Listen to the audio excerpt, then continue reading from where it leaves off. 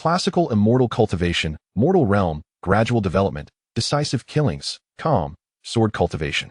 In the depths of the gourd lie the sun and moon. Within the pearl are the dualities of yin and yang.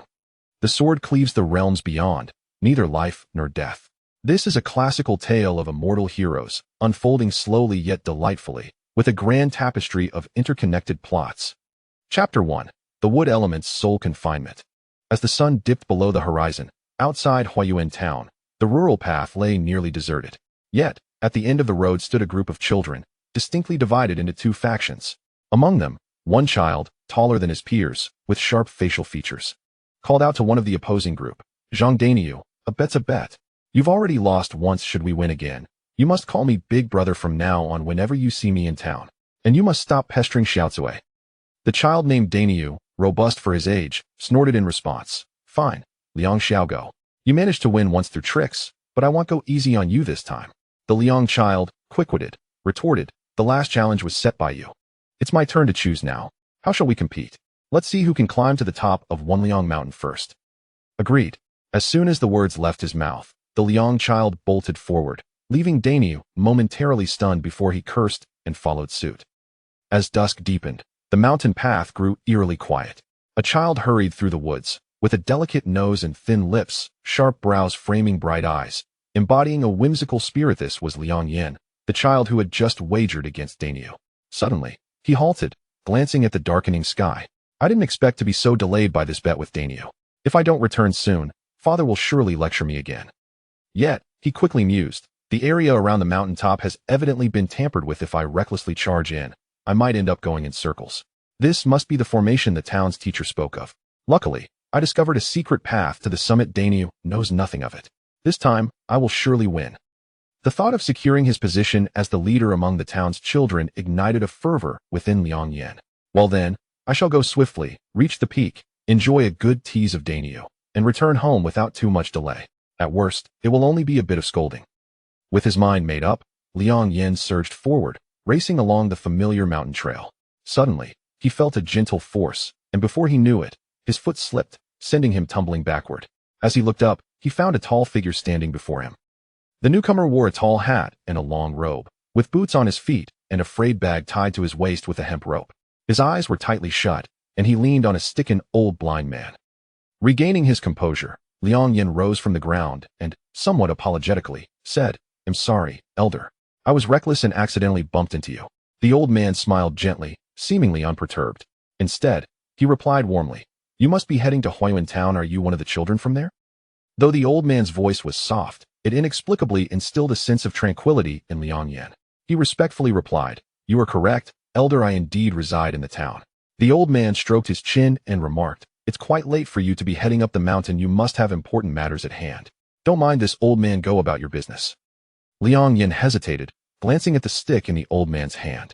Sensing his unease, the old man added, "Do not worry, young lad. I have traveled for years relying solely on this stick. I will not lose my way." Upon hearing this, Liang Yan regarded him with a mix of surprise and suspicion. From the beginning, he had felt as though the old man, despite his closed eyes, could see right through him, an unsettling sensation that made him wary. "Since that is the case, I shall take my leave.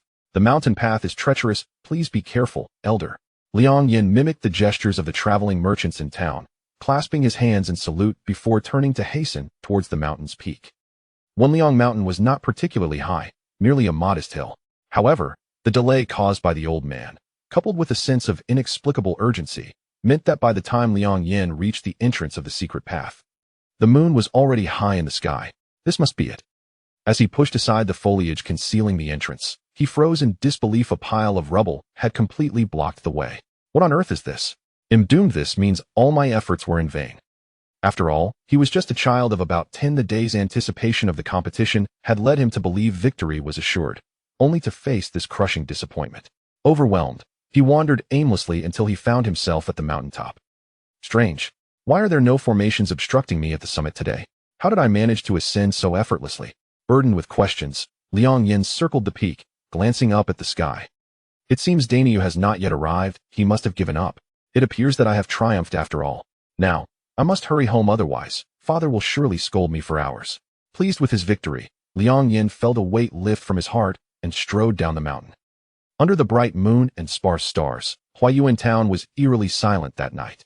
The empty streets echoed with an unsettling stillness. Ordinarily, the townsfolk would not retire so early. Yet, there were no signs of residents or even livestock.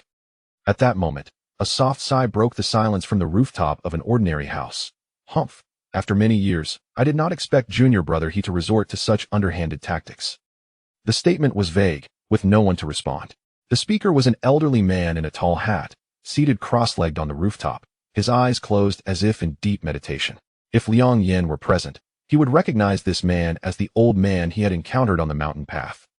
Just then, a burly figure emerged from the street, clad in a coarse shirt, with a shovel slung over his shoulder, resembling a rural laborer. Strangely, his eyes were vacant, rolling upwards, and his mouth was crooked, lending him an air of foolishness. Though seemingly daft, he moved swiftly, reaching the house where the old man sat in an instant. With a leap, he drew the shovel from his back and charged at the old man with ferocity. Seeing the man approach, the elder remained seated, unflinching, while his right hand flicked a finger, sending a spark soaring through the night towards the burly man. A soft pop echoed, and as the flame entered the man's body, he continued forward, but a sudden thundering sound erupted from within him, culminating in an explosion that tore apart 3 gaping wounds. What was peculiar, however, was that no blood spilled from the ruptured flesh. The man deflated like a punctured balloon, and from each of the 3 openings, verdant vines sprouted, climbing the walls towards the rooftop. The old man furrowed his brow slightly, and with a wave of his left sleeve, a faint wall of fire expanded around him. The vines hissed as they met the flames, dissipating into wisps of mist. At that moment, another anomaly occurred. The rooftop beneath the old man exploded, and 2 beams of sword light shot up towards him. From the nearby houses, numerous farmers surged forth, some wielding swords, others brandishing iron rods, all exhibiting vacant expressions yet moving with astonishing speed. The old man's brow furrowed deeper, launching into the air, his right hand forming seals as he murmured incantations. From his sleeve, dozens of short blades shot forth, accurately targeting the surrounding farmers. Like the previous individual, these figures suspended in midair were struck by numerous blades, yet no ordinary blood flowed from their wounds. Instead, several tendrils shot forth from the gashes, rushing straight towards the elder. The elder appeared to be greatly wary, his countenance grave. With his left hand, he traced a circle in front of him while his right hand continuously formed intricate seals. Surrounding him, a colossal bell of flames materialized, upon which ancient inscriptions were carved in fiery script, emanating an overwhelming aura. As the great bell emerged, it enveloped the elder within it, and the tendrils that had surged towards him were instantly transformed into thick, swirling black smoke upon contact with the fiery bell. Suddenly, a light chuckle resonated. The fire god bell is one of the 8 secret techniques of our sect. When perfected, no evil can approach, and demons will retreat. However, I wonder how far you, Brother Yan, have cultivated it. You shall witness the extent of my powers, Brother He. Yet, I did not anticipate that you, the illustrious Imuching, would resort to employing the Imu soul-binding array to evade my pursuit. Although this array was crafted by esteemed predecessors, its formation requires the sacrifice of the living, which is a grave transgression against the principles of the underworld. The newly appointed sect leader has explicitly forbidden it, designating it as a forbidden technique of the sect. I never imagined you would be so utterly depraved.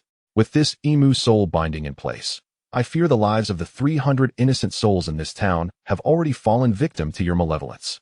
His words were filled with righteous indignation, yet the figure hidden in the shadows erupted into a fit of maniacal laughter, as if he had heard the most ludicrous jest in the world. Blind Yan, you still wish to play these games before me? Let us speak plainly. Should I perish today and you acquire my possessions, not a single person in this town would survive your wrath. Given your methods, would you allow anyone who might leak information to escape? Thus, it is better for them to serve my purposes. Yan's brow furrowed slightly, yet his consciousness had already begun to extend stealthily, as if searching for something. Brother, cease your foolish babble. You should surrender and return with me to the sect to plead for mercy from the sect leader. Perhaps you may still find a glimmer of hope. While others may be oblivious to your deeds, I am not so easily deceived. The figure retorted coldly.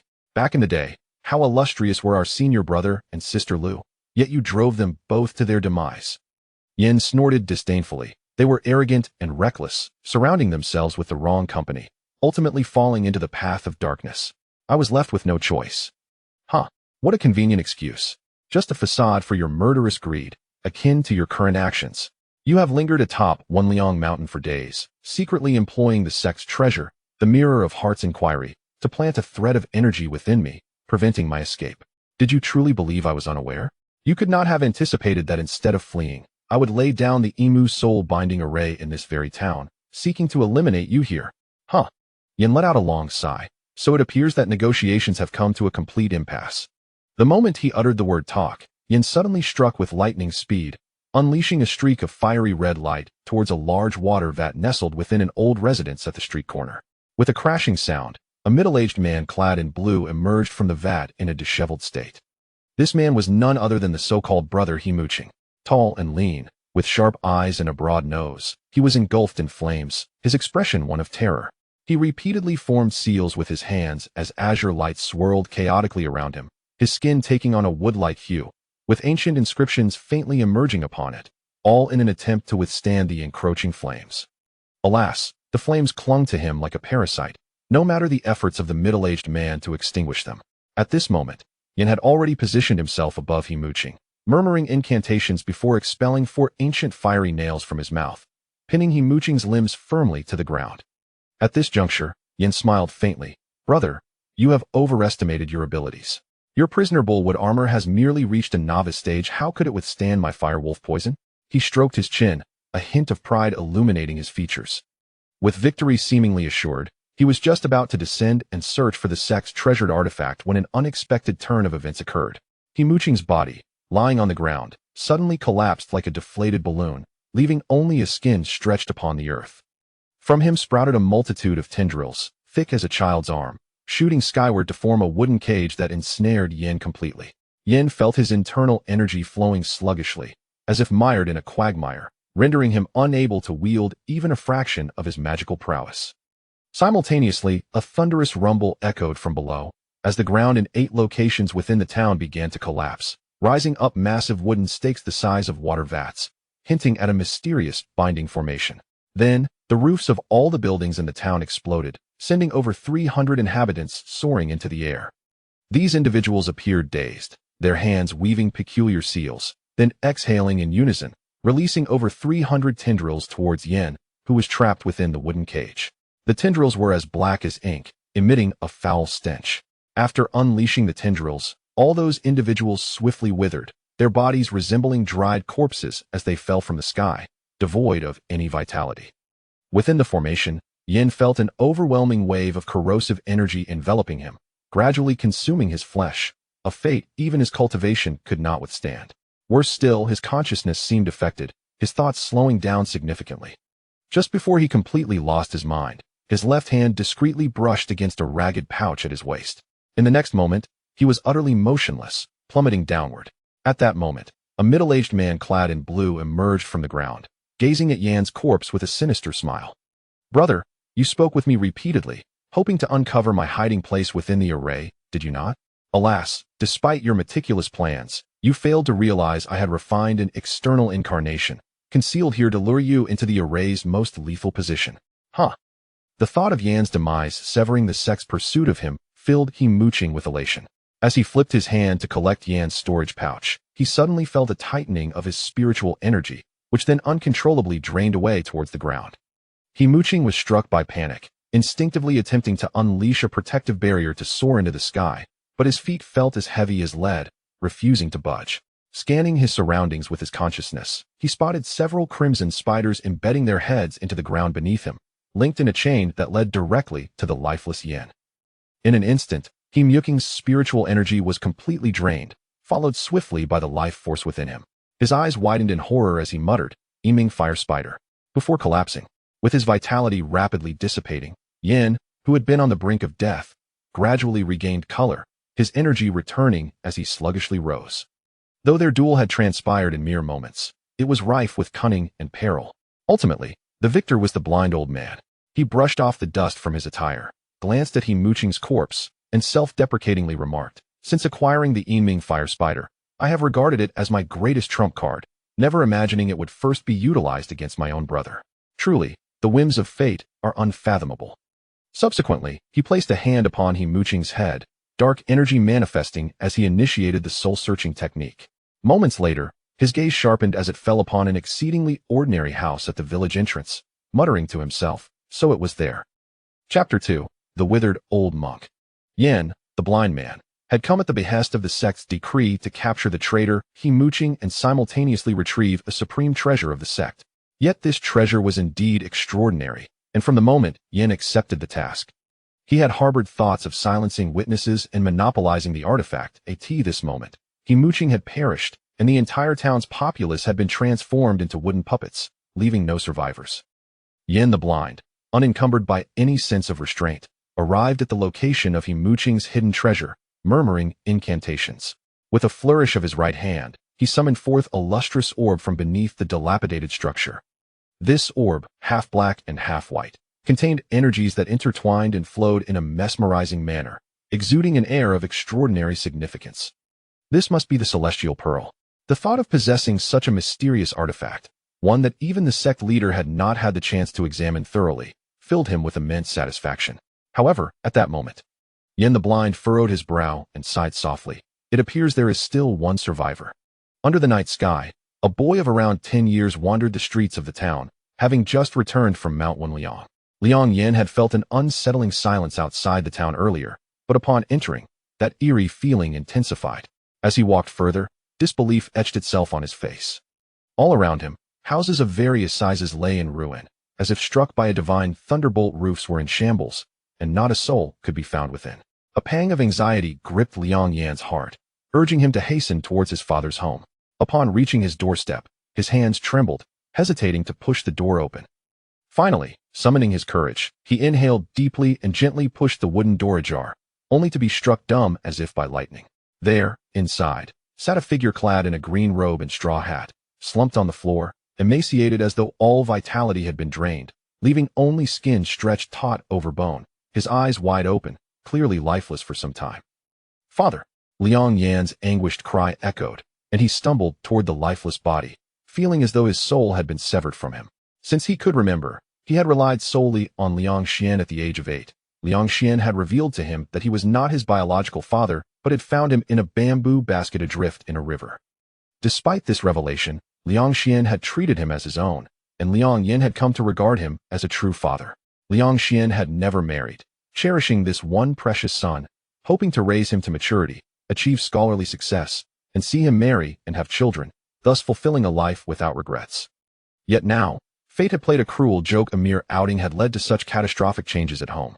Memories of shared moments flooded Liang Yan's mind, and tears streamed down his face, the agony of losing a loved one rendering him bereft of hope, as if the heavens themselves had collapsed. At that moment, a soft sigh emerged from behind him. The world is ever-changing. Misfortune and fortune are difficult to predict. You need not dwell too heavily on it. Turning around, Liang Yan beheld an old blind man standing at the door, the very one he had encountered on the mountain path. In his daze, Liang Yan did not ponder how the old man had arrived here, but rather asked, "What crime have the people of Huayan Town committed? We have lived here for generations, never doing any harm. Why has heaven been so cruel, allowing such calamity to befall us?" Yan the blind paused for a moment before responding slowly. "Have you heard the saying, a man bears no guilt, yet possesses treasure? The residents of Huayan Town are blameless. Their only fault lies in the demon who sought to steal treasures and concealed himself among them." Liang Yan, previously restless, suddenly found clarity in those words. With a bitter smile, he regarded Yan the blind. "I see now. In comparison to the celestial treasures, our mere mortal lives indeed hold little value. But I cannot fathom who was behind my father's demise." Upon hearing this, Yan the blind seemed momentarily taken aback, then regarded Liang Yan with a knowing gaze, saying, "Ah, young one, you may be small in stature, but your spirit is formidable. Rest assured, I have already dealt with the one who took your father's life." Liang Yan nodded in response. "So, I may now journey in peace." Yan the blind offered no words, merely clasping his hands behind his back with a knowing smile. Liang Yan, now devoid of further words, turned back towards his father's body, kneeling in silence to bow 3 times. A fierce wind suddenly swept through, and a searing warmth surged into his body, as if his very essence were being evaporated. "Is this how I meet my end?" This was Liang Yan's final thought. In the last moment before his eyes closed, he seemed to hear a mournful Buddhist chant from outside, and then a flash of golden light enveloped him, plunging him into unconsciousness. Time passed in an indeterminate blur, and Liang Yan found himself engulfed in darkness. His body ached as though it were being torn apart, yet a gentle warmth coursed through his limbs, soothing the pain. Abruptly, a cool breeze caressed him, and Liang Yan slowly opened his eyes. Before him lay a modest room, featuring a square table with a chipped corner, upon which rested a ceramic teapot and cups. A painting of mountain travelers adorned the wall. The room appeared somewhat dilapidated, dust settled in many corners, clearly untouched for some time. Another cool breeze wafted through. It was deep autumn. Liang Yan turned to see the window wide open, revealing a clear blue sky dotted with white clouds, the season at its finest. Yet the horrific image of his father's death loomed in his mind, causing his heart to ache. Alas, in this vast world, where shall I wander now? He sighed softly, rising from the bed and stepping outside. Upon exiting the room, he realized he was in a tea house situated along a remote road, having previously been in the inner chamber. How strange that this tea house is entirely deserted, not a single customer or attendant to be found. He muttered to himself as he made his way to the entrance. Upon stepping outside, he spotted an old monk seated cross-legged on a large stone at the entrance. The monk's visage was gaunt, his frame emaciated, resembling a withered tree, and his gray robe appeared to have not been washed in ages. Were it not for his slowly opening eyes, one might mistake him for a corpse. The old monk seemed to sense Liang Yan's thoughts and spoke in a gentle tone. 6 months ago, this place suffered a locust plague, leaving the nearby villagers without harvest, while bandits wreaked havoc, forcing the tea house to shut down. The owner and staff fled. Liang Yan remained silent for a moment before cautiously inquiring. Having faced such calamity, I should be in the underworld now. Yet did you, master, save me from that fate? The old monk remained silent, his hands clasped in prayer as he softly intoned a Buddhist chant, his expression one of profound compassion. Realizing his suspicions were correct, Liang Yan stepped forward with determination, kneeling before the old monk and bowing 3 times, each bow striking the ground with force and drawing blood from his forehead. The old monk's expression shifted, hastily saying, "There is no need for such reverence, young disciple." Liang Yan, having completed his bows, declared loudly, "Master, having saved me from that demon's grasp, you must be a celestial being or a holy monk. I implore you to accept me as your disciple and impart your divine teachings." The old monk sighed. "What is it that you seek in your quest for immortality?" "Naturally, it is to cultivate my abilities and avenge the innocent 300 townsfolk of Huiyuan and my father for their grievous fates. The one who killed your father is already dead. The principal perpetrator may be gone, yet the remnants remain." The old monk frowned slightly. "Remnants? My father and the townsfolk perished due to the actions of those from the celestial realm.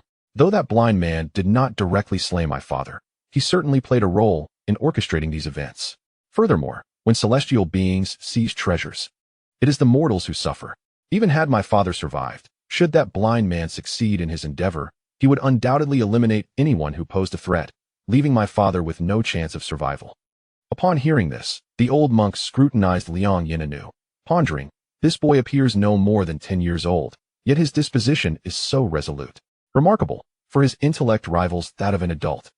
What the old monk did not realize was that Liang Yan had always possessed a keen wit, often exhibiting a precociousness that bordered on brilliance. While residing in Huiyuan town, he had caused no small amount of mischief among the residents, who, being simple folk, overlooked his antics due to pity for his circumstances. However, when he occasionally crossed the line, he was not spared from his father's reprimands. The old monk remained silent, placing his hand gently upon Liang Yan's head. "This lad possesses a trace of celestial roots, albeit his aptitude is rather mediocre. However, the arcane art I practice does not necessarily require one to be exceptionally gifted to cultivate. Moreover, this boy is astute and possesses a keen intellect. He could indeed inherit my legacy. His background is tragic, as he seems to have no one to care for him, and I fear his time may be short." Reflecting on his unfortunate circumstances, a wave of compassion washed over him. "Alas, I cannot. I have taken on disciples without discernment before, and it resulted in the emergence of a veritable scourge. What right do I have to accept another disciple? Furthermore, this boy harbors a deeply rooted bitterness, and it is certain that his path will be fraught with bloodshed." The mere thought of his wayward apprentice plunged the old monk into a state of despondency once more. With a gentle opening, he said, "If I were to take you as my disciple, we must establish 3 rules. You shall accompany me to the sect for 100 years of secluded cultivation, and you shall not seek revenge against that man in the future." "Then what purpose would my cultivation serve?" The young man retorted, "The vengeance for a father cannot go unavenged. I regret that I cannot comply with your request. Today, I thank you for saving my life. Should the opportunity arise in the future, I shall repay you with my life." With that, he bowed deeply before turning to walk east along the main road. The old monk, hands clasped in prayer, offered a bitter smile, not attempting to detain him, but instead watching his figure fade into the distance. As Liang Yan walked alone along the official road, thoughts of his adoptive father's tragic death filled his heart with sorrow. Alas, in this vast world, where celestial traces are elusive, how could a mere mortal like me hope to seek a thread of fate with the immortals, let alone avenging my father? Previously, I had scoffed at wandering old Taoists boasting of celestial beings, but now, having witnessed such calamity firsthand, I realized the truth of their words. Lost in these thoughts, a growl from his stomach reminded him of his hunger. He had been walking for quite some time and had reached midday. It seemed prudent to address his hunger first. Since childhood, Liang Yan had trained in martial arts under the town's martial arts instructor, acquiring considerable skill. He decided to venture into the forest to hunt some game. Not long after, he found himself by a campfire with a freshly roasted rabbit, devouring it with gusto. Suddenly, a faint sound caught his attention. With his martial training, he recognized it as the clash of weapons. There was a skirmish nearby. Without a second thought, he extinguished the fire and covered it with dirt, then stealthily made his way toward the source of the noise. Not far ahead, he could faintly hear voices raised in anger. Parting the underbrush, he peered through to observe a swordsman in blue, wielding a dragon-patterned sword, fighting valiantly against 4 black-clad bandits. Though outnumbered, the swordsman held his own, his sword dancing through the air, leaving behind phantom trails. One of the bandits bore a grievous wound on his left arm, blood flowing profusely. Liang Yan's heart raced. This swordsman was undoubtedly a formidable expert in the martial world. He wondered what circumstances had led to this pursuit. At that moment, the blue-clad swordsman repelled the 4 attackers. Retreating slightly as he spoke disdainfully, "Is this all the strength you possess? Do you think you can scheme against my lady? Huh. The lightning sword is indeed as renowned as they say, but since you know too much, your death is inevitable." The words came not from the bandits, but from 2 newcomers emerging from the woods, one tall and one short, with the tall one speaking. The previous 4 bandits seemed to have been led by these 2. Seeing more foes join the fray, the blue-clad swordsman felt a surge of urgency. Without waiting for a response, he lunged toward the tall bandit, hoping to catch him off guard and escape amidst the chaos.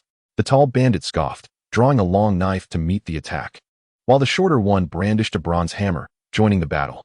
As the fight escalated, the swordsman became increasingly alarmed. Each of his adversaries matched his skill, and now faced with 2 opponents, he sensed defeat looming within 30 exchanges. When had such powerful bandits emerged in the martial world? Puzzled, he dared not linger on the thought, urgently devising a strategy for escape. At that moment, a blue dagger shot from the forest, gleaming with radiance as it sliced through the trees, maintaining its momentum toward the blue-clad swordsman. Startled, the swordsman swung his sword to defend himself, but the dragon-patterned sword was severed as easily as paper. With a sickening thud, the dagger pierced his throat, leaving only the hilt visible, and disbelief washed over his face as he slowly collapsed.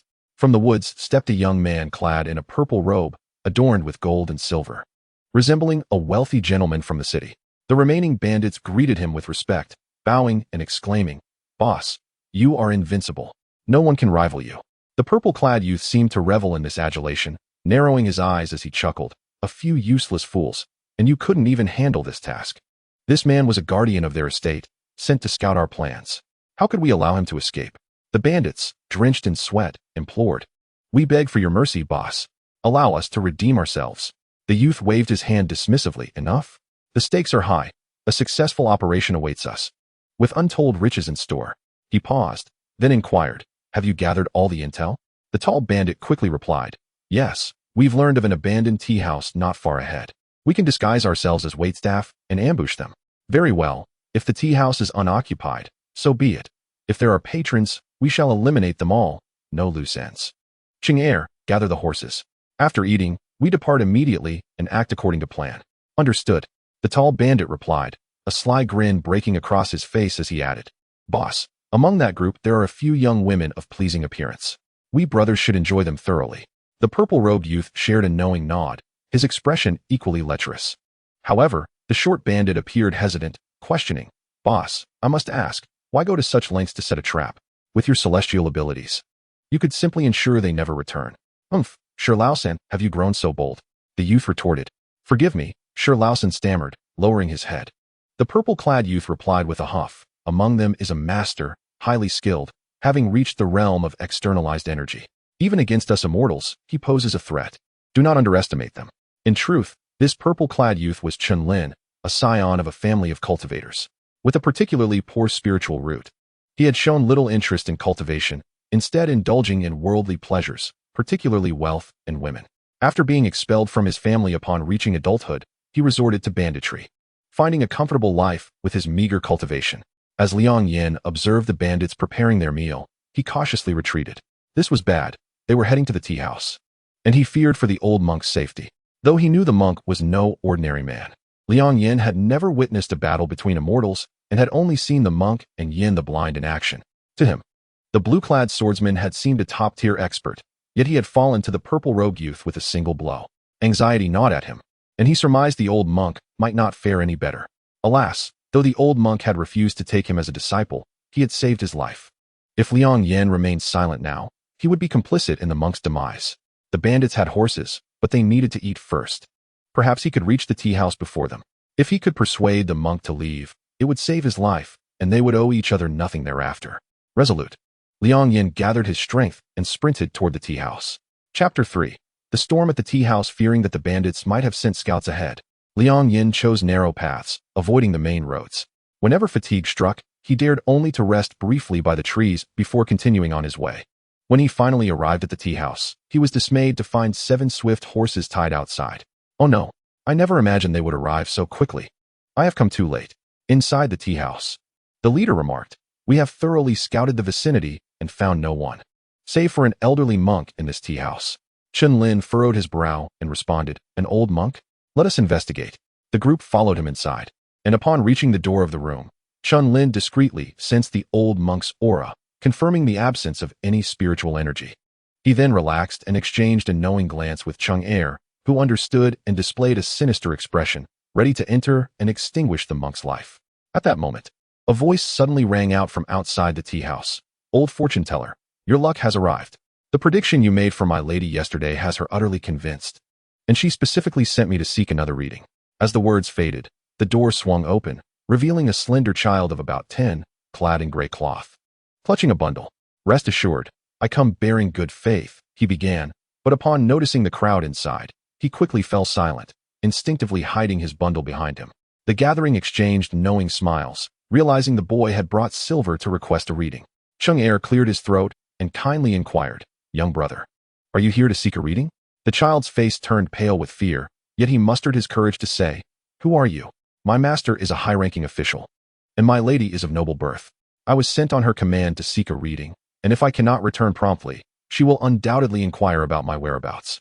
Chun'er found amusement in the boy's words and, upon a sudden thought, gently asked, you mentioned you were sent by your lady? The child, emboldened by the question, placed his hands on his hips and declared loudly, of course. My lady possesses extraordinary grace, and many princes and noblemen come to our home seeking her favor. Countless dignitaries and wealthy scions have crossed our threshold, eager to curry favor with us. His boastful words seemed to ignite a glimmer of desire in Chun'er's eyes, who leaned closer to Chunlin and whispered a few words. Chunlin smiled and nodded in agreement. Chun'er then addressed the boy, young brother. We are merely humble traveling merchants, and it seems fate has brought us together today. After hearing your words, we find ourselves quite enamored with your lady. We kindly ask you to introduce us. The child shook his head vigorously, insisting, no, my lady has come to pay respects to her ancestors, and has strictly forbidden any meetings. If I were to take you to her, I would surely be punished. Before he could continue, a loud crash echoed as Sher Lausen slammed his palm onto the nearby wooden table, splintering it into pieces. Listen, boy. It would be wise to heed my warning. Consider whose head is harder, yours or this table's. The child, now wide-eyed and speechless, stammered, you. Chun'er cleared his throat again and said, young brother, we are merely a group of traveling merchants, each with differing temperaments. While I wish to reason with you, my companions may lack such patience. It would be prudent for you to cooperate. The child's bravado crumbled, and he looked at them with trepidation. Seeing his fear, Chun'er softened his tone. Fear not. We are simply eager to make a friend and behold your lady's elegance, nothing more. The child seemed persuaded and timidly replied, if that is the case, I shall introduce you. However, my time is limited, and you gentlemen would do well to lend me some horses. Chun'er nodded in agreement. and discreet signals were exchanged among two bandits, who moved closer to the boy, subtly trapping him to prevent any escape. Unbeknownst to them, as the boy turned to exit, a faint smile of resignation crossed his face. This child was none other than Liang Yan. Earlier, he had overheard their conversation in the woods and surmised they were lecherous individuals. In a moment of desperation, he concocted a tale of a beautiful lady to divert their attention. However, he was not a servant from a wealthy family capable of producing such a maiden. Liang Yan sighed inwardly, fearing that if they discovered the ruse, he would be the first to pay for it. He only hoped to lead them far enough away for the old monk to escape. He silently wished, "Oh, dear monk, I hope you are clever enough to slip away when the moment arises. You saved my life, and I shall repay you. We shall owe each other nothing." Though Liang Yan felt he lacked any significant skills, he was not ungrateful. Inside the tea house, the old monk sat cross-legged in meditation. The commotion outside reached his heightened senses, and he had already detected the presence of the bandits, all mere mundane martial artists, with the leader being a novice of only the first layer of qi cultivation. He had not deemed them a threat. However, upon noticing Liang Yan's furtive return, he felt an odd sense of curiosity about the boy's intentions. Now fully aware of Liang Yan's purpose, he couldn't help but chuckle softly. This boy, though small, was quite resourceful and clever. While his temperament was somewhat extreme, he was also loyal and principled. With a bit of guidance, he could potentially be steered onto a righteous path. As the monk contemplated this, he unwittingly began to regard Liang Yan as a half-disciple. Just as he was about to act, he paused, sensing movement in his right ear, and retracted his hand. It appeared that the tea house was about to become lively. Perhaps it was best to observe for now. At that moment, Liang Yan and the group reached the tea house entrance, ready to depart, when a clatter of hooves echoed from the official road. Chen Lin and the others halted as they recognized the approaching figure. A middle-aged man in black dismounted and knelt, reporting, "Master, the target has inexplicably accelerated their journey and is now 10 miles away, expected to arrive shortly." "What?" Chen Lin's eyes burned with anger. "Did not our scouts report they would not arrive until the day after tomorrow?" The man hurriedly replied, "I do not know, my lord." They suddenly quickened their pace, traveling through the night without rest, only sleeping briefly in the early hours. Chen Lin's expression softened as he contemplated the situation. "If they are eager to meet their fate, we cannot lose our propriety. Brothers, proceed as planned." Cheng Er leaned in, whispering, "What about the boy and the monk? Should we not eliminate them and bury them in the backyard?"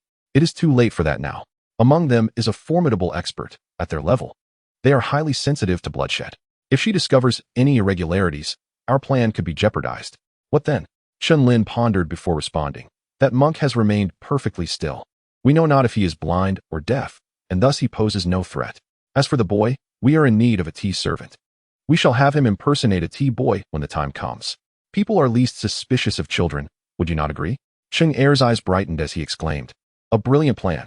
Chen Lin smiled subtly, channeling his spiritual energy, and pointed. A small blue dagger shot forth, embedding itself an inch from Liang Yan's feet, shattering the stones beneath. "Little doll, I shall not conceal the truth from you any longer. Our elders are destined for great deeds. Shortly, I will have you masquerade as a tea attendant, and you must adhere to our instructions. Should you execute your task with finesse, you shall be granted your freedom. However, should you falter, I will swiftly end your life, and the stones beneath your feet will be your final resting place." Upon hearing these words, Chen Lin cast a menacing glance at Liang Yan, whose complexion turned pale and body trembled. Externally, he nodded fervently in agreement, yet internally he mused, "Previously, I overheard them discussing in the woods that among their ambushed group lies a formidable expert, one who even this man in purple regards with trepidation. Their design to lay an ambush here clearly indicates they wish to avoid a direct confrontation. If they succeed in their endeavor, my demise is all but assured. My only recourse now is to find a way to alert those who have come, to disrupt their scheme, and perhaps amidst their conflict, I might seize a glimmer of hope. Yet, the man in purple is keenly observing my every move. Should I make any sudden gesture, I would undoubtedly be the first to be slain. How unjust that would be." Despite Liang Yan's usual sharp wit and resourcefulness, he could devise no foolproof plan in this moment of crisis. As he pondered, the others had completed their disguises. Second Elder Cheng assumed the role of the shopkeeper, while a mountain bandit took on the guise of a servant. Shi Laosan and the remaining bandits portrayed themselves as patrons enjoying tea, while Chen Lin concealed himself within the back room. Shi Laosan handed Liang Yan a set of tea attendant garments, which he accepted with a quiet sigh, recognizing that he now had no choice but to act according to the circumstances. Once everyone was in position, Liang Yan took a broom and began to sweep the courtyard. After a while, a cacophony of galloping hooves erupted outside. Soon after, a figure strode purposefully into the courtyard. Liang Yan looked up to find a woman entering, a tall figure clad in striking red martial attire, a black sash cinched at her waist, and a long sheathed blade resting upon her back. Her hair was tied high, and she seemed to favor red, even adorning her ankles with crimson ribbons. Upon entering, her gaze swept the area, and upon noticing Liang Yan, she met his eyes unapologetically, scrutinizing him from head to toe. Startled, Liang Yan quickly bowed his head, fearing to provoke the hidden man in purple, who might strike him down at any moment. After a brief examination, the red-clad woman paid him no further mind and proceeded into the tea house. "Shopkeeper, we will be taking all the guest rooms here today," she declared, tossing a silver ingot onto the table. Cheng Er, the shopkeeper, appeared troubled and murmured, "That may not be very convenient, my lady. You see, that table is occupied by fellow practitioners of the martial world who arrived before us. We are a small business and cannot afford to offend them." The woman cast a dismissive glance, stating, "It matters not. As long as they do not provoke us, it is of no concern. I merely wish to reserve the back room for tonight. No one else is permitted to stay." Cheng Er's expression shifted, and he smiled broadly as he accepted the silver. Calling to his young servant, "Come, clear a table for our esteemed guests, and give it a good cleaning." After issuing a few more instructions, the red-clad woman appeared satisfied and whistled. Only then did those waiting outside slowly enter. A dozen guards surrounding a striking middle-aged woman who held the hand of a small girl. The girl was dressed in a delicate green jacket, her features picturesque, with her hair styled into twin clusters. She exuded a tranquil demeanor, yet her eyes sparkled with a hint of spirited vitality, truly a beauty in the making. For reasons unknown, upon entering, the little girl fixated her gaze on Liang Yan, curiosity evident in her expression. Liang Yan felt uneasy under her stare, scratching his head and internally wondering, could it be that I have something on my face? When the red-clad woman called to her, the girl reluctantly broke her gaze. "What are you staring at so intently, little one?" the woman inquired. The girl blushed. "I was simply tired from our journey, and this tea house is a perfect place for us to rest." The red-clad woman affectionately ruffled the girl's hair. "Indeed, it has been a challenging few days. Circumstances have changed, and we must hasten our journey. Thankfully, we are not far from Yin City, and we shall rest here tonight." With that, she led the girl and the middle-aged woman to a clean table and called to Cheng Er, "Shopkeeper, please bring us 2 pots of cold tea." "Certainly," Cheng Er replied, handing 2 pots of tea to Liang Yan while signaling him with his eyes. Liang Yan took the teapots and a set of cups, silently approaching the table of guests. He understood that the tea was likely tampered with, and once they drank it, chaos would ensue. Liang Yan yearned to warn the woman in red, but he knew that any sudden movement or utterance on his part would lead to his immediate demise at the hands of the man in the inner courtyard. 1 step, 2 steps, 3 steps. Finally, Liang Yan approached the table, placing the tray of teapots and tea sets upon it before turning to leave, never having uttered a word. In the moment Liang Yan turned, the red-clad woman appeared momentarily stunned before regaining her composure. The girl behind her blushed deeply, having stolen glances at Liang Yan as he approached, and when he reached the table, her face was as red as an apple, her gaze fixed on the ground, too shy to meet his eyes. Alas, Liang Yan remained oblivious, his mind taut with anxiety. The middle-aged woman smiled, stroking the girl's head before pouring tea for the two at the table and filling her own cup. The little girl, having been parched, lifted her cup to drink when the red-clad woman suddenly halted her. "Shopkeeper, please summon the young servant. I have a few questions for him." Cheng Er, seeing his plan unraveling, was momentarily taken aback but quickly instructed the young servant, "You heard the lady. Go see what she desires and serve her well. Should you offend her, woe betide you." The bandit posing as the young servant complied, hastening over. The red-clad woman did not turn, merely stating, "We have our dining customs, especially when traveling. Why not let you drink the first cup of tea for me?" The bandit was taken aback by her request, momentarily speechless. In that fleeting instant of hesitation, the red-clad woman was already aware. Without turning, her blade was unsheathed, and all present witnessed a flash of silver as the servant's head flew from his shoulders, blood spraying forth.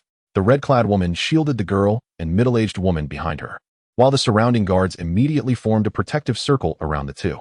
Since the young servant was knowledgeable, the shopkeeper cannot be free from blame, can he? The red-clad woman scoffed. This swift turn of events left Chen Lin and his companions, who had laid the ambush, with no opportunity to strike back, instead finding themselves momentarily stunned. However, these men, being rough and ready mountain bandits, had seen their share of tumultuous scenes, and as they recognized their scheme had been thwarted, they quickly regained their composure. Chang'er smirked. "You have keen eyes, my lady. When did you discern the flaw in our plan?" The red-clad woman regarded him coldly, evidently unwilling to respond. With a crash, a cup shattered on the ground, followed by Chang'er's dark command, "Attack." Almost instantaneously, as Chang'er hurled the cup, Shi Laosan and the remaining bandits, masquerading as tea patrons, sprang into action, drawing their weapons to assault the red-clad woman's table, while Chang'er also unsheathed his long knife, joining the fray. The guards, unwilling to be outdone, likewise drew their weapons to confront the threat. At that moment, a blue flying dagger shot forth from the back courtyard, aimed straight at the red-clad woman's face. Prepared, she deflected it with her long blade, the dagger embedding itself. Yet the force of the impact pushed her back, shattering 3 wooden tables before she came to a halt, her grip on the blade still trembling slightly. A youth clad in purple emerged from the backyard, a hint of regret etched upon his face, murmuring to himself, "It seems I must ultimately face this challenge head-on." As he spoke, he reached into his sleeve and produced a talisman, reciting incantations under his breath. Since Qianlin's appearance, the woman in red had devoted her full attention to him, acutely aware that he was the only one among them who posed a genuine threat.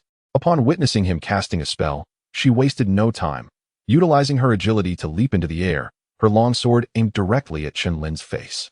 Yet, Qianlin remained unperturbed. With a gesture of his right hand, he conjured a fireball that erupted from his fingertips, hurtling towards the woman in red.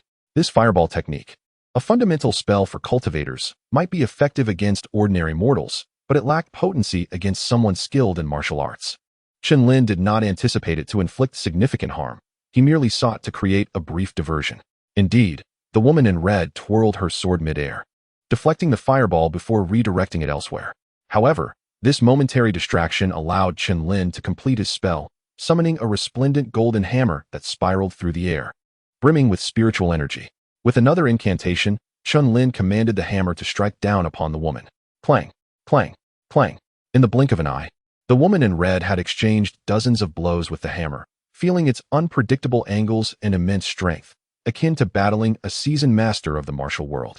A moment's carelessness could lead to her demise. Reluctantly, she focused all her energy to counter the relentless assault, while Qianlin, equally cautious, manipulated the hammer with precision. The two were locked in a stalemate. Meanwhile, the clash between the bandits and the guards escalated to a fever pitch. Though outnumbered, the bandits were seasoned fighters, ruthless in their attacks. Particularly impressive were Chang'er and Shi San, whose martial prowess surpassed their peers. Among the guards, a capable leader was directing their formation against the onslaught. While the guards lacked the individual skill of the bandits, their teamwork was commendable, allowing them to hold their ground despite the perilous situation, with no casualties thus far. Seeing the stalemate, Qianlin's frustration mounted. He shouted towards Chang'er, "Fools! Do you not grasp the principle of capturing the leader before the followers? Take down that little girl first." The bandits, suddenly enlightened, intensified their attacks, channeling their inner strength into every strike aimed at the middle-aged woman and the little girl. The guards scrambled to defend, but the bandits, reckless in their desperation, focused solely on their targets. With the guards tasked with protection rather than killing, they hesitated to launch a full-scale assault. As a result, they often left openings, which the bandits exploited, attacking with abandon. A bandit managed to injure a guard, creating a gap in their defenses. Just as a bandit aimed his weapon at the little girl, another guard bravely stepped in, sacrificing his own safety to shield her, blood gushing from his wounds. With 2 guards severely injured, the formation faltered, while the bandits grew emboldened. One bandit surged past the guards, reaching for the little girl. The guard leader exerted every ounce of strength to deflect Shi San's massive hammer, using his left hand to push the little girl away just in time to evade the bandit's grasp. The girl, pale and trembling, found herself pushed directly in front of Liang Yan, who was crouched in a corner, hugging his knees in fear. Seeing the little girl alone, with no guards nearby and only a novice in sight, Shi San felt a surge of opportunity.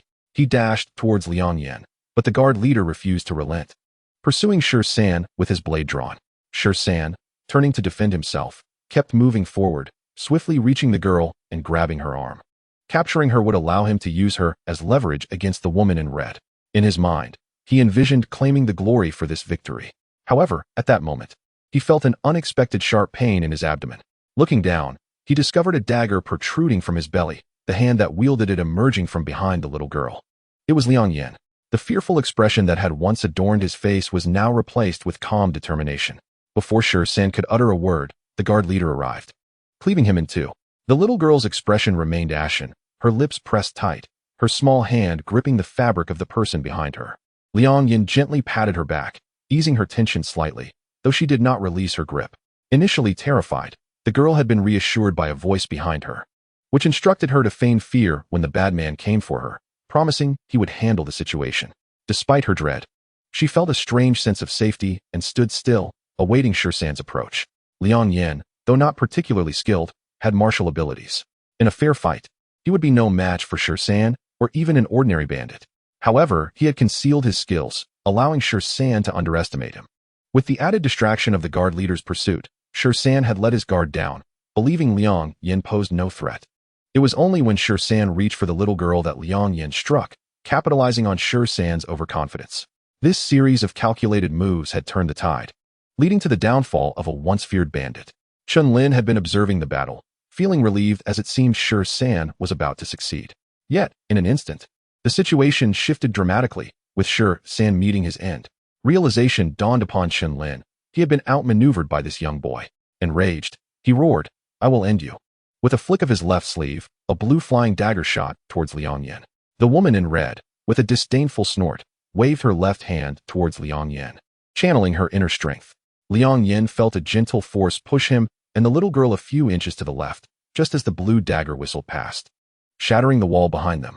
Lin, frustrated that his attack had failed, felt his anxiety grow. The woman in red, possessing remarkable skill, quickly discerned his vulnerability. She deflected the hammer, her form resembling a soaring swallow, arriving in an instant. Before she reached him, her blade was already there. Lin felt a searing pain as his left arm was severed, a heart-wrenching scream escaping his lips as he stumbled back, desperately flinging several talismans. Some transformed into fireballs, others into icy pillars. The woman had intended to pursue, but the talismans forced her to halt. "How dare a mere mortal sever my arm? I will ensure you suffer eternally." Lin glared at the woman, his expression contorted with rage. He retrieved a black pellet from his robe, flicking it towards her. The woman, alert at the sight of him reaching into his garment, instinctively drew her sword to block. However, before the blade could make contact, the pellet detonated, releasing a cloud of red mist that swiftly enveloped her. Panic surged within the woman as she hastily attempted to dispel the mist, but it infiltrated her body, sapping her strength and rapidly depleting her internal energy. Within moments, she found herself utterly drained. Haha, how does it feel to be intoxicated? Not even a cultivator could withstand this. The intoxicated immortal was originally a treasured heirloom of the Qin family.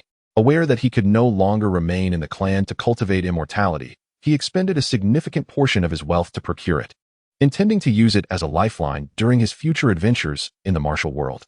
The thought of losing this ultimate trump card, coupled with the grudge of a severed arm, inflamed Lin's heart with fury.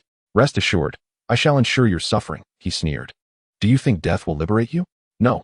I will make you witness the deaths of those around you one by one. Then, I shall reward my brothers with you, allowing them to torment you until they grow weary, before subjecting you to a slow and agonizing death. After your demise, I will extract your soul, leave your naked body displayed at the city gate for all to see, and confine your spirit within my spiritual artifact, subjecting you to endless torment, forever denied rebirth." Huh. Little girl, you cannot fathom the methods of the immortals. His words dripped with unprecedented malice, and even the proud woman in red felt a chill run down her spine, her body trembling uncontrollably. Just then, a furious roar erupted from the tea house's backyard, causing everyone to feel as if their hearts were being torn apart. A sound akin to a vengeful spirit demanding a life. The crowd turned towards the backyard, where they saw an inner guest room with its door wide open. Yet it was empty.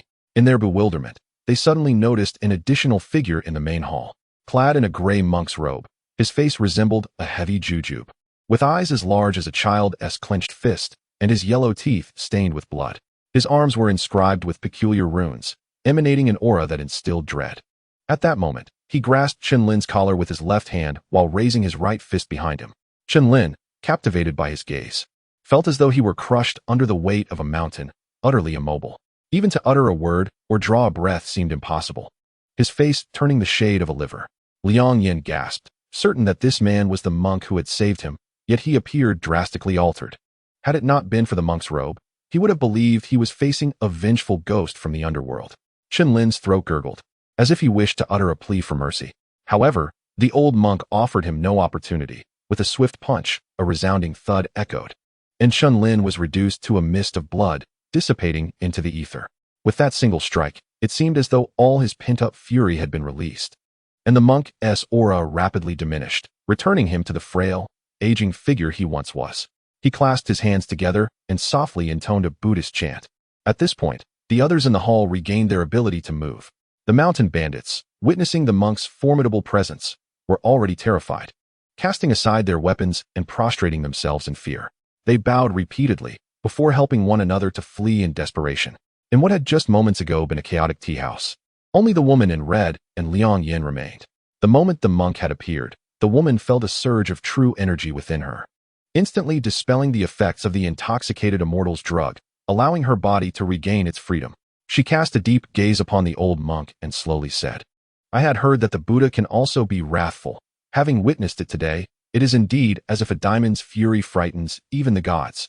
Seeing the old monk still standing in place, hands clasped and head bowed, she smiled bitterly and bowed in gratitude, saying, "I am Lin Ziqing.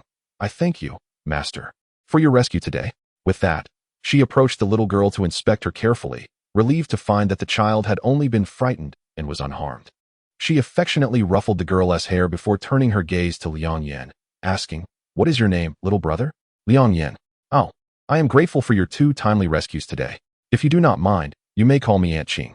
As she spoke, she produced a jade pendant and handed it to him, saying, "If you ever come to the capital, you may use this to find me.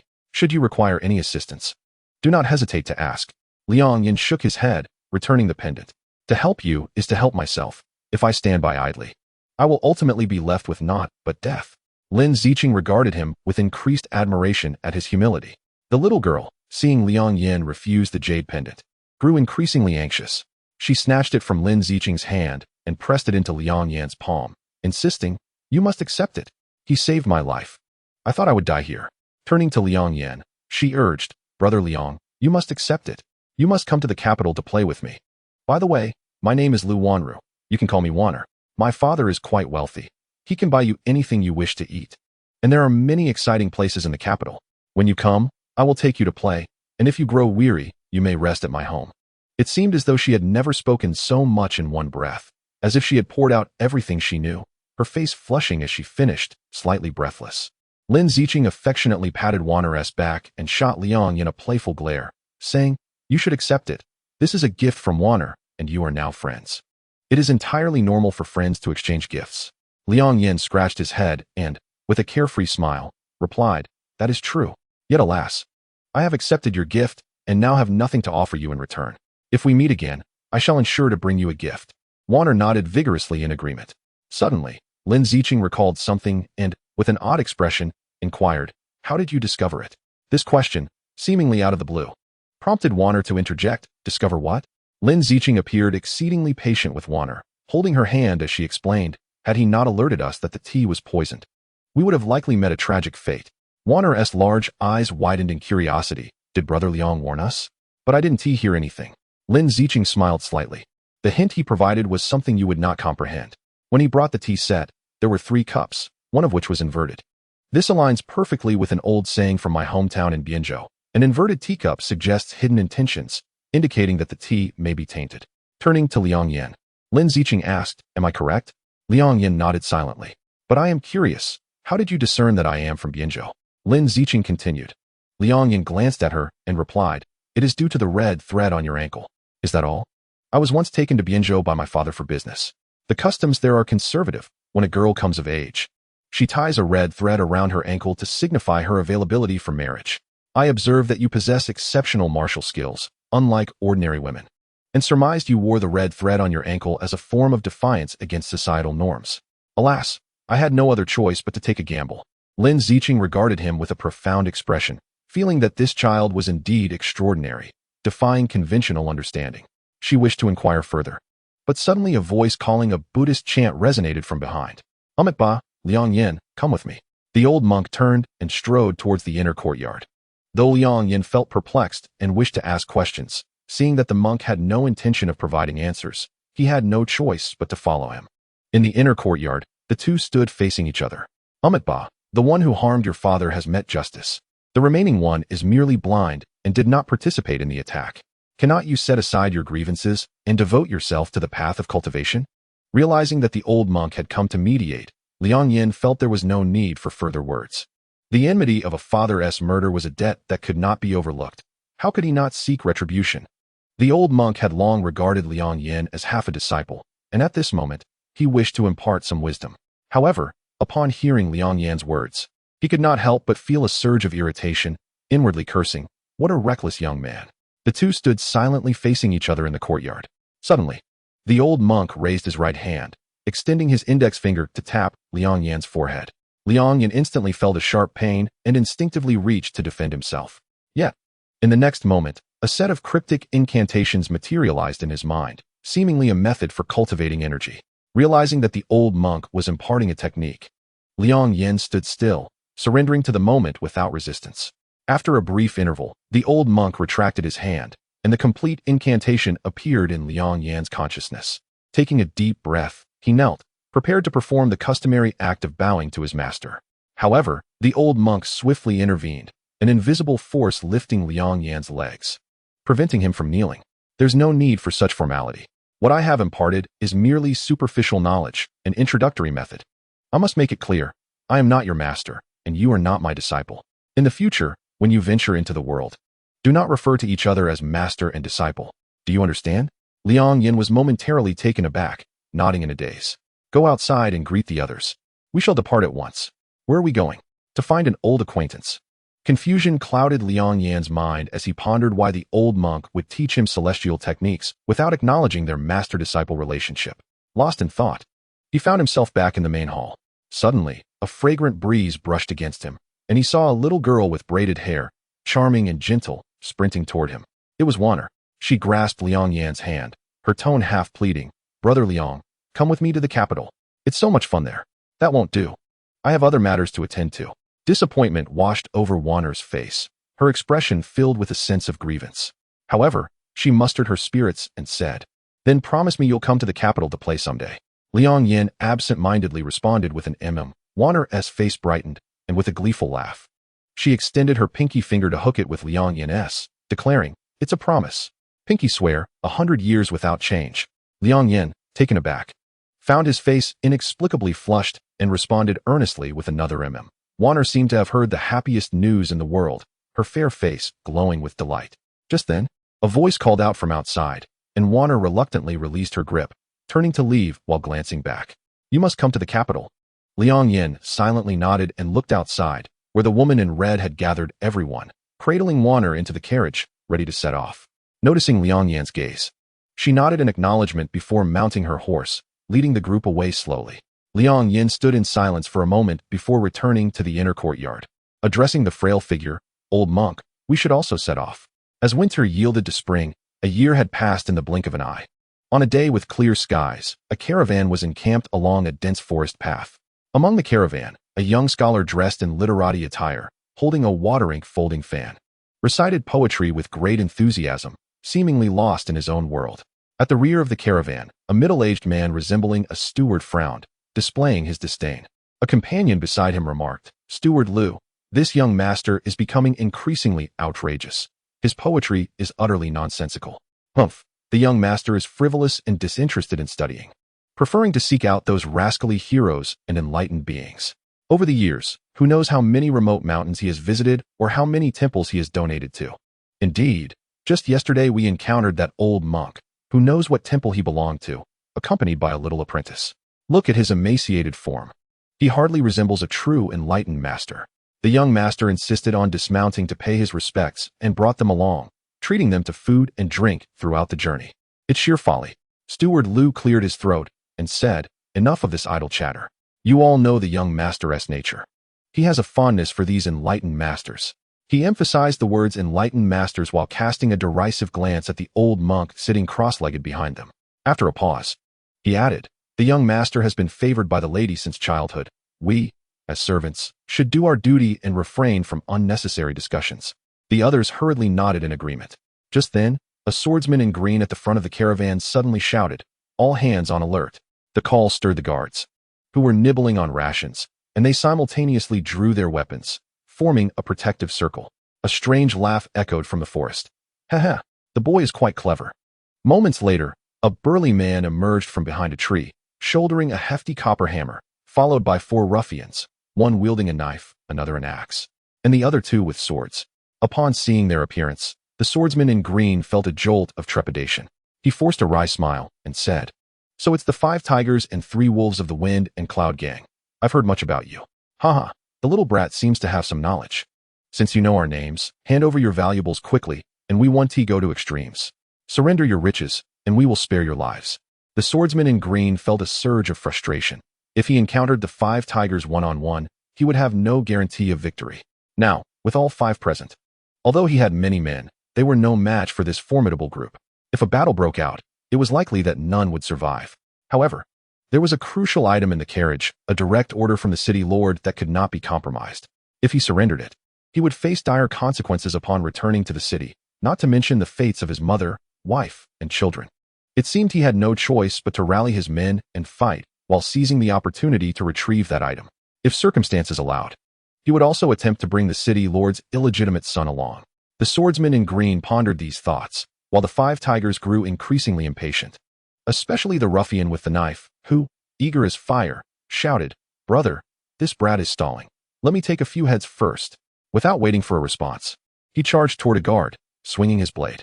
The guard, unprepared for such speed, hastily drew his sword to defend himself, but with a clang, their weapons clashed, and the guard's sword shattered. The knife continued its deadly arc toward the guard's neck. Just as the blade seemed poised to sever life from body, it suddenly halted an inch from the guard's throat, immovable. The crowd looked up to see a young boy of about 10, clad in black, with black hair, standing atop the knife's blade, a branch over his shoulder with half a roasted wild boar skewered upon it, as if he had just returned from a hunt. The ruffian wielding the knife was drenched in sweat, straining with all his might to pull back the blade, but it felt as though it were nailed in place, causing him to panic. "Brother, something's wrong. Everyone, join me."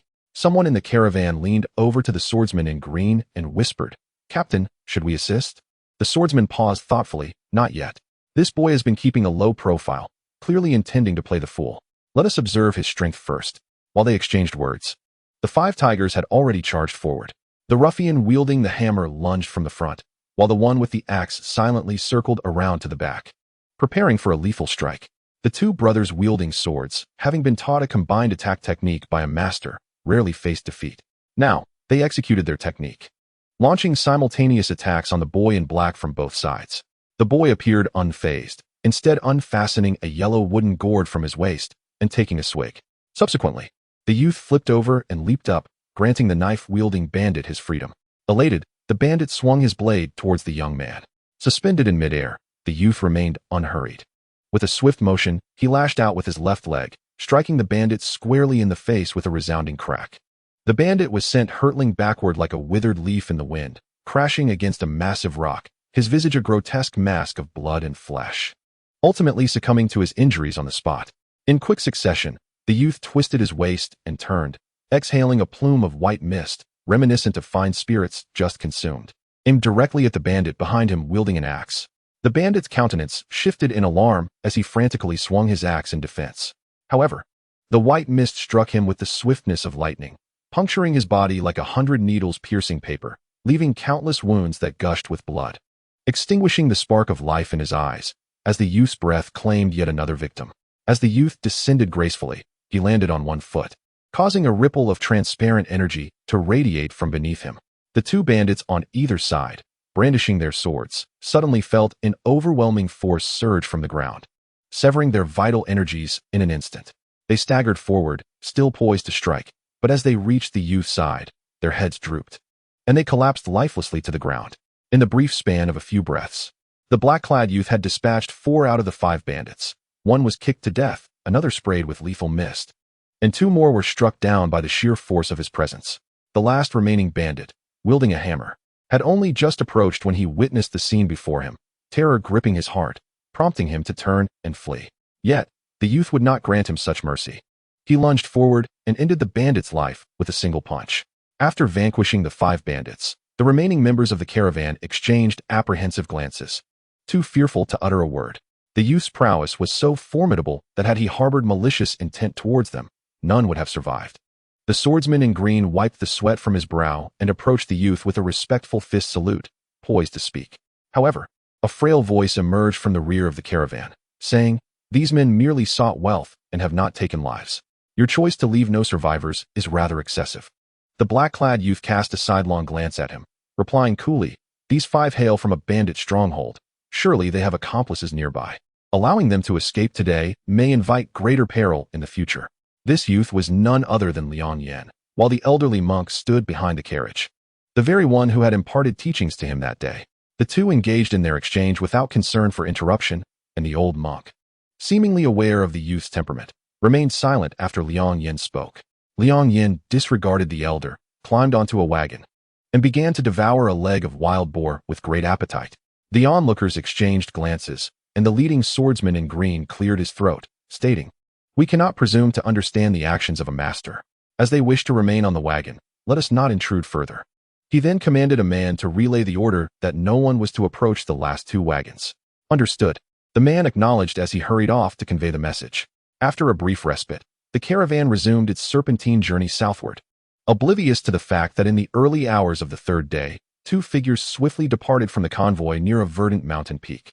At the foot of the green mountain, the old monk and the youth, Liang Yan, ambled forth. As the sun began to rise, the monk leisurely approached a large boulder by the roadside, settling into a cross-legged position before addressing Liang Yan. "Let us begin. Perform today's exercises." Liang Yan grimaced, then positioned himself at the roadside, standing on his left leg while the right leg coiled around his ankle. His upper body leaned back, suspended in midair, with his left hand supporting his head and his right hand arched across his back. This posture was indeed peculiar. Yet Liang Yan maintained it with the poise of someone well practiced, closing his eyes in silence. Time passed, and after approximately an hour, Liang Yan shifted to a new position. Even more bizarre, lying face down with his left hand cradling his head backward and his right arm embracing his left knee. Should any passerby witness this sight, they would undoubtedly gawk and whisper. Yet, Liang Yan had grown accustomed to such oddities, having trained in this manner for an entire year. Since the day the old monk had taken him from the tea house, he had guided Liang Yan with profound techniques, enabling him to cultivate his qi and officially embark on the path of immortality. However, contrary to Liang Yan's expectations, the monk did not teach him any mystical spells or secret arts. Instead, he imparted 8 peculiar postures, which could be described as utterly counterintuitive to human nature. Despite their absurdity, the monk insisted that he practice daily until he mastered these postures flawlessly. He was then instructed to channel his qi according to the nameless incantation echoing in his mind while assuming these strange poses. Initially, Liang Yan had doubted the efficacy of this training, but after several days of practicing the postures alongside the incantation, he discovered that his entire being felt revitalized, imbued with boundless energy while running and walking. Elated by these results, he cast aside his skepticism. Nevertheless, the monk's teachings were so eccentric that, compounded by his refusal to elaborate, Liang Yan grew frustrated and whimsically assigned names to the postures, dubbing the first 2 as napping form and rolling form, among others, including cursing form and single punch form. As the youth focused on his training, the monk sat in meditation. The 2 remained in silence for a considerable time until Liang Yan finally concluded his practice. The monk slowly stood and nodded at him before turning to ascend the mountain. Liang Yan sensed that the old monk harbored some concern during their visit to the Green Mountain, yet the monk was not one to elaborate, and Liang Yan had little inclination to inquire further, trailing quietly behind him. After a lengthy trek along the mountain path, Liang Yan suddenly inquired, "Old monk, you have taught me for a year. May I now know what kind of skill I am practicing?" "Street fighter's skill," the monk replied without turning his head. Liang Yan was momentarily taken aback, but quickly realized that the monk was displeased with his irreverent naming of the postures. Unable to contain his laughter, he exclaimed, "Remarkable. This technique of yours, with its street brawling and rolling about, is a perfect fit for the term street fighter's skill." Ha ha ha. After laughing heartily for a spell, Liang Yan noticed the lack of response from the monk ahead. Curiosity got the better of him, and he ultimately asked, "Old monk, what are we doing here on this green mountain?" "Searching for someone," the monk's unhurried voice echoed along the empty mountain path. Chapter 6. The gathering at the Green Mountain. The Green Mountain was not particularly tall. As Liang Yan and the monk ascended the winding path, They encountered a number of travelers at the halfway point, mostly youths around 17 or 18, along with some middle-aged individuals. With a discerning glance, Liang Yan recognized them as cultivators. And an odd sensation surged within him. Despite being merely at the first level of qi cultivation, he could precisely gauge the cultivation levels of those around him. For instance, the youth in black to his left was clearly at the second level of qi cultivation, while a burly man in yellow ahead of him was unmistakably at the third level. Pondering this peculiar ability, Liang Yan looked to the old monk, but saw only the same gaunt and stoic figure, devoid of any discernible aura, merely an ordinary mortal. Yet, Liang Yan certainly did not regard the monk as an ordinary being. He surmised that this remarkable skill was a byproduct of the monk's teachings. Since beginning this training, Liang Yan had noticed a significant enhancement in his hearing, vision, and intuition, all heightened many times over. While he was deep in thought, the other travelers suddenly came to a halt, prompting Liang Yan to look up and see a thick white mist ahead, obscuring the path into a seemingly endless shroud. The people around seemed to have been well prepared, each swiftly producing a talisman and tossing it into the air. The talismans ignited upon contact with the wind, spiraling gracefully before landing before their owners, who promptly vanished into the mist as if guided by an unseen hand. Liang Yan, filled with curiosity, inquired, "What are those?" "Path guides," replied the old monk without turning his head. "Oh, then why don't we have any?" "No need. Just stay close behind me," the old monk said, striding boldly into the white mist. Liang Yan followed closely, and upon entering, a chill enveloped him. Fortunately, with the monk leading the way, he felt secure against potential dangers. As they meandered through the fog, time slipped away unnoticed until suddenly, the mist parted, revealing a quaint little town nestled halfway up the mountain. The houses were a charming mosaic of red bricks and green tiles, bustling with a lively crowd. Once inside the town, Liang Yan realized that the inhabitants were all cultivators. Many were seated on the ground, setting up stalls, some bustling with activity while others lay quiet. Young and spirited, Liang Yan was drawn to the lively stalls, eager to absorb the vibrant atmosphere. He approached a stall where a man with a horse-like face sat cross-legged, engrossed in a book, seemingly oblivious to the onlookers. The ground was strewn with various items, a few bound volumes, a bowl of green powder, a small blue knife, and an ancient long sword that shimmered with a subtle aura, unmistakably extraordinary. Most of the crowd's attention was fixated on the ancient sword, yet the high price deterred anyone from making an inquiry. Liang Yan mused to himself, having trained with the old monk for so long, relying only on my bare fists in conflicts, it is high time I sought a worthy weapon. With a modest stash of silver from his previous exploits alongside the monk, he asked, "How much for this long sword?" His question elicited astonished looks from the surrounding crowd, as if he were a curious creature. Even the horse-faced vendor lifted his gaze, bewildered. Laughter erupted among the onlookers, with some nearly falling over in mirth while others jeered. Where did this country bumpkin come from? Is he merely accompanying his master for a broader perspective?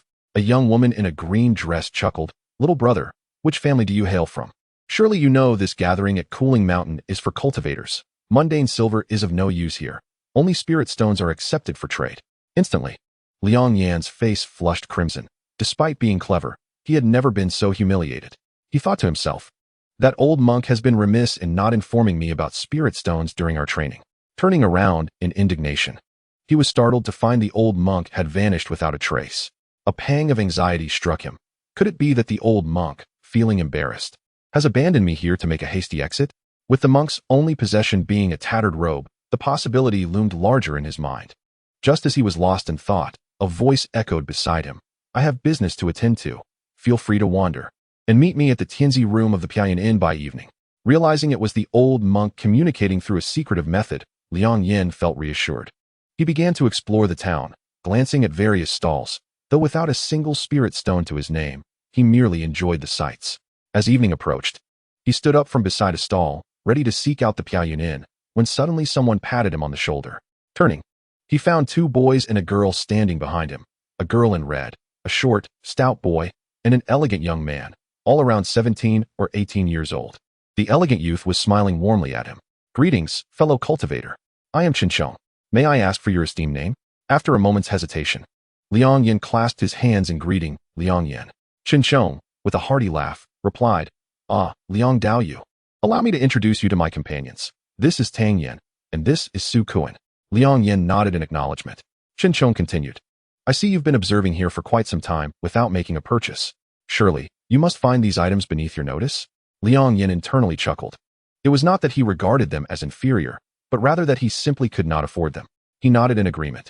Indeed, there seems to be nothing of value. Chen Chong's eyes brightened. So, it seems Liang Daoyu, like us, is heading to the mountaintop auction tomorrow? Liang Yan was taken aback. What auction?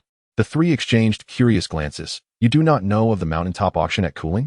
Chen Chong inquired. May I ask which sect or family you belong to? Liang Yan thought. I have no sect.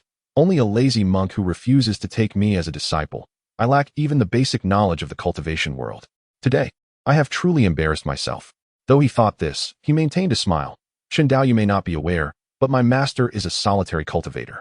I have followed him for years in seclusion, and this is my first venture out to broaden my horizons.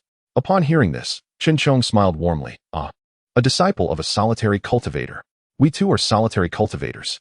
While sects have their merits, we enjoy our freedom. However, solitary cultivators are often isolated. So it is best for us to unite and support one another. Liang Yan nodded in agreement. Since Liang Daoyu is unfamiliar with the mountaintop auction, allow me to explain. The Kuling Exchange is hosted by the Yixing Pavilion, the foremost cultivation sect in the Zhao Kingdom.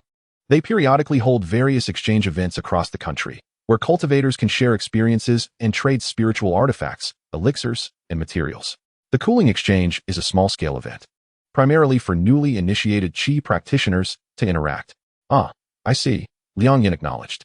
But what about this mountaintop auction? Chen Chong continued. The outer stalls of the exchange are filled with mundane wares. True treasures are never displayed. As you may have observed, there was nothing that caught your eye, right? The genuine valuables will be at the mountaintop auction tomorrow night. Liang Yan feigned enlightenment. But what are the requirements to participate in this auction? Chen Chong replied with a smile. There are no specific conditions. However, most participants are from nearby cultivation families or sects, so they are familiar with one another. You, having secluded yourself in the mountains for so long, may face some scrutiny from the gatekeepers. Liang Yan sighed. So it seems the auction is beyond my reach. Not necessarily. Chen Chong interjected. My cousin is a well-known disciple from the nearby Tan Mountain sect and has been selected as one of the patrol disciples for this auction. If he is present, he can assist us in gaining entry. How could I trouble you so much, Chen Xiong? Liang Yan replied. Not at all, Liang Xiong. As I mentioned, we solitary cultivators must support one another. Attending the auction will also broaden our horizons, Chen Xiong insisted. Liang Yan thought. Since I have nothing to lose, and they are so kindly extending their invitation, I cannot refuse. He nodded and expressed his gratitude. Then thank you, Chen Xiong. Of course. Let us agree to meet here at the hour of the pig tomorrow evening and head out together, Chen Xiong said cheerfully. Liang Yan nodded, engaging in light banter with the group before taking his leave. By the time Liang Yan arrived at the Floating Cloud Inn, night had already fallen. After inquiring with the innkeeper, he finally located the Tianzi room, which surprisingly turned out to be a VIP chamber. When did the old monk come into money? Pondering this, he pushed open the door. Inside, the old monk sat at a tea table, hands clasped in meditation. Noticing Liang Yan's gloomy demeanor, he asked, How was your day? Did you find anything of interest? This question, rather than soothing him, only incited Liang Yan's irritation. With a roll of his eyes, he replied, There were plenty of things I liked, but I just can't spend the silver. The old monk, aware of the jibe directed at him, merely smiled and with a flourish, produced a small cloth bag from behind him, offering it to Liang Yan.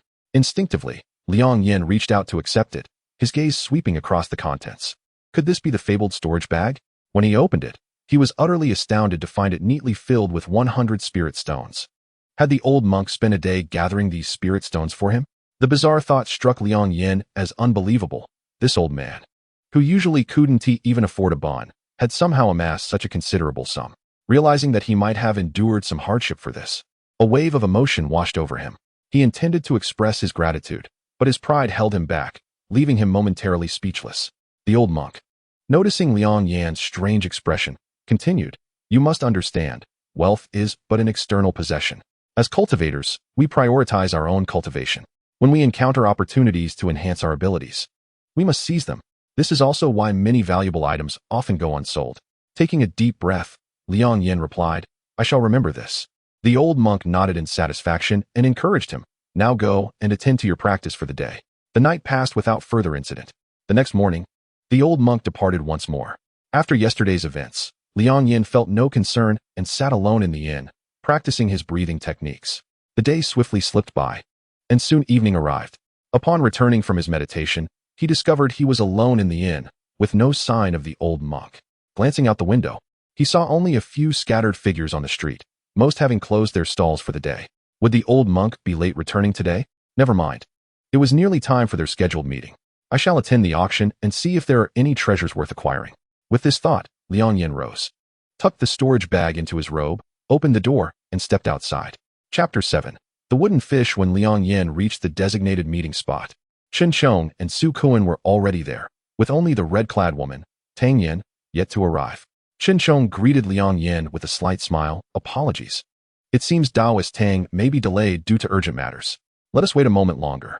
Liang Yan returned the gesture. No trouble at all. I have no pressing matters either. With that, he stood beside the two, waiting in silence. After a brief interval, a delicate fragrance wafted through the air, and soon after, a woman in a fitted red robe appeared, gliding towards them. I apologize for making you all wait. I suddenly had an urgent matter that delayed my journey, Tang Yan said, her voice sweetly contrite. Liang Yan looked at her, noting that her attire accentuated her grace. She had clearly taken care in her appearance. And though she was youthful, there was a subtle allure about her that captivated him. Was it merely his imagination, or did she smile at him as she spoke, her gaze flickering towards him occasionally, as if they shared a secret? At that moment, Chen Chong cleared his throat and interjected, Taoist Tang, you are too courteous. We had no pressing matters. We have ample time to attend the auction.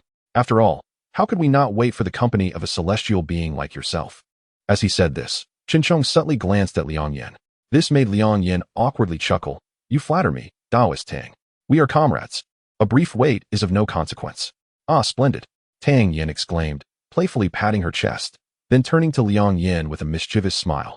I thought I had ruined my image in the eyes of young Master Liang by being late. Haha, Taoist Liang is broad-minded.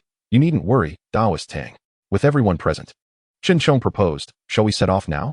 The group concurred and began their journey out of town. The four companions walked for about an hour, navigating the winding mountain paths, until they caught sight of the summit. Chen Chong halted his steps and veered off the trail into the depths of the forest, prompting the others to follow. After roughly another incense stick's worth of time, they spotted a massive cave within the mountain, faint glimmers of light emerging from its depths. Approaching, they noticed that few cultivators were entering or exiting, indicating that the auction was about to commence. Chen Chong pointed excitedly at a tall young man at the cave entrance. That's my cousin, Chun Hu, an outer disciple of the Tan Mountain sect. He quickened his pace, calling out, Brother, it's me, Chen Chong. The young man, Chun Hu, glanced at him with an impassive expression and furrowed his brow. What brings you here? Shouldn't you be focusing on your cultivation? Your progress has stagnated. Eager to appease, Chen Chong replied, I came to congratulate you on your advancement to outer disciple of the Tan Mountain sect and to seek your guidance. Chun Hu nodded, seemingly pleased, then turned to the others, asking, And who are these? These are friends I have made among the wandering cultivators. I brought them along to broaden their horizons. Chen Chong replied, discreetly gesturing to his cousin. Understanding, Chun Hu smiled and said, If they are your friends, then they are welcome. You may all enter. He handed them their bidding numbers, instructing, Hold on to these. They will allow you to make bids during the auction. After expressing their gratitude, the group received their wooden tokens. Liang Yan examined his, noting the number 3,773 inscribed upon it. They then proceeded into the cave. Inside, the cave revealed an astonishing expanse. Its walls adorned with crystals that emitted a radiant glow, illuminating the cavern as if it were daylight. At the far end, a makeshift stage had been erected, complete with a large table, clearly intended for the auction. The central area was filled with over 100 cushions, mostly occupied, leaving only a few spots available. As Liang Yan surveyed the crowd, he registered the cultivation levels of those present, most being at the 5th or 6th level of qi refinement, with a scant few at the 8th or 9th levels. While observing, Liang Yan's attention was drawn to 3 recessed chambers in the walls of the cave, appearing more artificial than natural, veiled by bamboo curtains, obscuring the view inside. This auction was organized by the Yixing Pavilion, which, although it enlisted nearby sect disciples for assistance, also ensured that seasoned Foundation establishment elders were present to maintain order. The 3 chambers housed the supervising elders. Noticing Liang Yan's curiosity, the red-clad Tang Yan gently explained, causing Liang Yan's cheeks to flush with gratitude as he nodded in acknowledgement. We have arrived too late. There are hardly any seats left. It seems we'll have to separate, Chen Chong sighed. Then let us each find our own seats, the stout youth Su Kuan suggested, leading the way. Soon after, Chong also departed, while Tang Yan offered Liang Yan a polite bow, saying, "I wish you great success, Brother Liang." With that, she moved towards an available cushion. Only Liang Yan remained, settling in a secluded corner. After a while, as he observed that no one else had entered the cave, a figure suddenly emerged from the wall-esque cavern, landing gracefully on the wooden platform. It was a scholar clad in a Confucian robe, holding a folding fan. He cast a casual glance over the audience and spoke. "I am Lin Fei, humbly serving as the elder in charge of the outer court of Yixing Pavilion, responsible for overseeing this auction. Since you have graced us with your presence, I hope you will find this gathering fruitful.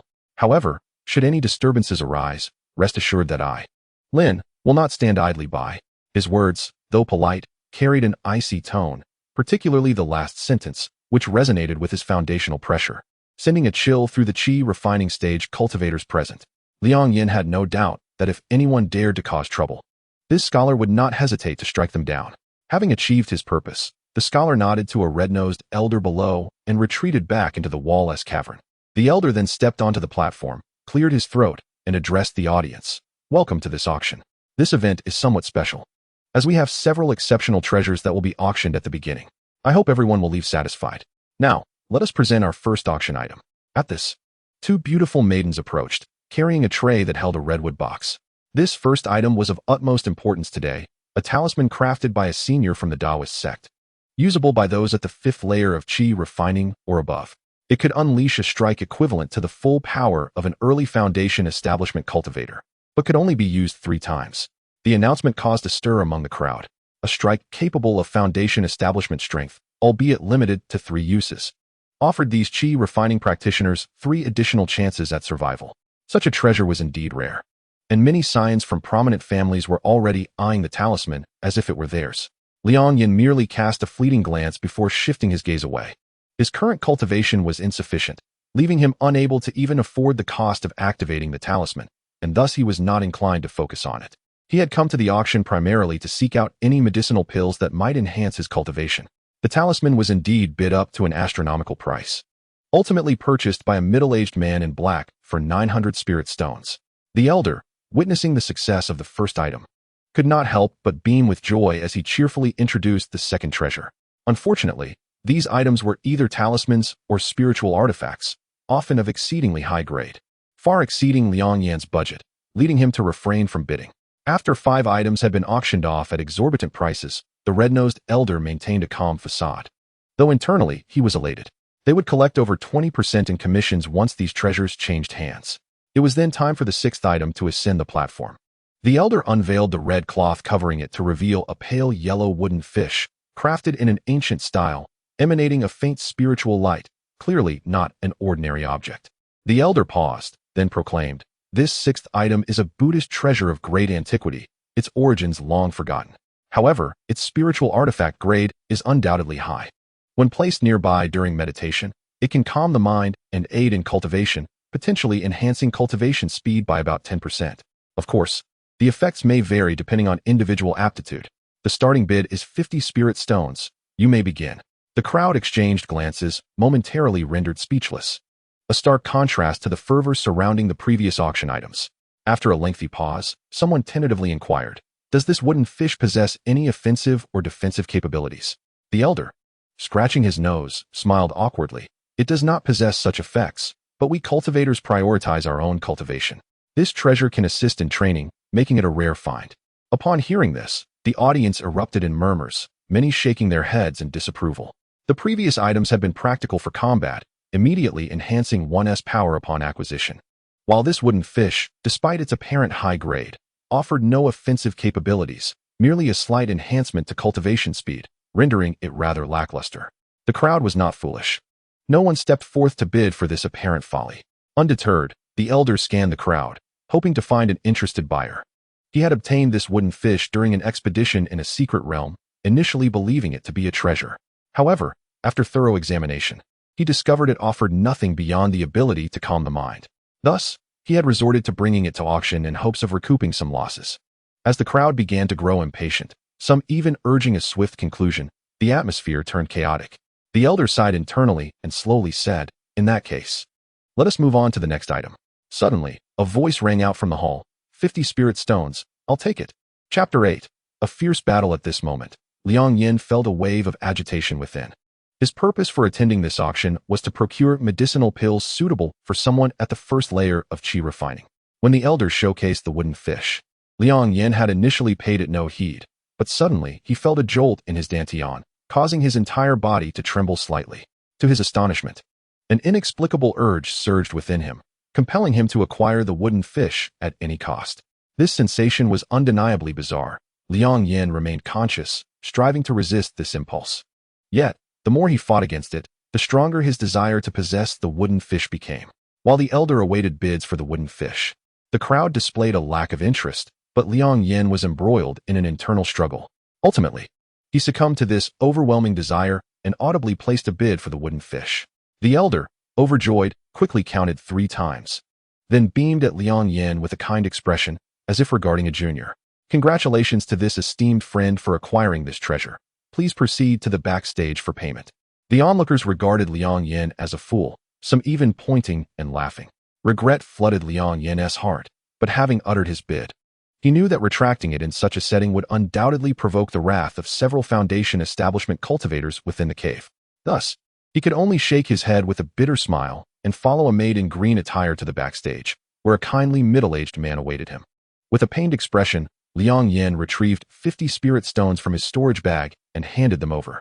The middle-aged man, smiling, presented the wooden fish with both hands. Having suffered this considerable loss, Liang Yan felt no further interest in the subsequent items at the auction. He took the wooden fish and turned to leave. But the middle-aged man called out after him, "Young man, you possess a discerning eye at such a young age. Your future is boundless." Liang Yan rolled his eyes inwardly and departed hastily from the cave, heading towards the small town halfway up the mountain, not daring to look back. The cave hosting the auction was not far from the town, and as Liang Yan walked along the mountain path for about half an hour, he gradually calmed his mind.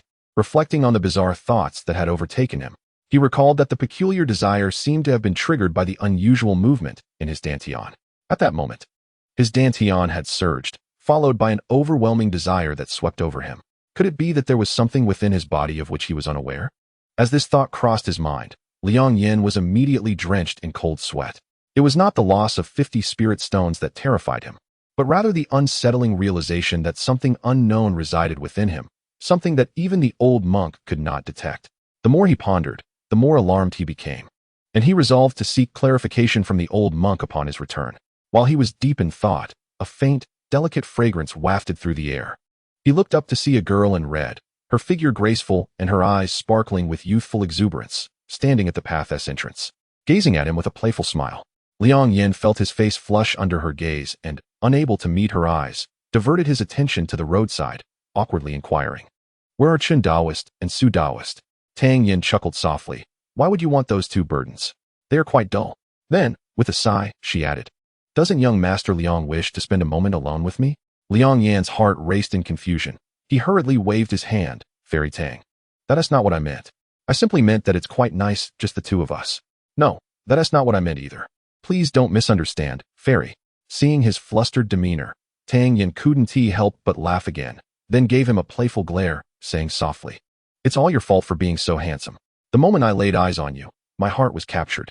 Others pale in comparison to even a single finger of yours. If you desire anything, I would gladly do it for you." As Tang Yin spoke, her face grew increasingly flushed, her voice dwindling to a whisper by the end. Though Liang Yan was merely a boy of about 10 years, he was tall and rather mature for his age. Unexpectedly faced with Tang Yan's heartfelt confession, he felt a surge of emotions. Unable to restrain himself, he blurted out, "I feel the same way. I would do anything for you, even face mountains of knives or seas of fire." Tang Yin's eyes sparkled with delight at his words. As their gazes locked, Liang Yan felt his very soul drawn in. She gently murmured, "In that case, please come and embrace me, young Master Liang." Liang Yan nodded, almost mechanically moving forward, reaching out to envelop Tang Yin in his arms. Just then, the nameless technique taught by the old monk began to activate within his mind, sending a warm current from his dantian through his meridians, flooding his limbs and finally converging at the Baihui point atop his head. In an instant, clarity returned to Liang Yan's mind, and he became acutely aware of his surroundings. Suddenly, he looked up to find that the gentleness in Tang Yin's eyes had vanished, replaced by the predatory glint of a hunter eyeing its prey. Alarmed, Liang Yan leaped backward while simultaneously turning in midair, narrowly dodging a brush aimed at his dantian. The brush struck the ground just inches before him, sending up a cloud of dust. Almost immediately, he heard the rush of wind behind him. Something was hurtling toward him. Without time to turn around, he instinctively swung his fist backward. To his surprise, the object was easily shattered by his punch, but an overwhelming stench assailed his senses, leaving him dizzy. Liang Yan, witnessing this, felt a flicker of concern. She was originally an outer disciple of a small sect, but due to her inadequate talents, she had been expelled. By chance, she had stumbled upon a dual cultivation technique within a cave, and after diligent practice, she had gained some proficiency in seduction, ensnaring many young disciples from other sects over the years. Those disciples at the second level of Qi were utterly entranced by her charm. Yet this boy was able to regain his clarity. He must possess some secret worth investigating, she mused. At that moment, Chen Chong and Su Kuan emerged from the woods, positioning themselves alongside Liang Yan, effectively cornering Liang Yan. Understanding the situation, Liang Yan coldly asked, "What is the meaning of this, friends?" Chen Chong laughed heartily. "Why pretend to be ignorant, Liang Taoist? We initially sought only a small fortune, and someone of your status as a loose cultivator seemed unlikely to yield much. Yet, to our surprise, you lavishly spent 50 spirit stones on a worthless item. You must have considerable wealth." Liang Yan added with a smirk, "There's no need to struggle. Young Master Liang, you have already fallen victim to my fragrant poison, and now you are ensnared by Su Daoist's tormenting poison. Your spiritual energy will likely dwindle to a mere 30%. The more you resist, the more the toxins will escalate, leading to a rather unsightly demise. It would be best to simply surrender your storage bag. We shan't make it difficult for you. We will ensure you have a complete corpse for your next life. How does that sound?" As the three laughed, they regarded Liang Yan as an easy target, delaying their attack to await the poison's full effect. Liang Yan remained silent, suddenly rolling on the ground, tucking his left hand behind his head and hugging his left knee, his posture peculiar as if throwing a tantrum. The trio, initially on high alert, exchanged glances at his bizarre behavior. Liang Yan frowned. Young Master Liang, such a distinguished gentleman should not resort to such undignified antics. A true man faces death with grace and must not lose his composure. You are only making me like you less. Wait, look, Chen Chong exclaimed, pointing. Liang Yan and Su Kuan followed his gaze, witnessing that with each roll Liang Yan took, pink and black spots appeared on the ground. Initially dense with colors, the spots gradually thinned out, and soon they were almost invisible.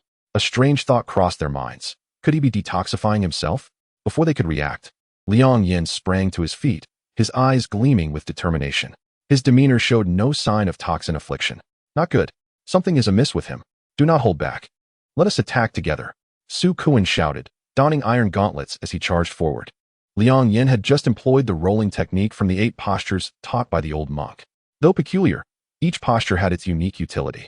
After a year of training, Liang Yan had grasped some understanding, and now, using it allowed him to expel the toxins from his body into the ground. As Su Kuan approached, Liang Yan focused and prepared to defend himself. Su Kuan was a body cultivation disciple, specializing in physical enhancement. If they engaged in close combat, even someone at the second level of Qi might struggle against him. They exchanged blows, the sound of their fists cutting through the air as they fought evenly matched. Chen Chong, astonished that Liang Yan could contend with Su Kuan at such close quarters, quickly formed seals with his right hand, summoning the brush to circle Liang Yan, targeting any openings he might expose in the heat of battle.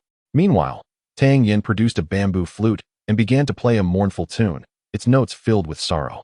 Liang Yan felt a wave of confusion wash over him, his thoughts muddled. As he struck, he left numerous openings, and within moments, he found himself in a precarious situation. In stark contrast, the other two seemed unaffected, having clearly prepared themselves with calming elixirs. Realizing the gravity of his predicament, Liang Yan hastily reached for his storage bag, raising his hand to unleash 5 stone-like objects that shot toward Chen Chong. Although Chen Chong was a cultivator, he was merely at the second level of Qi, with a physique only slightly stronger than that of an ordinary person. Seeing the projectiles hurtling toward him, he dared not confront them directly and instead rolled to the ground, narrowly escaping. Upon glancing back, he discovered that the objects were merely 5 spirit stones embedded in the earth. With one hand pushing Chen Chong aside, Liang Yan swiftly turned to Su Kuan, launching a powerful punch. Su Kuan, delighted that Liang Yan dared to engage him in a contest of strength, retaliated with a punch of his own, and their fists collided with a resounding thud. Su Kuan flew backward, his face a mask of disbelief, crashing into a massive boulder. The sound of cracking bones echoing around him. Liang Yan had just delivered a powerful punch, sending Su Kuan reeling, and before he could catch his breath, a whistling sound approached from behind. With no choice but to dodge to the right, he was still a fraction too late, as a brush pierced through his left arm, leaving a gaping wound. At that moment, Chun Chang's expression was grave as he swiftly formed hand seals, launching the brush towards Liang Yan's vital points repeatedly. Aware of Liang Yan's formidable physical strength, he resolved not to engage him directly, opting instead for a relentless distant assault, consuming his spiritual energy to do so. Meanwhile, Tang Yan, witnessing Liang Yan's prowess, dared not be careless. The sound of her flute grew louder, hauntingly sorrowful, unsettling the minds of those around her, making it nearly impossible to defend against. Liang Yan, hindered by his injury and further disturbed by the flute's melody, found his frustration mounting with each passing moment. Suddenly, he planted one foot firmly on the ground, launching himself into the air, his right hand behind his back, his left arm hanging down as he tilted his head to the heavens and let out a long, resounding roar, embodying the spirit of a scornful rebuke. The sound reverberated in the ears of Chun Chong and Tang Yan like thunder, shaking them to their core. The flute in Tang Yan's hands shattered with a crack, rendering it unplayable. As she gripped the broken instrument, her gaze swept over to Su Kuan, who was now spitting blood. His eyes wide with shock, he had succumbed to his injuries, having been grievously wounded by Liang Yan's earlier blow. The subsequent roar had likely been the final blow to his already fragile state. With this realization, Tang Yan lost all will to fight, focusing solely on her escape. After his thunderous roar, Liang Yan felt a wave of relief wash over him, turning coldly to regard Tang Yan. With a sudden burst of speed, he closed the distance to her. "Hold on, we can talk." Before the words could escape her lips, Liang Yan seized her throat, twisting with a sharp crack that ended her life. He discarded Tang Yan's lifeless body and turned his gaze towards Chun Chong, who looked upon him as if facing a vengeful specter. "You cannot kill me. If you do, you will surely perish.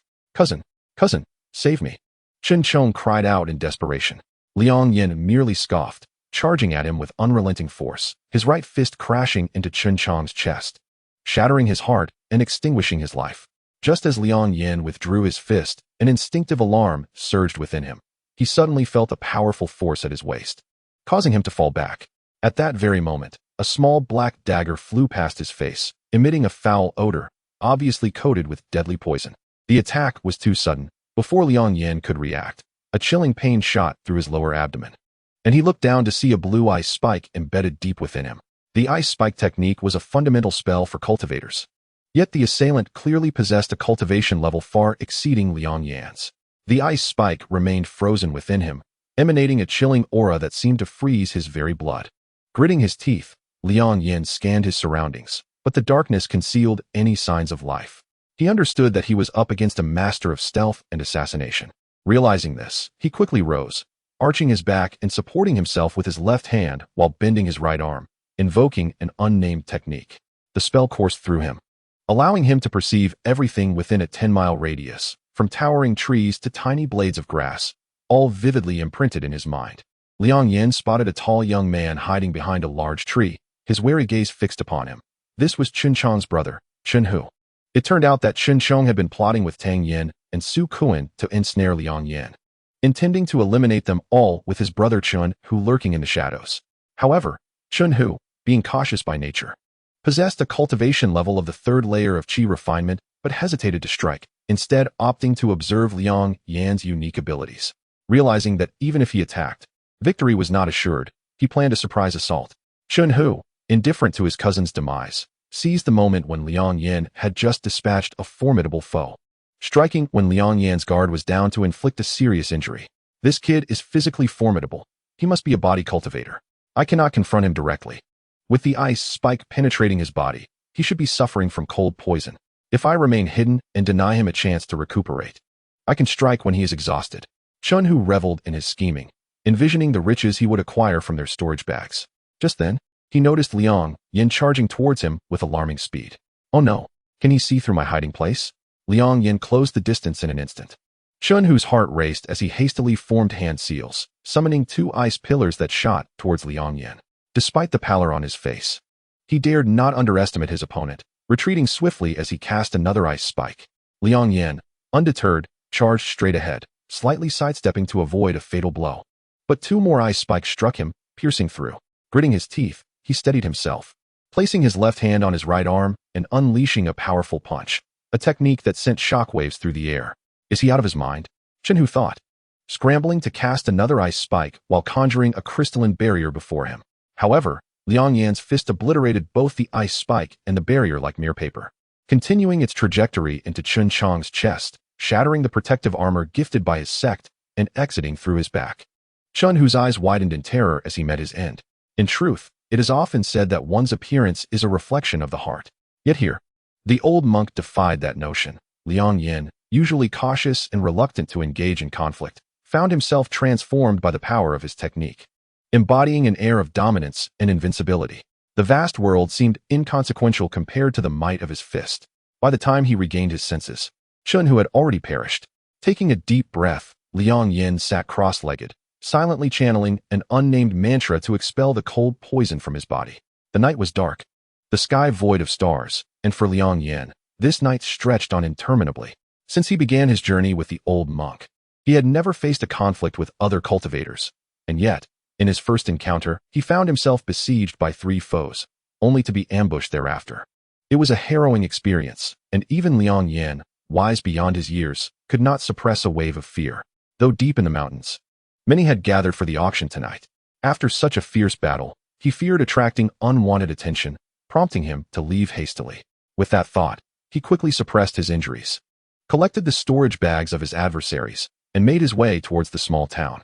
In the tavern of the town halfway up the mountain, hurried footsteps echoed along the elegant corridor, halting before a guest room. The door swung open to reveal a boy of about 10, bloodied and weary. This was Liang Yan, who had just escaped a fierce battle, filled with trepidation along the way. Upon entering the room, he found a frail old monk seated cross-legged beside a dim oil lamp, his concerned gaze fixed upon him. Only then did Liang Yan's tightly wound nerves begin to relax, bringing forth a sense of relief at having survived. Come here, good child. The old monk beckoned. Yes, Liang Yan replied, approaching him. The old monk raised his hand, tracing a circle in the air, then formed a single-handed seal that conjured a golden lotus flower, its petals unfurling with vibrant life. It then spun gracefully, entering Liang Yan's body at the old monk's gesture. As the lotus entered him, Liang Yan felt a searing pain coursing through his body, but simultaneously, he witnessed his injuries healing at an astonishing rate. Visible to the naked eye, Liang Yan gasped in pain, grimacing at the old monk. Old monk, are you saving someone or slaughtering a pig? As soon as the words left his mouth, he felt it was inappropriate. He had truly been foolish today, even scolding himself in the process. The old monk, witnessing Liang Yan's bewilderment for the first time, surmised that he had undoubtedly endured a fierce battle that night. How many did you kill? Liang Yan paused, responding, 4. Was it necessary? Absolutely. Liang Yan answered without hesitation. Surprisingly, the old monk refrained from lecturing him today and simply nodded in silence. Liang Yan, unsure of the monk's intentions, chose not to speak. The flickering oil lamp cast a dim light in the room, and the 2 of them, one old and one young, fell into a sudden silence. After a while, the old monk finally broke the quiet, looking at Liang Yan and slowly saying, our fates have run their course. It is time for us to part ways. These words struck Liang Yan like a thunderbolt, leaving him stunned on the spot. His family had undergone significant turmoil, and had it not been for the old monk's timely assistance, he would have been nothing but a corpse by now. In the following year, under the old monk's careful guidance, Liang Yan had silently regarded him as both a mentor and a father figure. Thus, hearing the implication of parting words from the old monk, he immediately asked with a hoarse voice, why? Is it because my aptitude is too poor, like a decayed wood that cannot be carved? The old monk had previously mentioned more than once that Liang Yan possessed a mixed spiritual root with poor aptitude, and that he would need 10 times the perseverance of an ordinary person to have even a sliver of hope of attaining the great Tao. With a sigh, the old monk replied, it is not so. Although your aptitude is lacking, your mind is sharp and possesses considerable wisdom, along with a resilient character. In the future, you may not be unable to grasp the Tao. Then why? Liang Yan pressed. A rival I have been tracking has recently surfaced. In the past, I fought this individual several times, and we were evenly matched. Now, facing him again, I cannot guarantee victory. I cannot take you with me any longer. After saying this, he cast a regretful glance at Liang Yan. What kind of rival is so formidable? With you by my side, perhaps. Before he could finish, the old monk raised his hand sternly, saying no. Liang Yan felt a chill in his heart, knowing that although the old monk was easygoing, once he made a decision, he never changed. The thought of parting today, with their future uncertain, compelled him to exclaim, "Master." He knelt on the ground, banging his head 3 times with a loud thud. Although the old monk had never allowed him to address him as such, he did not correct him this time. Instead, he gently patted Liang Yan's head, saying, "Good child, rise." As Liang Yan stood up, the old monk suddenly formed a hand seal and touched his lower abdomen. Liang Yan felt a sharp pain in his dantian, and his spiritual energy surged chaotically. Soon after, he saw a pearl, the size of a ring, fly out from his dantian, its energy swirling in black and white, creating a nebulous mist around it. Liang Yan stared in astonishment as the old monk spoke. "This is the object that caused the deaths of 336 mortals in Huayuan town, and it is also what Yan the Blind seeks. This object is called the Heaven's Mechanism Pearl. Its origins are quite mysterious, and I do not fully understand its functions. However, one thing is certain, it can obscure the heavenly mechanism. With this pearl, unless one is of a far superior realm, they will not perceive your true cultivation level. When you were gravely injured and unconscious, I drove away the Fire King and seized this pearl, later refining it into your body while you were in a coma."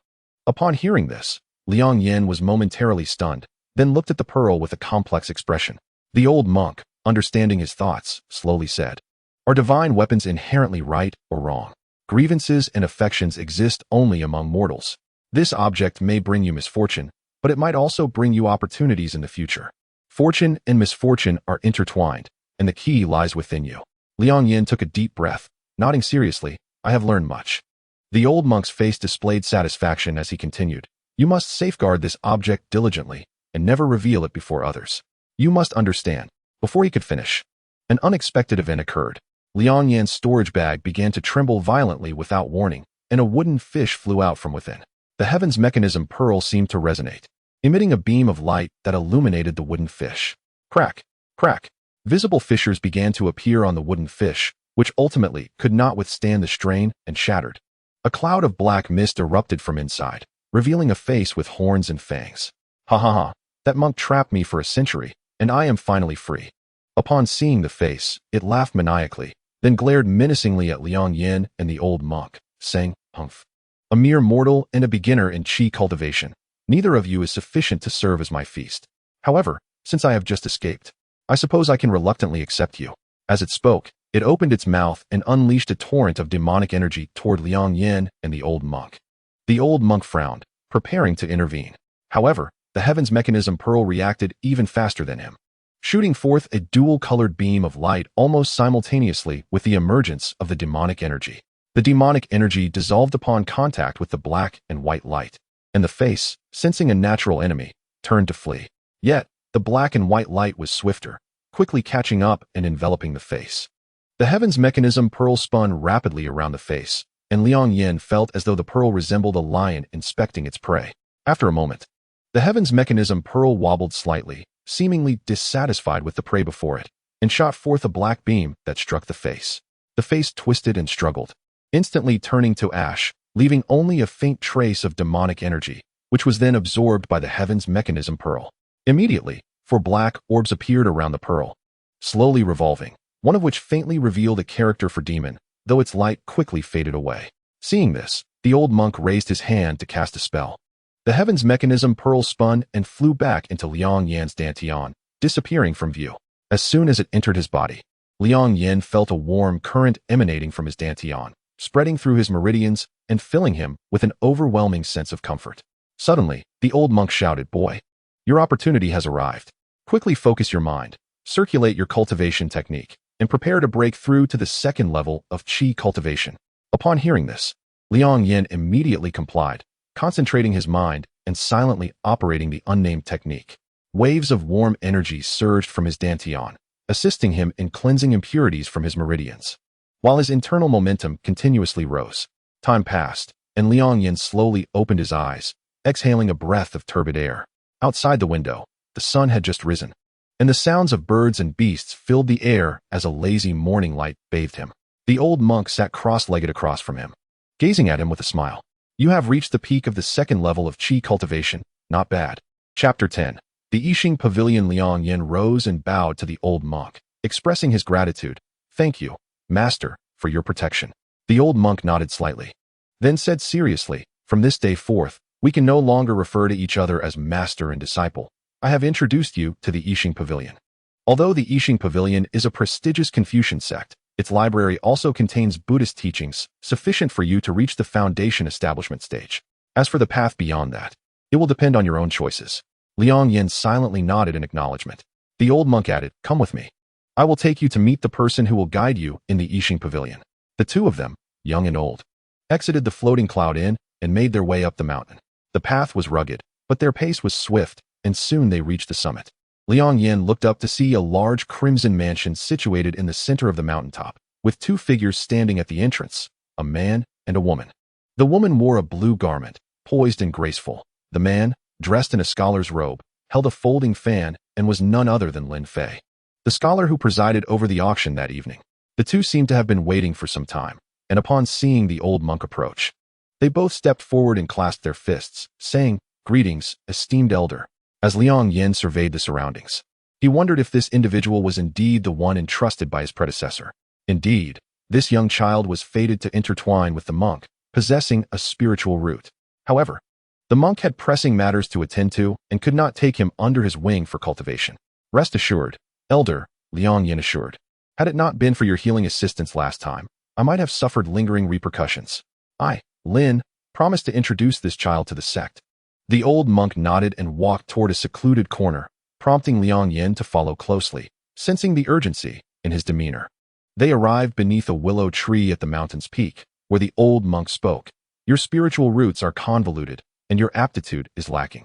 After my departure, you must devote yourself to rigorous training. While others may attain in a day, you must exert tenfold effort. Otherwise, the path of cultivation will remain elusive." Liang Yan silently nodded in acknowledgement. The old monk continued, "I shall impart to you the 8 door Dharma forms. For now, you may only cultivate the first 4 forms. The latter 4 require you to reach the gathering yuan stage. These 8 forms embody both the myriad manifestations of sentient beings and the auspicious forms of the Buddha.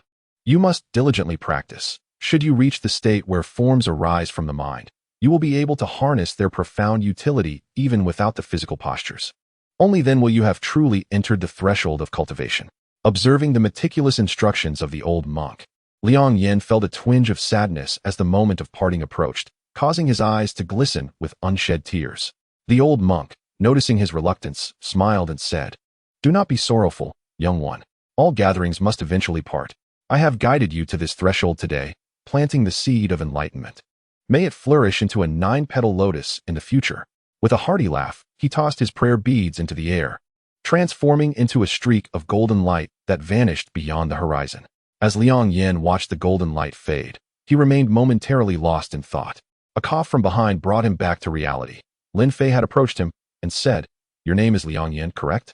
You shall rest here for the night, and I will take you to the sect in the morning. Under your esteemed guidance," Liang Yan replied respectfully. "Indeed, our Yixing Pavilion is a prestigious Confucian sect. Once you join us, you must be diligent in your practice and not become complacent.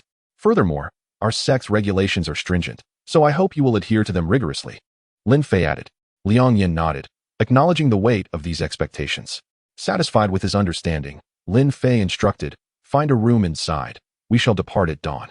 Liang Yan selected a chamber tucked away in the corner and, that evening, sat in meditation, reflecting on the peculiarities of the heavenly mechanism pearl from the previous night. It seemed that the odd impulse to purchase the wooden fish at the auction had stemmed from this pearl. When the pearl absorbed a wisp of demonic energy from the fiend, for black spheres had manifested around it. He vaguely recalled one glowing with the character for demon, though it quickly dimmed. It appeared the heavenly mechanism pearl was unsatisfied with the fiend, only absorbing a mere trace of demonic energy, while bestowing upon him such pure spiritual power that it aided him in breaking through to the second level of qi cultivation. If he could capture a more suitable fiend, the possibilities would be boundless. Yet, as he considered this, Liang Yan shook his head.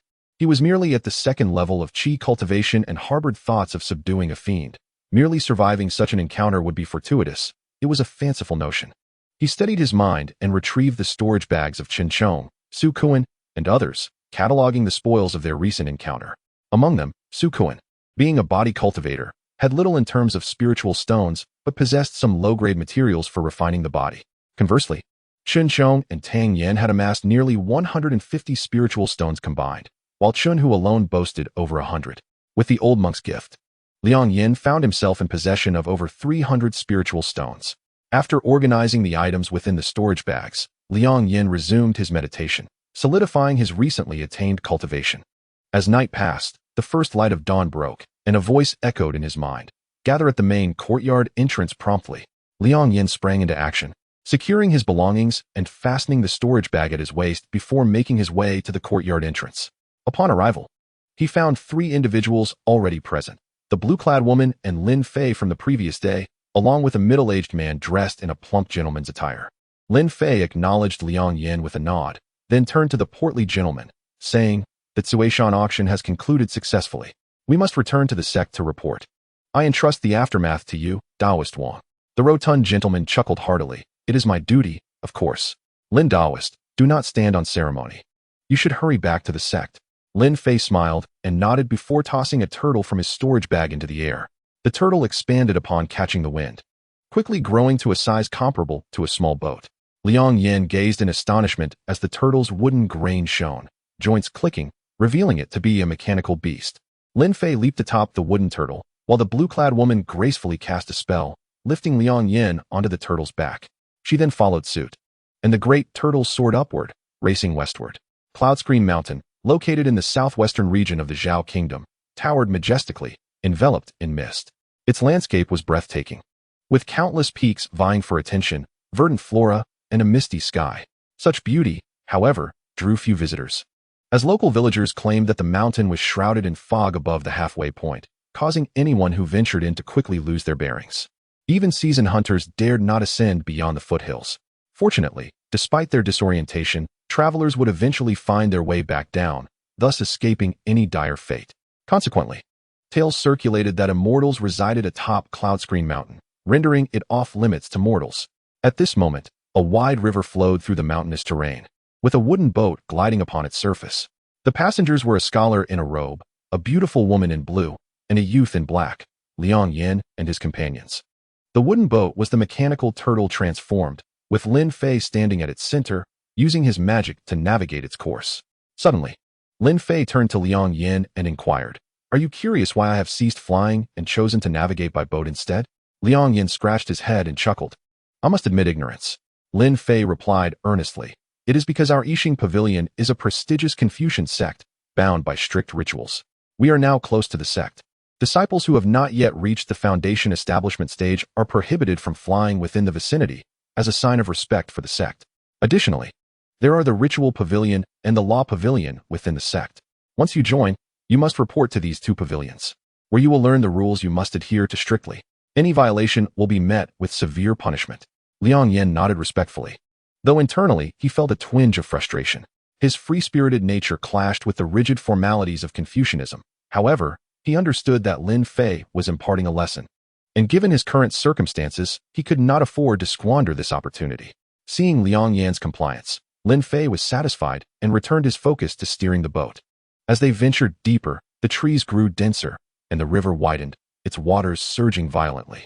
The wooden boat began to sway tumultuously, resembling a leaf caught in the wind. On the verge of capsizing, Liang Yan felt perplexed, having heard Lin Fei mention that the sect was nearby. He now found himself surrounded by dense forest with no signs of civilization. Just as he pondered this, he caught sight of a massive waterfall ahead, its waters cascading down with thunderous force, enveloped in mist. Even without seeing its entirety, he knew it must be a magnificent river. A wave of anxiety washed over Liang Yan as he inwardly lamented, "Surely we are not going to plunge down there?" In the blink of an eye, the wooden boat arrived at the precipice of the waterfall. Lin Fei raised his hand and cast a talisman, which soared into the air and vanished in an instant. The boat, carrying 3 individuals, plunged headlong towards the waterfall. Liang Yan felt his heart leap to his throat, when suddenly a blinding white light enveloped him, rendering everything else invisible. He felt as though he was plummeting through the air, with nowhere to grasp. The white light appeared swiftly and faded just as quickly. As Liang Yan regained his footing, the dazzling brilliance receded, allowing him to open his eyes once more. He found himself amidst a gentle, meandering river, where the tumultuous sound of cascading waters had vanished. The boat glided smoothly forward, leading them to a vast lake ahead. surrounded by numerous smaller rivers converging like a multitude of streams merging into the sea. When Liang Yan glanced back, the majestic waterfall had completely disappeared from view, replaced by a thick mist rising in the distance, obscuring all sight of what lay beyond. Taking a deep breath, he realized he had arrived at a sacred realm of the immortal. Despite his natural wit and composure honed since childhood, he could not suppress the surging excitement within him. The boat continued to glide forward, and after a brief moment, they entered the expansive lake. After traversing for the duration of a stick of incense, a grand valley mouth came into view. Towering stone pillars flanked the valley, adorned with intricate carvings of dragons and phoenixes, inscribed with 2 lines of profound verses. From a distance, Liang Yan could discern the inscription on the left pillar: Heaven's chessboard, stars as pieces, who dares to make a move? The right pillar bore the words: Earth's pipa, rain as strings, who can strike the chords? In the center of the lake, a massive stone emerged from the water, positioned directly opposite the valley entrance, bearing the formidable characters of Yixing Pavilion. Liang Yan wished to observe more closely, but the letters seemed to leap off the pillar, as if eager to escape, their sharp strokes piercing his gaze and prompting him to shut his eyes in haste. Noticing Liang Yan's reaction, Lin Fei smiled gently and remarked, "The verses on the pillars were left by our sect's founding ancestor, the esteemed Yixing Zhenren. His mastery of chess is unparalleled, and he established our Yixing Pavilion, which has thrived for millennia. The elegance of his script is not something a novice like you, merely at the qi refinement stage, can endure." His admiration for the sect was evident in his animated expression. "Thank you for your guidance, senior." Liang Yan nodded in response. As they conversed, the boat reached the valley entrance, and Lin Fei raised his voice, announcing, "I, Lin Fei, have completed my mission and returned to the sect to report. I respectfully request the elder in charge of the pavilion to grant us passage." Liang Yan looked up and saw 2 figures atop the stone pillars. Too distant to discern their faces, but they seemed to be young scholars engaged in a game of chess. One of the scholars waved dismissively, saying, "Understood. Lin, you certainly know how to choose your timing. You've interrupted my train of thought. You may proceed." With an impatient gesture, he unleashed a beam of yellow light that illuminated the entrance, creating a shimmering ripple as if a barrier had been momentarily parted. Lin Fei bowed respectfully, exclaiming, "Thank you, Elder." He then led the group ashore, stowing the boat, and they proceeded into the valley. Chapter 11. 3 veins and 4 paths accompanying Lin Fei into the valley. Liang Yan was greeted by a picturesque landscape, where the mountains and waters harmonized beautifully. Various structures nestled among the verdant scenery, seemingly scattered, yet evoking a sense of a hidden paradise. At this moment, Lin Fei addressed him. "Our sect conducts selection tests for external disciples every February, and the recruitment period has already passed. However, since I must report to the pavilion master, I shall take you along. If she consents, your entry into the sect will be easily arranged." Liang Yan had no objections, and thus followed Lin Fei deeper into the valley. After traversing a stretch of lotus ponds for about the duration of an incense stick, they encountered an ancient yet elegant structure rising before them. Although it did not boast the ostentation of worldly wealth, it exuded a sense of antiquity and grandeur that filled one with reverence. Above the entrance hung a plaque inscribed with the words, "Yixing Pavilion."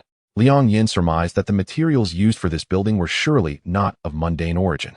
Lin Fei, his demeanor respectful, adjusted his attire and led the group inside. Within, a dozen individuals awaited them in the hall. Liang Yan glanced around, noting that most possessed foundational cultivation, while 4 individuals' powers were inscrutable. He mused, "Though the old monk's techniques hold some merit, my current abilities are too limited. I can only discern those at the foundation establishment stage, but these 4 must have transcended to the legendary gathering essence realm." As he pondered, he suddenly felt a chilling gaze upon him, and he noticed a woman seated at the back of the hall, appearing to be in her late 20s. She wore purple garments, exuding an air of grace and coldness. Her penetrating gaze swept over him, making Liang Yan break into a cold sweat, as if all his secrets were laid bare before her. Impressive, he thought, recognizing that she was far beyond the other individuals in the hall. Her cultivation likely surpassed that of the gathering essence realm. With this realization, Liang Yan lowered his gaze, no longer daring to meet her eyes. At that moment, a middle-aged man in gray robes spoke up. "Lin Fei, you have quite the audacity. Today is the appointed day for returning to the sect, and the peers responsible for presiding over the exchange meetings have all gathered. Were we all to wait for you?" Liang Yan turned to see that the speaker was one of the 4 whose cultivation he could not perceive. The purple-clad woman also directed her attention towards Lin Fei, her expression one of inquiry. "Lin Fei, Addressing the woman with utmost respect, replied, "Esteemed pavilion master, it was not the disciple's intention to delay. I was escorting a junior, and the speed of our flight was hindered. I humbly request your understanding." Upon hearing this, all eyes in the hall turned to Liang Yan, and it was evident that Lin Fei's junior referred to him. The purple-clad woman remained silent, her gaze shifting from Liang Yan back to Lin Fei, clearly awaiting his further explanation. Lin Fei continued, "Years ago, while training on Mount Mountain, I was besieged by several six-clawed hell wolves and was poisoned by their venom. Fortunately, a senior happened to pass by and saved my life, extracting the venom. Were it not for that senior, I would have perished and my cultivation would have stagnated. Recently, during an auction at Suishan, that senior approached me, requesting that I introduce this young man to the sect. I am deeply indebted and cannot refuse. I kindly ask for your understanding, pavilion master."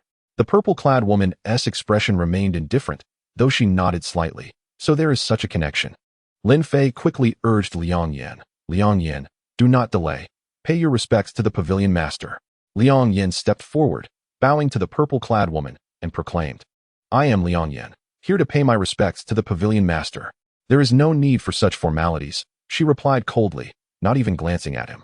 Turning to Lin Fei, she added, "A mere 5-element mixed root dares to seek entry into my pavilion? What does your esteemed senior take Yixing Pavilion for? Is any trash allowed to enter?" At her words, a surge of indignation welled up within Liang Yan. His nature was proud, and typically, he would not take such insults lightly. However, surrounded by powerful cultivators, any one of whom could easily obliterate him with a mere gesture. He gritted his teeth and suppressed his anger. Even Lin Fei appeared awkward in the moment. Fortunately, the purple-clad woman continued, "However, every action has its consequence. Since that person saved one of our disciples, it would be inappropriate not to grant some consideration, lest we become a subject of ridicule to outsiders." She then turned her gaze towards Liang Yan. Sensing a shift in fortune, Liang Yan held his breath, attentively awaiting her next words. Indeed, the woman in purple spoke softly. "Your spiritual roots are disordered and inadequate. It is unlikely that you will even break through to the 3rd level of Qi training in this lifetime. However, at Yixing Pavilion, we have 3 veins and 4 paths. If you believe you possess talent in any of these, you may choose one to join as a servant disciple. Consider a term of 6 years. If, after this duration, you can demonstrate your value to the sect, you will naturally be permitted to enter the outer sect and enjoy all the resources available to outer disciples. But if you show no talent, then you must leave the mountain." Having said this, she did not wait for Liang Yan's response, dismissively gesturing to the beautiful woman in blue accompanying Lin Fei. Her impatience evident. The woman in blue understood, bowed respectfully, and led Liang Yan out of the hall. Liang Yan remained silent until they exited the hall and stepped into the vast blue sky outside, where he finally exhaled a breath of frustration. The woman in blue, noticing his demeanor, spoke, "You need not take it too seriously. The world of cultivation values strength above all. The strong are revered. Try to see it this way. Although your aptitude is lacking, being under the protection of the sect is certainly better than suffering in the secular world." Liang Yan, while not entirely convinced by her words, recognized her intent to comfort him and thus expressed his gratitude. "Thank you, Master Zhou, for your guidance. May I inquire about the 3 veins and 4 paths that the pavilion master mentioned?" The woman in blue smiled gently. "You need not call me master. Now that you have entered the sect, even as a servant disciple, you may address me as Aunt Zhou. As for the 3 veins and 4 paths, the 3 veins refer to the pill vein, the talisman's vein, and the array vein, while the 4 paths encompass the arts of the guqin, chess, calligraphy, and painting." "Oh, I see." Liang Yan's expression transformed as understanding dawned upon him. Pondering to himself, "The old hag mentioned that I must prove my worth to the sect after 6 years to be accepted. The 4 arts primarily focus on personal cultivation. In terms of contribution to the sect, they certainly cannot compare to a pill master, talisman master, or array master. I have previously heard an old monk mention that pill masters must refine their own pill fire, which has exceedingly high entry requirements. I fear achieving any significant progress within 6 years is quite challenging. As for talisman masters, they require a tranquil disposition, a mind like still water. That seems difficult for me as well. It appears that I can only attempt the array path." Resolute in his decision, Liang Yan spoke, "Aunt Zhou, I wish to join the array vein." Aunt Zhou looked at him with a peculiar expression, hesitating before replying, "While the choice is ultimately yours. You are a junior brought by Lin Fei, so I must explain a few things. Although our sect's grandmaster, Yixing Jinren, is renowned for his dual mastery of chess and arrays, the array path has been declining for a millennium and few can comprehend it. The array vein is sparsely populated, vastly inferior to the talisman and pill veins. I suggest you reconsider and choose one of the other two. Realizing this situation, Liang Yan pondered briefly before asserting, Aunt Zhou, my mind is made up. I have a strong inclination towards the array path. I earnestly request that you guide me into the array vein. Very well, Aunt Zhou sighed. Follow me. Within the valley of Yixing Pavilion, nestled in a secluded apricot grove, stood a quaint pavilion with red bricks and green tiles. Beneath the octagonal eaves hung a series of bells that chimed gently with the breeze, reminiscent of birds singing and swaying. In front of the pavilion sat a large yellow wooden table where a middle-aged man, clad in a long yellow robe, dozed deeply. Suddenly, his large ears perked slightly, and he lifted his head to see two figures emerging from the end of the apricot grove's path, a man and a woman, Liang Yan and his companion. Startled, the middle-aged man sprang up and rushed toward them, saluting Aunt Zhou, servant disciple in charge of the miscellaneous duties. I greet you, master. I was unaware of your arrival and apologize for not welcoming you properly. Enough, Aunt Zhou interrupted impatiently, waving her hand. I brought him to join as a servant disciple in the array vein. She gestured towards Liang Yan. The middle-aged man was momentarily taken aback, then turned to Liang Yan, saying, I did not expect new servant disciples to join the array vein. Rest assured, master, I shall ensure he learns quickly. Aunt Zhou nodded slightly, raised her right hand, and a sheepskin scroll flew into Liang Yan's grasp. She then instructed him, from this day forth, you are a servant disciple of the array vein at Yixing Pavilion. This is the sect's map. Tomorrow morning, report to the ritual and law halls to register and receive the sect's regulations manual. You must strictly adhere to the regulations. Any violations will be dealt with severely by the law disciples. Do you understand? Liang Yan's expression hardened as he respectfully replied, I understand. Satisfied? Aunt Zhou nodded and turned to leave. The middle-aged man, surnamed Wang, watched her depart before turning to Liang Yan, his expression shifting to one of seriousness. What is your name? Do you have any family members or siblings in the sect? Liang Yan paused before answering honestly, my name is Liang Yan. I have no relatives practicing in the sect. Upon hearing this, a flicker of disdain crossed Wang's eyes. He then retrieved a wooden token from his sleeve, infused it with spiritual energy, inscribed upon it, and returned to the table to stamp it with a seal before tossing it to Liang Yan. This is your identity token as a servant disciple.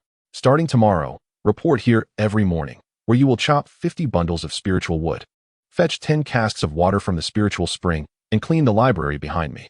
Failure to complete these tasks will result in punishment. Remember this, I am Wang Yuan, and I am in charge of all matters here. Do you understand? Liang Yan accepted the token, noting its crude wooden construction. With the words servant disciple inscribed on the back, and Liang Yan on the front, marked with a dark red seal. He thought to himself, this celestial token seems rather ordinary. Nevertheless, he clasped his hands and said, I will do my utmost to fulfill the tasks. Very well. Wang Yuan continued. To the northwest of the apricot grove is the residence designated for servant disciples. This token will allow you to bypass the restrictions of the outer courtyard. You may choose a room as your dwelling. With that, he dismissed Liang Yan and returned to his table to rest. Liang Yan accepted the token, bid farewell to Brother Wang, and proceeded toward the northwest residence. Shortly thereafter, he spotted a gray-brown courtyard with about 10 rooms. Liang Yan, having cultivated for an extended period, possessed heightened senses, and he discerned from a distance that only 2 doors among the 10 were closed, while the others stood wide open, devoid of occupants. Prompting a wry smile, it seemed the array vein was indeed in decline. Chapter 12. Learning the array, Liang Yan selected a room in the right corner of the courtyard, where thick layers of dust accumulated. After a brief cleaning, he placed his belongings down and was about to sit in meditation when he noticed 2 figures approaching along the path, one stout and one slender, both clad in identical gray garments. Utilizing his cultivated senses, Liang Yan discerned that both individuals were merely at the first level of qi training, their spiritual energy lacking, barely surpassing the physicality of ordinary martial artists. Upon entering the courtyard and noticing an additional person present, the 2 appeared somewhat surprised. Liang Yan stepped out of his room and greeted them first. I am Liang Yan, a newly initiated servant disciple. I look forward to your guidance, esteemed brothers. The stout brother smiled warmly. Ah, a new disciple. No need for formality. I am Li Dali, and this is Sun Qianli. You may call us Brother Li and Brother Sun, as we usually do. Before Liang Yan could respond, Sun Qianli interjected, you 2 continue your conversation. I shall take my leave. With that, he returned to his room, shutting the door with a decisive thud. Li Dali, appearing somewhat embarrassed, chuckled, "Brother Liang, do not take it to heart. Brother Sun's constitution is weak, and since our tasks as servant disciples are quite demanding, he often looks exhausted and heads straight to bed after work." Liang Yan smiled faintly, indicating that he bore no lingering worries. After conversing briefly with Li Dali, they each returned to their respective quarters. After a night of meditation, as dawn broke the next day, Liang Yan was already dressed and prepared. Following the map provided by Uncle Zhu, he reported to the ceremony pavilion and the law pavilion to collect the sect's edicts and a set of gray robes designated for miscellaneous disciples. Upon hastening back to the pavilion in the center of the apricot grove, he found that Li Dali and Sun Qianli had already arrived, while only Wang Yuan was yet to appear. Liang Yan approached and stood alongside the two. Li Dali offered him a friendly smile, while Sun Qianli maintained his indifferent demeanor.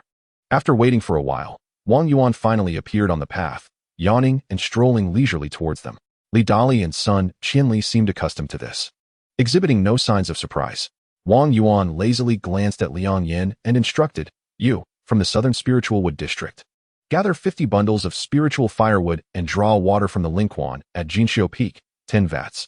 Remember to transport these to the storeroom and register them under my name. Once you're done, come to the library to clean." He then turned to Li Dali and Sun Qianli, saying, "As for you two, it's south the usual place. If you're clear, then get to work." After receiving their tasks, the trio retrieved their tools from the storeroom and dispersed to their respective work areas. Following the map, Liang Yan made his way to the Spiritual Wood District. Before long, he was greeted by a lush grove, the trees towering impressively, some exceeding 5 zhang in height. He selected a relatively shorter spiritual tree and swung his axe, only for it to embed itself 7 inches deep with a resounding thud. Liang Yan could not help but click his tongue in surprise. Given that his cultivation focused on enhancing his physical form, this task proved surprisingly laborious. Judging by the prowess of the other two, they would likely require an entire day to complete such work. It seemed the life of a miscellaneous disciple was indeed arduous. Contemplating this, Liang Yan silently activated the nameless technique passed down by the old monk and gathered his strength to strike down once more.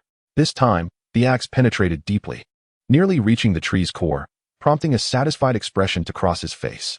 He continued chopping until he finally completed the 50 bundles of spiritual wood, which took him until nearly noon.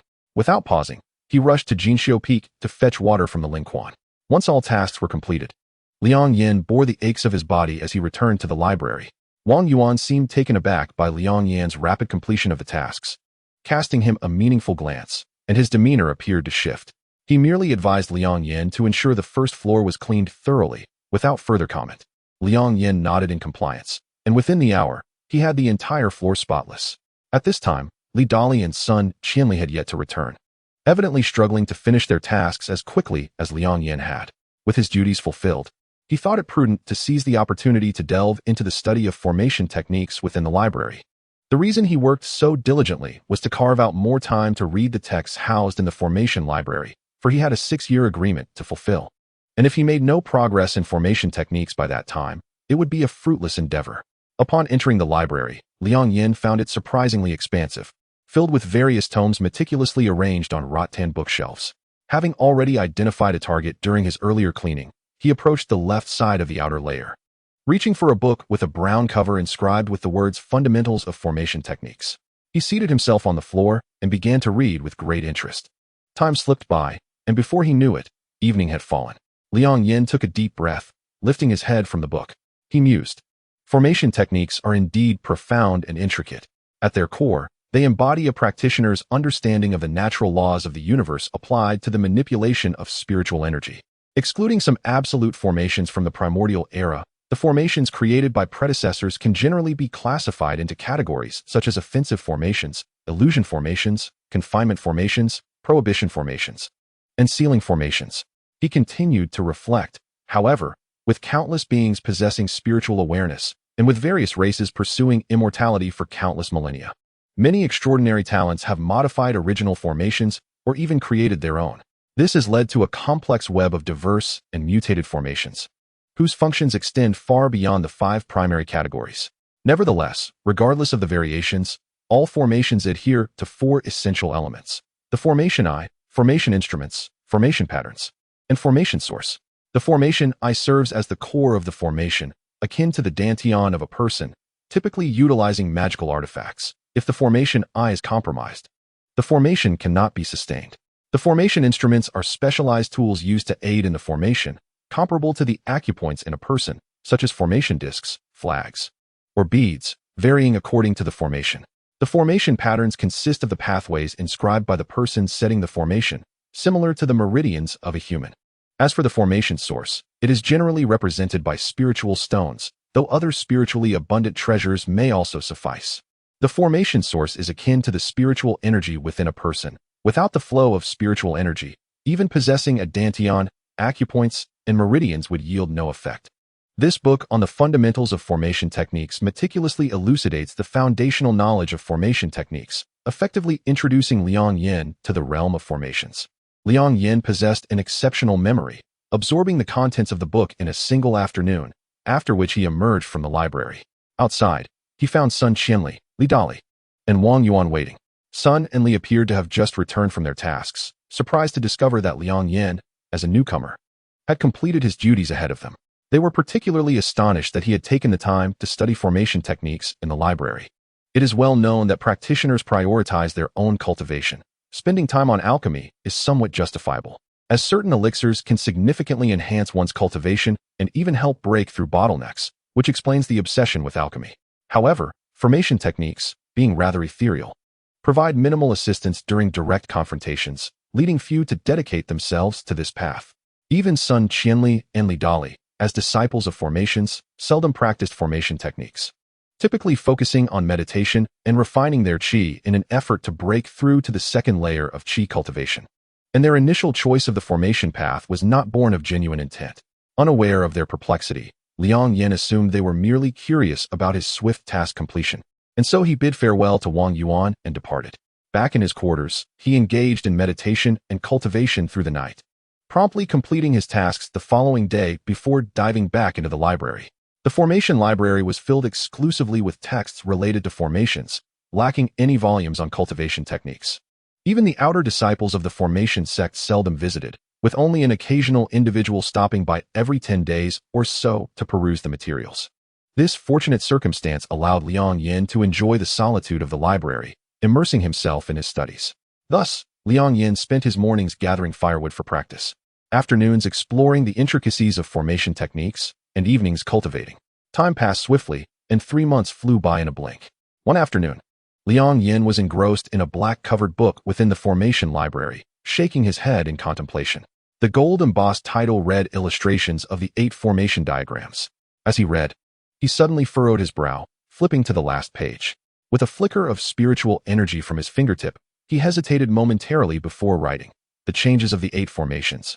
With the heavens as the vanguard, the master of the formation must not act too hastily, lest he faces destruction from within. One should conceal oneself like a hidden dragon, only revealing oneself when a life-and-death situation arises. Pausing to reflect, he added, the ground supports the vanguard, charging against the enemy with unyielding force. Yet, a trapped beast cannot fight for long.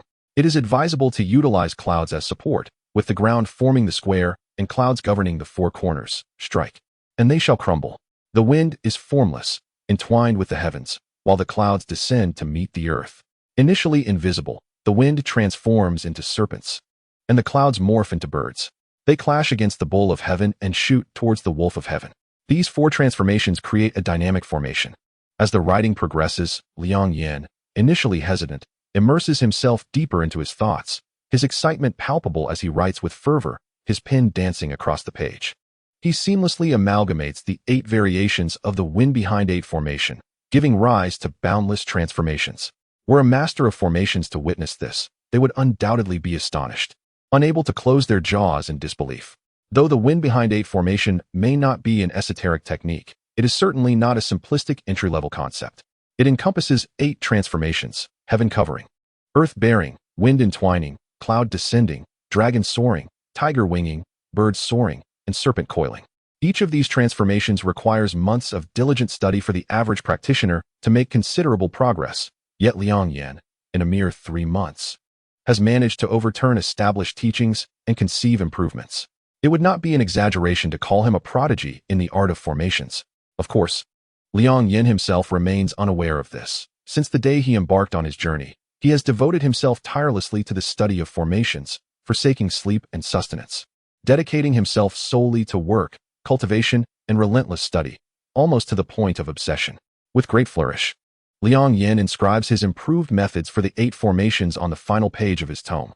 Suddenly, he feels a tinge of embarrassment, realizing that he, merely a novice in the art of formations, is boldly expressing grand ideas within this library. A flush of color rises to his cheeks, and he concludes with a final line, "Mad scholar's foolish words."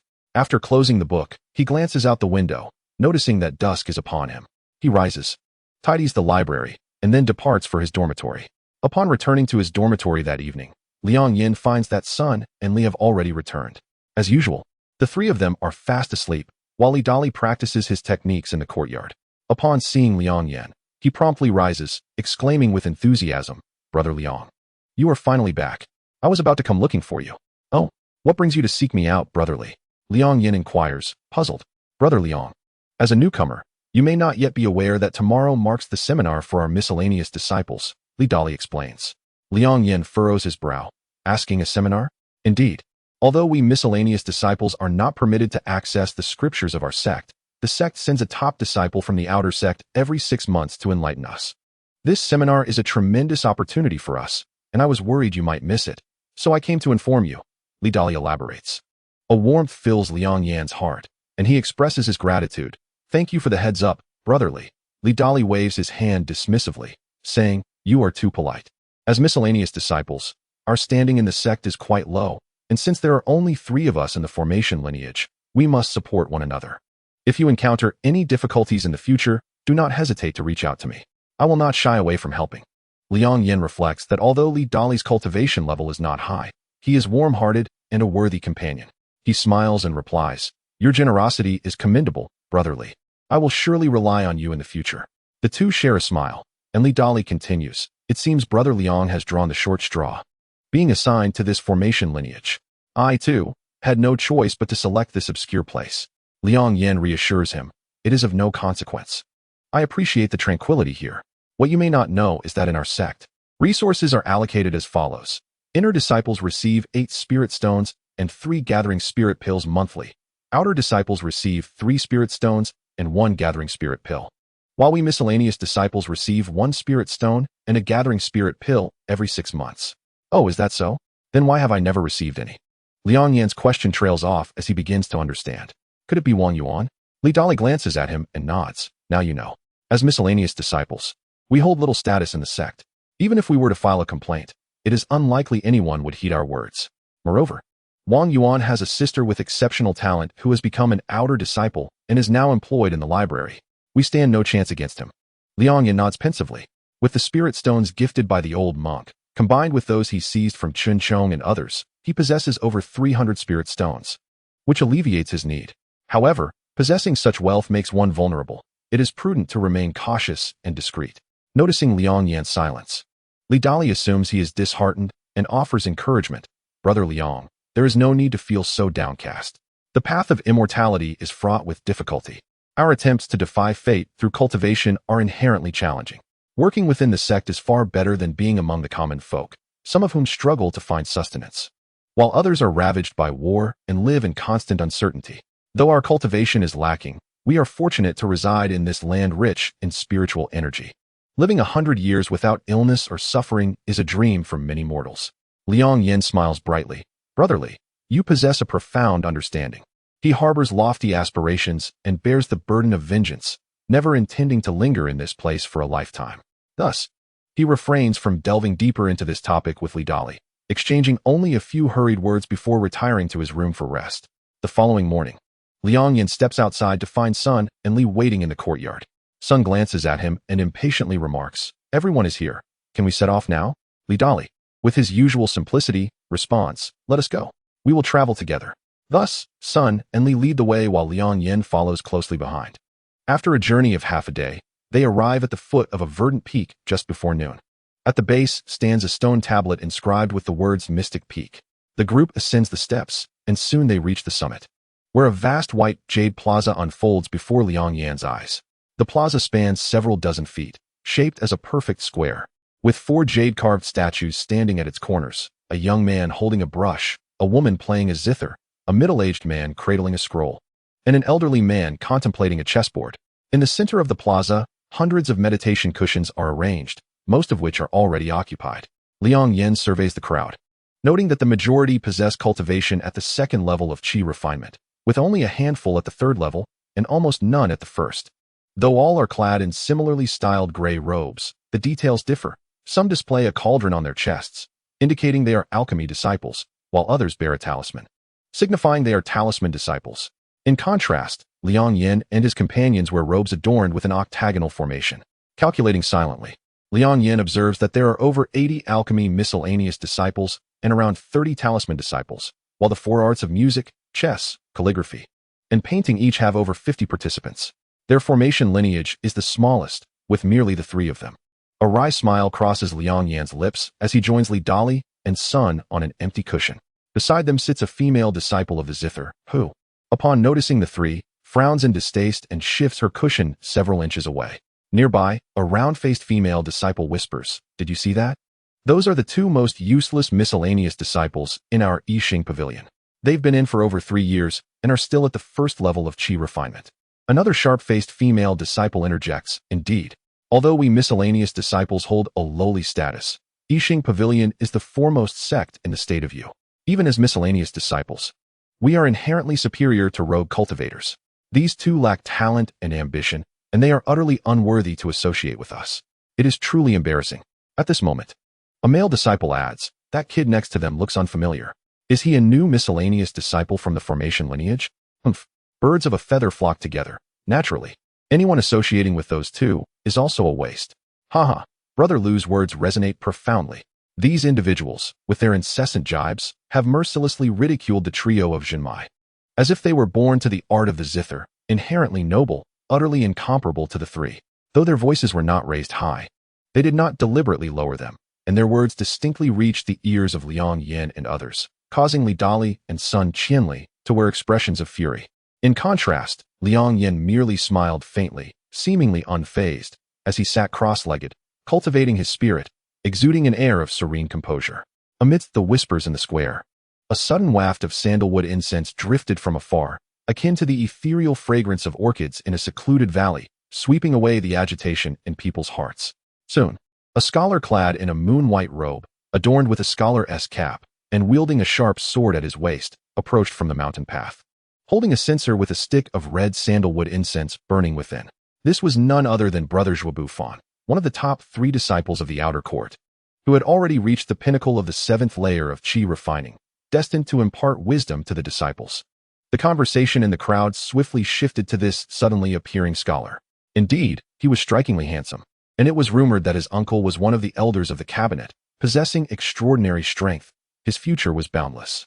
Some female disciples displayed infatuated expressions, murmuring, Zhuobufan, Zhuobufan, truly extraordinary." Zhuobufan observed the crowd's reactions with an unchanging countenance, leaping gracefully onto the podium. He placed the censer down and began, "Dear junior brothers and sisters, I, Zhuo, am but unworthy, yet I stand here as one of the disciples to impart teachings. If any of you have questions during my discourse, please feel free to ask. I shall share all that I know." He then gestured toward the censer, saying, "What I have brought is the tranquil incense, which aids in spiritual enlightenment. Opportunities such as this are rare. I hope you cherish them." "What? The tranquil incense?" A wave of astonishment rippled through the audience. The tranquil incense, a costly treasure, has the effects of calming the mind and aiding cultivation, greatly assisting in breaking through bottlenecks and nourishing the spirit. Not to mention, even the outer disciples seldom have the chance to obtain a single stick, yet Zhuobufan generously chose to share it during this teaching session. Excitement radiated from the disciples, their admiration for Zhuobufan palpable. At that moment, an older servant disciple from the Dan vein coughed lightly and said, "Brother Zhuo's cultivation and character are unparalleled. We are in awe. Now, let us quiet down to attentively hear Brother Zhuo's teachings." With this, the crowd fell silent, and Zhuobufan nodded in approval toward the Dan vein disciple before slowly beginning. "As cultivators, we walk against the heavens. The path is fraught with peril, and only those with great will can succeed. The journey of cultivation revolves around refining essence into qi, qi into spirit, and refining spirit to the void. Ultimately, essence and qi unite, qi and spirit merge, and spirit resides in the void. Thus, All beings and the roots of all things are about refining qi and nurturing spirit, progressing step by step. As the gentle breeze flowed and the sandalwood incense curled, Zhuo Bufan lectured atop Xuanji Peak, his audience captivated. The sound of a pin drop audible among the 300 servant disciples, who were entranced, unaware of the passage of time. Therefore, to refine qi, one must adjust the heart. If the mind is unstable, there will be numerous dangers in future cultivation. If during a breakthrough, the heart demon invades, the consequences can range from regression in cultivation to a lifetime of stagnation, or worse, falling into madness, irreversibly lost.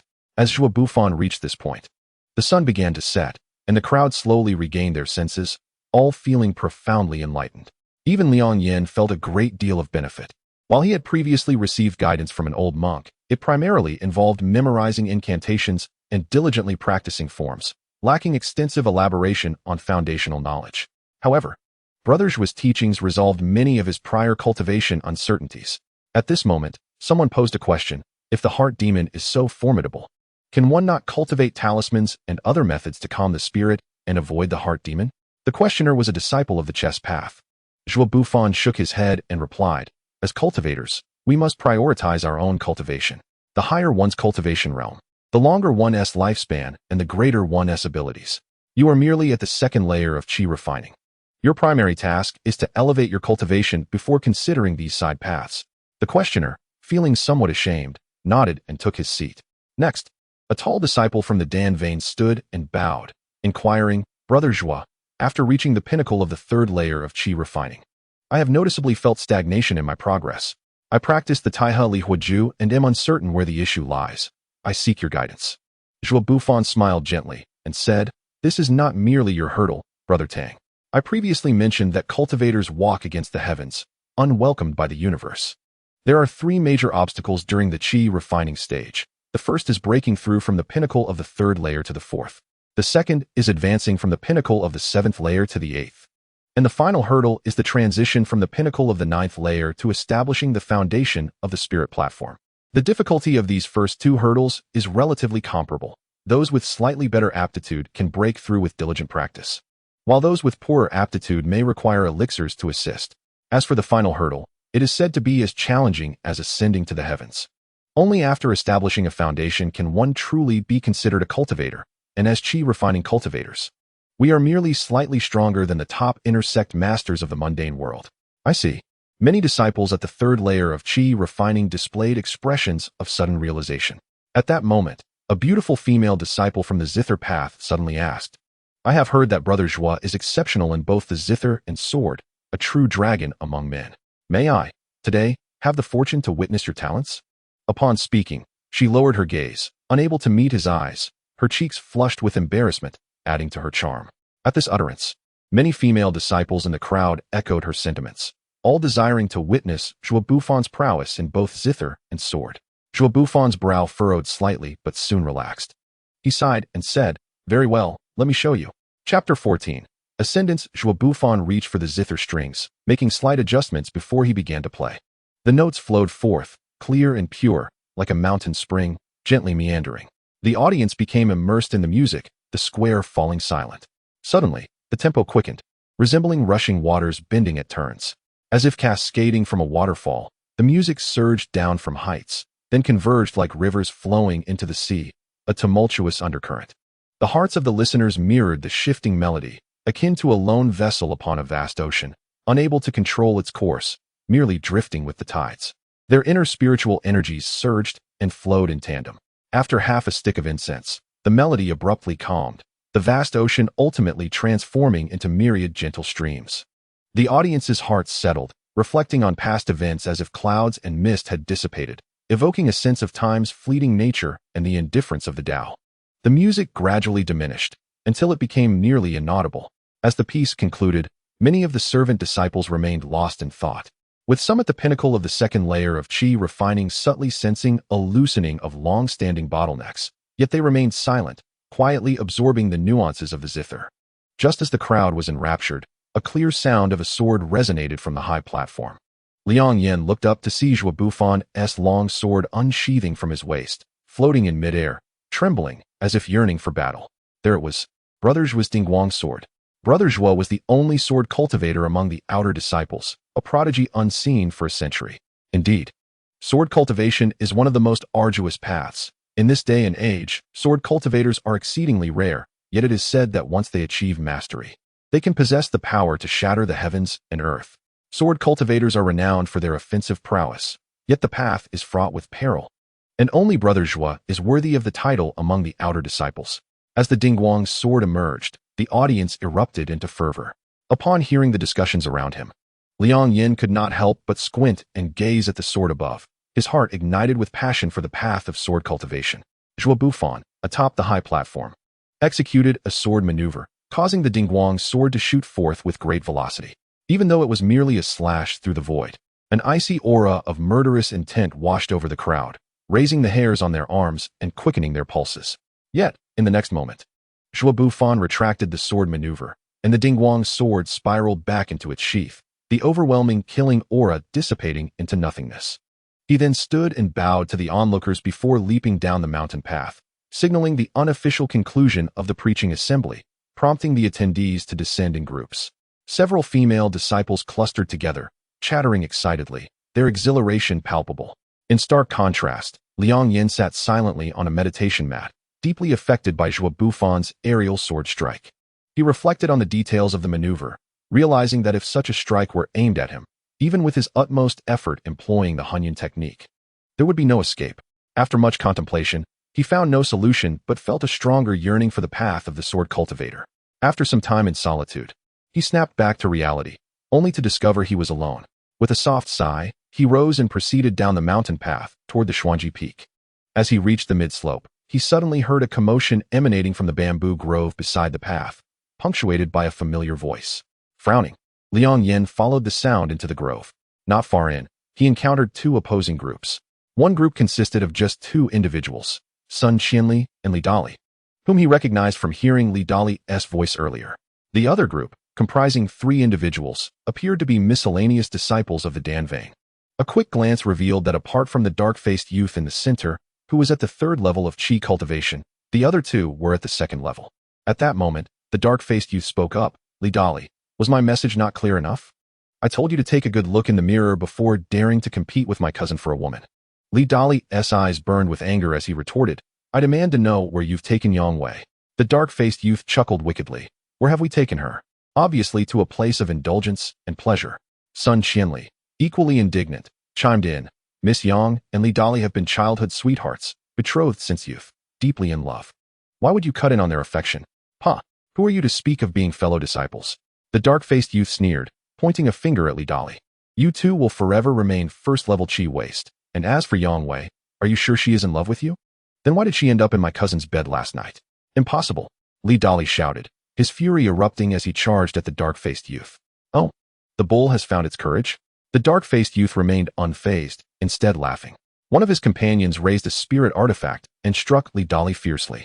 Staggering, Li Dali coughed up blood and collapsed, gasping for air. Ha, waste is waste, utterly useless, the dark-faced youth cackled, joined by the laughter of the other two miscellaneous disciples. Sun Qianli clenched his fists, his nails digging into his palms, yet he dared not intervene. The dark-faced youth cast a disdainful glance at Sun Qianli and declared triumphantly, Let me be frank, you two, along with Yang Wei, are nothing but first-level qi trash. My cousin is the chosen one, already at the 5th level of qi cultivation at just 23 years old, not even acknowledging your existence. As for Yang Wei, she is merely a plaything for my cousin, who only finds her attractive enough to amuse himself. It's laughable that she believes he would marry her. Beast. Li Dali's eyes bulged with rage as he stood, fists raised, but his injuries rendered his punch feeble. The dark-faced youth took the blow without flinching, laughing heartily. Seeing his attack ineffective, Li Dali spat a mouthful of phlegm, catching the dark-faced youth off guard. However, some of it still splattered onto his sleeve. Seeking death, the dark-faced youth fumed, raising his fist to strike Li Dali's crown. Being a physical cultivator at the 3rd level of qi, one solid hit would be fatal for Li Dali.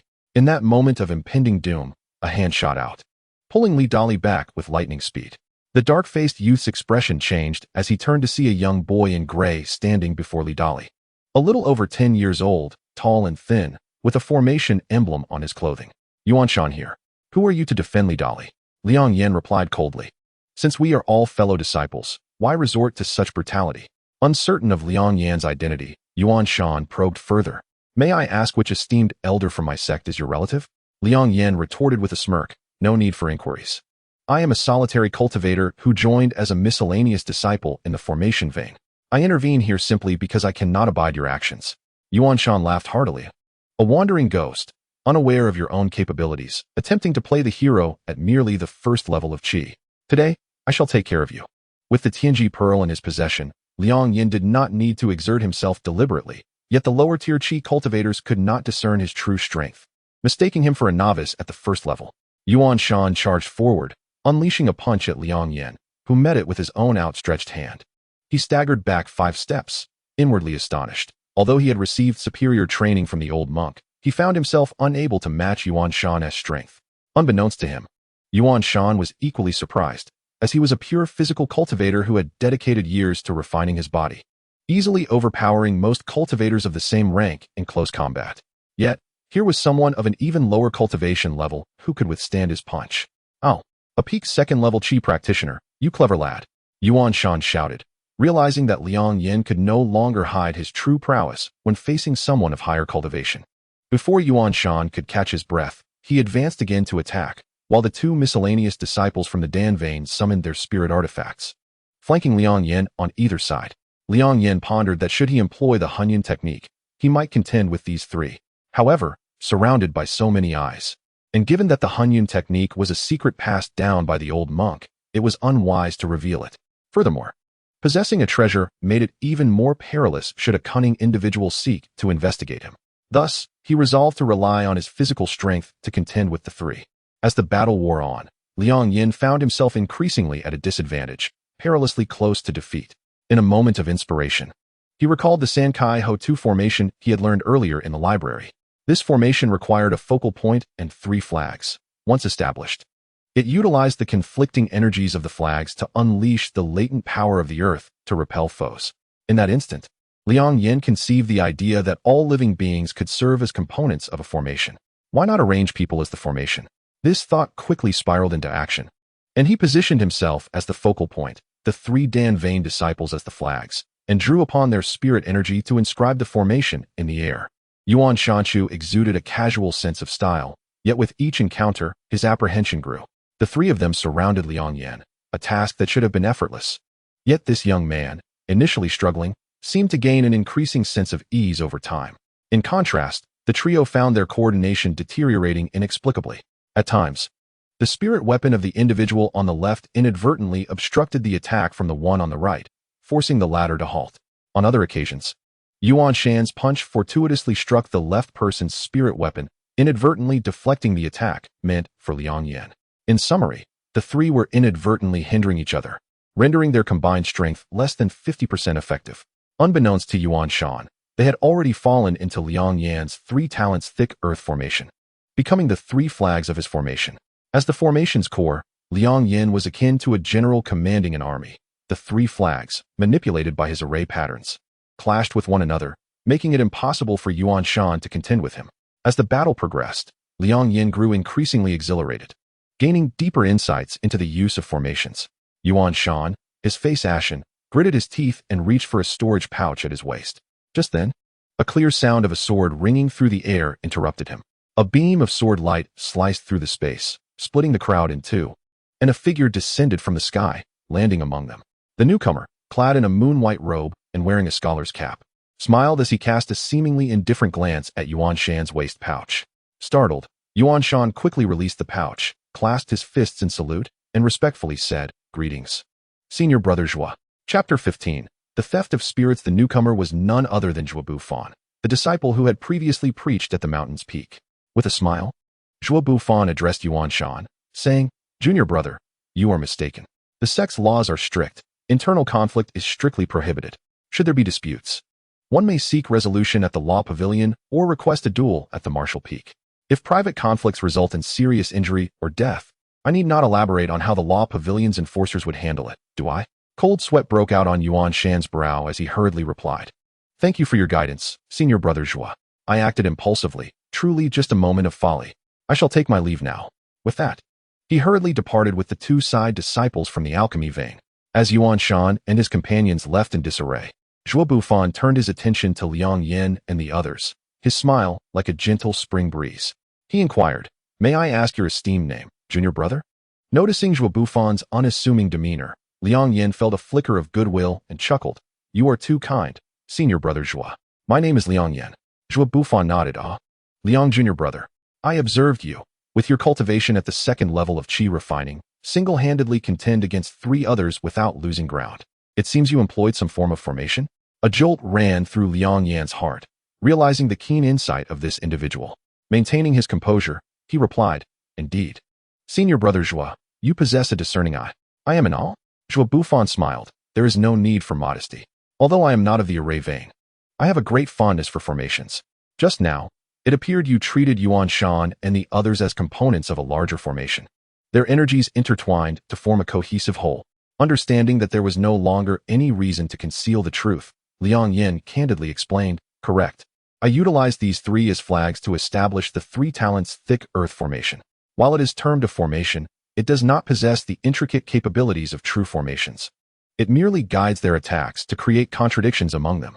If their cultivation were slightly higher, or if they had some understanding of formations, my method would be ineffective." Zhuo Bufan, upon hearing this, appeared astonished, murmuring to himself, "Formations can not only be employed for one's own defense, but also to counter enemies. So that's how it is."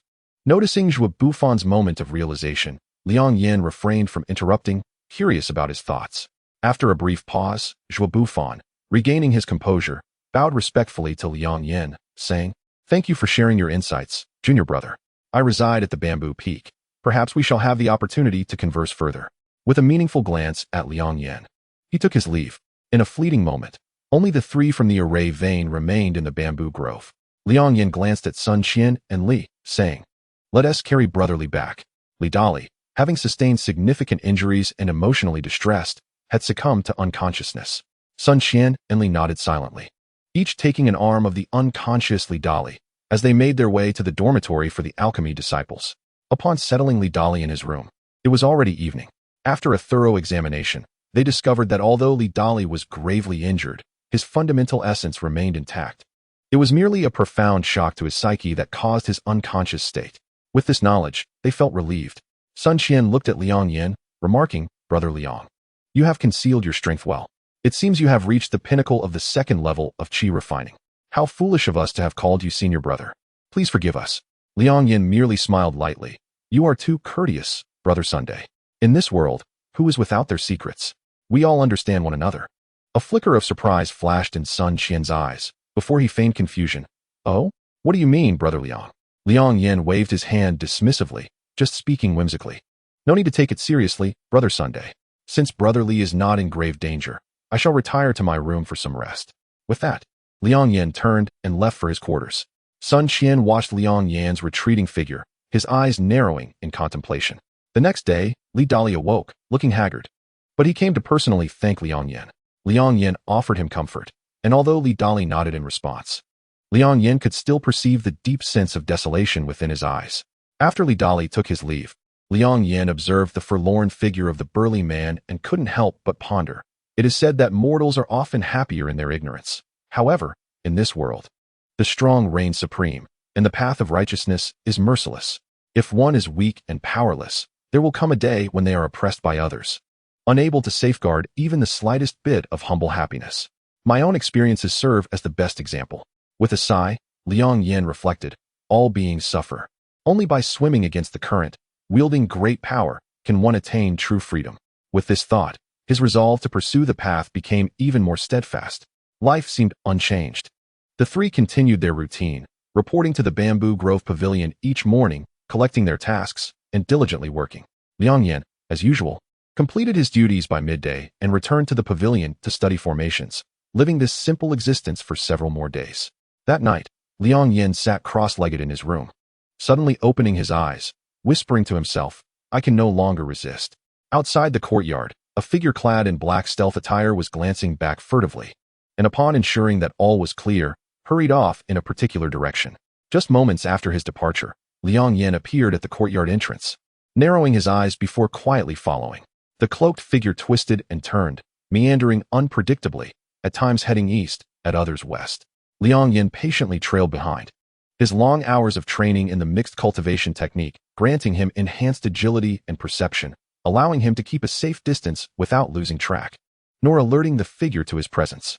After about half an hour, the black-clad figure suddenly halted in a clearing within the forest, clasping his hands behind his back and sighing, "There is no need to hide.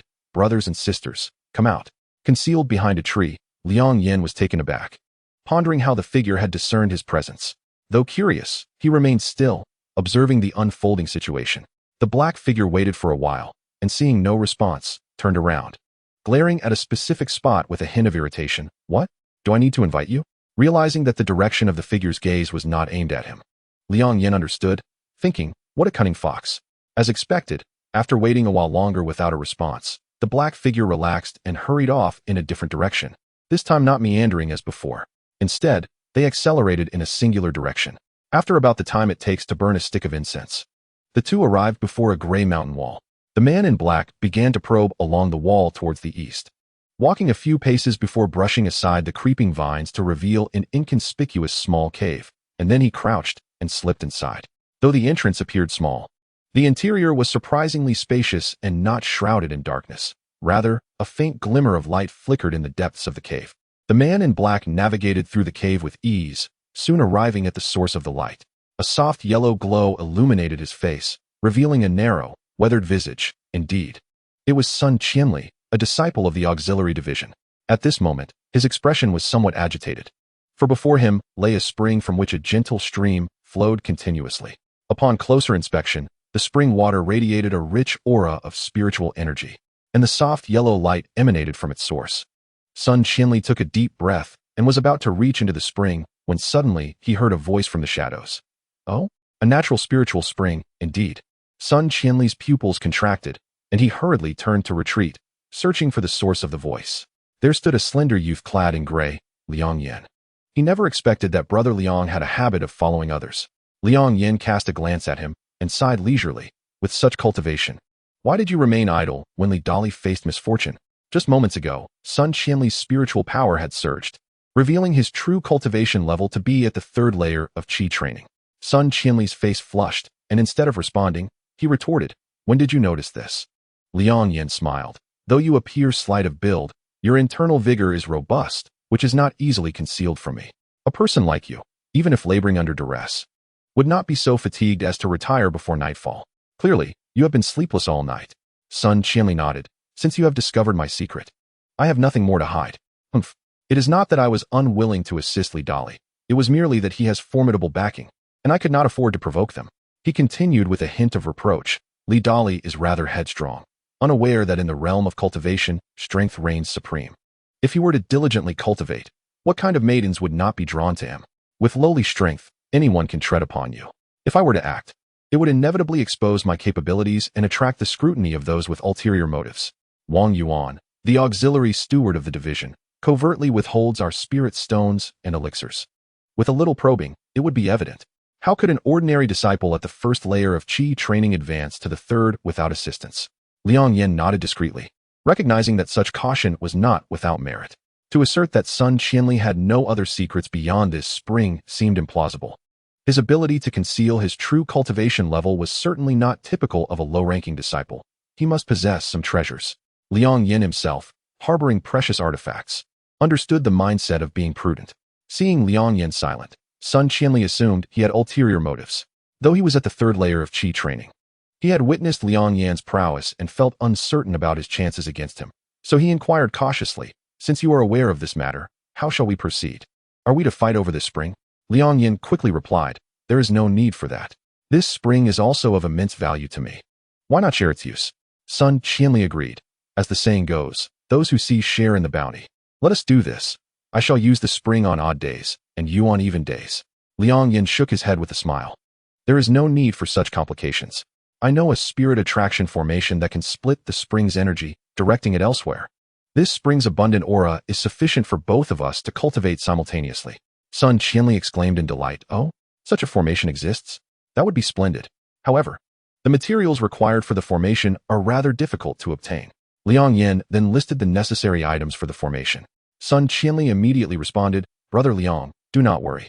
Just set up the formation, and I shall handle the materials." After their discussion, they decided that Sun Qianli would cultivate there that night, while Liang Yan carefully surveyed the surroundings before returning to his quarters. The following evening, Sun Qianli indeed arrived at the cave with the formation materials. Liang Yan, impressed by his efficiency, thought to himself that this person was certainly not just an ordinary auxiliary disciple. Liang Yan accepted the materials and swiftly began to set up the formation within the cave. Soon, the spiritual energy from the spring was divided by the attraction formation, directed to the east and west sides of the cave. In the darkness, Liang Yan and Sun Qianli sat on either side and began their cultivation. Liang Yan closed his eyes and cultivated, feeling the surging spiritual energy from the spring, which made his entire body feel at ease. He rejoiced inwardly, thinking that with such abundant energy available, it was far more efficient than using spirit stones for cultivation. He was confident that before long, he would be able to break through to the third layer of qi training. Just as he was reveling in this thought, a strange purple hue suddenly emerged from the gentle flow of spiritual energy, swiftly entering Liang Yan's body. The moment it entered, he felt as if he had plunged into an ice cavern, a chilling sensation coursing through him. He instinctively opened his eyes and looked towards the spring in confusion. After a considerable time, just as Liang Yan began to doubt his earlier perception, another purple light burst forth from the spring, darting towards him with incredible speed. This time, Liang Yan was prepared and turned to evade. However, the purple light seemed to possess a will of its own, curving in midair to pursue him with even greater velocity. Liang Yan hurriedly dodged, but ultimately, he was still caught by the purple light. As the purple light entered his body, a bone-chilling sensation enveloped him, yet this time, Liang Yan observed closely and discovered that the purple light appeared to be drawn along his meridians, ultimately being absorbed by his dantian. More precisely, it was absorbed by the heavenly mechanism pearl within his dantian. The heavenly mechanism pearl absorbed 3 streams of purple light, causing it to tremble slightly. Moments later, it expelled an exceptionally rich aura of spiritual energy, which slowly dispersed throughout his limbs and bones. Liang Yan was overjoyed, though he did not fully comprehend the situation. How could he let such an opportunity slip away? He promptly crossed his legs and began to refine the pure spiritual energy. After a night of cultivation, Liang Yan's internal spiritual power became increasingly refined. After a night of observation, he deduced that the purple lights seemed to be attracted by the heavenly mechanism pearl, actively drawn out from the spring. This conclusion was supported by Sun Qianli, who appeared to be entirely unaffected by the purple lights. There must be some hidden mystery within this spring, Liang Yan thought to himself. However, this was merely speculation. He lacked the ability to discern its secrets. Gaining access to the spiritual energy and purple lights from the spring was already an immense boon. Liang Yan was filled with delight. If he continued cultivating in this manner, he would likely be able to attempt breaking through the pinnacle of the second layer of qi training to reach the third layer in just a few days. At this moment, dawn was beginning to break. Liang Yan finished his cultivation and stood up, while Sun Qianli also concluded his practice and approached him. "It seems Brother Liang has made quite a harvest overnight," Sun Qianli remarked, regarding him with surprise. To understand their low-level qi practitioners, one must realize that they are merely akin to the formidable masters of the internal sects in the mundane world. They still require food and rest. After a night of continuous cultivation, although Sun Qianli suffered no physical harm, he felt profoundly fatigued mentally. At that moment, his face bore the unmistakable signs of exhaustion, much like what one would observe during the day. In contrast, Liang Yan radiated vitality and energy, showing no trace of fatigue. He was aware that this was the effect of the nourishing purple light, yet he refrained from stating it outright and merely nodded in vague acknowledgement. Both parties harbored their own thoughts and did not inquire further. After a brief exploration of the vicinity, they returned to their dormitory. In the days that followed, Liang Yan devoted his days to work and study, and by night, he practiced in the cave with Sun Qianli. One night, Liang Yan suddenly sensed a change. The spiritual energy flowed through his meridians for several cycles. However, upon reaching the Baihui acupoint at the crown of his head, its movement slowed, as if an invisible barrier obstructed its passage. Liang Yan recognized this as the bottleneck of the second level of qi training. Only by breaking through this barrier could he ascend to the third level. Thus, he focused his mind, continuously mobilizing the spiritual energy within him, repeatedly directing it towards the Baihui acupoint.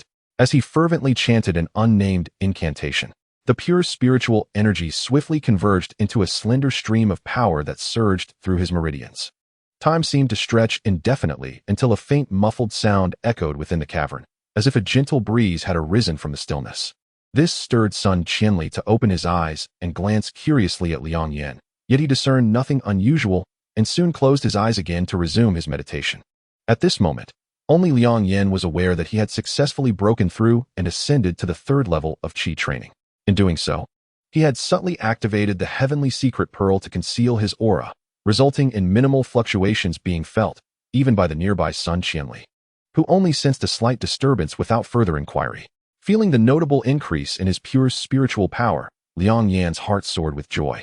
However, he maintained his diligence, quietly continuing to consolidate his newly achieved realm. When he opened his eyes again, daylight had already broken, and upon glancing aside, he found Sun Qianli had departed. It was evident that his companion had grown impatient waiting for him, and rather than disrupt his practice, had chosen to return alone. Calculating the time, Liang Yan realized it was nearly time to report to Wang Yuan. He muttered to himself. Nonetheless, he decided to return to his dormitory for a quick wash, as he had unknowingly expelled some impurities during his breakthrough, leaving him feeling quite uncomfortable. Liang Yan understood that each breakthrough during the qi training phase improved one's constitution, cleansing the meridians and eliminating inherent impurities, thus making the body more suitable for cultivation. As he walked towards the dormitory, he soon arrived at the front of the humble thatched house in the apricot grove. At that moment, a figure stood in the courtyard, adorned in a moon-white robe, with a sharp sword at his waist and a scholar's cap atop his head, exuding an air of elegance and freedom. Upon hearing Liang Yan's footsteps, the figure turned and greeted him with a smile. "Junior brother Liang, I have been waiting for quite some time." Liang Yan felt puzzled and simultaneously wary, realizing that he had not returned all night, and this person had appeared without his knowledge. The spiritual spring had greatly benefited his cultivation, and he could not afford to reveal any hint of his progress. Contemplating this, Liang Yan bowed respectfully and replied, "Greetings, Senior Brother Zhua." He then added, a look of confusion on his face, "Senior Brother Zhua is among the top elite disciples of the outer sect, while I am merely a humble servant disciple. I am honored that you would take the time to visit someone as insignificant as myself." Zhua Bufan maintained his beaming smile, which enveloped one like a gentle spring breeze. He responded calmly, "Not at all. Your talent in the formation arts is truly exceptional and rare in this world. Although I was born with a strong alchemical vein, I am quite enamored with the path of formations, which is why I sought to meet you. I hope you will be generous enough to impart your knowledge." Liang Yan felt a tinge of embarrassment from such flattery and could only reply, "It's merely a trivial skill. When your divine sword strikes, these minor techniques would hardly withstand your prowess." Zhua Bufan's expression turned serious as he said, "Junior brother, do not underestimate yourself. There are myriad paths, each with its own brilliance. Our sect's founder, the esteemed Yixing Zhenren, was renowned for his mastery of chess formations, which is how he entered the Tao and established the Yixing Pavilion, a grand sect that has lasted for a millennium." Liang Yan's face flushed slightly as he replied, "Thank you for your guidance, Senior brother. I will surely remember your words." Zhua Bufan's demeanor softened, and he smiled at Liang Yan again, saying, "In fact, I have come today specifically to request your assistance in setting up a formation." "What?" Liang Yan exclaimed, surprised. "Do you still require my help with a formation?" "Indeed." Zhua Bufan nodded. "I have been trying to refine a particular elixir, but it has proven exceedingly difficult to succeed, especially during the refining process. The spiritual energy of the materials tends to dissipate, resulting in failure to produce a viable pill." Upon hearing this, Liang Yan's mind sparked with realization, and he blurted out, "Are you perhaps looking to set up a gathering spirit formation?" Zhua Bufan regarded him with approval and nodded, "Precisely. I wish for you to assist me in establishing this formation during the alchemical process, ensuring the material's spiritual energy remains condensed, thus increasing the likelihood of success." He then added somewhat awkwardly, "I have also studied some formations myself in pursuit of this, but I have yet to grasp the essence. To be honest, my demand for this elixir is quite significant, and I have yet to produce a single one. If you can help me, I will offer you a generous reward." As he spoke, he opened his right hand to reveal 3 pristine white pills, adorned with cloud-like patterns. Gathering spirit pills. Liang Yan inhaled sharply. These pills are invaluable to qi practitioners, enhancing their constitution and accelerating their absorption of spiritual energy, especially for someone like Liang Yan. With a complicated spiritual root and a naturally slow absorption rate, they were exceptionally precious. Normally, servant disciples within the sect would receive one such pill every 6 months to aid their cultivation. But Liang Yan and his companions had seen their resources intercepted by Wang Yuan. Now, Zhuo Bufan unexpectedly presented 3 pills, an irresistible temptation. Suppressing his astonishment, Liang Yan addressed Zhuo Bufan. I fear my skills may be insufficient, and I might disappoint you, senior brother. No worries, Zhuo Bufan assured him. Just do your best. As the saying goes, we can plan, but the outcome lies with fate. Liang Yan nodded slightly, then continued. However, as a servant disciple, I may still need to finish my duties before he could finish, Zhuo Bufan interjected. You need not worry about that. I have already spoken to Wang Yuan, and from now on, whenever I am refining pills, you will be excused from your duties for the day. Just come to assist me with the alchemy. Liang Yan was taken aback by his ability to command the servant disciples, but recalling the discussions he had overheard among a few disciples of the Zither path. It seemed Zhuo Bufan had a relative among the inner cabinet elders, granting him certain privileges.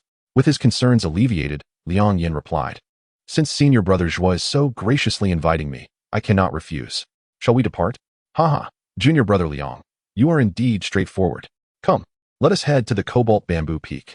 With that, he formed a hand seal, and a luminous sword spiraled into the air, hovering gracefully at chest height between them. Zhuo Bufan pulled Liang Yan along, and the two ascended the flying sword toward cobalt bamboo peak.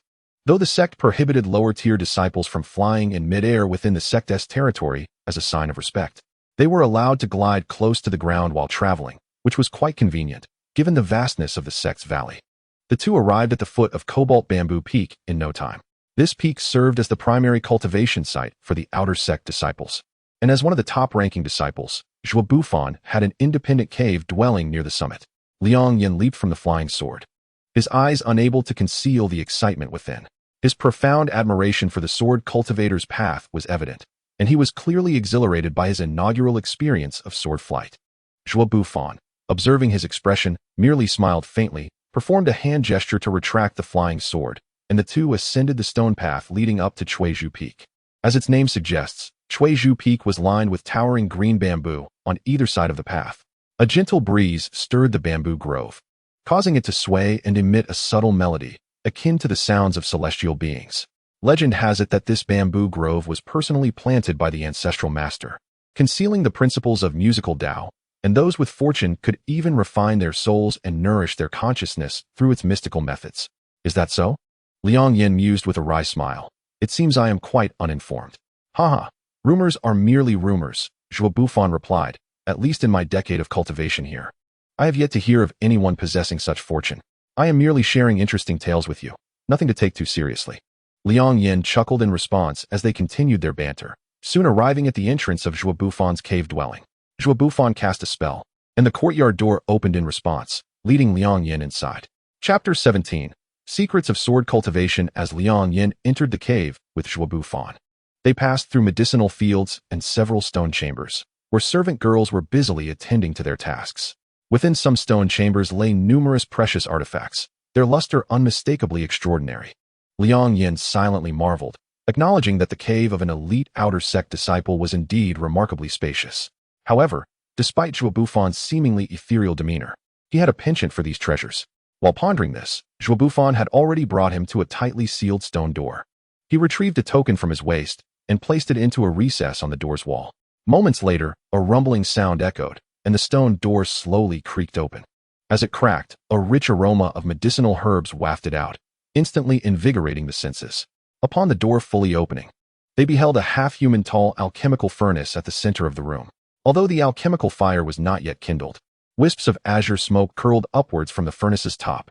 Surrounding the room were many crimson wooden racks, neatly lined with various spiritual materials and herbs, most of which Liang Yan could not name. Yet their abundant spiritual energy was unmistakable. Liang Yan contemplated. I have heard that Qi refining cultivators cannot use their own alchemical fire to refine pills. They must rely on earthly fire. Zhuo Bufan must possess considerable influence to have the sect provide him with a vein of earthly fire from the earth fire chamber to his alchemical room specifically for pill refinement. Lost in thought, Zhuo Bufan had already stepped into the alchemical chamber, selecting several spiritual materials from the nearby racks and extracting a few ingredients from his storage bag. Once everything was prepared, Zhuo Bufan addressed Liang Yan. Please, brother Liang, arrange the formation now. When I reach the critical stage of condensing qi and stabilizing the furnace, I will call upon you to maintain the grand formation and safeguard the spiritual energy within the furnace. Liang Yan nodded. retrieving the formation plate and flags that Zhuo Bufan had given him, and began to inscribe the formation patterns on the ground. After half a day's labor, Liang Yan finally rose, weary yet satisfied, and declared, "Brother Zhuo, I am ready. We can activate the gathering spirit formation at any moment." Excellent. Zhuo Bufan wasted no time, proportionately adding the prepared materials into the alchemical furnace. He then raised his hand to cast a spell, and a vibrant crimson flame immediately surged beneath the furnace, shifting in intensity in tandem with his hand gestures. Knowing that alchemical refinement required utmost concentration and was most sensitive to disturbances, Liang Yan found a spot on the ground, silently sitting in meditation to cultivate his energy. Time passed by slowly. Zhuo Bufan remained seated with unwavering focus, meticulously manipulating the earthly fire to refine the pill. Liang Yan, observing from the side, could not help but admire silently, reflecting, "Indeed, the art of alchemy is not something that ordinary individuals can master." With his exuberant nature, if I were to handle the furnace's fire, I would likely cause 9 out of 10 to explode, leaving only 1 as residue. It was unclear how much time had elapsed when Liang Yan, lost in thought about the night that had likely fallen outside, saw Zhuo Bufan's hand gestures change suddenly. The flames within the furnace blazed fiercely, and he called out, "Brother Liang, now is the time. Quickly activate the grand formation to help me stabilize the spiritual energy and secure the pills." Upon hearing this, Liang Yan sprang into action, activating the grand formation. At the same moment, a dense, intoxicating scent of herbs poured forth from the furnace, diffusing into the air. Thanks to Zhuo Bufan's prior warnings, Liang Yan recognized this as a sign of spiritual energy leakage from the pills, and he summoned every ounce of focus to command the formation. The flags and plates within the formation obeyed his orders, continuously shifting as the scattered spiritual energy met an invisible barrier, guided by the formation, and gradually returned to the furnace in a manner reminiscent of rivers converging into the sea. A flicker of delight flashed in Zhuo Bufan's eyes, yet he remained completely focused, intensifying his control over the fire for alchemical refinement. Time continued to elapse, and just as Liang Yan felt utterly spent, Zhuo Bufan suddenly ceased his spell, extinguishing the flames in an instant. He then struck the air lightly with his hand, and with a resounding pop, the furnace lid shot upwards. A rich fragrance of herbs surged forth, followed by 2 small yellow pills that tumbled into Zhuo Bufan's hands. Liang Yan immediately clasped his hands in congratulations, smiling. "Congratulations, Brother Zhuo, on the successful refinement of this pill. Haha, it worked." Zhuo Bufan could no longer contain his joy, his face beaming with a smile. "The success of this pill owes much to Brother Liang's efforts. Here is your promised reward." With a wave of his hand, 3 snow-white pills shot towards Liang Yan, who caught them, confirming them to be the 3 gathering spirit pills previously mentioned. After gratefully accepting them, he turned his gaze to the 2 pills in Zhuo Bufan's hand. He noticed that the pills were remarkably small, no larger than a fingernail, and entirely yellow. Unusually, they trembled slightly in Zhuo Bufan's grasp, emitting a faint, almost imperceptible sound reminiscent of a sword song. In a jubilant mood, Zhuo Bufan caught Liang Yan's curious glance and remarked, "Brother Liang, do you know what type of pill I refined?" "Haha, I am quite ignorant of alchemy. I would appreciate your guidance, Brother Zhuo." Zhuo Bufan nodded and explained, "Actually, this is a sword-nourishing pill." "A sword-nourishing pill?" Liang Yan's heart raced. It was his first encounter with such a pill. It is not surprising you have not heard of it. Although many sects exist today, and various schools flourish, sword cultivators are indeed quite rare. The sword-nourishing pill is specifically designed for sword cultivators. Upon hearing the name, Liang Yan had his suspicions confirmed, which heightened his interest. He could not help but inquire, "What are the specific effects of this sword-nourishing pill?" Zhuo Bufan smiled gently. "It seems Brother Liang has a keen interest in the sword cultivator's path. Very well, I shall share with you. But first, do you know that our chi refining sword cultivators are not truly sword cultivators in the genuine sense? At best, we are merely practitioners wielding swords." Liang Yan furrowed his brow in confusion, replying, "I would like to know more. True sword cultivators refine a flying sword into a life-bound treasure. In combat, they can strike their enemies from 1,000 miles away with their will. In contrast, we chi refining cultivators merely utilize spiritual swords as tools and have learned some sword techniques, allowing us to wield swords against foes." Liang Yan understood. So, to become a true sword cultivator, one must refine their own life-bound flying sword? Precisely. However, a life-bound flying sword is a type of treasure of the highest caliber, incredibly difficult to refine. Moreover, to control such treasures, one must reach the gathering yuan stage. Even foundational cultivators can only wield top-tier spiritual tools. Liang Yan gasped. Then, does that mean there are no sword cultivators below the Gathering Yuan stage? Zhuo Bufan glanced at him, chuckling. Not entirely. Life-bound flying swords are rather unique treasures that require gradual cultivation. As cultivators, once we attain the foundational stage, we may begin to absorb a favored flying sword into our inner dantian, nurturing it with our own spiritual energy until we reach the first realm of sword cultivation, transforming the sword within us into a sword embryo. This marks the attainment of the initial realm, Liang Yan murmured to himself, before inquiring what subsequent realms lie ahead. The path of sword cultivation is an ancient and radical tradition. How can we, having yet to reach even the first realm, know what comes next? It is said that once the sword embryo is formed, it cannot be used to harm others until the next realm is reached, compelling the cultivator to seek out a common flying sword instead. Thus, upon reaching the sword embryo stage, a sword cultivator's power may actually diminish. It seems that the path of sword cultivation is indeed as daunting as climbing to the heavens, Liang Yan mused wryly. By the way, what is the purpose of your sword nurturing pill, senior brother? That is simple. As sword cultivators, we require the ability to absorb the spirit sword into our bodies to nurture the sword embryo. However, the dantian is a critical area for a human, and the sharp aura of the spirit sword poses a risk of piercing the dantian and rendering one's cultivation null and void. The sword nurturing pill fosters a subtle connection between the master and the flying sword, indirectly cultivating the sword's sentience, ultimately achieving a perfect fusion between oneself and the sword, ensuring safety when the sword is drawn within. Now I understand, Liang Yan said, enlightenment dawning upon him. Thank you for your guidance, Brother Zhuo. Zhuo Bufan waved his hand with a smile. No need to thank me. You will be of much assistance to me in the future. I must consume this sword nurturing pill monthly from now on to gradually enhance my connection with the Dingguang sword. After that, I will require your help to set up protective formations whenever I refine pills, and as for compensation, it remains 3 gathering spirit pills as before. What do you think?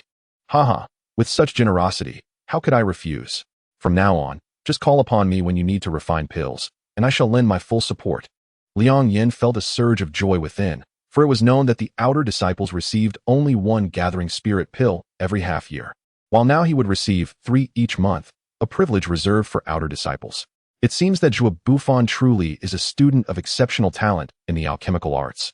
His generosity evident. Excellent. Brother Liang is indeed straightforward. Zhuo Bufan appeared exceedingly pleased, grasping Liang Yan's hand as they exited the alchemy chamber. He instructed the servant to prepare a lavish feast, and that evening, they celebrated with wine, bonding like long-lost friends. By the time Liang Yan left Zhuo Bufan's abode, the night had grown deep. Though the effects of the wine were strong, as a cultivator, he was not easily intoxicated. That night, he chose not to meditate in the spirit spring cave, but returned directly to his residence, refining a gathering spirit pill. As he felt the pill's energy merge within him, his connection with the spiritual energy slightly improved, bringing a glimmer of joy to Liang Yan's eyes, which was soon tinged with self-deprecation. It seems these gathering spirit pills truly suit someone of my inadequate talent. In the following week, after refining all 3 gathering spirit pills, his absorption of spiritual energy improved slightly, coupled with the abundant spiritual power of the spirit spring and the nourishing effects of the purple energy. His cultivation speed was far superior to before. Since learning of Zhuo Bufan's invitation to his cave, Wang Yuan's attitude towards Liang Yan had noticeably softened, even returning some of the sect's resources that had been withheld. Naturally, Li Dali and Sun Qianli were not so fortunate, as they remained without hope for the spirit stones and gathering spirit pills owed to them. This furthered Liang Yan's internal sneer, deepening his understanding of Wang Yuan's treachery. However, Li Dali remained optimistic by nature, and Sun Qianli, aware of the secrets of the spirit spring cave, found no reason to clash with Wang Yuan. In contrast to other sects, the Array Division's servant disciples enjoyed a tranquil environment due to their smaller numbers and simpler relationships. Liang Yan worked each morning, studied formations in the afternoon, and practiced in the spirit spring cave at night, benefiting from the nourishment of the purple energy, often skipping sleep for several days at a time. Midway through each month, he would assist Zhuo Bufan in alchemy in exchange for 3 gathering spirit pills. The cultivation life was indeed monotonous. Liang Yan repeated the same tasks day in and day out. 3 years swiftly passed. One night, within the spirit spring cave, a youth clad in gray was seated cross-legged, hands resting calmly, his expression grave. This individual was Liang Yan, and compared to 3 years prior, he had grown considerably taller and more robust. At this moment, his internal spiritual energy surged, flowing through his limbs and body, his aura steadily escalating, approaching a critical threshold. Suddenly, his internal energy became uncontrollably chaotic, wreaking havoc through his organs, and he spat out a mouthful of blood as his vitality waned rapidly. To his dismay, all his efforts had come to naught. Liang Yan let out a faint, bitter smile. With the aid of the spirit spring's energy, the nourishing purple energy, and Zhua Bufan's gathering spirit pills, he had reached the pinnacle of the third layer of qi refinement 2 years prior. Over the past 2 years, he had attempted countless times to break through the bottleneck of the third layer, yet he had met with failure time and again. During these 2 years, apart from his profound understanding of formations, his own cultivation had remained stagnant at the peak of the third layer, yielding little to no progress. Could it be that the wicked woman was right, that my innate talent is too poor to ever surpass the pinnacle of the third layer? Memories of the words spoken by the master of the Yixing Pavilion filled him with a sense of despair. However, Liang Yan quickly steadied his mindset. The path of cultivation is fraught with challenges, akin to rowing against the current or ascending a ladder to the heavens. I have long understood the dangers involved. How could I easily give up? Suddenly, he recalled the breaking barrier pill he had heard of last time. Over the past 2 years, having failed to break through the third layer numerous times, he had discreetly inquired among his peers about methods to transcend the bottleneck. While most were unattainable for him, he did learn of a pill called the breaking barrier pill. This pill was said to have a certain effect on cultivators in the qi refinement stage attempting to break through their limits. Of course, its efficacy diminished with higher cultivation levels, becoming nearly negligible at the 7th or 8th layers. Taking a deep breath to stabilize his internal energy, Liang Yan contemplated. It seems I must find a way to acquire a breaking barrier pill and give it a try. However, obtaining pills within the sect required exchanging contribution points at the Alchemy Pavilion, and contribution points could only be earned by completing tasks from the Baihu Hall. Tasks were often posted by cultivators within the sect, offering their own contribution points as rewards to recruit others. There were also tasks issued by the sect itself, which typically offered high contribution points, but came with greater risks. Nevertheless, the sect's regulations stipulated that only inner and outer disciples could accept tasks from the Baihu Hall, while Liang Yan, as a servant disciple, was ineligible to claim any tasks, and thus could not earn contribution points to exchange for the breaking barrier pill. Was this not a vicious cycle? Liang Yan felt frustrated yet powerless. Just as he furrowed his brows in distress, a spark of inspiration ignited in his mind. 3 years have passed. It must be time for Uncle Lin Fei to descend the mountain for the auction. Perhaps there will be breaking barrier pills available for sale at the auction. The more he contemplated, the more plausible it seemed. He resolved that upon completing his tasks as a servant disciple the following day, he would seek out Uncle Lin. The next afternoon, in front of a secluded pavilion, a young man stood respectfully, hands at his sides. This was Liang Yan, who felt a wave of anxiety wash over him. After 3 years apart, he was uncertain whether Lin Fei would even remember him. Although the old monk had assisted Lin Fei in the past, Lin Fei had fulfilled his promise by bringing him into the sect, thereby clearing their debts. Whether Lin Fei would help him again now depended on fate. Lost in thought, a maid suddenly emerged from the courtyard, nodded slightly, and spoke. Master Lin requests your presence. Please follow me inside.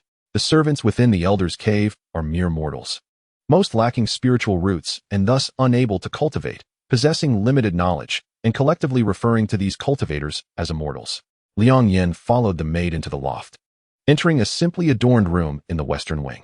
A pot of warm tea steeped on a square wooden table, behind which sat a scholar clad in green, who was smiling warmly at him. Liang Yan felt a shiver of respect and stepped forward to pay his respects. Disciple of the Array Pulse, Liang Yan pays his respects to Uncle Lin. Haha, no need for excessive formalities. How has your time in the sect been over the past 3 years, Liang nephew? Thanks to your guidance, Uncle, all is well. That's good to hear, Lin Fei replied with a smile. Speaking of which, had it not been for the intervention of the old senior back then, there would be no Lin Fei today. I merely lent a helping hand, yet I feel indebted. Liang Yan sensed that Lin Fei was in an unusually good mood today and, upon a brief observation, realized, no wonder. Uncle Lin had recently made a breakthrough to the mid-foundation stage. Is there something on your mind with today's visit, Liang nephew? Indeed. I have encountered a bottleneck in my cultivation and have made little progress. I heard you would be descending the mountain for an auction, and I wish to request your company so I may procure some medicinal pills for my cultivation. I see, Lin Fei nodded. As a miscellaneous disciple, you cannot undertake tasks from the White Tiger Hall, hence you have no contribution points to exchange for pills.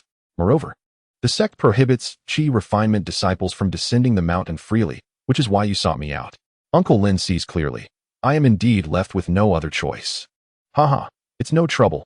You are a descendant of an old senior, so I can accommodate this small matter. Liang Yan rejoiced. Thank you, Uncle Lin, for your assistance. Lin Fei waved his hand, suddenly recalling something, and added, by the way, I heard from Sister Zhou that you seem to have joined the Array Pulse. Liang Yan, unsure of the intent behind the question, could only nod. Indeed, I have a fondness for formations and thus chose to join the Array Pulse. Lin Fei sighed. The Array Pulse has dwindled in numbers. The outer sect disciples are few, and I have heard there are only 2 miscellaneous disciples, making you just 3 in total. The grand techniques of our ancestor are seldom comprehended by later generations. After a moment of reflection, Lin Fei inquired, since you have joined the Array Pulse, have you taken the time to study formations? I am not particularly gifted, but due to the 6-year agreement made with the sect master, I have diligently studied formations day and night, and now I have a rough understanding. Are you familiar with the Heaven's Eye formation? Liang Yan furrowed his brow, but replied, I have some knowledge. The Heaven's Eye formation is a surveillance array that can reveal the truth of individuals and dispel certain concealment techniques. Lin Fei nodded in satisfaction. Indeed. It seems you have not wasted your time. Since you know the Heaven's Eye formation, could you assist in setting up a simple array at the entrance of the auction venue? Recently, there have been disturbances from evil cultivators near Cooling Mountain, and I fear someone may infiltrate the auction. Though my skills are limited, I am willing to give it a try. Haha, splendid. Rest assured, as long as you set it up properly and the auction proceeds smoothly, I will not treat you unfairly. How does 20 spirit stones sound as your reward? Liang Yan had no objections, and after further conversation, Lin Fei concluded, all right, you may return and prepare. We shall depart for Cooling Mountain in 3 days. As Liang Yan rose to take his leave, he silently resolved to seize this opportunity to acquire the breaking barrier pill. Otherwise, he might have to wait another 3 years. Chapter 19. Unexpected developments on the morning of the 3rd day. Liang Yan had already washed and dressed, awaiting Lin Fei at the entrance of the courtyard. When Lin Fei emerged and saw Liang Yan waiting, he nodded slightly. Then with a flick of his sleeve, a mechanical wooden turtle flew out.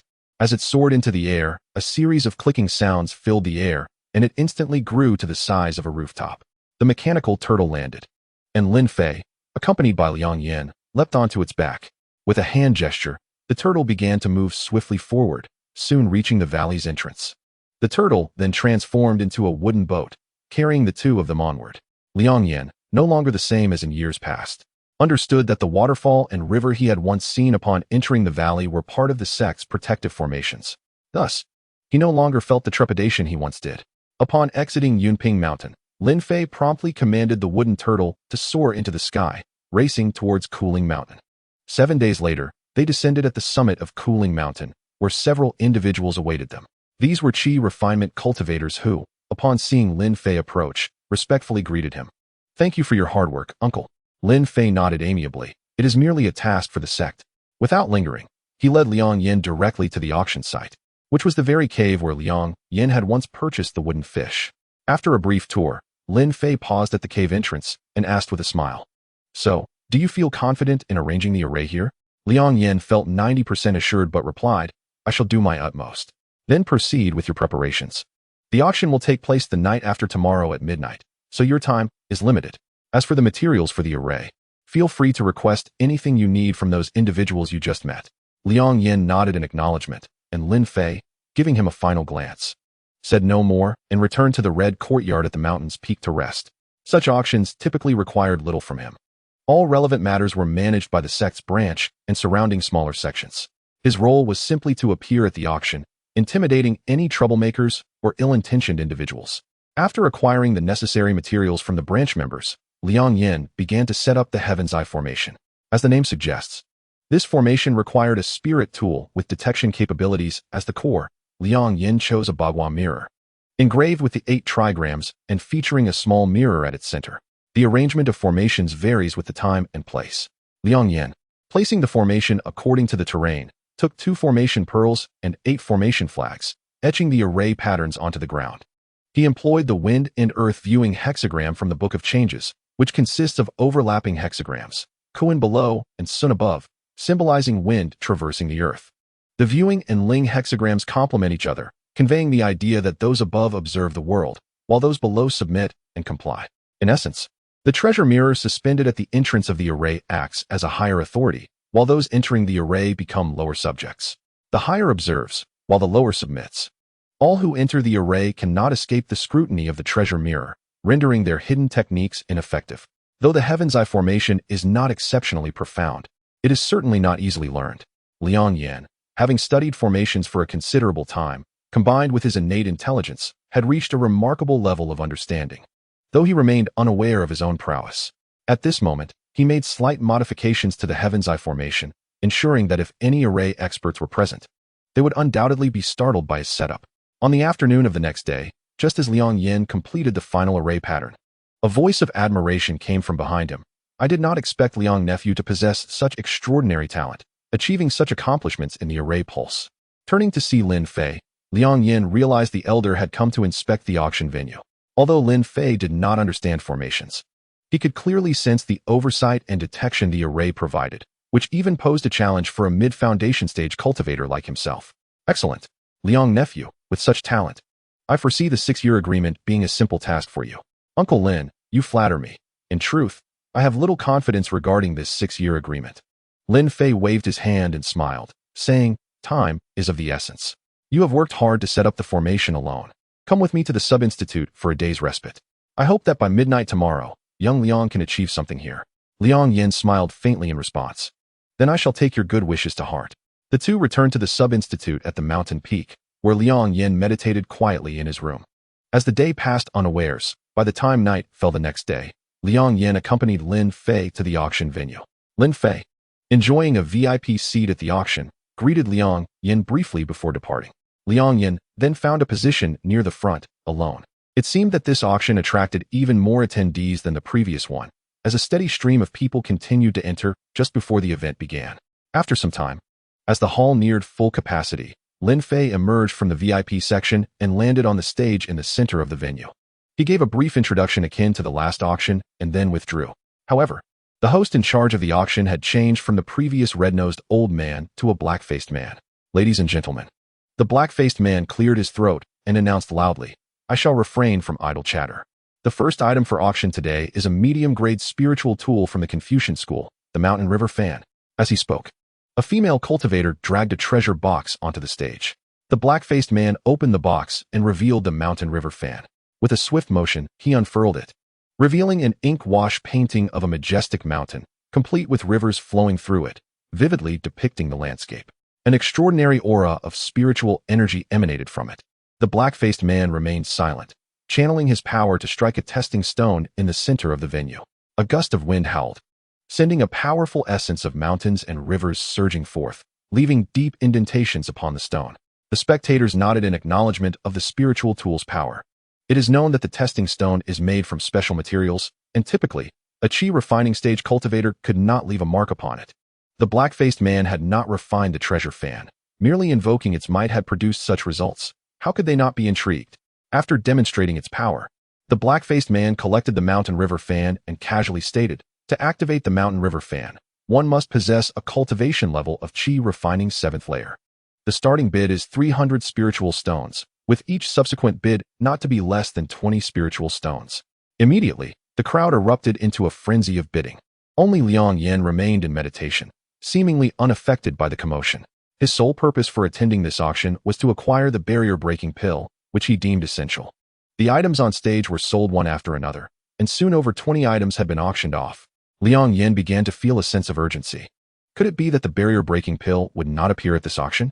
Just as he pondered this, the black-faced man announced from the stage, the next item, which everyone will be familiar with, is a pill suitable for all of us in the chi refining stage, the barrier-breaking pill. As he spoke, he took a small white jade vial from the female cultivator on stage. He extracted a white pill from the vial and displayed it to the audience. Indeed, it was the barrier-breaking pill. This pill could significantly aid in overcoming bottlenecks in cultivation and was worth considering. The crowd began to murmur.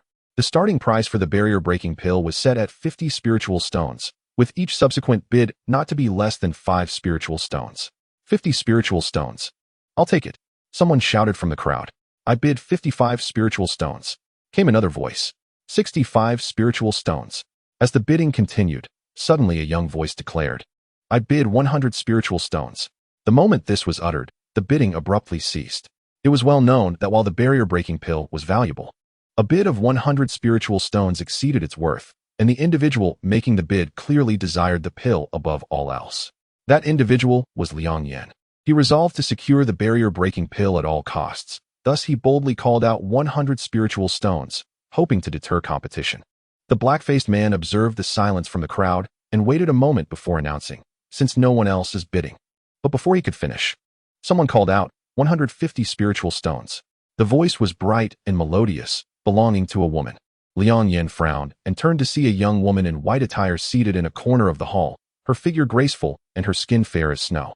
Although her face was veiled, it was apparent she was a breathtaking beauty. Liang Yan felt a surge of frustration. After a moment of contemplation, he called out, 160, 260. The woman responded without a moment's hesitation, raising the bid by 100 spiritual stones from Liang Yan's offer. Liang Yan shot her an angry glare, but she met his gaze fearlessly, a hint of mockery glimmering in her eyes. Chapter 20. The gamble. While Liang Yan was immensely eager for the barrier-breaking pill, he found himself wavering. One must recognize that the value of a barrier-breaking pill generally ranged between 80 and 90 spiritual stones. Bidding up to 260 was indeed an outrageous price. Not only would he be a fool, but he would also attract the attention of others.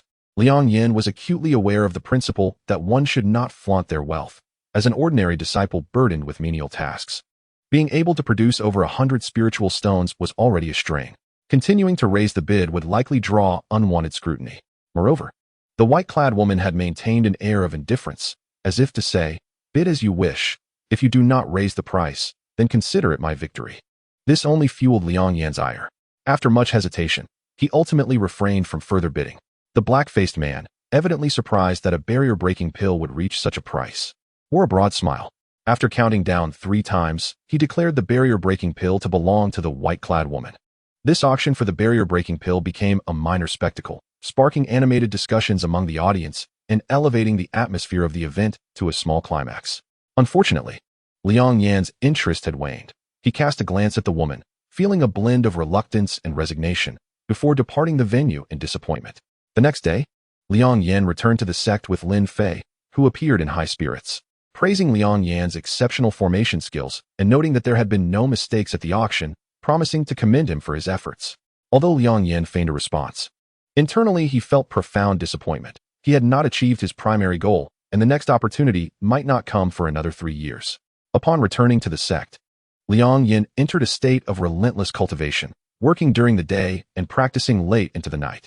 2 months passed in this manner, during which Liang Yan attempted various methods to break through his bottleneck, even resorting to dubious hearsay and unconventional techniques.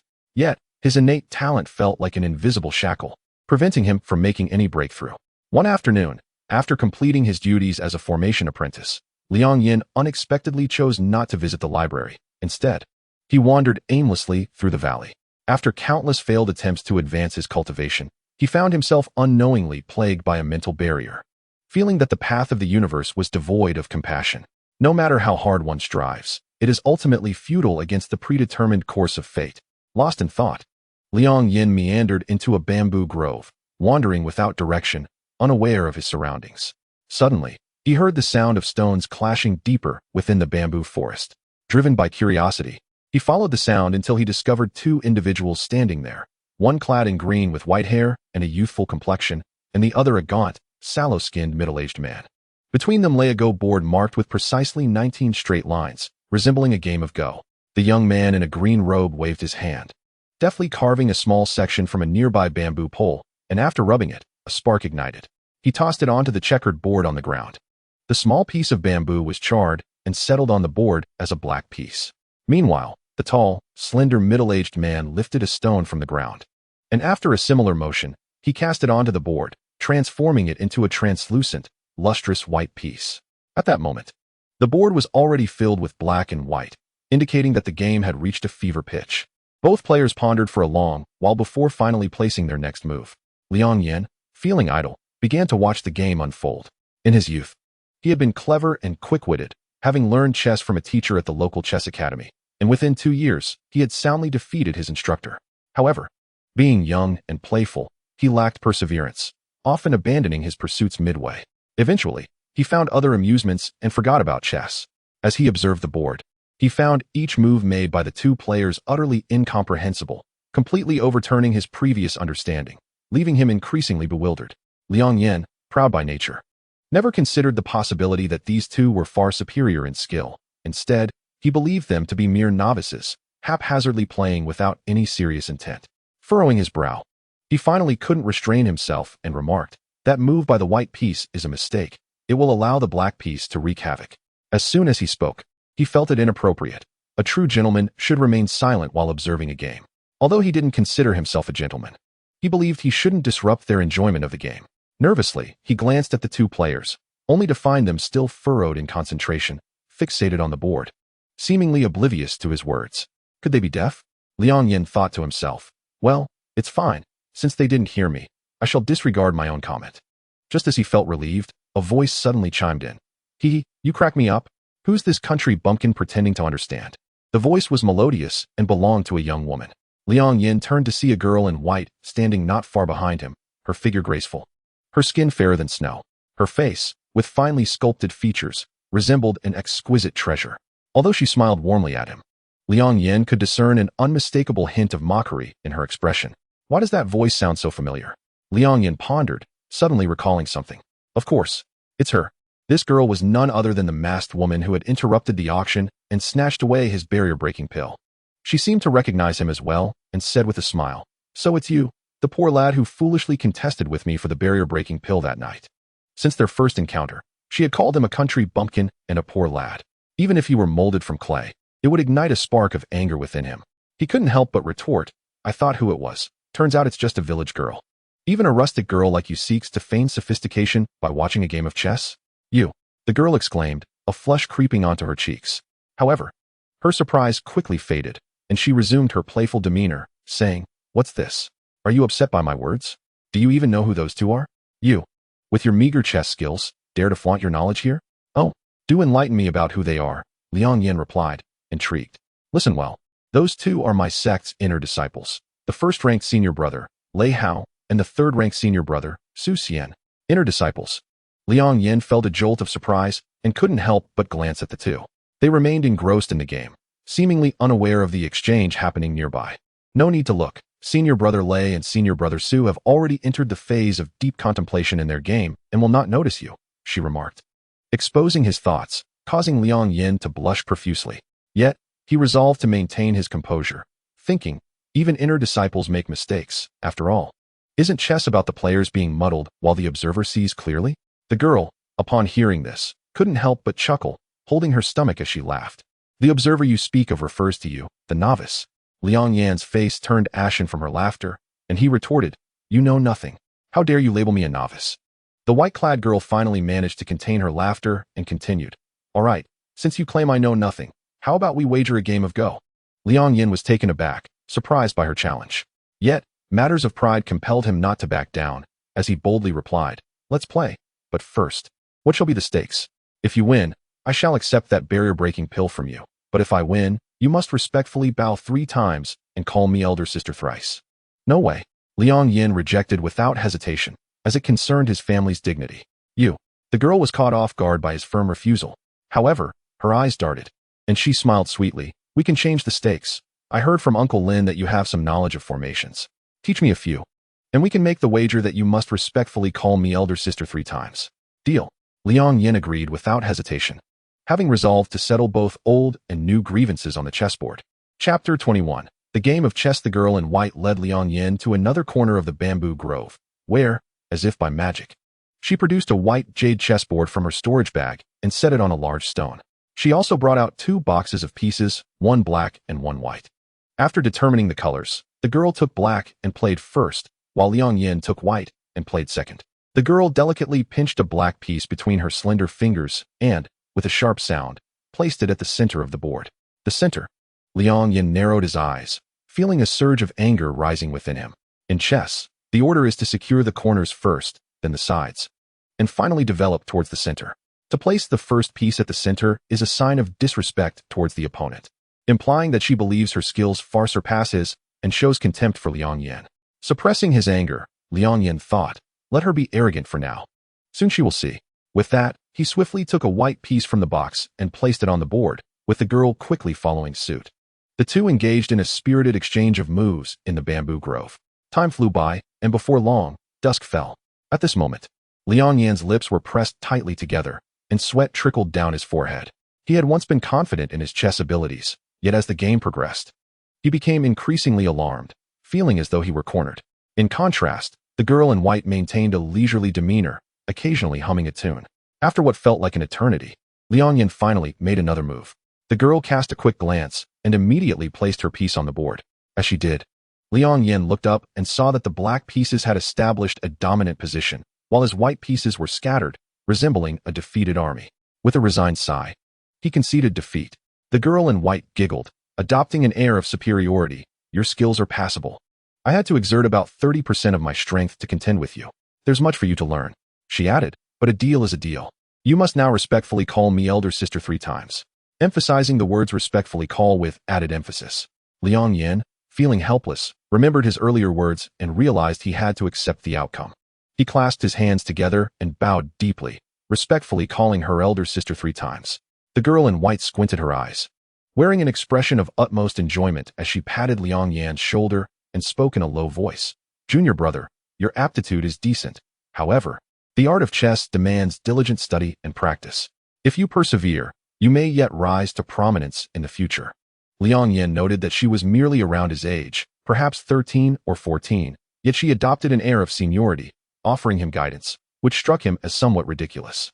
Being young and spirited, he couldn't help but chuckle, letting out a soft laugh. Initially, the girl had her left hand behind her and her right resting on Liang Yan's shoulder, embodying the demeanor of a reclusive master. However, his laughter disrupted the atmosphere, causing her expression to darken. Yet, with a quick shift of her gaze, she continued, do not blame me for not giving you a chance. If you are dissatisfied, you may challenge me at the summit of Tsangmu Peak tomorrow night. If you can win a game against me, I shall gladly present you with the barrier-breaking pill. Is this for real? Liang Yan's eyes brightened with excitement. Surely, you wouldn't deceive me over a mere barrier-breaking pill? As she spoke, the girl tossed him a token. Do not say I don't give you opportunities. This is a token for disciples of the chess path. With it, you may borrow chess manuals from the chess path library. With your current abilities, you could never hope to match me. Liang Yan took the token, which bore the image of a stone chessboard. Yet it did not specify whether it belonged to the inner or outer sect. Beneath the chessboard was inscribed a butterfly character. After carefully stowing the token, Liang Yan nodded. Very well, I shall be there tomorrow evening. The girl in white displayed a satisfied smile and suddenly remembered something. Oh, I nearly forgot. Here, take this too. She produced a piece of parchment and handed it to Liang Yan. Looking down, he discovered it was a map with a crooked route leading directly to Tsangmu Peak. It suddenly struck him that the map given to him by Uncle Zhou had no mention of Tsangmu Peak. As he raised his head to inquire further, he found that the girl had already walked away, her voice echoing through the bamboo forest as she hummed a tune, seemingly in high spirits. Liang Yan shook his head with a wry smile, tucked the map away, and turned to descend the mountain. That night, Liang Yan hurried to the chess path library, borrowed a chess book he deemed satisfactory, and returned to his dormitory to study it through the night. Being young and competitive, losing to a girl had left him feeling humiliated, igniting his determination. As he could not make progress in his cultivation, he resolved to surpass her in chess, especially with the barrier-breaking pill as a wager. He immersed himself in the chess manual, finding the celestial chess strategies remarkably exceptional, vastly differing from his previous understanding. After a sleepless night, he felt as if a veil had been lifted, revealing new horizons.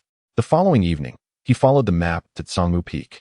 The peak was bare, devoid of vegetation, except for a grand tree flourishing at its summit. At that moment, the girl in white sat beneath the tree, a chessboard set before her. Engaged in a challenging endgame. Holding the white pieces, she appeared to be in deep contemplation. Liang Yan silently approached her side, peering down at the board, where the black pieces loomed like a fierce tiger, ready to devour the white pieces, leaving them with no escape. After a long observation, he sighed. The white pieces have exhausted their chances. It seems unlikely they can turn the tide. The girl looked up, acknowledging him with a glance. You echo my thoughts. This endgame is indeed difficult to resolve. After a brief pause, she added, however, did you know that someone once deciphered this endgame? Liang Yan was taken aback, glancing again at the board, finding it hard to believe. Nevertheless, the girl began to collect the pieces, smiling at him. You are quite punctual. You arrived earlier than expected. Inwardly, Liang Yan mused. Aren't you the one who arrived before me? They sat down at the board, and after a few rounds of guessing the pieces, the girl took the first turn, this time opting for a small point rather than the traditional star point. Liang Yan, having learned from his previous underestimation, played cautiously, focusing on solid, strategic moves. While Liang Yan's innate talent for chess was not lacking, his prior training had only covered mundane chess strategies, which paled in comparison to the celestial methods. After the previous night's defeat, he had earnestly studied the text from the Yixing Pavilion, and while his skill could not skyrocket overnight, his perspective had broadened significantly.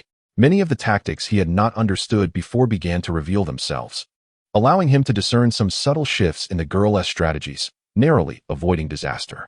In this match, the girl took the offensive, resembling a general besieging a city, while Liang Yan played defensively, akin to a commander in a beleaguered fortress. They exchanged moves, initially evenly matched. However, the girl's relentless assault soon overwhelmed him, and despite his desperate defenses, he ultimately faltered, losing the entire game. Feeling a bitter disappointment, Liang Yan realized that the girl's chess prowess was formidable, and winning against her to obtain the barrier-breaking pill seemed an insurmountable challenge. Surprisingly, the girl did not mock him this time, instead gazing thoughtfully at the board. After a moment, she mused aloud. What did you do last night? Did you really go to the library to study chess? Liang Yan chuckled ruefully indeed. The girl lifted her gaze, fixing him with an intense stare. Did you learn everything you played today from the books? Taken aback, Liang Yan instinctively replied, yes. But quickly catching himself, he shook his head. Not entirely. The manuals are static. Playing against you is not the same as playing against the manuals, naturally. He elaborated on his thought process for certain moves, explaining his reasoning for the 23rd move and how he had derived his strategies based on her style. Yet, when he reached the 137th move, the girl suddenly raised her hand, interrupting him. All right, I'm tired today. You may leave. Liang Yan was puzzled, gazing at her in surprise. However, seeing her disinterest in further discussion, he could only rise and take his leave. As he turned to depart, her clear voice rang out behind him. From now on, you may come to challenge me at this time, each evening. If you manage to win a game against me, I will honor our previous wager. A flicker of joy surged within Liang Yan, though he did not turn back as he responded. Then I shall thank you in advance for the pill. The girl, hearing his languid words, could not help but scoff. Humph. Keep dreaming. Yet as she watched Liang Yan's figure fade down the mountain path, she murmured to herself, this person's chess skills could be described as advancing by leaps and bounds. Could such a genius truly exist in this world? Chapter 22. Breaking through the bottleneck. Ever since that day of agreement with the girl in white, Liang Yan faithfully arrived at Songmu Peak each evening, where they would engage in matches beneath the grand tree, often playing for several hours. Limited by his innate talent, he had been unable to break through the third layer of qi cultivation, no matter how much he practiced. His internal spiritual energy had not increased, even a fraction. Thus, he ceased visiting the spiritual spring cave for cultivation in the evenings, dedicating most of his time to playing chess with the girl and studying chess theory in the library. Reflecting on the past 4 years since his life had been turned upside down, Liang Yan realized he had not enjoyed such relaxation in quite some time. Initially, he found the girl somewhat arrogant. However, as they spent more time together, he discovered her to be warm-hearted beneath her icy exterior, not difficult to get along with at all. Moreover, since the destruction of his family, he had no companions of his age, only interacting with senior figures or elder disciples. Since my acquaintance with the girl in white, despite our sparse conversations, our nightly games atop the mountain have brought me an inexplicable sense of comfort. Unbeknownst to me, 2 months have slipped by. In the preceding month, although the girl consistently triumphed over Liang Yan, the matches grew increasingly arduous, often resulting in only 2 or 3 games per night, as both of us grappled with strategies. By the beginning of the second month, Liang Yan had begun to win a game or 2 on occasion. As time progressed, we exchanged victories, and the girl's countenance darkened day by day, losing the calm demeanor she once possessed. One day, we engaged in yet another fierce battle beneath the trees. Liang Yan, fully focused, moved his pieces swiftly. The girl in white, with furrowed brows, often hesitated, revealing signs of agitation on her face. After Liang Yan made another move, she abruptly pushed the chessboard away, pouting. I'm not playing anymore. Liang Yan, snapping back to reality, noticed her furious expression and, feeling soft-hearted, replied, You were careless this game. It doesn't count. Come, let us play again. I refuse. Who will want to play with you? She retorted, her voice laced with urgency as her chest heaved slightly. Liang Yan, sensing her unusual distress, attempted to console her, Even the greatest generals do not win every battle. The same applies to chess. Your skills are profound, and I have always held you in high regard. Upon hearing his admiration, the girl's anger diminished by a significant degree. She then asked, "Is that true? You truly admire me?" Liang Yan nodded sincerely. "Of course. Your chess prowess is unparalleled in my experience. I have diligently studied chess books day and night just to manage a few games with you. I feel quite ashamed." However, his words inadvertently deepened the girl's ire. As she thought, "You've only been studying chess for 2 months, and you can already match me. What does that make of me, who has immersed myself in chess for 5 years since I was 8? This thought nearly caused her to choke on her frustration. Regaining her composure, she shot Liang Yan a resentful glance and said softly, "You're so impressive. I won't be playing chess with you anymore. I want to come tomorrow." Liang Yan stared blankly at her, momentarily stunned, before finally asking, "Did I say something wrong? I often speak without thinking. Please don't take it to heart." Always considering himself clever, he realized in this moment of urgency how foolish he had been, a first for him. Seeing his flustered demeanor, the girl couldn't help but smile, her worries dissipating. With a sigh, she confessed, "It's not your fault, junior brother. I want to be able to come for a long time." Liang Yan, puzzled, inquired, "Why is that?" "It's because of my strict ancestor. She has ordered me to return and meditate in seclusion for at least a year," she explained. Liang Yan nodded in understanding. As practitioners of the path, we must indeed devote ourselves wholeheartedly to cultivation to attain true freedom. The girl rolled her eyes at him, teasing, "If your resolve is so steadfast, why do you come here to play chess with me every night?" Liang Yan offered a wry smile, concealing his own struggles. He was stuck at the pinnacle of the 3rd level of qi cultivation, and no amount of effort seemed to change that. The girl, interpreting his smile as reluctance to part ways, felt a sweet pang in her heart, mixed with a hint of sadness. The elders in her sect were rigid and humorless, and her fellow disciples were equally dull. Having finally found some amusement in her little junior brother, she was reluctant to return to the monotonous life of seclusion. Yet, she had to comply with her ancestors' orders. With that thought, she beckoned, "Junior brother, come here." Liang Yan approached, and she produced an item from her robe, handing it to him. Looking down, Liang Yan realized it was a barrier-breaking pill. "Sister, I have been defeated so many times. I feel unworthy to claim this wager. You should keep it. Am I to disregard my words for the sake of a mere pill?" She huffed. "I didn't even intend to compete for this barrier-breaking pill at the auction. It holds little value for me. A friend needed it, so I bought it for her. But she succeeded in her breakthrough, so I'll give it to you." With a faint smile, Liang Yan accepted the pill, saying, "Thank you for the gift, sister. My surname is Tang. From now on, call me Sister Tang." "Certainly, Sister Tang." The girl gazed at him, seemingly wanting to say more, but ultimately sighed softly and departed down the mountain. Watching her figure recede, Liang Yan felt a twinge of melancholy, wondering if he would ever play chess with her again. He shook his head, striving to dispel such thoughts. His primary focus now was to prepare himself optimally to consume the barrier-breaking pill and break through the bottleneck at the 3rd level of qi cultivation. 3 days later, Liang Yan sat in a cave by a spiritual spring, silently reciting the nameless technique imparted by the old monk, inhaling deeply. His meridians surged with spiritual energy, flowing through the 8 extraordinary vessels and descending into his dantian. He then directed the energy from his dantian along the governing vessel, passing through 3 gates, reaching the crown of his head, and subsequently descending down both sides to converge at his tongue, perfectly synchronizing with his breath. Thus, from the biwei point at the crown of his head to the dantian in his lower abdomen, he repeated the cycle. After completing a full circulation of energy following this method, he attained the level of self-awareness described in the nameless technique. At this moment, Liang Yan's vitality and spiritual energy reached a peak. Now is the moment. Liang Yan opened his eyes, swiftly retrieving a white pill from his storage bag and swallowing it whole. It was the barrier-breaking pill.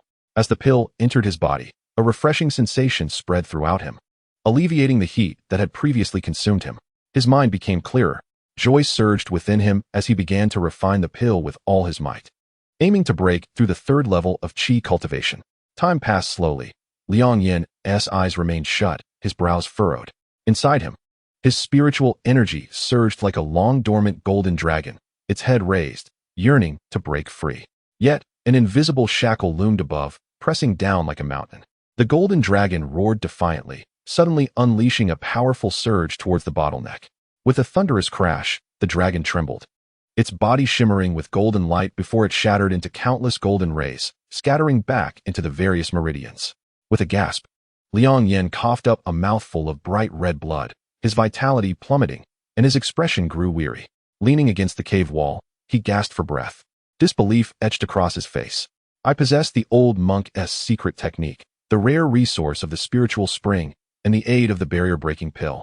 Yet I still cannot break through this trifling third level of chi cultivation. Could it be that my aptitude is truly so poor? The path of cultivation is fraught with difficulty. The road to immortality is merciless. Am I, Liang Yan, destined to remain a mere mortal in this lifetime? Chapter 23. Withered would revives after repeated failures to break through the bottleneck. Liang Yan, initially filled with hope for the barrier-breaking pill, found himself disheartened. The relentless blows to his spirit nearly shattered him. With a heavy sigh, he exited the cave, finding the night deepening, the mountain path almost devoid of life. Liang Yan raised his gaze to the heavens, where the night sky loomed dark as ink, the waning moon partially obscured, and only a handful of stars flickered above, perfectly mirroring his melancholic state of mind. The vast expanse of heaven and earth seemed infinitely distant. In that moment, he found himself at a loss, unsure of where to go or what to do. Wandering aimlessly through the valley, he felt as though his spirit had drifted far from his body. When he finally regained his senses, he realized he had unknowingly returned to the foot of Tsangmu Peak. With a sigh, Liang Yan offered a bittersweet smile. It seems I cannot forget the games played in these mountains. Despite knowing that senior sister Tang would never return, he felt an irresistible urge to ascend the mountain path. Upon reaching the summit, he looked down at the tree below and found it utterly deserted. Self-deprecatingly, he thought to himself, how foolish of me to believe she might be here. Not only did she say she wouldn't return, but we have never played chess at this hour before. Ambling towards the great tree, he noticed a chessboard set upon a boulder, adorned with black and white pieces. Liang Yan pondered, wondering if someone else might be playing at this hour. He focused intently on the board and was taken aback. The position before him was the very same endgame he had encountered on his first visit to Tsangmu Peak. The black pieces were poised aggressively, exuding an air of invincibility, while the white pieces appeared beleaguered and lifeless, like a dragon ensnared. Gazing intently at the board, Liang Yan suddenly felt a peculiar attraction, as if his very essence was drawn into the game. He envisioned himself as the white dragon, surrounded by a swirling tempest of black clouds that roared overhead. The myriad stars transformed into a vast battlefield, where every step revealed opportunities and concealed dangers. With a roar of defiance echoing within, he slowly surveyed his surroundings, gradually regaining his composure. In the time spent with the young woman in white, he had tirelessly studied the art of chess, and his skills had advanced significantly since their first encounter with this endgame. As he embodied the white dragon, he recognized that while the black clouds seemed formidable, they were not impenetrable. They appeared all-encompassing but were, in truth, weak at their core. If he were willing to sacrifice his own defenses and strike at the heart of the black pieces, he might carve out a new realm for himself. With this thought, Liang Yan picked up a white piece and, with a decisive snap, placed it on the board. The move felt transformative, like clouds parting to reveal the sun. As his heart and mind opened up, the white dragon roared, soaring into the sky, liberated to embrace the vastness of the world. Gazing at the chessboard, he sighed deeply after a lengthy contemplation. The white pieces had been rejuvenated, but what of himself? This thought brought a bittersweet smile to his lips. Just as he was returning to his senses, a sudden sense of foreboding arose within him, prompting him to glance toward the other side of the tree. There stood an elder clad in blue, with white hair and a ruddy complexion, observing him with an enigmatic smile. A chill ran down Liang Yan's spine. He had been so absorbed that he had failed to notice the presence of another. When had this person arrived? Before he could ponder further, the elder spoke. Who are you? How did you come to Tsangmu Peak? After respectfully bowing, Liang Yan replied, I was brought here by a senior sister. What does this senior sister look like? The elder inquired. Liang Yan described her based on his recollection, prompting the elder to nod knowingly. So it is that whimsical girl. Daisian. It is indeed like her to do something so unusual. With that, the elder's gaze shifted to the chessboard, a curious expression crossing his face. Which master do you serve in the art of chess? I am not a disciple of the chess path, Liang Yan replied awkwardly. I am merely a miscellaneous disciple of the array lineage. To his surprise, the elder burst into hearty laughter. A miscellaneous disciple? Haha, what a delightful title. A miscellaneous disciple of the array lineage. How marvelous. After a fit of laughter, the elder's demeanor lightened, and he looked at Liang Yan, saying, Young man, would you care to play a couple of games with me? No longer the naive youth he once was, Liang Yan understood that the elder was a formidable figure. Nevertheless, he humbly responded, I am but a novice in chess, and I may hinder your enjoyment. Not at all, the elder replied. Our meeting here is fortuitous. In the realm of chess, age bears no significance, and past events are mere clouds. All worldly matters are contained within this small space of 19 squares. Very well. If that is the case, I shall not refuse your invitation. The two seated themselves on the ground beneath the tree and began to play. As they immersed themselves in the game, the dawn began to break, painting the horizon with shades of light. As expected, Liang Yan was thoroughly defeated in all 3 matches. With a rueful smile, he turned to the elder, saying, My skills are woeful. I lack even the qualifications to be your opponent. I sincerely apologize for ruining your enjoyment. However, the elder stroked his beard, gazing at the board with satisfaction. Not so, not so. Your 233rd move in the last game concealed a cunning strategy. Alas, your focus was misplaced, and you squandered the opportunity. Reflecting on the game, Liang Yan recognized the elder's insight. It was not merely a lack of foresight on his part. The elder's moves were meticulously calculated, each one supporting the next, while he always seemed to anticipate Liang Yan's strategies, seizing the initiative. Given your innate talent and your current cultivation at the 3rd level of Qi refinement, you are indeed qualified to participate in the outer disciples' trials of the chess path. Why not give it a try? Liang Yan felt a jolt. This was the first time someone had seen through his cultivation level. It illustrated the elder's profound understanding. He dared not be dismissive and replied earnestly, It is not that I do not wish to participate, but that I cannot. My aptitude is lacking, and I have been stuck at the pinnacle of the 3rd level of Qi refinement for a long time. Even with a breakthrough pill, I cannot advance. It seems my cultivation will remain stagnant for this lifetime. After a moment of silence, the elder mused, Young man, do you know my name? Liang Yan was taken aback, unsure of the implication behind the question, and could only respond, I do not know, esteemed elder. My name is Xiao Musheng. Liang Yan had spent over 3 years in Eason Pavilion and had heard many renowned elder names within the sect. Yet he could not recall anyone by the name of Xiao Musheng. You must be wondering who Xiao Musheng is. The elder seemed to read his thoughts and chuckled. When I first embarked on the path of immortality, although I entered the chess path under a great master, I remained stuck at the 3rd level of Qi refinement for a decade. At that time, all my peers surpassed me, leaving me no face to meet my master. Thus, I took the name Xiao Mu, meaning rotten wood cannot be carved, not a reflection of my master's shortcomings. Liang Yan had not anticipated this backstory, but the elder before him exuded a profound aura, clearly transformed. Later, I achieved the golden core stage, and my master added the character Sheng to my name. Thus, I became Xiao Mu Sheng, signifying that even rotten wood can be reborn, and a sick tree can still bloom in spring. After sharing this, the elder fell silent, his eyes fixed intently on Liang Yan.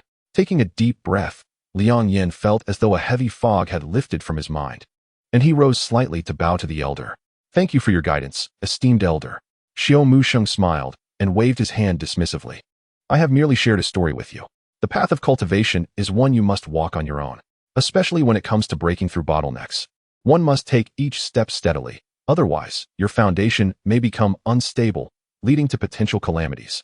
With a seemingly casual gesture, he took out a scroll of bamboo slips from his sleeve and handed it to him. This is a martial art I created myself, as a mere servant disciple. You lack the qualifications to borrow techniques from the skill hall. You must be practicing recklessly on your own. Why not take a look at my work? Liang Yan reached out to accept it, and saw that the scroll bore the 5 crooked characters, heart without fixed intent. A surge of joy filled his heart. Having practiced the monk's erratic technique for so long without breaking through to the 3rd layer of Qi cultivation, he thought, perhaps this heart without fixed intent could help him surpass his current limitations. With this thought, Liang Yan took a deep breath and respectfully bowed to the old man. The old man appeared quite pleased and chuckled. From now on the 8th of each month, if you wish to learn the art of chess, you can come here at midnight to find me. We can become friends across the years. Liang Yan smiled back, saying, I will certainly obey your command. Chapter 24. Body as a ray. The next day, after completing his servant tasks, Liang Yan could hardly contain his eagerness to return to his dormitory. He retrieved the scroll of heart without fixed intent and unfurled it in his hands. The first line of the introduction read, Mind unbound, I am without self. Round and unending, change is ceaseless. As he read further, he found that although the heart without fixed intent was exceedingly bizarre, it exuded an air of unrestrained freedom. Whether in the manipulation of spiritual power or in the execution of secret techniques, it seemed to flow effortlessly, as if it were all merely at his fingertips. Liang Yan couldn't help but feel a strange sense of admiration for this old man, who he believed to be quite extraordinary. Little did he know that the old man had achieved the golden core through the art of chess, leading a life marked by rigorous discipline. His practiced techniques emphasized discerning the strengths and weaknesses of his opponents and anticipating their moves. In combat, he would always proceed cautiously, strategizing before acting. Unfortunately, as he approached the twilight of his life, he found himself unable to make further progress in his cultivation. Disheartened, his temperament changed drastically. After a lifetime of meticulous planning, he embraced a carefree attitude in his later years, creating this heart without fixed intent, a testament to his understanding of life and death. As he sought to break free from his constraints. Of course, Liang Yan was unaware of all this. The more he studied the heart without fixed intent, the more it resonated with him, surpassing even the monk's erratic technique. Eventually, he found himself dancing with joy, lost in the rhythm of the technique. Had Li Dali passed by at that moment, he would likely have rushed to pull Liang Yan back, fearing he was treading the path of madness. After committing the contents of the scroll to memory, Liang Yan conjured a fireball spell and incinerated the bamboo slips. Having been on the path of immortality for some time, he understood the principle that laws should not be shared with 6 ears. Since the old man claimed this technique as his own creation, it was imperative that he not pass it on to others without permission. Thus, Liang Yan chose to destroy the scroll outright. That evening, he returned to the cave of the spiritual spring, sitting cross-legged in meditation to begin practicing the heart without fixed intent. Following the instructions in the scroll, he silently circulated his internal spiritual energy in a great cycle. Suddenly, he felt a stir in his dantian, gradually sensing a hint of qi. Liang Yan's heart leaped with joy. He dared not relax and continued to operate the technique. Just as he was solidifying the spiritual energy into his dantian, that trace of Confucian's spiritual power unexpectedly dissipated into nothingness, like a cow sinking into the sea, leaving no trace behind. A wave of despair washed over Liang Yan. Thinking he had made a mistake in his practice, he tried again, diligently performing another great cycle, this time focusing intently. Yet, that trace of Confucian's spiritual power vanished just as before. How strange! Liang Yan was astonished and, though unwilling to give up, attempted several more times, each ending in the same bizarre outcome. However, this time he could distinctly feel that the dissipation of spiritual power was not directly related to his own aptitude. Rather, it seemed to be countered by the existing spiritual energy within him. Could it be that the two techniques were mutually exclusive? Liang Yan pondered this possibility. In truth, his conjecture was not far from the mark. In a world teeming with sects, though many schools flourish, the 4 great paths of Buddhism, demonic cultivation, Taoism, and Confucianism stand as the pillars of humanity, each with vastly different techniques and spiritual attributes that counter one another. It was unheard of for a great adept of Buddhism or Taoism to simultaneously cultivate Confucian techniques. The old monk had introduced him to the Chess Star Pavilion because, in the nearby countries, there were no major Buddhist sects, and he had a past connection with Lin Fei of the Chess Star Pavilion. Even so, he advised Liang Yan to choose a Buddhist or Taoist secret technique for cultivation, believing that Liang Yan, having been introduced by Lin Fei, should become an outer disciple. Little did he know he would end up as a mere servant disciple. It can only be said that fate is unpredictable. Although Liang Yan suspected a mutual counteraction between the two techniques, he remained unaware that this was a hard and fast rule among the 4 great paths. Believing instead that it was simply a matter of incompatible attributes, he continued to exhaust his thoughts, desperately seeking a solution. Realizing that this was perhaps his last opportunity on the path of immortality. Just as he was on the verge of giving up, a sudden flash of inspiration struck him. Of course, how could I have forgotten this? The following afternoon, in front of the Xinglin Pavilion, Wang Yuan was sound asleep at a table when a young boy hurriedly approached along the path. He dashed into the library without even greeting Wang Yuan. Wang Yuan's ears perked up, roused from his slumber, and he glanced at the boy's retreating figure. Ah, it's him. Wang Yuan shook his head and resumed his nap. The newcomer was Liang Yan. Upon entering the library, he quickly made his way to the last wooden shelf. Unlike the others, which stood 7 layers high in a vibrant red, this particular shelf was only 3 layers high and appeared quite old and worn, with some paint already chipped away. It housed mostly miscellaneous discussions on formations and biographies of past masters, with none of the systematic learning materials he sought. Liang Yan reached out and extracted a thin book with a gray cover. It was no more than 20 or 30 pages long, titled The Twin Fish Duality Formation.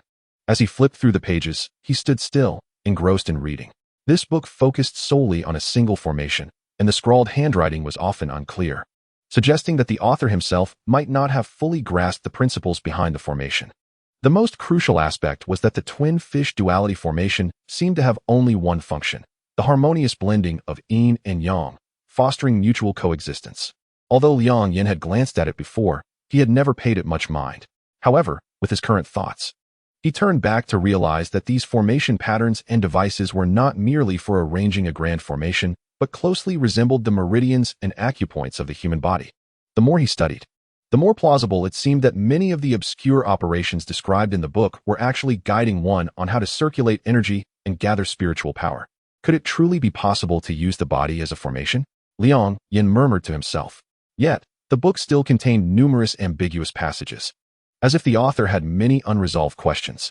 Nevertheless, it offered Liang Yan a significant stepping stone. All he needed to do was stand upon it and construct a few smaller steps to reach the larger goal.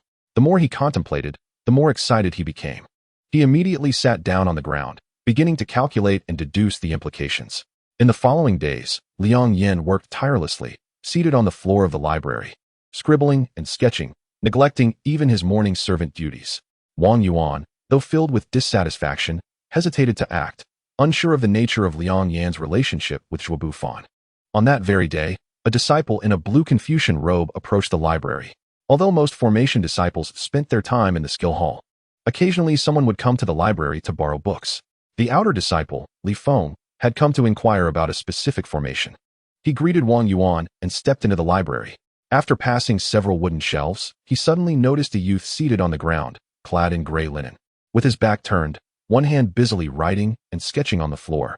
As he remained somewhat indifferent, the youth suddenly exclaimed, "I did it! Haha, I succeeded." He leaped high from the ground, and, upon turning around, Li Feng finally discerned his features. The boy's eyes were deeply set, his hair disheveled, lips parched, and fine stubble adorned his chin. Despite his haggard appearance, his eyes sparkled with joy as he danced about in an eccentric manner.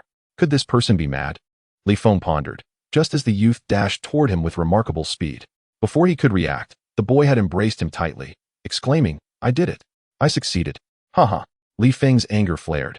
He prided himself on cleanliness, yet here he was, tightly embraced by this unknown madman. With a swift motion, he conjured a white jade disc, which soared into the air and struck the boy's side with force. Although the sect strictly forbade harming fellow disciples, Li Feng utilized 50% of his spiritual energy, believing that the boy would need to lie in bed for at least a year to alleviate his resentment. To his surprise, the boy merely let out a yelp, rolled on the ground for a moment, and then stood up, brushing himself off and bowing respectfully. "Apologies, senior brother. I got carried away in my excitement and lost my manners. Please do not take offense." Li Feng narrowed his eyes, giving the boy a long, scrutinizing glance before turning silently and leaving the library, never to look back. This mad youth was undoubtedly Liang Yan. He had tirelessly meditated for 10 consecutive days, fully immersing himself in the two-fish dual birth array, and had indeed completed the formation. While a cultivator could survive without food or sleep for 10 days, Liang Yan, still at the qi refinement stage, had not yet reached the state of fasting, and his stomach growled with hunger. He resolved to find something to satisfy his hunger. After eating his fill and indulging in a good night's sleep, he awoke the following evening, refreshed. After a brief cleansing ritual, he made his way to the Lingquan cave, absorbing the spiritual essence of the spring while simultaneously setting up the two-fish dual birth array within himself. Moments later, his meridians began to split into two factions, the pure ascending to the heavens while the impure descended to the earth. Simultaneously, a small black and white pearl, the Tianji pearl, emerged from his dantian. As soon as the Tianji pearl appeared, it shot upward to a position corresponding with his dantian and came to a gentle halt. The spiritual energy within him surged through the earth meridians via the dantian, transforming into a rushing stream that crashed into the heavenly meridians, ultimately converging within the Tianji pearl. The pearl then began to rotate slowly, transforming the pure stream into a murky current that flowed back down into the earth meridians. Liang Yan's dantian served as the focal point of the two-fish dual birth array, with the Tianji pearl acting as the array's instrument. The two resonated harmoniously, the pure and impure energies cycling back and forth, the yin and yang of the earth and sky intertwining in a perpetual, unending cycle. The formation was complete, and Liang Yan silently recited the mantra of the heart without a fixed thought. He felt a surge of blue spiritual energy arise from his dantian, circulating through his body in a grand cycle before gradually merging back into the two-fish dual-birth array. The blue and golden energies coexisted harmoniously, slowly flowing in a rhythm. At times the blue representing heaven and clarity, while the gold represented earth and obscurity, and vice versa. It was as if two fish were swimming, their heads and tails entwined, moving in perfect unison. I did it. Liang Yan's eyes opened wide, brimming with boundless joy. The two-fish dual-birth array was alive and continuous. If this could not help him break through the bottleneck of the third layer of qi refinement, he could scarcely fathom what could possibly alter his fate. Suppressing his elation, Liang Yan suddenly recalled the inscription on the two stone pillars at the sect's entrance when he first accompanied Lin Fei to the Yixing Pavilion. Heaven creates the chessboard. Stars the pieces, who dares to play? Earth forms the pipa, rain the strings, who can strum? Though these lines were audacious, their deeper meaning seemed to resonate with the two-fish dual-birth array. While he could not be certain, Liang Yan had begun to speculate on the origins of this array's creator, perplexed as to why he had not delved deeper into its study and cultivation. In truth, his conjecture was not unfounded. The two-fish dual-birth array was indeed crafted by the renowned founding master, Yixing Zhenren. He had attained enlightenment through formations, with a mastery of array techniques that was virtually unparalleled. In his later years, he conceived the idea of the two-fish dual-birth array, believing it could converge with one of the four great unifications. However, his own cultivation was already exceedingly advanced. Practicing this array would require him to forfeit his golden elixir and start anew from the qi refinement stage. Additionally, he would need a treasure capable of altering the very fabric of heaven and earth as the array's instrument. Although he initiated this groundbreaking concept, he was ultimately unable to try it, remaining merely a theoretical endeavor. He anticipated that finding a practitioner who possessed both extraordinary prowess in array techniques and a treasure of such caliber, yet was still at the qi refinement stage, would be a task akin to grasping the moon in the sky. Even he deemed it impossible, ultimately abandoning the pursuit.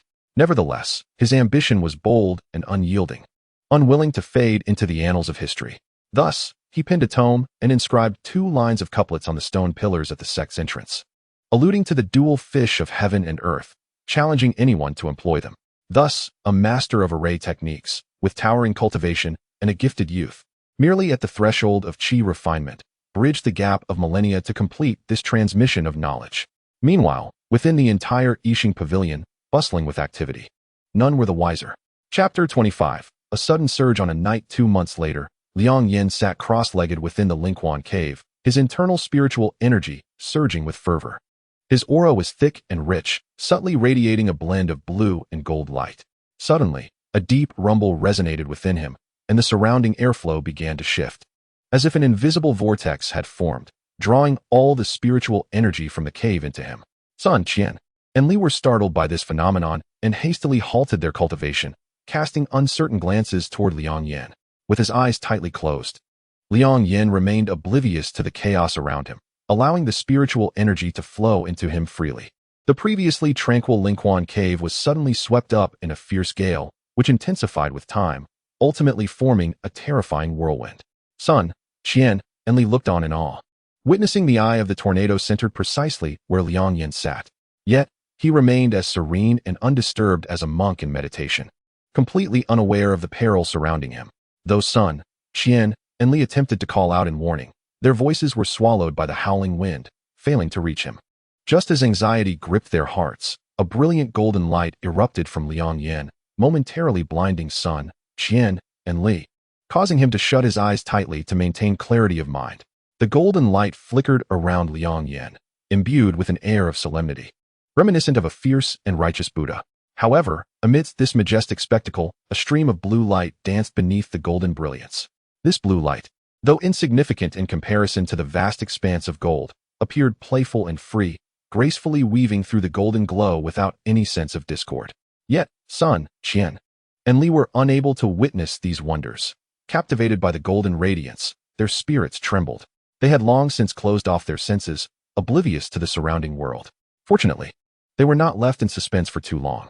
After about half a stick of incense, as Liang Yan emitted a resonant hum, the golden light suddenly dissipated, and the blue fish-like essence melded back into his body. The surrounding turbulent spiritual energy and wind gradually subsided, and all signs of the extraordinary phenomena vanished. Sun, Qian, and Li slowly opened their eyes to see Liang Yan standing, having concluded his cultivation, with a bright smile illuminating his face. Sun Qianli, despite his usual dullness, was acutely aware of the recent events. He clasped his hands in front of Liang Yan and smiled. Congratulations, my friend, on your successful breakthrough and significant advancement in cultivation. Brother Liang, at this moment, your cultivation level is enough to promote you to an outer disciple. Liang Yan smiled slightly. Just moments ago, he had indeed conquered the initial hurdle that troubled countless cultivators, successfully advancing to the 4th level of qi refinement. This breakthrough was extraordinary, so he didn't feel the need to activate the heavenly mechanism pearl to conceal his cultivation level. Thus, his 4th level of qi refinement was clearly displayed before Sun Qianli. Although he had exerted all his efforts to break through the bottleneck, he kept a watchful eye on Sun Qianli, keenly observing his every move. Aware that he bore no ill intentions and even contemplated assisting him, which warmed Liang Yan's heart. I merely take the lead for now. The path of cultivation is fraught with challenges, and future opportunities are subject to fate. No one can predict, Liang Yan continued. I wish for Brother Sun to break through successfully soon. Seeing that Liang Yan had surpassed him in cultivation yet remained amicable, Sun Qianli felt a surge of joy and posed several questions regarding how to overcome the bottleneck of the 3rd level of qi refinement. After all, as outer disciples, they lacked guidance, and the doors of the transmission pavilion were not open to them, making cultivation quite arduous. Liang Yan generously shared his insights from when he had broken through to the 3rd level of qi refinement, and the two sat on the ground, engaged in lively discussion. Although Liang Yan's knowledge was limited, his experiences resonated closely with Sun Qianli's current struggles, providing him with considerable inspiration. Their conversation continued until dawn, and both felt a profound affinity for one another. Sun Qianli then stood and saluted Liang Yan, saying, Thank you, Brother Liang, for your guidance.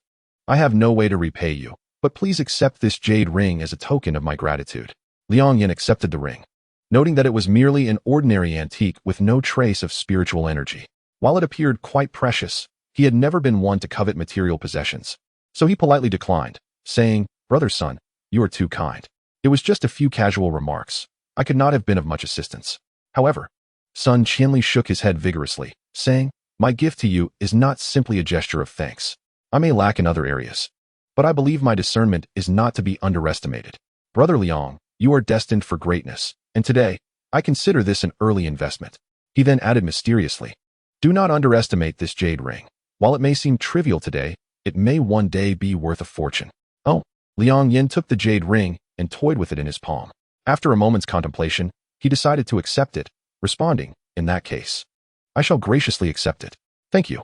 Seeing him accept the gift, Sun Qianli appeared exceptionally pleased and waved his hand, laughing. There is no need for such formalities between us. Now that dawn has arrived, let us prepare to report to Wang Yuan. Liang Yan nodded. Indeed, we should. As they exited the cave, they made their way towards the Xingling Pavilion. At that moment, Wang Yuan was already seated at a square wooden table.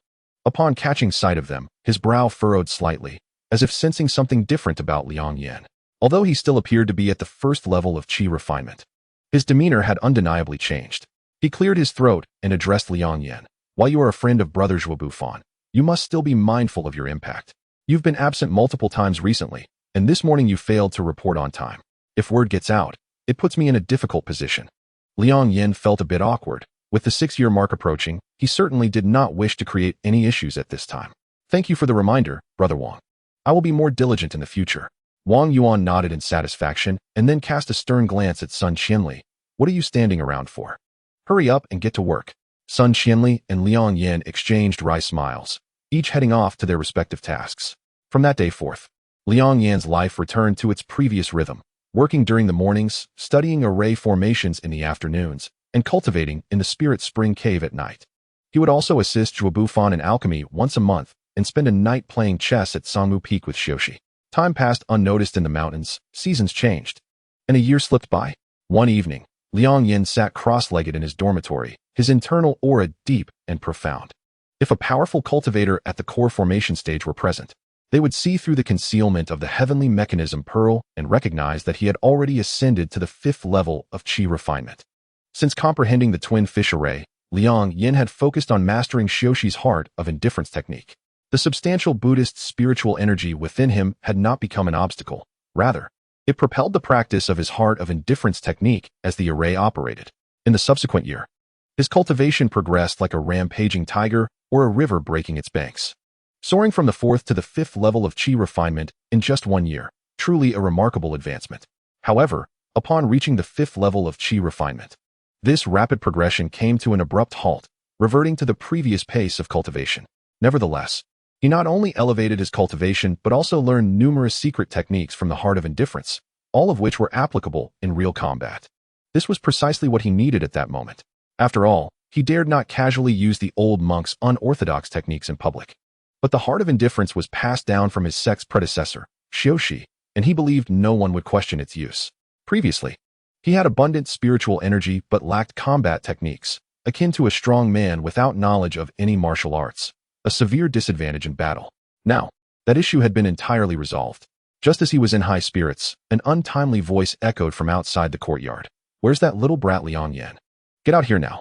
Chapter 26. Life and Death Duel. Liang Yan frowned, pushing the door open to look outside. He saw 5 individuals standing in the courtyard. Among them were 3 familiar faces, Yuan Shan and his companions, who had previously confronted him in the woods of Shuji Peak. Accompanying them was a short, stout man in gray, with a gruesome scar running from his ear across his cheek to his neck, giving him a menacing appearance. This man lacked any remarkable aura and resembled a butcher from the mortal realm. Yet, the 3 from the Dan vein surrounded him, seemingly regarding him as their leader. One of the Dan vein members exclaimed loudly, "Strange, brotherly. I distinctly remember there were only 2 turtles at the miscellaneous workers' place last time. Why is there an extra one today?" Another chimed in, "How should I know? You'd have to ask the turtle, but since it can't speak, you'd have to learn turtle language first." The first man laughed and scolded, "How can you learn turtle language?" "Absolutely not, absolutely not." Liang Yan recognized that these individuals were merely here to provoke him. The laws of the Law Pavilion were strict, forbidding disciples from engaging in private fights within the sect. They aimed to incite him into making the first move, providing them with a valid reason to retaliate. Thinking of this, he feigned surprise and exclaimed, "Oh, how did you all know I had 2 turtles before?" Before Yuan Shan and the others could react, Liang Yan pretended to have an epiphany, continuing, "Ah, my 2 turtles. One is named Yuanda, and the other is Yuan Air. So, today there is indeed an extra Yuan Shan, Yuan San. I've heard you are quite proficient in turtle language. Perhaps you could ask this 3rd turtle why it has come here?" Upon hearing this, Yuan Shan fumed with rage. Reaching for his storage bag at his waist, the stout man grabbed Yuan Shan, shooting him a glare, causing Yuan Shan to shrink back and sheepishly laugh. "This brat is pushing it too far. Fool, a small loss of patience can ruin a grand scheme. This brat is trying to provoke you into making the first move. Do you expect me to plead for your release from the Law Pavilion afterward?" Yuan Shan, timid and hesitant, dared not utter a word. Seeing this, Liang Yan stretched and muttered to himself, "I do not comprehend the language of turtles. It would be best to return to my chamber for some rest." With that, he turned and retreated to his room, slamming the door with a resounding thud, leaving those outside to face the cold dismissal. The stout man squinted his eyes and suddenly pulled over a woman clad in green. She possessed delicate features and was reasonably attractive. However, at this moment, her eyes were red and puffy, her face haggard, and her demeanor exuded a palpable fear. The stout man slapped her backside with a resounding smack, shamelessly groping her. The green-clad woman flinched in shock, her panic-stricken gaze darting toward the inner courtyard, but the stout man laughed heartily without a care. "Li Dagu, your old flame is here with me. She has been quite accommodating these past few nights." Despite her lack of talent, this wretched woman had a cultivation level of the 1st layer of qi refinement. "Once I break through my next bottleneck, I shall use her as a furnace for my enjoyment. At that time, she can serve as my wedding garment, aiding my successful breakthrough, thus not wasting her cultivation." Upon finishing his boast, he burst into laughter, and Yuan Shan and the others joined in raucous mirth, while the green-clad woman turned pale, her eyes misty, on the verge of tears. At that moment, a furious roar echoed through the courtyard, followed by a loud bang of a door. And then Li Dali's angry voice, "Yuan Ba, you dogwhelp, why not come at me instead? Spare Yongwei." With the sound of hurried footsteps, a cry of agony followed. Along with a woman's sorrowful call, "Li Dage." Liang Yan sat in his room, sighing inwardly, and rose to open the door. He discovered Li Dali sprawled on the ground, bloodied, while Yongwei gazed at him with a dazed expression, worry etched across her face. However, she was restrained by the stout man, unable to check on Li Dali's injuries. A glance was enough for Liang Yan to ascertain that the stout man was at the 6th layer of qi refinement. With a robust physique and a vibrant aura of blood and flesh, He was undoubtedly a martial cultivator. It appeared that the Yuan family was indeed a lineage of martial practitioners. Pondering this, Liang Yan felt no fear and addressed the four before him. The sect strictly forbids private duels. Are you not afraid of the enforcement disciples from the Law Pavilion for beating him so severely? The dark-faced youth, Yuan Shan, chuckled sinisterly, feigning a look of trepidation as he dramatically pounded his chest. Oh, I am so frightened. Just now, this Li Dali charged at me. I was truly terrified. Thankfully, the sect does not prohibit retaliating. Otherwise, I would be the one lying on the ground. Although he spoke thus, his small eyes sparkled with mockery, and a smug smile graced his lips. Liang Yan, after a moment of contemplation, turned to the stout man. You are Yuan Ba, his cousin, are you not? Yuan Ba snorted in disdain, hands clasped behind his back, seemingly uninterested in conversing. However, Yuan Shan called out loudly, Indeed, this is my cousin Yuan Ba, an elite disciple of the outer sect. You lot are not even worthy to carry my cousin's shoes. Let them go. We shall meet at the martial arts peak tomorrow at noon, Liang Yan suddenly declared. Upon hearing this, even Yuan Ba appeared momentarily stunned, then burst into hearty laughter. You have guts, kid. Since you say so, I will spare these two worthless dogs for now. I will be waiting for you at the martial arts peak tomorrow at noon. Do not dare to go back on your word. Heh, though I am not a paragon of virtue, I do have some weight in my words. We shall see at the martial arts peak tomorrow, Liang Yan replied with poise. Good. Yuan Ba shot him a glance, shoving Yang Wei to the ground as he and Yuan Shan departed with laughter. Just then, the door at the back of the house swung open, and Sun Qianli stepped out, addressing Liang Yan. Brother Liang, you have acted impulsively this time. You must know that the martial arts peak is a lawless place, where victories and lives are at stake. Li Dali, with Yang Wei's assistance, struggled to rise, wiping the blood from his face. It is my ineptitude that has brought trouble to Brother Liang. I shall face the duel tomorrow. You must not put yourself in danger on my account. Li Dage, Yang Wei gasped, her face as pale as a sheet, gripping Li Dali's sleeve tightly, her fingers turning white from exertion. Liang Yan glanced at her, noting her expression was genuine, and nodded slightly, thinking, this woman has experienced the treachery of human hearts. True feelings are revealed in adversity. It seems she has come to see Li Dali as her only reliable ally. There is no need for concern. I, Liang Yan, do not value my life so lightly. I have my own plans for this duel. You need not worry, Liang Yan said with a faint smile. Sun Qianli understood that this youth could not be measured by ordinary standards and ceased to press further. Yet, Li Dali remained anxious, unable to sway Liang Yan, especially with Yang Wei leaning against him, still trembling. Ultimately, he relented. However, he secretly resolved to watch the duel at the martial arts peak tomorrow. If Liang Yan were in danger, he would risk his life to shield him. After all, if he were to perish, the sect would not be able to trace the responsibility. With each of them harboring their own thoughts, conversation ceased, and they returned to their respective rooms.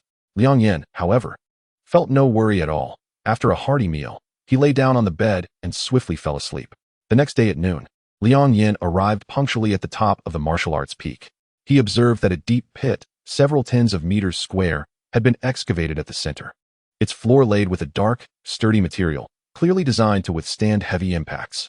Yuan Ba and his companions were already waiting on a platform beside the pit. Upon seeing Liang Yan approach, Yuan Ba revealed a sinister smile and boastfully declared, Well, you have arrived right on time. Even the underworld values punctuality. You might just make it in time for a favorable reincarnation. Liang Yan smiled faintly. I would gladly go, but I fear the king of hell may not accept me. Humph, keep being defiant.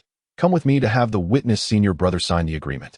The two exchanged no further words and established the terms for their life and death duel in front of a man clad in gray before jumping into the vast pit. The duels at the martial arts peak were nearly devoid of rules. Entering the pit signified the start of the contest, and any means, whether by trickery or underhanded tactics, were permissible as long as one could defeat their opponent. The sole stipulation of the sect was that no one else could interfere, ensuring a fair one-on-one duel. Upon leaping into the pit, Yuan Ba swiftly reached into his storage bag and produced a pitch-black wooden staff. The staff was intricately carved with 9 golden dragon patterns, its spiritual energy swirling around it, and one could almost hear the faint sound of dragon roars. The crowd erupted in cheers, and Yuan Shan's voice rang out. It seems my cousin intends to make this little brat's demise rather uncomfortable. Though Yuan Ba appeared rugged, he possessed a meticulous mind, fully aware of the principle that one must exert full effort even when battling a rabbit. Thus, he always fought with all his strength from the outset to avoid any missteps. especially within this life-and-death arena. Yuan Ba bellowed, charging towards Liang Yan at full speed, swinging the staff directly at his head. The force of the strike was akin to a mountain crashing down, creating a thunderous roar in the surrounding air. Yet, Liang Yan seemed utterly unfazed, standing calmly in place, waiting until the staff was nearly upon him before casually sidestepping to the left. With a tremendous crash, Yuan Ba's staff struck the ground. Although it did not shatter the floor, the collision produced a deep, resonant boom that nearly ruptured the eardrums of the lower-tier Qi refinement cultivators watching nearby. Yuan Ba, seeing his attack evaded, let out a cold snort and raised the staff to swipe upwards with even greater speed. Liang Yan merely tapped his toes against the ground, gracefully retreating, effortlessly gliding past the gust of wind created by the staff, displaying no sign of panic. Yuan Ba felt a sudden chill in his heart, and dared not to underestimate his opponent any longer. He exerted force beneath his feet and swiftly wielded the wooden staff, unleashing a relentless barrage of lethal moves to ensure Liang Yan had no chance to catch his breath. The air was filled with the shadows of his staff, locking down all avenues of escape, and Liang Yan appeared like a fragile boat amidst a tempest, adrift in a boundless sea. Strangely, while a single wave could easily overturn this small vessel, it stubbornly navigated through the myriad of staff shadows, resembling a leisurely cruise through a sea of flowers, exuding an inexplicable sense of ease and grace. Yuan Shan, lacking in strength and vision, cheered from the sidelines, claiming, "Cousin has completely subdued this person. Liang Yan merely possesses some strange techniques to conceal his true cultivation. How could he possibly compare to my cousin in a genuine confrontation? I predict he will be captured in mere moments." The disciples from the Danmai sect, hearing his words, quickly joined in flattering him, while Li Dali and Yang Wei wore expressions of concern. Only the gray-clad senior witness shook his head discreetly. At this moment, Yuan Ba understood the difficulty of his situation. Despite fully activating the 9-dragon staff and engaging in close combat, even an average disciple at the 7th level of Qi training might not withstand it. Yet, the person before him appeared to possess merely the 1st level of Qi training, rendering him utterly helpless. Even more perplexing was that, despite wielding the family treasure, the 9-dragon staff, combined with his own mountain-shaking staff technique, the overwhelming momentum and killing intent he unleashed dissipated as Liang Yan shifted and danced around him. Unbeknownst to him, Liang Yan's cultivation of the heart of uncertainty included a secret technique known as the 5 flows of coming and going. This technique emphasized spontaneity and freedom, breaking away from conventional wisdom. The 5 flows consist of circular motion, sitting forgetfulness, dissipating momentum, enhancing spirit, and observing qi. During his evasive maneuvers, Liang Yan had employed the dissipating momentum technique. Even though the staff shadows filled the sky, the invincible sharpness of their force had been subtly dispersed by him, leaving only a mere display of flower-like punches and embroidered kicks. As the battle progressed, Yuan Ba grew increasingly alarmed, aware that if his offensive slackened, it would lead to his downfall. He switched his staff to his left hand, continuing his relentless assault, while his right hand concealed behind him formed an unusual hand seal. Indeed, Yuan Ba was a prodigious talent, hailing from a family of body cultivators, yet he also possessed extraordinary aptitude for spell cultivation. Being adept in both body and spell practices, Liang Yan sidestepped Yuan Ba's strike, while still absorbing the sensations of using the dissipating momentum technique for the first time. Suddenly, an unexpected change occurred. 5 vibrant green vines sprouted from the ground, swiftly extending towards Liang Yan and binding him firmly. Yuan Ba, excited by his successful use of the vine technique to ensnare his opponent, charged forward with the 9-dragon staff raised, preparing to deliver another strike. Though ensnared by the vines, Liang Yan wore an expression of peculiar calmness. Abruptly, he began spinning like a top, the vines he tugged along with him forming a verdant whirlwind. Yuan Ba, caught in midair, could not retreat in time upon witnessing this bizarre spectacle. He collided with the whirlwind, and like the vines, found himself spiraling around Liang Yan. This move was part of the circular motion technique from the 5 flows, allowing him to convert the spiritual energy surrounding him for his own use, leveraging the force of the whirlwind. Although the vines were indeed peculiar, they were ultimately manifestations of spiritual energy, redirected by the circular motion technique for Liang Yan's benefit. Yuan Ba was helpless, spinning like a fallen leaf around Liang Yan. The fierce winds roared around him, rendering him speechless and blind, truly feeling the weight of his predicament. After what felt like an eternity, Liang Yan suddenly halted, flinging Yuan Ba away, who landed on the ground but continued to spin in place. A flicker of killing intent flashed in Liang Yan's eyes as his aura surged dramatically. This overwhelming energy, profound and majestic, caused those with slightly lower cultivation levels among the spectators to feel their hearts race and their breaths constricted. Soon, Liang Yan's aura reached its zenith. He stepped forward and pointed in the air, a streak of blue light hurtling toward Yuan Ba. Just as Yuan Ba regained his footing and caught sight of the approaching light, terror gripped him. He attempted to evade, only to find himself losing control of his body. His legs trembled uncontrollably, and his consciousness flickered uncertainly. The blue light pierced through Yuan Ba's dantian, followed by a chilling scream, and he collapsed, unable to rise. Liang Yan, satisfied with the effectiveness of his strike, nodded approvingly. The technique he had just employed was the enhancing spirit technique from the 5 flows. This method harnesses the essence of the 5 vital energies, spirit, heart, body, nourishment, and return, to elevate one's spirit, forcing an opponent into a state of suppression for a decisive kill. Strictly speaking, the enhancing spirit technique originates from the Taoist text 7 Arts of the Yin symbol and does not belong to Confucian's secret techniques. However, the ancient would innovatively stripped away its 5 elemental aspects and infused it with the righteous spirit of Confucianism, integrating it into the heart of uncertainty, marking a significant achievement. With a single strike, Liang Yan had crippled Yuan Ba's dantian, thereby severing his path to immortality. He then retrieved the 9-dragon staff lying beside him, examined it for a moment, and with satisfaction, placed it into his storage pouch. Chapter 27. The sword-wielding youth. As Liang Yan incapacitated Yuan Ba, Yuan Shan and the others outside the arena trembled in fear, scarcely daring to breathe, and none dared to assist Yuan Ba. Liang Yan leapt from the pit, casting a cold glance at them, and declared, "If I find out that anyone dares to oppress Li Dali again." Before he could finish, Yuan Shan and the others hastily nodded like chicks pecking at grain, saying, "Senior brother Liang's cultivation is astonishing, and his talent is extraordinary. We previously failed to recognize your greatness. We shall never dare to offend again. We only hope that senior brother Liang will not hold our past transgressions against us." Liang Yan, uninterested in further discourse, waved his hand dismissively, stating, "As long as you do not trouble me, I have no desire to seek you out." Yuan Shan, as if granted a reprieve, knelt and bowed 3 times before hastily leaving with the unconscious Yuan Ba supported between the other 2. Watching them depart, Liang Yan suddenly heard a cough from behind. Turning, he saw the gray-clad senior witness approaching. With an expression devoid of emotion, he inquired, "What sort of technique does junior brother cultivate? I do not recall such a method among the 3 veins and 4 paths." Liang Yan smiled and replied, "This is a secret passed down by an elder in our sect, and I cannot easily disclose the name." The gray-clad senior nodded, stating, "So it is a matter of your fortune. However, are you aware that the martial peak is often a place of life and death battles? Once one enters the arena, life and death are at stake. Why did you grant him a chance for survival?" Liang Yan, momentarily taken aback, instinctively responded, "I have already crippled his dantian, severing his path to immortality. Is that not sufficient?" The gray-clad senior shook his head, a semblance of a smile playing on his lips as he regarded him.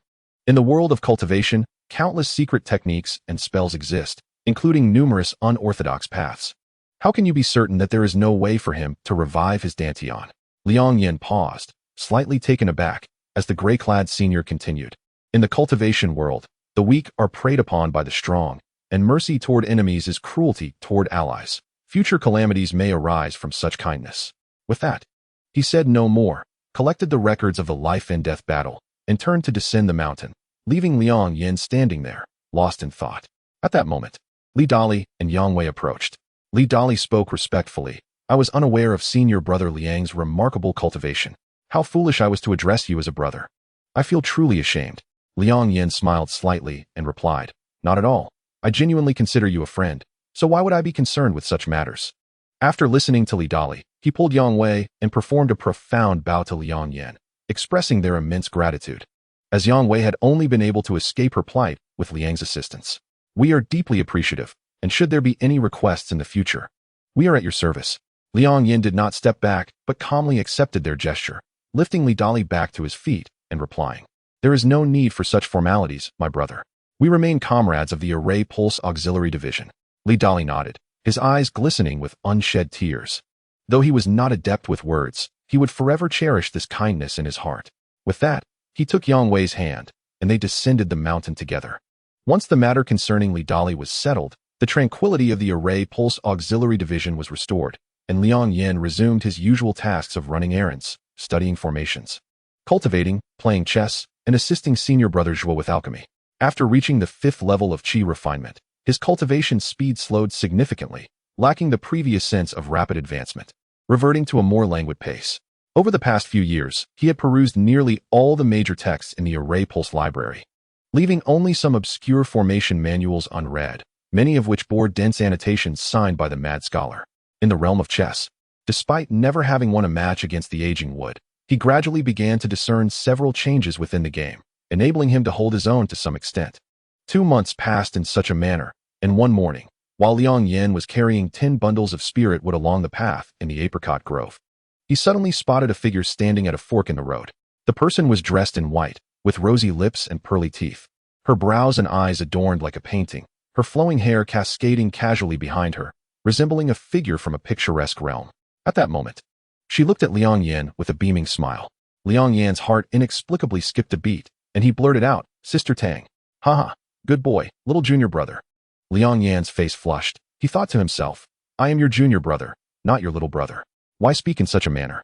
He had learned from the aging Wood that this young woman was named Tang Daisyan, and he held a favorable impression of her, as his breakthrough to the 3rd level of qi refinement had been facilitated by her guidance. Upon seeing his crimson cheeks, Tang Daisyan giggled and said, "How is it that just a year has passed, and my little junior brother has grown increasingly bashful?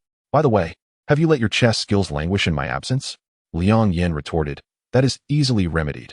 Let us engage in a match, and the results will speak for themselves." "Oh, no. I did not come to challenge you to chess.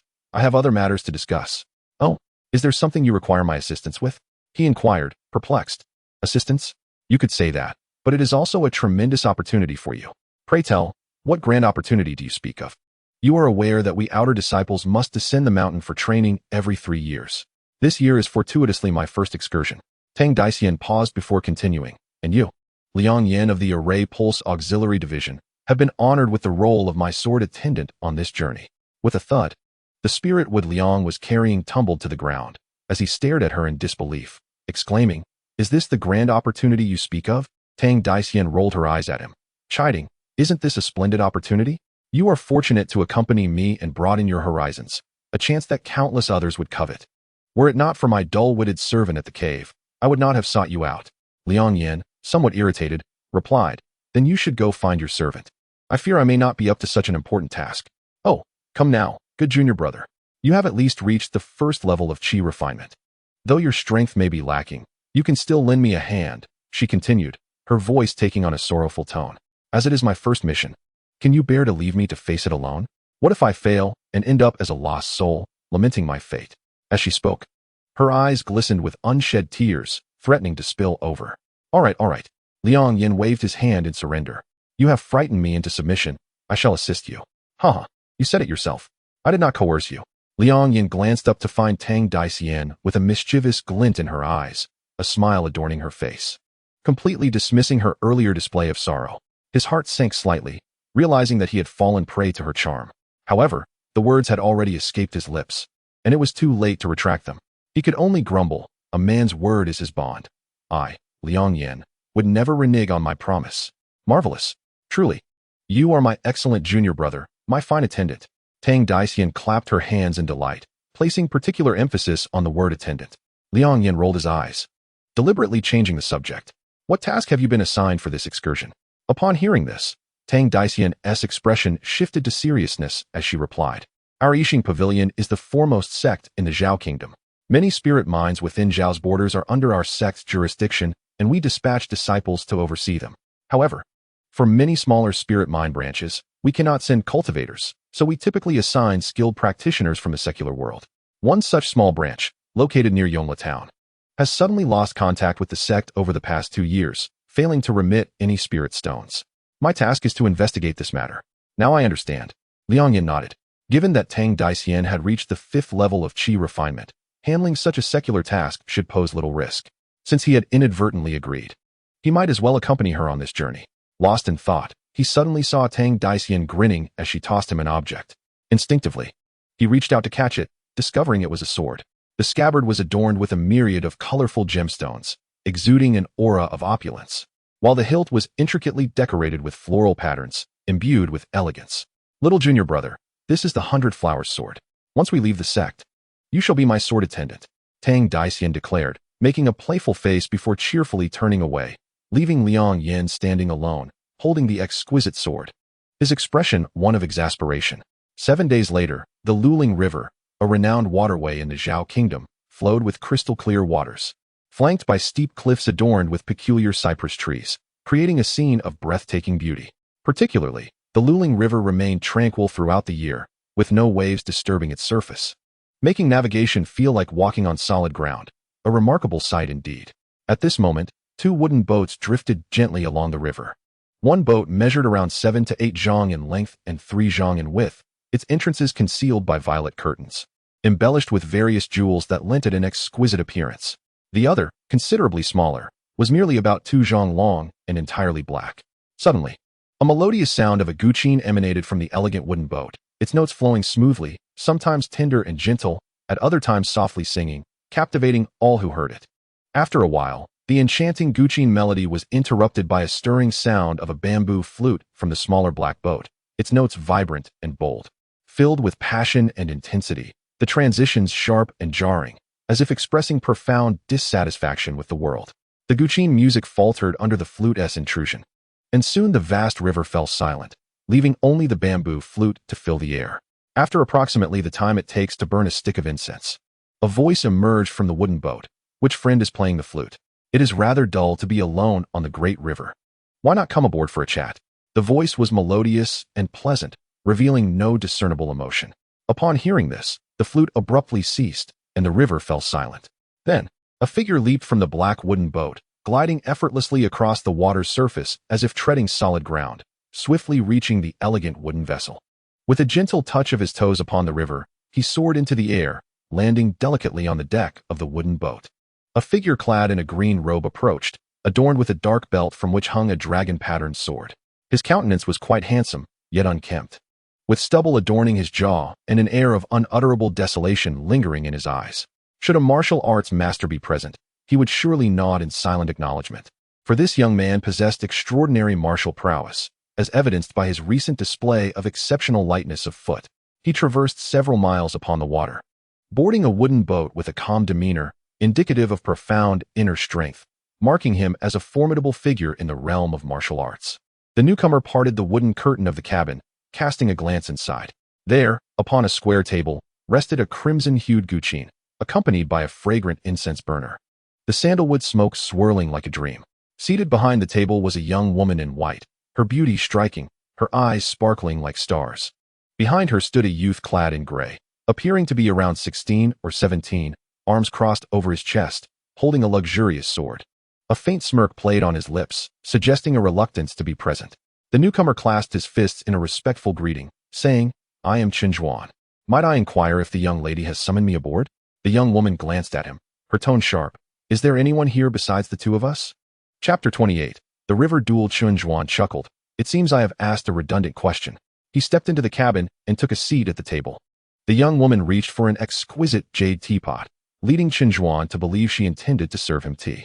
He hastily took a cup, lifting it with both hands, and remarked, "You are too kind, my lady." To his surprise, she filled her own cup without so much as a glance in his direction, returning the teapot to its place, clearly having no intention of serving him. Holding the cup aloft, Qinjuan's expression shifted to one of embarrassment, and he sheepishly set it down. The young woman took a sip from her cup, her eyes narrowing in delight as she exclaimed, "What excellent tea." Then, she seemed to notice him for the first time, her expression curious as she asked, "Since you have come, why not try my cloud and mist tea? Or do you find my hospitality lacking?" Qinjuan thought to himself, "Have you offered me any hospitality at all?" However, he refrained from voicing this, replying instead, "I am but a rough man, lacking in the appreciation of fine tea." She nodded, her expression one of realization. "No wonder. You do appear rather coarse. Your stubble is nearly as wild as a boar's bristle. I do not understand the ways of rough men, so please do not take offense." Qinjuan felt a mix of indignation and amusement, thinking, "I merely expressed modesty, yet this girl has taken it as an invitation to insult." He glanced at her again, noting her striking beauty and demeanor befitting a lady of a prominent family, yet she displayed such a lack of decorum. He, feeling irked, muttered, "Might I ask why the young lady has summoned me aboard? If there is nothing urgent, I shall take my leave." Upon hearing this, the young woman seemed to recall something, nodding eagerly. Yes, indeed. I have an urgent matter for you to assist with.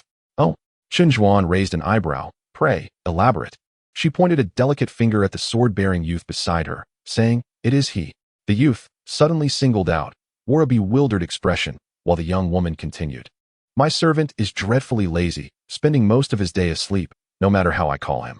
It leaves me to manage all matters myself. Wouldn't that frustrate you? Turning to Chen Zhuan, she added with a smile, I happened to hear you play the bamboo flute. It was a haunting melody, truly a rare delight. I implore you to play for my boy, so he might awaken from his slumber and recall your enchanting music in his dreams. Chen Zhuan understood her intent. She was vexed that his flute playing had interrupted her musical pursuits, inviting him aboard merely to mock him. Having traversed the world of martial arts, he found her antics amusing rather than infuriating, thinking to himself, this young lady, despite her noble upbringing, possesses a mischievous spirit. She is quite the character. Yet, as he pondered, memories of societal norms and decorum surfaced, casting a shadow over his expression. The young woman, noticing his sudden melancholy, remarked, Hey, you're not so old that you can't take a bit of teasing. Never mind, just consider it my fault. You may leave now. Chen Zhuan regained his composure and smiled gently. Do not blame the young lady. It is merely my poor flute skills that have disturbed the ambience. Upon my return, I shall refrain from playing. He prepared to take his leave when suddenly, a cough came from behind the young woman, causing her to frown and halt him. Brother, please wait, she urged. What further insights do you have, my lady? He inquired. The youth behind her interjected, We have yet to learn your esteemed name. Indeed, the young woman exclaimed, clapping her hands. How could I forget? It is said that every encounter is fated. We have not yet exchanged names. Chen Zhuan bowed slightly. I am Chen Zhuan, from Taizhou in the Zhao Kingdom. May I ask for the young lady's name? She mimicked his bow, responding, I am Tang Daisian. And this is my servant, Liang Yan. Ah, Miss Tang, young Master Liang, it is a pleasure to meet you. Just then, the gray-clad youth added, Brother Chen. Are you from Yongla Town in Taizhou?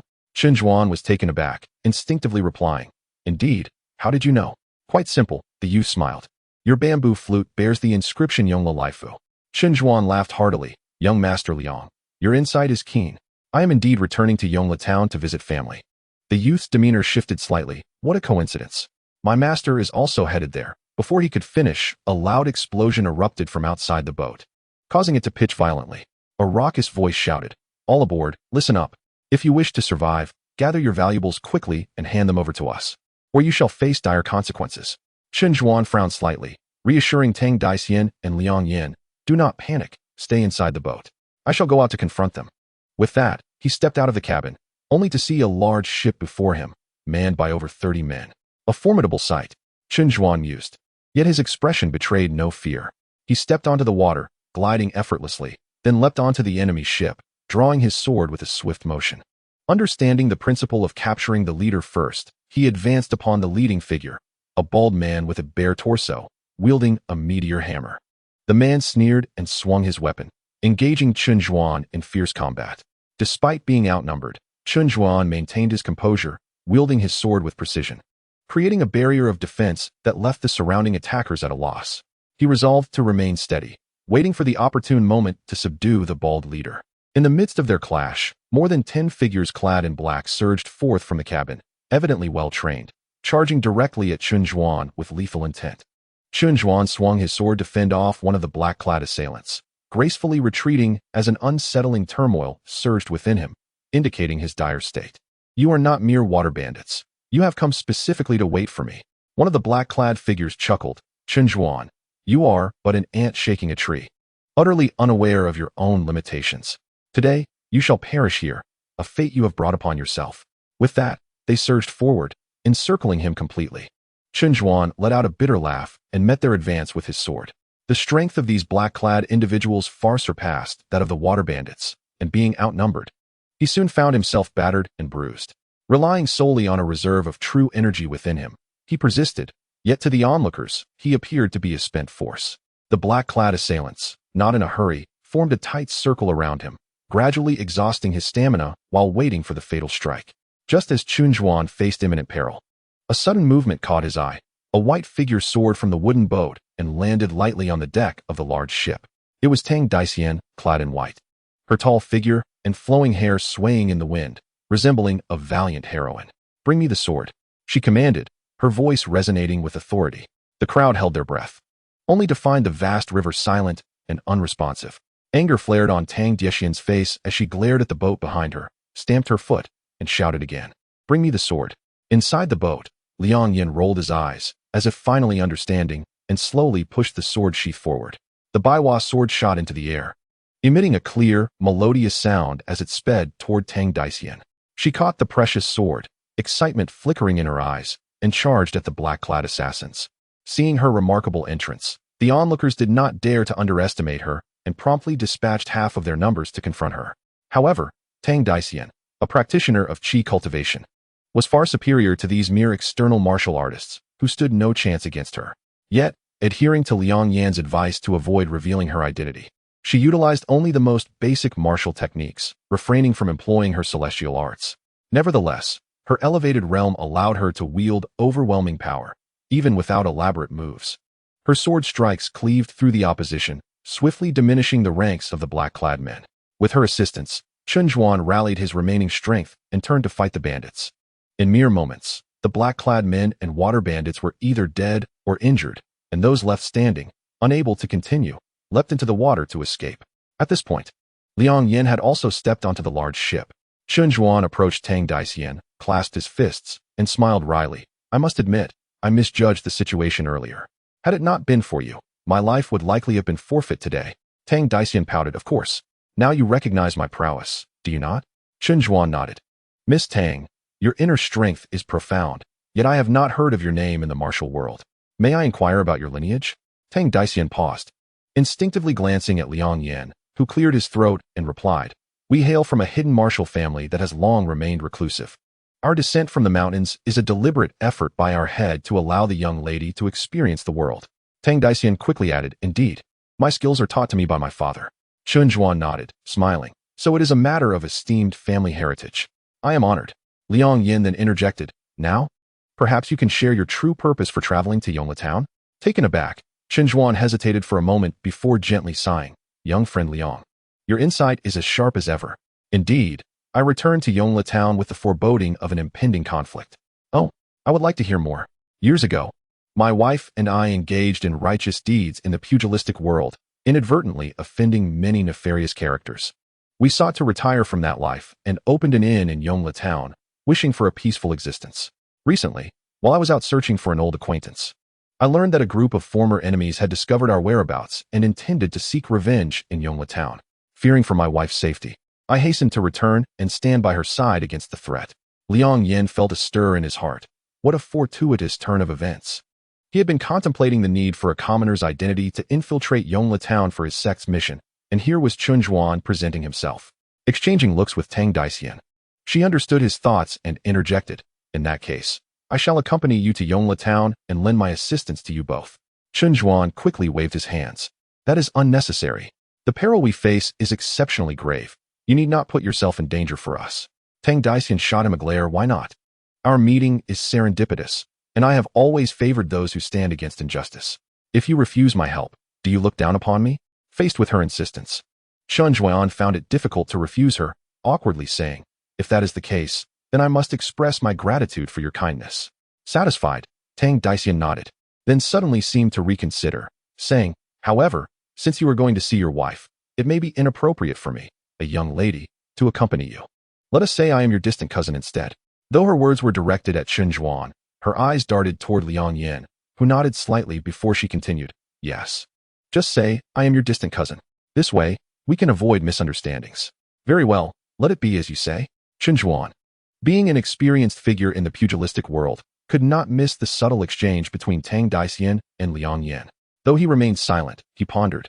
This pair seems quite unusual. While Miss Tang is ostensibly in charge, it appears that this young brother Liang is the one truly calling the shots. Chapter 29. A blessing in Yongla Town is situated in the heart of Taizhou in the Zhao Kingdom, surrounded on three sides by peculiar mountains and steep cliffs.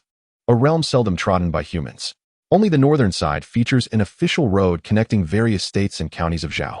Due to the abundant mineral resources and medicinal herbs in Yongla Town, merchants from across the land flock there to procure goods, making the thoroughfare bustling and lively.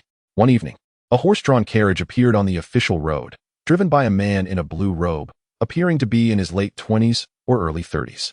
Though handsome, his unkempt beard and weary expression made him resemble a downtrodden scholar. Inside the carriage, a bamboo curtain hung, obscuring the view of a figure within, who, while indistinct, possessed an alluring silhouette, hinting at a woman. On the wooden frame at the back of the carriage sat a boy of 16 or 17 in gray attire. Leaning against the carriage, sword in hand, a willow leaf clutched in his mouth, his legs dangling outside and swaying with the motion of the carriage. Utterly oblivious to the world around him. A closer inspection would reveal that his eyes were tightly shut, breathing evenly, as he had fallen asleep in the carriage. Suddenly, an object was tossed from the carriage window, striking the gray-clad boy squarely on the forehead. He jolted awake, reaching out to find an orange in his hand. A sulky voice from within the carriage exclaimed, "Sleep, sleep, sleep. All you do is sleep. You can't even manage a few words along the way. What use are you to me?" The blue-robed driver chuckled, "Young brother Liang, you are truly a remarkable individual, whether on official roads or side paths. You can sleep soundly perched on the wooden beam at the back of the carriage. I am genuinely impressed." The three individuals in the carriage were none other than Chen Zhuan, Tang Daisian, and Liang Yan.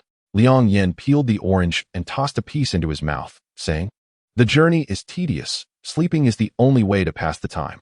I must conserve my energy to assist Brother Chen. With your meager skills, all you need to do is hand me the sword when the time comes. Watch as I dispatch those bandits without a trace. Indeed, miss, your martial prowess is unparalleled, and I shall content myself with being your humble aide. Consider yourself perceptive." Just as Tang Daisian was about to speak further, Chen Zhuan's voice rang out ahead, "Ladies, we have arrived. Before us lies Yongla town." Leaning against the cart, Liang Yan turned to look, and at the end of the road, he saw a stone tablet inscribed with the three characters Yongla town. Beyond the tablet lay their intended destination. "Yongla town is indeed vast," Tang Daisian remarked. "Though it is termed a town, it is quite comparable to a small city, is it not?" Chen Zhuan nodded in agreement, stating, "Indeed, Yongla town's geographical position is unique, rich in mineral resources and medicinal herbs, and it must contribute tributes to the court annually. Hence it is considerably larger than an average town." As the cart slowly entered the town, Liang Yan observed that Yongla town was indeed much more prosperous than Huayuan town, where he had previously resided. With dusk approaching, the streets remained bustling with activity.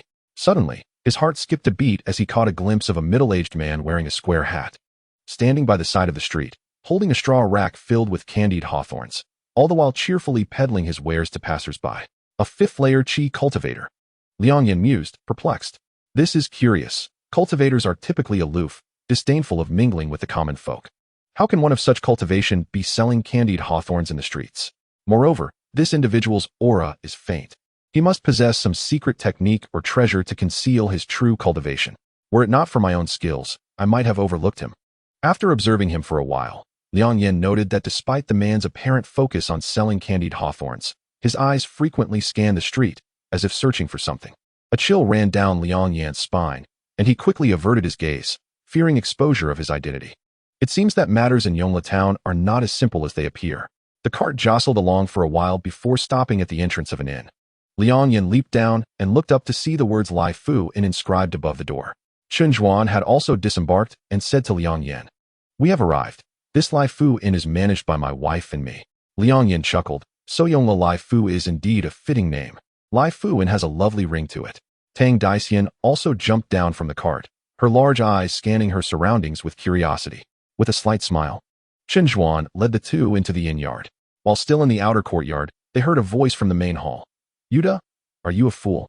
The guest said no tea in the morning, yet you went and knocked on their door early, disturbing their peace. Do you want me to make you regret it?"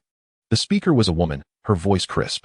Although she was scolding, it did not sound harsh. Rather, it resembled the chirping of a lively lark. Chen Zhuan furrowed his brow slightly and hurried into the main hall, with Liang Yan and Tang Daisian following closely behind. Behind the counter in the hall stood a woman clad in red, not particularly tall, but possessing a curvaceous figure. With willow-like eyebrows, phoenix-like eyes, and lips as thin as gossamer, her face, which should have been delicate and refined, bore a prominent nose that added an air of vigor. Liang Yan was momentarily taken aback, as this red-clad woman bore a striking resemblance to Lin Xiaomei whom he had met previously, though the latter exuded more assertiveness, while this woman possessed a hint of audacity. Upon hearing the footsteps, the woman turned to see Chen Zhuan and froze in place, her enchanting eyes fixed on him without a hint of distraction. After a brief moment, her eyes glistened with tears as she rushed to Chen Zhuan, softly calling out, Zhuan, and naturally throwing herself into his embrace. Chen Zhuan gently patted her back, murmuring, Minro, you have worked hard. He then added, let me introduce you. This is my distant cousin, Tang Daxian. He turned to Tang Daxian and said, this is my wife, Minro. Tang Daxian nodded with a smile, exclaiming, brother and sister-in-law. You truly are a perfect match, a harmonious pair.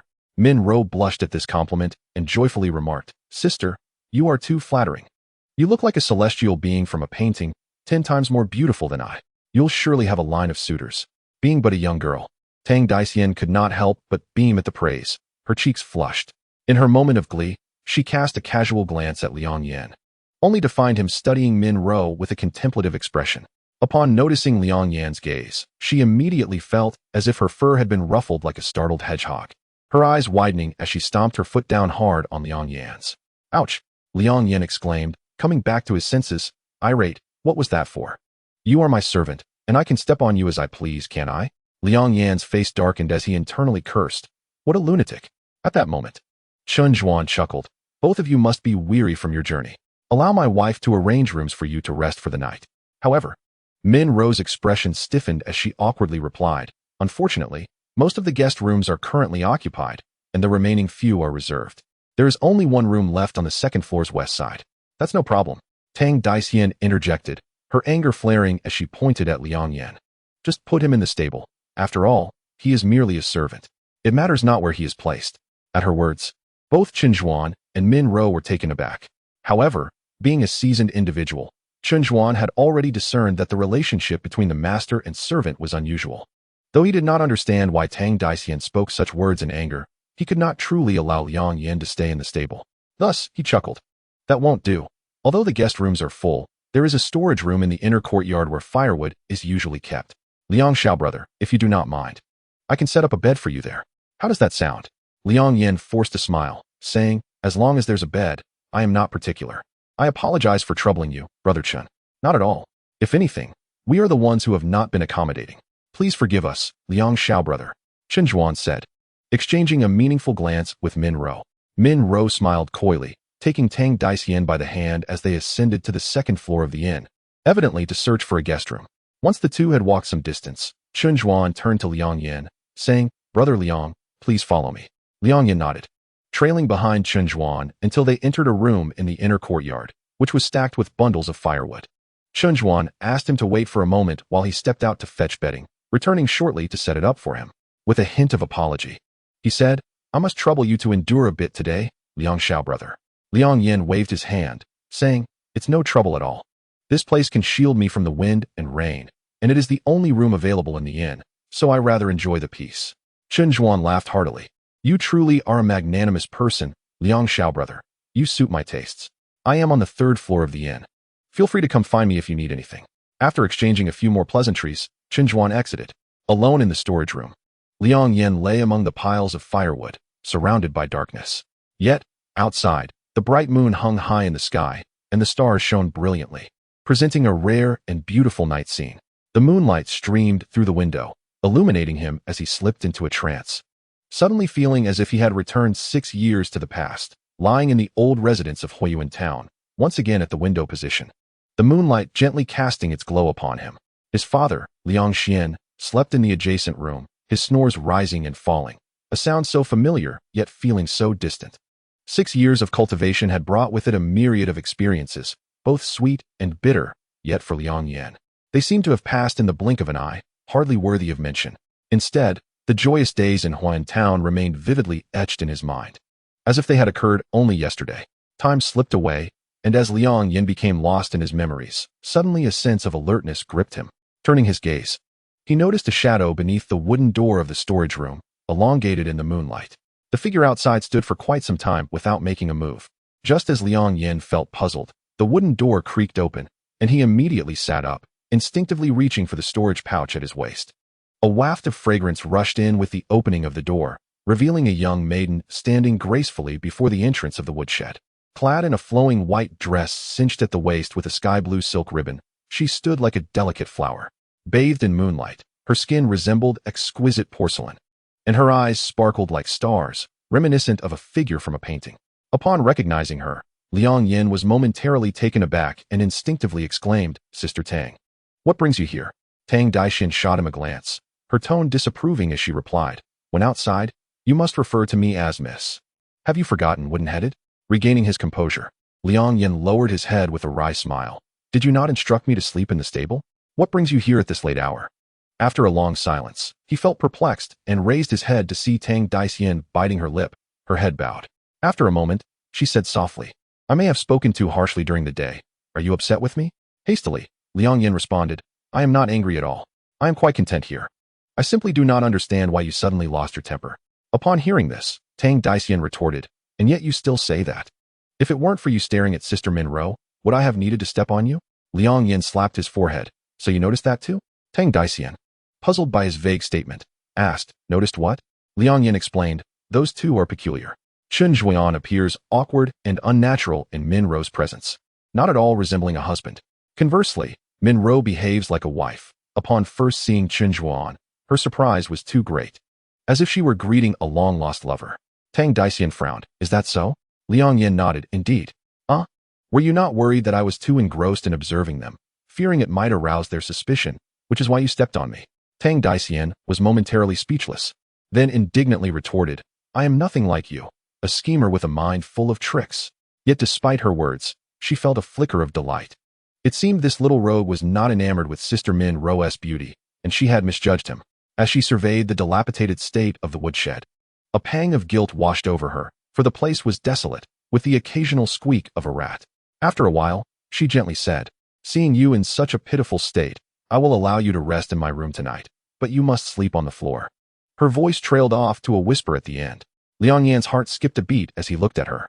Her eyes darted away, a blush creeping up her porcelain cheeks, her hands clasped behind her back, standing there like a water lily, breathtakingly beautiful. Liang Yan felt parched, a rush of heat surging to his head, leaving him momentarily speechless, unable to articulate his thoughts. At that moment, he heard a sound from the southeast corner of the rooftop, as if someone was leaping over the wall. Liang Yan jolted awake, realizing, indeed, the currents in Yongla town are tumultuous. I cannot afford to be careless.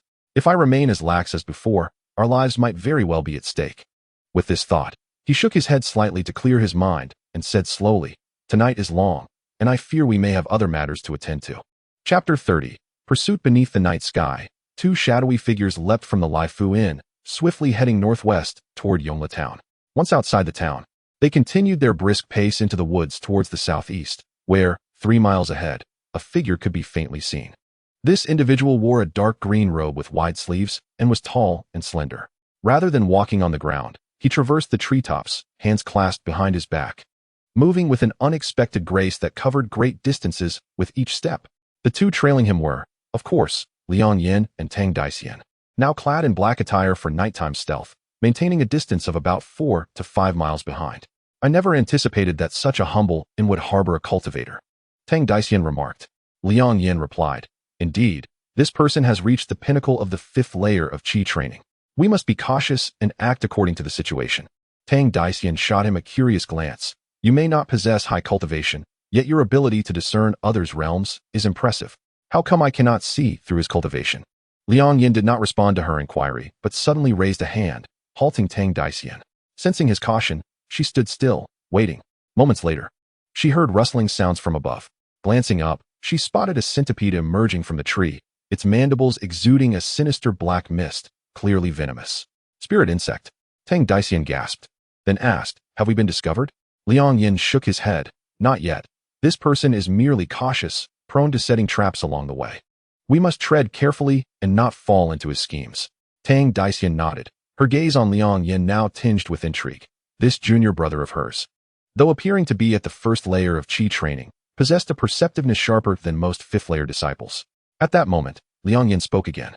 "Do you possess any treasures that can conceal your aura?" Tang Daishin was momentarily taken aback, but instinctively replied, "Yes."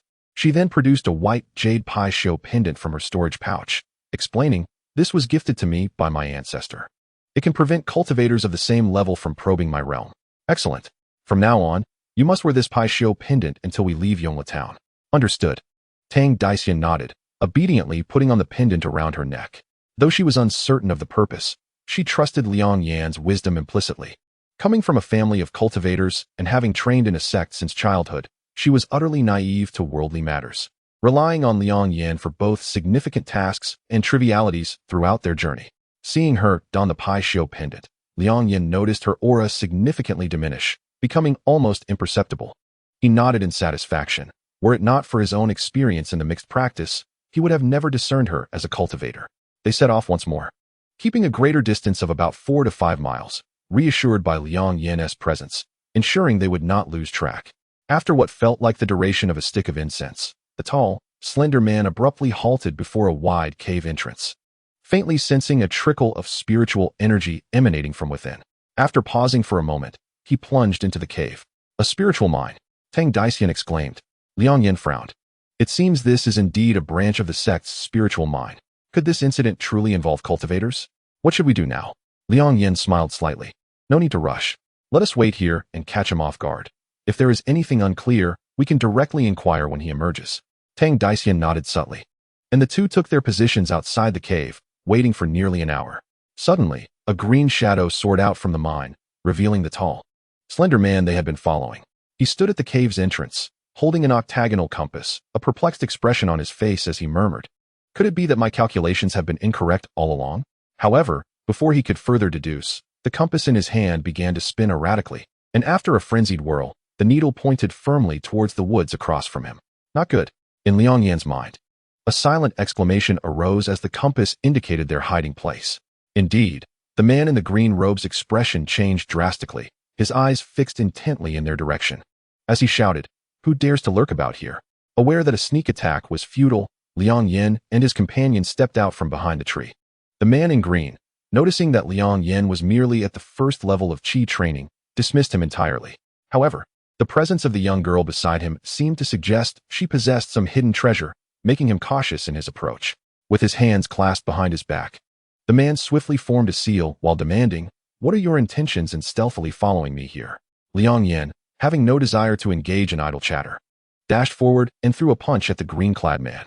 The latter hastily retreated, and with a flick of his sleeve, a beam of emerald light shot towards Liang Yan. Liang Yan dodged, only to find that the green light seemed to possess a will of its own. After missing its target, it struck the ground and rebounded with a loud bang, redirecting towards Liang Yan once more. Startled, Liang Yan propelled himself upward along the trunk of a towering tree, with the green light in hot pursuit, shadowing him closely. "Be careful, that is a green blood serpent. He knows how to command spiritual beasts," Tang Daxian warned urgently. Heeding her caution, Liang Yan glanced back to see that the green light was indeed a small serpent, its speed astonishing, having gone unnoticed until now.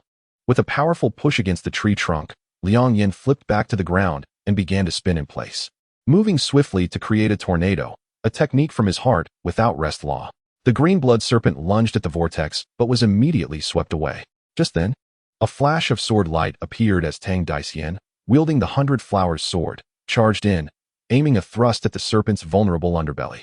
Caught in midair, the serpent could not evade, and with a piercing strike, it was impaled. However, before Tang Daxian could breathe a sigh of relief, the serpent astonishingly split into 2 smaller serpents, both rejuvenated and lunging towards her once more. "Watch out," Liang Yan shouted, rushing to grab Tang Daxian's hand to pull her aside, but was a fraction too late. One of the serpents grazed her arm, leaving a wound from which green blood oozed, transforming instantly into a toxic hue. Feeling dizzy, Tang Daxian quickly retrieved a pill from her storage bag, swallowed it, and focused her spiritual energy to expel the poisonous blood from her body. "Are you all right?" Liang Yan asked with concern. "The poison isn't deep. I'll be fine. But you must be cautious. This man is peculiar," she replied, shaking her head. Liang Yan nodded in understanding and took out a 7-foot-long black wooden staff adorned with 9 golden dragons, the dragon staff he had acquired from Yuanba. He had already erased Yuanba's mark, making it his own. Seeing the green blood serpent regroup, Liang Yan positioned himself protectively in front of Tang Daxian and swung the dragon staff down upon the serpent's head. His physical strength was formidable, making him a rare contender among peers, previously relying only on his bare hands. The addition of the dragon staff now made him even more formidable. With a single strike, he shattered the first serpent into a cloud of blood mist. Feeling exhilarated, he swung again, and with a resounding crack, the second serpent was reduced to a puddle of flesh. Yet before they could celebrate, The remains began to writhe, and two small heads emerged, rapidly elongating into two more green blood serpents. Simultaneously, the blood mist in the air coalesced, and soon two more serpents surged forth. Without a moment to ponder, the four serpents charged at them again, compelling Liang Yan and Tang Daxian to face them once more. Strangely, it seemed the green blood serpents were unkillable, endlessly multiplying.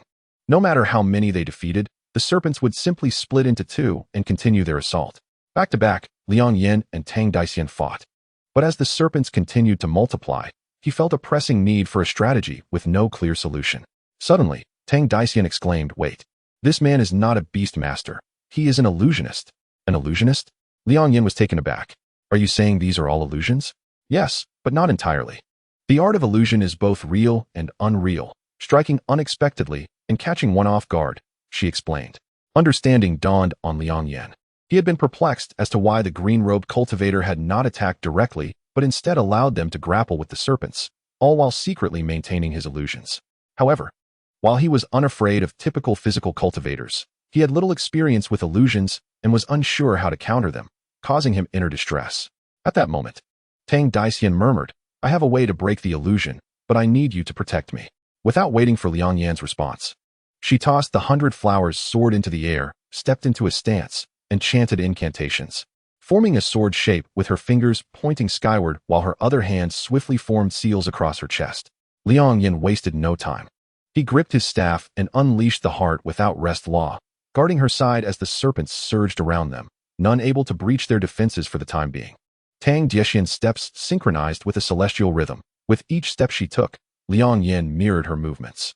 Above them, the 100 flowers sword spun rapidly, and after 9 steps, it suddenly halted, pointing towards a treetop in the southeast. "There," Tang Daxian commanded. Without waiting for her to finish, Liang Yan burst forth like a flying sword, swinging the dragon staff in a wide arc. With a thunderous crash, the staff connected with the green-robed man, sending him flying into the ground, creating a deep crater. The swarm of green blood serpents vanished, leaving only one on the ground, which transformed into a curved short sword, glimmering with a sinister green light, clearly laced with poison. Realization struck Liang Yan. The myriad green serpents were merely illusions. Only this particular one had transformed into a poisonous sword capable of inflicting harm. However, in the midst of the illusion, distinguishing reality from deception was exceedingly challenging. Approaching the fallen green-robed man, Liang Yan confirmed he was indeed lifeless. He then took his storage bag, discovering it contained a wealth of spiritual stones, numbering in the thousands. Without hesitation, he tossed the bag to Tang Daxian, who caught it and quipped, "What do you take me for, to be swayed by such trifling gifts?" Liang Yan, familiar with her disposition, dismissed her words. Unbeknownst to him, despite her outward dismissal, Tang Daxian felt a sweet warmth in her heart, thinking, "This little rogue has some conscience after all." After rummaging through the storage bag, she produced an octagonal compass and tossed it to Liang Yan, stating, "Here, this is a reward from me." Liang Yan accepted it with a smile, saying, "You truly are considerate of your subordinates." Tang Daxian interjected, "Of course, but I did not expect you to have such audacity and strength while deceiving me earlier." "Humph. When we return, I'll..." Before she could finish, Liang Yan suddenly crouched down and pulled a jade pendant from the green-robed man's waist, examining it closely. Tang Daxian, curious, leaned in to see. The pendant was purple, adorned with intricate patterns, and engraved with the numeral 1 at its center. "What is this?" "I don't know," Liang Yan replied. "But this item seems to have some function related to concealing one's cultivation." Tang Daxian thought for a moment and remarked, "The disruption of communication between the sect and the local spiritual minds must be the doing of this man. Now that he is dead, should we not investigate the mine? It seems that matters are not as straightforward as they appear. I inquire, if indeed this individual is responsible, what could his intentions possibly be?" "Intentions?" Tang Daxian, being a person of remarkable intelligence, immediately comprehended Liang Yan's implication. Indeed, if his aim were to seize the spirit mine, he should have long since dispatched reinforcements to expedite its extraction. Otherwise, in a year or two, the sect would undoubtedly grow suspicious and send investigators. Yet, the spirit mine remains rich in spiritual energy, indicating that only a minimal amount has been extracted. This suggests that he harbors ulterior motives within the mine that have yet to be realized. Furthermore, I must inform you that there is more than one practitioner of cultivation in Yongla town. When we first arrived, I spotted another, also at the 5th level of qi cultivation. Tang Daxian was taken aback. Is that so? Liang Yan nodded. Thus, you understand that we may be confronting a well-organized group of cultivators. Within that mine, there could very well be traps set by them. If we rashly enter now, it would only serve to alert them. What then shall we do? For the time being, our best course of action is to observe and await developments. Tang Daxian rolled her eyes in response. So, what you are saying is essentially to do nothing, correct? Liang Yan chuckled lightly. You are mistaken. The stage in Yongla town has already been set, and soon, the performers will take the stage. Chapter 31. The performance begins after a night of intense battles. Tang Daxian and Liang Yan returned to the inn, feeling utterly fatigued. Liang Yan first went to the woodshed to roll out his bedding, then laid out a mat in Tang Daxian's room, claiming it was to faithfully guard his master. However, Tang Daxian was not angered. They both retreated to their respective beds and fell soundly asleep. They slept deeply until the sun was high in the sky. In his dreams, Liang Yan suddenly felt an itch on his cheek. As he lazily opened his eyes, he was met with the sight of a large, pure white cat staring intently at him. He was momentarily stunned, finding himself somewhat bewildered by the situation. Thus, the man and the cat found themselves face to face, noses touching, staring at each other in silence. Suddenly, a light, playful laughter came from behind the large-faced cat. Liang Yan turned to see Tang Daxian cradling the white cat's belly, bringing its large face close to her own. He couldn't help but smile. Where did you find such a large-faced cat? Tang Daxian smirked and replied, I did not seek it out. It jumped to our window of its own accord. Oh, is such a stroke of luck possible? Liang Yan licked his lips and remarked, I used to hunt in the wild frequently, and my roasting skills are unmatched. This large-faced cat is plump. Roasting it would surely yield a delightful aroma. Tang Daxian quickly pulled her hands back, cradling the white cat close, and chided, You glutton, we are in an inn. If you wish to eat, why not go to the dining hall below and order something? Liang Yan had merely been jesting, but her comment made him genuinely hungry. So he suggested, The world is vast, yet the stomach is paramount. Let us descend and order a few small dishes to savor before contemplating our next steps. Tang Daxian had no objections, and after freshening up, they descended to the hall. Upon entering, they found several tables occupied, including one with a one-eyed youth, another with a hawk-nosed man, and a group of traveling merchants. The one-eyed youth sat alone at his table, with only a plate of peanuts and a jug of wine, drinking by himself. His gaze was cold and unwelcoming. The hawk-nosed man also dined alone, but his table was plentifully adorned with dishes. He appeared relaxed, savoring each cup of wine, seemingly relishing the experience. Liang Yan scanned the hall for any practitioners of cultivation, but found none, leading him to sit with Tang Daxian at an empty table in the northwest corner. Just as they settled in, Min Ro called from behind the counter, Tang Air, hurry and attend to Miss Tang. Serve her well. Someone in the back responded, and shortly after, a pale-faced man, seemingly in his late 20s and appearing quite ill, approached Liang Yan and Tang Daxian, bowing respectfully. What would you two like to order? Our signature dishes include. Enough, Liang Yan interrupted, gesturing dismissively. Just bring us a couple of your house specialties. Very well. Please wait a moment. The man, named Tang Air, slowly retreated to the back.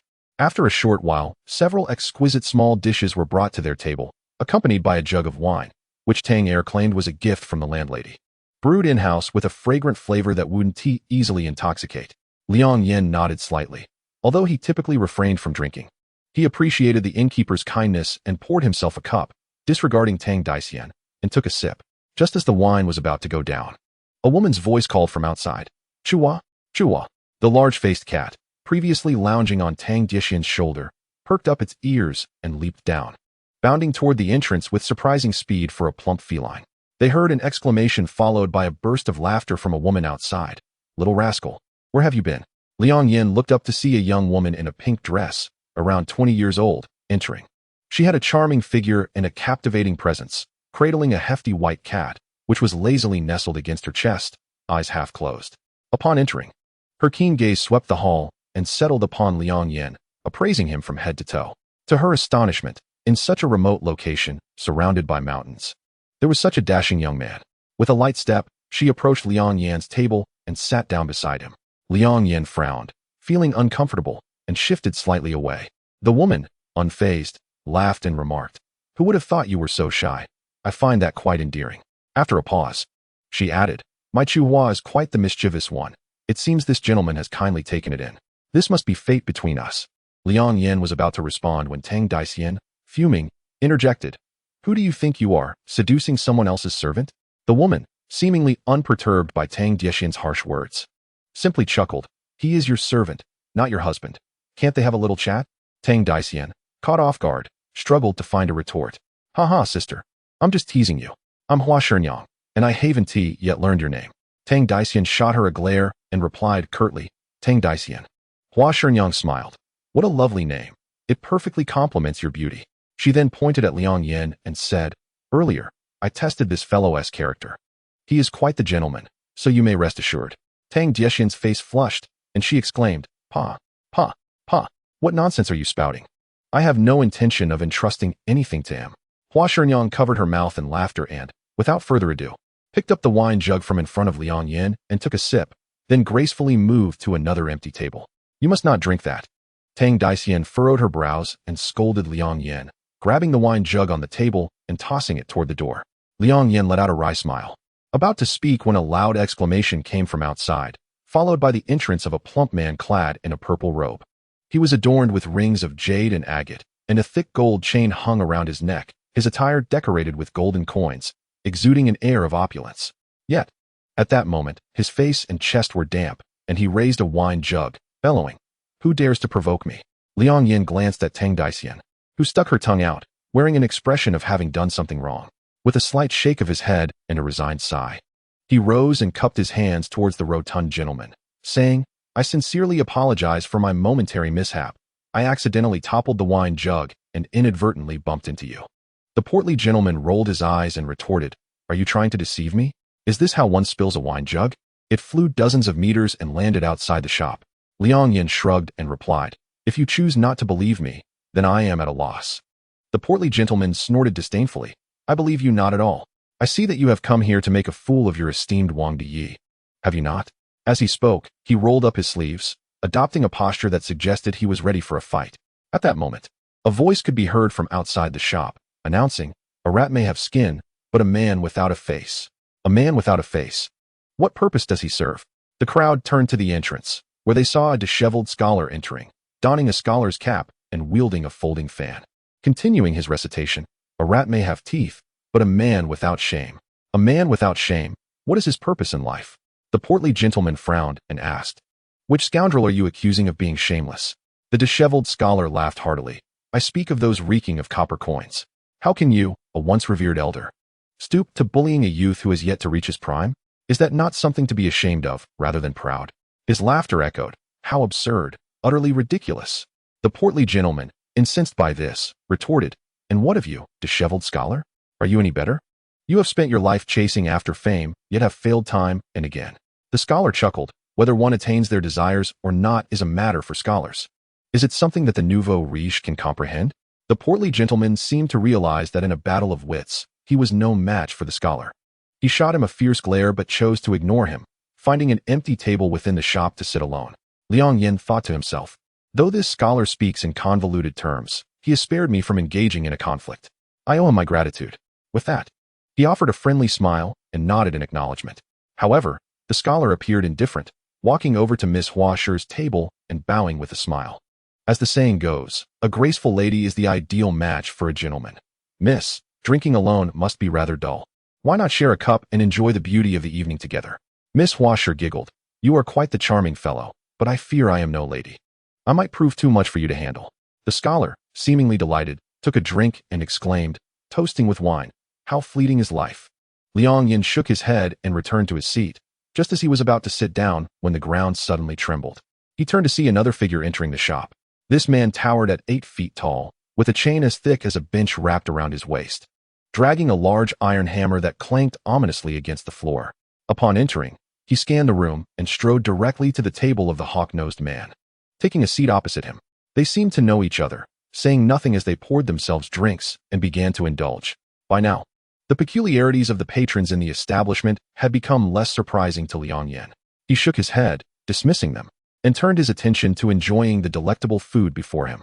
Just as they were finishing their meal and preparing to leave, Liang Yan's expression shifted, and he cast a furtive glance toward the entrance. An elderly man clad in coarse garments appeared, wearing a felt hat and straw sandals. With an abacus hanging at his side and a bamboo pole in hand, from which dangled a tattered cloth inscribed with the words divine calculation. The elderly man radiated a benevolent demeanor, his face adorned with a warm smile. Upon entering, he surveyed the patrons and cleared his throat, proclaiming, 3 copper coins will grant you an insight into the heavens and the earth. Dear audience, a smile shall brighten your future. He stood there, stroking his long beard, embodying the image of a sage. However, after a moment of silence with no response, he appeared somewhat awkward. Coughing twice, he approached the table of the muscular man with the chain and hammer, smiling as he said, from afar, I could see that you possess a radiant aura, destined for great fortune. However, a hint of ominous purple energy lingers in the air. Might I trouble you for 8 characters? I shall divine a bit for you. The muscular man laughed heartily, tearing into a chicken leg, and replied, life and death are determined by fate. What difference does it make whether you divine or not? The elderly man shook his head, insisting, heaven possesses a benevolent nature. The way of destiny offers escape from calamity. To seek fortune and avoid misfortune is the essence of divination. Suddenly, laughter erupted from a nearby table, and the elderly man turned to see the source of the mirth was the disheveled scholar. Ah, what a lazy old man. Come, I, the scholar, believe in you. Divine a fortune for me. The elderly man nodded, approaching the scholar's table. Might I take a look at your palm? The scholar extended his left hand confidently. Go ahead. But I warn you, if you cannot divine accurately, I shall withhold payment. That is only natural, the elderly man affirmed, squinting as he examined the scholar's hand. After a while, he stroked his beard and sighed. Alas, your fate is one of misfortune, chasing after fleeting riches. The scholar, momentarily taken aback, inquired, what do you mean by misfortune? The elderly man, glancing at him, replied, chasing after wealth leads to despair. When the stars of fortune are in decline, one cannot expect success. A mind full of knowledge is of no use, and martial prowess cannot satiate hunger. One's ambitions soar high, yet fortune remains elusive, leading only to frustration. Nonsense. The scholar slammed his hand on the table, glaring at him. He had once been a scholar, fervently pursuing fame, but after repeated failures, he had turned to martial arts, where he had found some success. However, the desire for academic achievement still troubled him, and though he knew the fortune teller spoke the truth, it ignited his anger. With a flourish of his sleeve, he brushed the elderly man aside, causing him to tumble to the ground, rolling thrice before he staggered to his feet. Dusting himself off, the elderly man muttered, a rotten tree is hard to carve. Shaking his head, he glanced towards Liang Yan's table, approaching with a smile. Young friends, our meeting is fated. Why not let me divine your lives? If my predictions fail, I shall take nothing. Liang Yan shrugged and extended his left hand nonchalantly. The elderly man nodded, placing his hand atop Liang Yan's. Squinting, he seemed to be calculating. However, Liang Yan was aware that the elderly man was probing his cultivation level. With a smirk, he subtly activated the heavenly mechanism pearl, concealing any fluctuations in his energy. Besides the vigor of his blood, which hinted he was a martial artist, he appeared no different from an ordinary person. After a silent assessment, the elderly man found nothing unusual and smiled. A bird trapped in a cage cannot be free. This fortune suggests you shall find it difficult to rise above. Your pursuits for wealth will come to naught, leading to worries and disputes. Enough. Before Liang Yan could respond, Tang Daxian interjected, your skills are lacking, and your words are mere nonsense. If you truly possess the ability, why not divine your own fate, and see if I will strike you later? The elderly man quickly smiled. No, my old bones cannot withstand your wrath. This was a mere whim. Young sir, you are blessed, destined to have benefactors assist you. Tang Daxian retorted angrily, at least you know your place. The elderly man scrutinized Tang Daxian for a moment, noticing her lack of spiritual energy, and felt reassured. He then grasped his bamboo pole with one hand, the other tucked behind his back, resuming his sage-like demeanor as he strode confidently out of the inn. Liang Yan gazed at the old man's retreating figure, pondering silently. This elder's aura is faint, and I noticed earlier that he bore that peculiar jade pendant. They must be of the same faction. However, do they realize that the sect has dispatched personnel to investigate? With the death of the green-robed guest last night, they are likely on high alert, so we must exercise greater caution moving forward. Upon returning to their quarters, Liang Yan and Tang Daxian briefly conferred and decided that Tang Daxian would venture out to gather information about the martial experts placed in Yongla town by the sect, while Liang Yan would delve into Chunjua's background. That evening, in a secluded grove outside Yongla town, 2 figures stood facing each other. Illuminated by the moonlight, none other than Chunjua and Minro. Concealed behind a nearby tree was a young man clad in black, having followed them. Liang Yan. Are they trustworthy? Questioned Qinzhuo. Yuda has been with me for many years, loyal and steadfast. There will be no issues, replied Minro. As for Tang Er, I recruited him in town a year ago. He suffers from illness and is somewhat incapacitated. He should pose no threat. Moreover, he is unaware of our affairs. Qinzhuo nodded in satisfaction. Looking at Minro, the moonlight cast a soft glow upon her face, while she remained enchanting. The faint lines at the corners of her eyes revealed the passage of time, prompting him to sigh. Minro, you have endured much suffering over the years. Once, you were a lady of noble birth, yet now. Quickly, Minro placed a hand over his mouth, speaking softly. Zhuan, there is no need to elaborate. I have chosen this path willingly. A fleeting shadow of sadness crossed her gaze as she continued. I regret not being able to assist Sister Xiao in her time of need. I carry that burden. At the mention of past events, Qinzhuo's expression darkened. He was not oblivious. He understood Minro's quiet sacrifices and her unspoken affection for him. Yet, a barrier remained in his heart, rooted in his guilt towards Xiao, making it difficult for him to confront Minro in the present. After a moment of silence, Qinzhuo spoke first. Now that Li Hong wields considerable power, while your father views our Songjin society as mere bandits, he has not allied himself with Li Hong. However, over time, he may still fall victim to Li's treachery. A hint of worry crossed Minro's face. Her father was too rigid, viewing the organizations in the martial world as rebels. If only he would cooperate with us, our chances would improve. For now, I can only hope that fate spares my father from Li's clutches. Suddenly, a voice emerged from the woods. That is unlikely. Li Hong still has many political adversaries to contend with. A couple of years ago, he orchestrated the demise of General Zhang, and the matter of the false imperial edict remains unresolved. I believe he is not in haste to target your father. Luobi Sheng, Qinzhuo, and turned to see the disheveled scholar from the inn. Haha, this false scholar speaks truth. Another voice chimed in from the shadows. Emerging from the forest were two figures, the portly merchant and the alluring Hua Shenyang, who had visited the inn earlier. Wang Bin, Hua Shenyang. You have arrived as well, Qinzhuo remarked with a smile. Now we only await the arrival of Chu Laosan and Su Fengku. Humph, how could I, Chu, be late for a gathering of the Songjin society? As if to punctuate his words, two figures stepped out from the woods, the sturdy man with the iron hammer and the hawk-nosed individual. The sturdy man declared, I, Chu, have no respect for anyone but General Zhang. That scoundrel Li Hong dares to forge an imperial edict to murder General Zhang. He must pay in blood. The hawk-nosed man, Su Fengku, nodded solemnly. When a ruler desires the death of his ministers, they must comply. Alas, General Zhang, with his noble spirit, met such an unfortunate end. Seeing that all were present, Qinzhuo cleared his throat and proclaimed, We shall avenge General Zhang's blood feud. Li Hong's forgery of the imperial edict is a grave offense against the throne, deserving of retribution that extends to his entire clan. Although he has eliminated General Zhang, he has also sown the seeds of his own destruction. 2 years ago, Lord Tang Tian dispatched a loyal subordinate to acquire the false edict. Despite being pursued by Li's men, the loyalists protected Lord Tang, allowing him to escape, albeit severely wounded, and he has since vanished. However, our investigations have revealed that he fled to Yongla town, and we believe he entrusted the false edict to a secure location here. Our mission as the Songjin Society is to uncover this false edict and present it to the court to bring down Li Hong. The crowd nodded in agreement. But Luobi Sheng furrowed his brow. Yet, Yongla town is vast. The false edict could be hidden anywhere. With only a few of us, how shall we locate it? Qinzhuo smiled gently. I have already made some inquiries. Lord Tang was known to have 3,000 loyal followers and secretly organized a covert force to counter Li Hong. I believe there is an underground stronghold of his here in Yongla town. It is highly likely that, in times of crisis, he would have hidden the false edict within this stronghold. As Qinzhuo spoke, he turned his gaze towards Hua Shenyang, who smiled brightly. I have fulfilled my duty and successfully obtained the map to the underground stronghold. The group exchanged glances, and Luobi Sheng nodded. In that case, we stand a good chance. So what are we waiting for? Let us investigate at once. Qinzhuo waved his hand. Not so fast.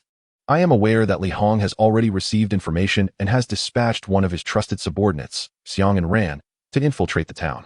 With so many eyes and ears in the town, if we act rashly, we risk falling into their trap. The group inquired, When shall we act then? Qinzhuo replied, I have already issued a call to assemble.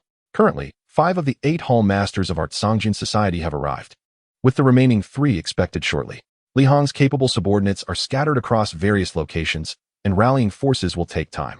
The day we gather all 8 halls shall be the moment we retrieve the false edict. Chapter 33. Night exploration of the Kong residence concealed behind the tree. Liang Yan observed as the members of the Zhangjian society began to deliberate on specific details, realizing, Chen Zhuo's true identity is that of the leader of this Zhangjian society. I never anticipated that this seemingly quiet Yongla town would be so vibrant, entangled in both martial and governmental strife, while also harboring the clandestine machinations of cultivators. As Liang Yan surveyed the individuals present, he mused, if I were among those cultivators, I would certainly have embedded spies among the common folk of Yongla town to monitor any suspicious individuals.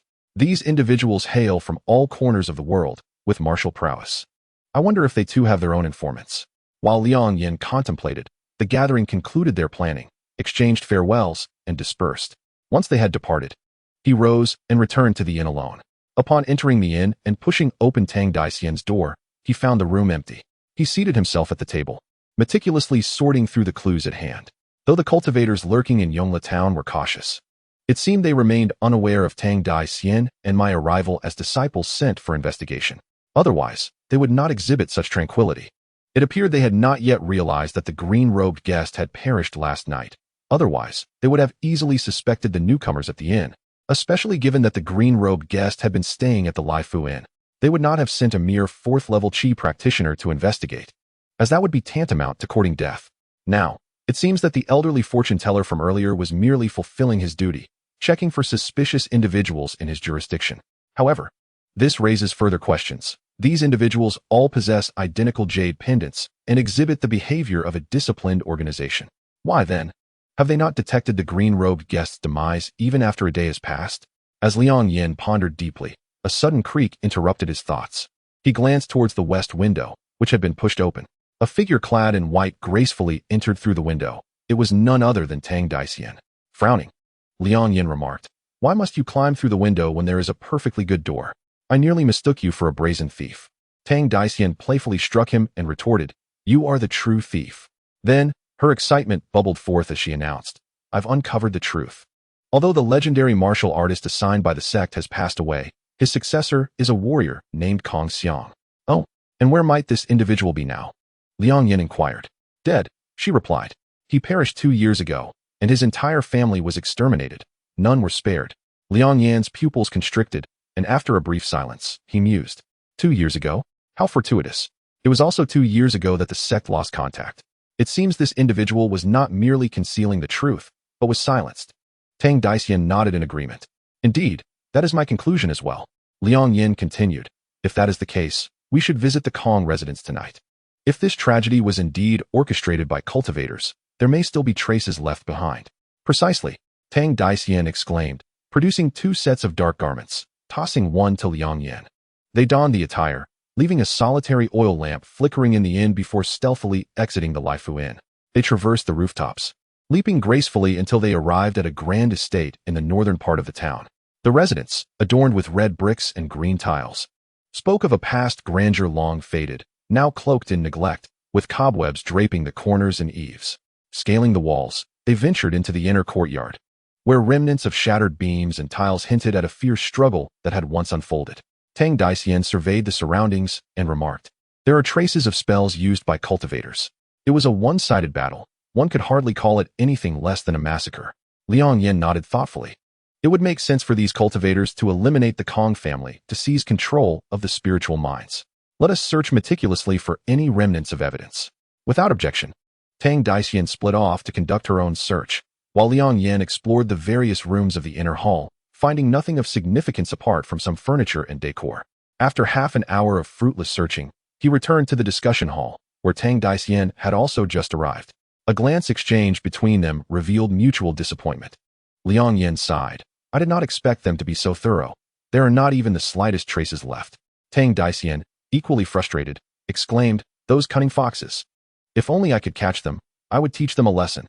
Then a thought struck her, and she turned to Liang Yan, saying, "I found these items in the halls where the fighting took place. They must be remnants from that fateful battle. You should check to see if there are any clues." With that, she produced a storage pouch and emptied its contents onto the ground. A collection of iron swords, knives, and axes, some rusted, others gleaming ominously, clearly not mundane weapons. The clattering of metal filled the air. Liang Yan's eyes lit up as he bent down to extract a blade radiating a chilling glow, striking it against the ground a few times. Tang Daxian, witnessing his actions, exclaimed, "Could there be a clue upon this blade?" Liang Yan shook his head. "The blade is not the issue. Rather, it is what lies beneath." "Beneath?" Tang Daxian, quick-witted, caught on. "Are you suggesting there is a hidden chamber below?" "Indeed," Liang Yan affirmed. "There must be a secret room beneath." His keen senses, far surpassing those of an ordinary fifth-layer Qi practitioner, had detected the resonance of a hollow space beneath the floor when he struck it with the steel blade. As he began probing the area, Tang Daxian, recognizing his intent to discover the mechanism for entering the secret chamber, nonchalantly suggested, "No need for such trouble. We can simply use our spells to break through a downward passage." Liang Yan shot her a glance and queried, "Do you realize there are a group of 4th and 5th layer Qi practitioners in Yongla town, and we are but 2? Do you know what our greatest advantage is?" Tang Daxian shook her head. Liang Yan winked and replied, "Our greatest asset lies in our concealment. Those practitioners are unaware that we have infiltrated Yongla town disguised as ordinary folk. This allows us to navigate the murky waters undetected." Tang Daxian rolled her eyes. "You and your clever schemes. If we're not to fight, then I'll join you in searching." With that, she resumed her search within the room. After a while, Tang Daxian accidentally brushed against an oil lamp, producing a faint clicking sound that Liang Yan perceptively noted. His heart surged with excitement as he approached the lamp, carefully rotating its base. A series of clicks ensued, followed by a thunderous noise from behind the writing desk, causing the floor to open and reveal a staircase leading deep into the earth. Exchanging a glance, Liang Yan and Tang Daxian descended the staircase one after the other. Liang Yan brandished the nine-dragon staff, leading the way, while Tang Daxian followed closely behind, casting a spell that emitted a soft glow to illuminate their descent. After a short while, they encountered a stone door.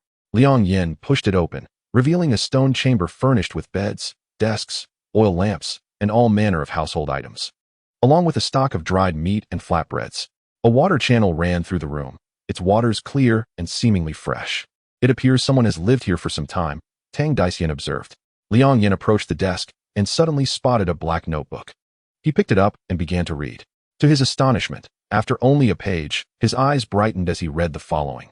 "Li Hong, the scoundrel, colluded for personal gain, deceiving the higher-ups while oppressing the common folk, plundering their wealth. He is truly a great rat to the nation, a traitor to General Zhang, the pillar of our country. Fortunately, I, Tang, managed to steal a false imperial decree intended for a royal audience. But I inadvertently leaked the news and was ambushed by Li Hong.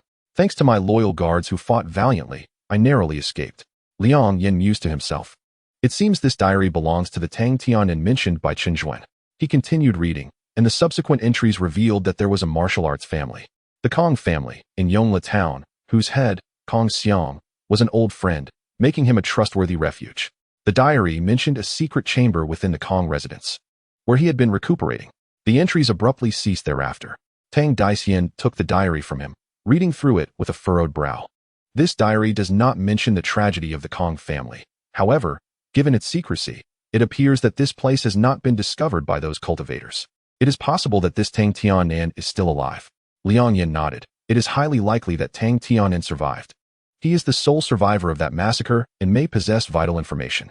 However, Tang Daxian's spirits drooped as she lamented. "But Yongla town is so vast. How shall we find this individual?" Liang Yan smiled. "Perhaps we need not search. Someone will do it for us." He proceeded to recount the information he had gleaned in the forest. If Tang Tianan is alive, he certainly would not ignore the false imperial decree. If we locate that decree, we may very well trace our way to Tang Tianan. Is such a thing possible? Tang Daxian's eyes widened. "Are you suggesting we secretly follow them?" "Perhaps more than just follow," Liang Yan countered, shaking his head. "If necessary, we may even need to lend them a hand." Chapter 34. A startling change. Although Yongla town is encircled by mountains on 3 sides, its abundant mineral and herbal resources draw a substantial flow of people, bustling with merchants from the north and south. Lai Fu Inn, as one of the town's largest inns, welcomes a steady stream of guests daily, creating an atmosphere of lively commotion. Since the day Liang Yan and Tang Daxian returned from the Kong residence, they have indulged in revelry in the town, mingling with the bustling crowd, resembling carefree scions from a prestigious family. However, regardless of their movements, within 100 paces, there is always a scruffy man clad in blue, wielding a sharp sword at his waist, none other than Chen Zhuan. Remarkably, Chen Zhuan has maintained his composure, and after several days, there has been no sign of action. Tang Daician expressed her mild dissatisfaction. Huh. Chen Zhuan, being the leader of the Anti-Treason Society, will surely orchestrate the operation to acquire the counterfeit imperial edict. We need only to follow him discreetly, and we shall reap rewards, Liang Yan replied. Could he be employing a ruse? What if he sends another group to act? Would we not be wasting our time here? Liang Yan shook his head. No, do not forget, they have already sent someone to Yongla town in pursuit of Li Hong. Chen Zhuan's only advantage lies in his possession of the map, granting him the initiative. If I were in his position, I would remain dormant until the opportune moment. Then deploy all resources at once. Dispersing efforts would only serve to benefit others. Tang Daician regarded him, ready to say more when a sudden cry rang out from around the corner. Robbery! Robbery! In broad daylight, someone is being robbed. The pair turned to see a disheveled beggar, clutching 2 buns in each hand and cradling several steamed buns in his arms, his mouth stuffed with a piece of pastry. Sprinting down the street. Trailing behind him was a middle-aged shopkeeper, gasping and shouting as he pursued the beggar. Onlookers, recognizing the beggar, did not intervene but merely laughed and pointed. The beggar dashed ahead, seemingly by some twist of fate, directly into Chen Zhuan's path. Get out of the way. Don't block me. The beggar bellowed, pushing against Chen Zhuan in a frenzy. Chen Zhuan sidestepped, watching the beggar's retreating figure, a slight frown creasing his brow. Meanwhile, Liang Yan's eyes brightened as he noticed that when the beggar brushed past Chen Zhuan, he had discreetly thrust a piece of paper into Chen Zhuan's hand, an action too swift for anyone else to detect. Let us follow Chen Zhuan. Liang Yan whispered to Tang Daician. In a grove outside Yongla town, a captivating figure moved swiftly, dressed in a pink gown and cradling a large white cat, none other than Hua Shenyang. She appeared anxious, scanning her surroundings as if searching for something. Upon passing through a dense thicket, she spotted an individual standing in an open area ahead. The man, with his back to her, was rotund and adorned in gold and silver, exuding an air of wealth. Hua Shenyang's expression softened at the sight, though a faint blush graced her cheeks. She tidied her hair and crouched down to place the white cat on the ground. Chuba, you go play over there, she instructed softly. The cat mewed in response and scampered off. Standing up, she called out to the figure. You fat fool, can't you discuss matters at the inn? Must you summon me to such a remote location? Though her words bore a hint of reproach, her tone carried no anger. Rather, it resembled playful teasing. What nonsense are you babbling, Shenyang?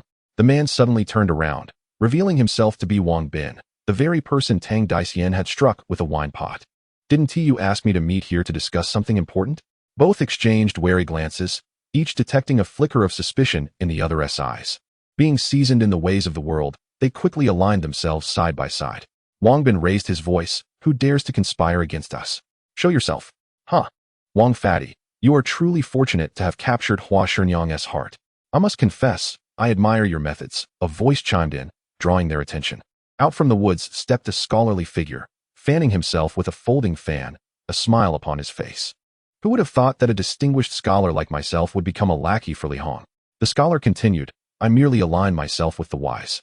Chen Zhuan's attempts to oppose Lord Li are akin to an ant shaking a tree, futile and reckless. You two, star-crossed lovers, have chosen the wrong side. Why not abandon the shadows and join me under Lord Li's banner, where you can enjoy endless wealth and glory? Wang Bin, incensed, retorted, Bah? Li Hong's tyranny is abhorred by heaven and earth alike. You must be mad with ambition if you think you can win favor by bending the knee to such a tyrant. At his words, the scholar's smile faded, revealing a hint of malice. Humph, you refuse to heed my warning. The map is in Hua Shenyang's possession. I could eliminate you both and seize it with ease. With that, he gestured, and more than a dozen assassins clad in black emerged from the forest, their blades glinting ominously as they surrounded Wang Bin and Hua Shenyang. Wang Bin forced a smile, speaking softly, Shenyang understanding his intent. Hua Shenyang unsheathed a flexible sword from her waist, her expression resolute. No need for further words. You shall not face this alone. If we are to fight, we shall do so together. If we are to perish, we shall meet our end side by side. Huh, how splendid. You two were so shy in life, unable to face each other. Allow me to do you a favor and ensure you rest together in the afterlife as a pair of doomed lovers, the scholar exclaimed, drawing a judge's pen from his sleeve, pointing it at Wang Bin, and the two immediately clashed. Wang Bin, though often understated, was immensely skilled, having mastered the 8 trigrams palm to perfection, ranking among the top in prowess among the 8 hall masters. In contrast, the scholar had been preoccupied with fame, neglecting his training, and thus had fallen behind in martial skills. As they fought, Wang Bin gradually gained the upper hand, his powerful palms effectively suppressing the scholar's judge's pen. At that moment, a muffled cry from behind drew Wang Bin's attention. He turned to see Hua Xinyang attacked from behind by a black-clad assassin, who had struck her with a knife, blood spilling from her wound. Wang Bin's eyes widened in horror as he shouted, "Xinyang!" He swiftly deflected the scholar's attack and rushed to her side, intercepting the assassin's onslaught. Seeing the opportunity, the scholar narrowed his eyes, concentrating his internal energy, and hurled the judge's pen as a projectile, not at Wang Bin, but at Hua Xinyang. Wang Bin, while defending against the black-clad assassin, kept a wary eye on the scholar's movements. Upon seeing the pen launched toward Hua Xinyang, he instinctively leaped forward, but it was too late. With a sickening sound, the pen pierced through Wang Bin's back and protruded from his chest, striking his heart. He positioned himself protectively in front of Hua Xinyang, his fury quickly dissipating as he opened his mouth to speak, but his strength faltered. He cast one last lingering glance at Hua Xinyang, filled with reluctance, before collapsing, his spirit departing this world. Wang Bin. Hua Xinyang stood in shock, unable to comprehend the tragedy unfolding before her, frozen in disbelief. As a black-clad assassin approached, ready to strike, a figure suddenly emerged from the side. A sword flashed through the air, intercepting the assassin's blade with a resounding clash. The newcomer continued forward, slamming his palm into the assassin's chest, sending him careening backward, blood spewing from his mouth. "Chenjuan!" the scholar exclaimed, startled. Who would have thought that a traitor would emerge from the anti-treason society? Chenjuan retorted, "You are antiquated in your ways, seeking your own demise. Do you intend to drag your brothers down with you?" Chenjuan scoffed, then turned to Hua Xinyang, raising his voice, "Xinyang, the dead cannot be brought back to life. We must join forces to eliminate these bandits and avenge Wang Bin." Little did Hua Xinyang know, she seemed oblivious, kneeling beside Wang Bin with a vacant expression, as if all that existed in the world was utterly irrelevant to her. Chenjuan furrowed his brow, sighing inwardly. Luo Bishi laughed heartily, saying, "Chenjuan, it appears even heaven does not favor you.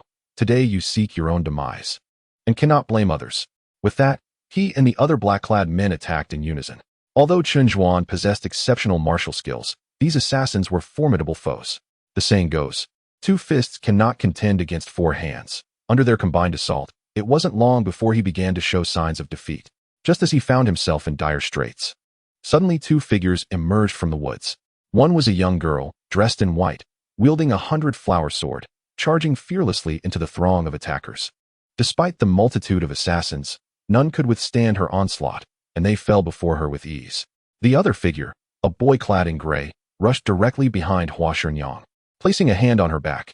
With a gasp, she coughed up a mouthful of blood, her eyes gradually regaining clarity.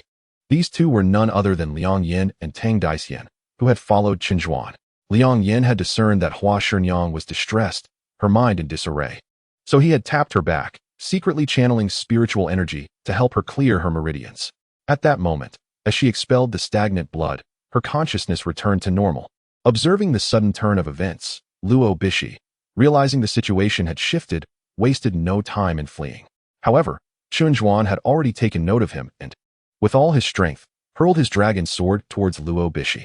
The sword flew like a streak of light, piercing through Luo Bishi's back and pinning him to a large tree with a resounding crash. Meanwhile, Tang Daxian had dispatched all the black-clad assassins, and the 3 regrouped. Chenjuan clasped his hands together, expressing his gratitude. "Miss Tang, your repeated interventions have saved my life. I owe it entirely to you. Should you ever require my assistance, I would brave fire and water without a moment's hesitation." Tang Daxian waved her hand dismissively, saying nothing further. Upon seeing the tragic fates of Hua Xinyang and Wang Bin, she felt a deep sense of loss, silently blaming herself for arriving too late. Hua Xinyang suddenly spoke, "Though my reputation is poor, I have never wronged Brother Wang." Chenjuan understood her intentions, silently nodding in acknowledgement. With a pale complexion, Hua Xinyang clutched Wang Bin's lifeless body, murmuring, "In my heart, I had long considered myself yours. Alas, you, a wooden block, remain oblivious to my feelings," her face revealing a trace of sorrowful resolution. She then produced a scroll from her clothing and tossed it to Chenjuan. As he caught it, he realized it was the map of their stronghold. Instantly, he sensed the impending danger and shouted, "Xinyang, no." Yet it was too late. Hua Xinyang, gripping her soft sword, plunged it into her heart. blood gushing forth in an instant. Tang Daxian gasped in shock and hurriedly stepped forward to seal her heart's blood vessels, channeling spiritual energy in a desperate attempt to save her. Hua Shenyang managed a faint smile, struggling to speak. It's useless. My heart is already dead. Living would only bring me more pain. Tang Daxian paused momentarily, taken aback by her words. Hua Shenyang continued, after I die, could I ask you to take care of Chubai? Tang Daxian's eyes glistened with tears as she nodded. Rest assured, sister, I will take good care of Chubai. Hua Shenyang smiled gently. You are truly kind. Then turned her gaze to Liang Yan, adding, he is also very good. Her consciousness grew increasingly hazy, her breathing more labored. As she looked at the youthful faces before her, in her final moments, it seemed she returned to her youth. In her mind's eye, a slightly chubby boy with a shy demeanor smiled at her, saying, I am Wang Bin. May I have the honor of knowing your name? Chapter 35. Taking action early. The deaths of Wang Bin and Hua Shenyang left Liang Yan and the others in deep reflection. They composed themselves and dug a large pit in a clearing of the forest, laying the ill-fated couple to rest. Though they could not share a bed in life, they would at least share a grave in death. At that moment, a large white cat sat upon Tang Daxian's shoulder, unusually awake, gazing solemnly at its former owner's grave. Tang Daxian reached out to stroke its soft back, softly asking, Chubai, do you also grieve for Sister Shenyang? Chubai meowed softly, turning to lick her palm. As if in response, Tang Daxian cradled the cat in her arms, affectionately declaring, from now on, you shall stay with me. No one shall dare to bully you. Chun Zhuan stood to the side, reminiscing about the two lost souls. Turning to Tang Daxian, he said, previously, when you saved my life on the Luling River, I should not have withheld anything from my benefactor. However, this matter involves court secrets and the future of the people, thus I must exercise caution. If the situation were to be exposed, I would not be able to atone for my sins, even with my life. Liang Yan interjected with a smile, so, are you finally willing to share your thoughts with us? Indeed, Chun Zhuan replied, though I do not know why the two of you have been following me. I can assure you, you are not agents sent by Li Hong. Otherwise, you would have simply killed me and taken the map. Liang Yan nodded subtly. Recognizing that Chun Zhuan was perceptive, Tang Daxian's martial prowess far surpassed his own, and if they were indeed Li Hong's men, they would have acted without hesitation. The fact that he was still alive indicated that Tang Daxian and Liang Yan were not affiliated with Li Hong. Taking a deep breath, Chun Zhuan revealed the purpose of the Anti-Corruption Society's visit and the matter of the false imperial edict in its entirety. His account aligned perfectly with what Liang Yan had previously gathered, and some details were even more precise. Once Chun Zhuan finished speaking, Liang Yan's expression remained unchanged, merely asking, why did you not share this with us earlier, only to reveal it now? With a serious demeanor, Chun Zhuan responded, I observed that Miss Tang and Brother Liang act with a sense of chivalry. This matter pertains to the livelihood of the people and the nation's affairs. I wish to invite you both to join us in retrieving the false edict, entering the capital to present it to the emperor, and purging the court. Liang Yan felt a stir in his heart and pondered for a moment before replying, it is not impossible for us to assist you. However, our master has decreed that we must not associate with officials during our journey. How about this? We will temporarily join your anti-corruption society until you acquire the false edict and safely leave Yongla town. As for subsequent matters, we cannot assist further. Liang Yan's proposal was not born out of a genuine desire for heroism. He and Tang Daxian were both practitioners of the path and held little interest in worldly affairs, let alone who ruled the empire. However, retrieving the false edict might lead them to find Tang Tianan and uncover the hidden forces of cultivators lurking in the town. Chun Zhuan was overjoyed by their agreement, nodding, that is acceptable, as long as we successfully retrieve the false edict and safely exit Yongla town. We will have our own means to deliver it to the capital. What plans do you have now? Tang Daxian inquired. After a moment's contemplation, Chun Zhuan replied, initially, I planned to wait until all 8 hall masters were gathered before taking action. However, it seems Xiang Anren is already fully aware of our movements and has even infiltrated us with a mole. Our only course of action now is to act preemptively and seize the initiative. Liang Yan nodded silently, asking, when shall we act? Chun Zhuan declared solemnly, tomorrow night at midnight. That evening, inside the Laifu Inn, all was calm, and the disappearance of Hua Shenyang and the others stirred not a ripple. Liang Yan and Tang Daxian had retired early to their rooms, unaware that several miles away in the Kong residence, 6 shadowy figures had gathered. These 6 figures stood in the corners of the inner courtyard, maintaining a considerable distance from one another. One of them suddenly spoke, what is the status of our progress? Silence enveloped the courtyard for a while until one individual finally answered. The situation is not progressing smoothly. The gung metal breaker array is functioning intermittently, and so far, we have only descended to a depth of 80 zhang. 80 zhang murmured, too slow. At this rate, it may take another 6 months. Another shadow interjected. Considering the time elapsed, it has been 2 years since we eradicated the Kong family. The Yixing Pavilion may have begun to suspect us and could send disciples to investigate. The first speaker scoffed. Number 3, do you think I am unaware of this? I have already taken precautions. A mere spiritual mind branch holds little allure for a behemoth like the Yixing Pavilion. They will likely only dispatch an outer disciple at the 4th or 5th layer of Qi training to probe the situation. Just follow my instructions and monitor any suspicious individuals in your respective areas. Should you spot a cultivator, signal immediately at the designated location within the city. After a brief silence, the shadow known as Number 3 replied, You are Number 2, capable of commanding our 5 members. Since you are well aware, I shall refrain from further remarks. However, I urge you to exercise caution. The Yixing Pavilion is not to be trifled with. At that moment, another shadow spoke up. Among us, only Number 5 is proficient in formations. Relying solely on him to oversee the Gungjin breaking array will be too slow. Should we not request additional assistance from a fellow adept in formations? Number 2 responded, This matter requires careful deliberation. Currently, everyone in the association has pressing tasks. Managing to send all 6 of us is already quite a sacrifice. Furthermore, adding another person would necessitate splitting our rewards, and after waiting 2 years. Are we truly willing to accept that? Upon hearing this, the others fell into contemplative silence. Sensing his objective achieved, Number 2 continued, Enough of such thoughts. The treasures beneath the mine are extraordinary, and the President places great importance on this mission. We must not disappoint him. Should we successfully obtain the treasures, the President, in his moment of elation, may bestow rewards upon us. The shadows present unanimously agreed. We shall follow your commands. Number 2. Seemingly satisfied, Number 2 declared, I have divided Yongla town into 6 regions. Each of us will guard one. We must fulfill our duties diligently. Upon discovering any investigative disciples from the Yixing Pavilion, promptly notify the others using the designated code and eradicate them at once. Although the Yixing Pavilion is a major sect, these investigative disciples are but solitary figures. And under our coordinated assault, they shall not escape. He paused momentarily before adding, Moreover, there is a mysterious figure known as Number 1, who, despite not participating in our clandestine meetings, may assist us in secret at any time. Thus, rest assured, we shall not encounter any significant challenges. After hearing this, everyone nodded in agreement.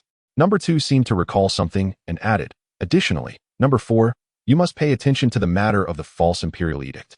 The President wishes to support Li Hong, and since he has embroiled us in this predicament, we must lend him a hand.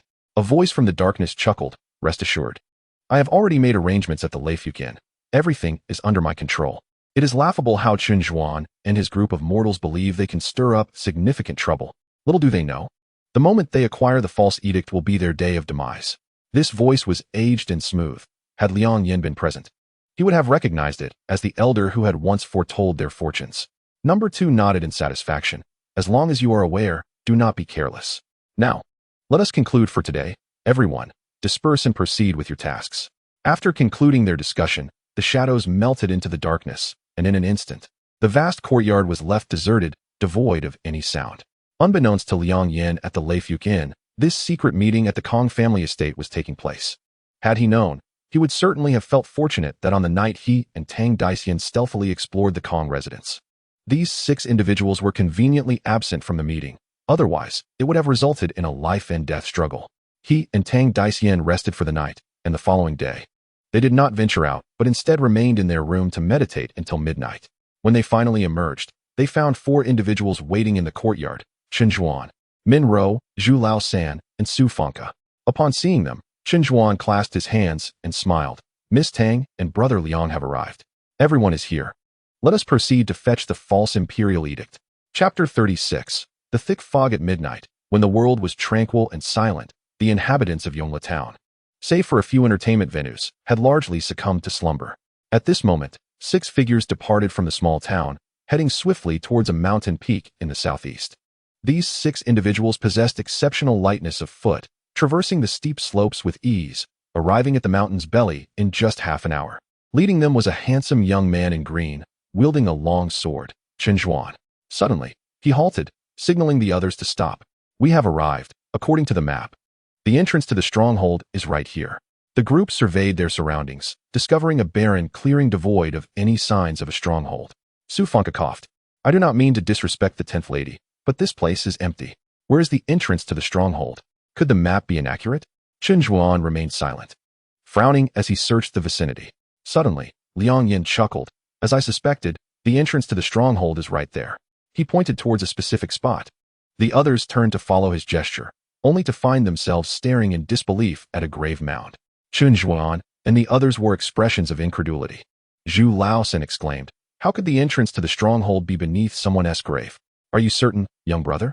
Liang Yan confidently smiled and nodded. I assure you, there is no mistake. Chen Zhuan, well aware of Liang Yan's cautious demeanor, understood that his words carried weight. While the notion of the entrance being beneath a grave seemed far-fetched, upon reflection, it was not entirely devoid of logic.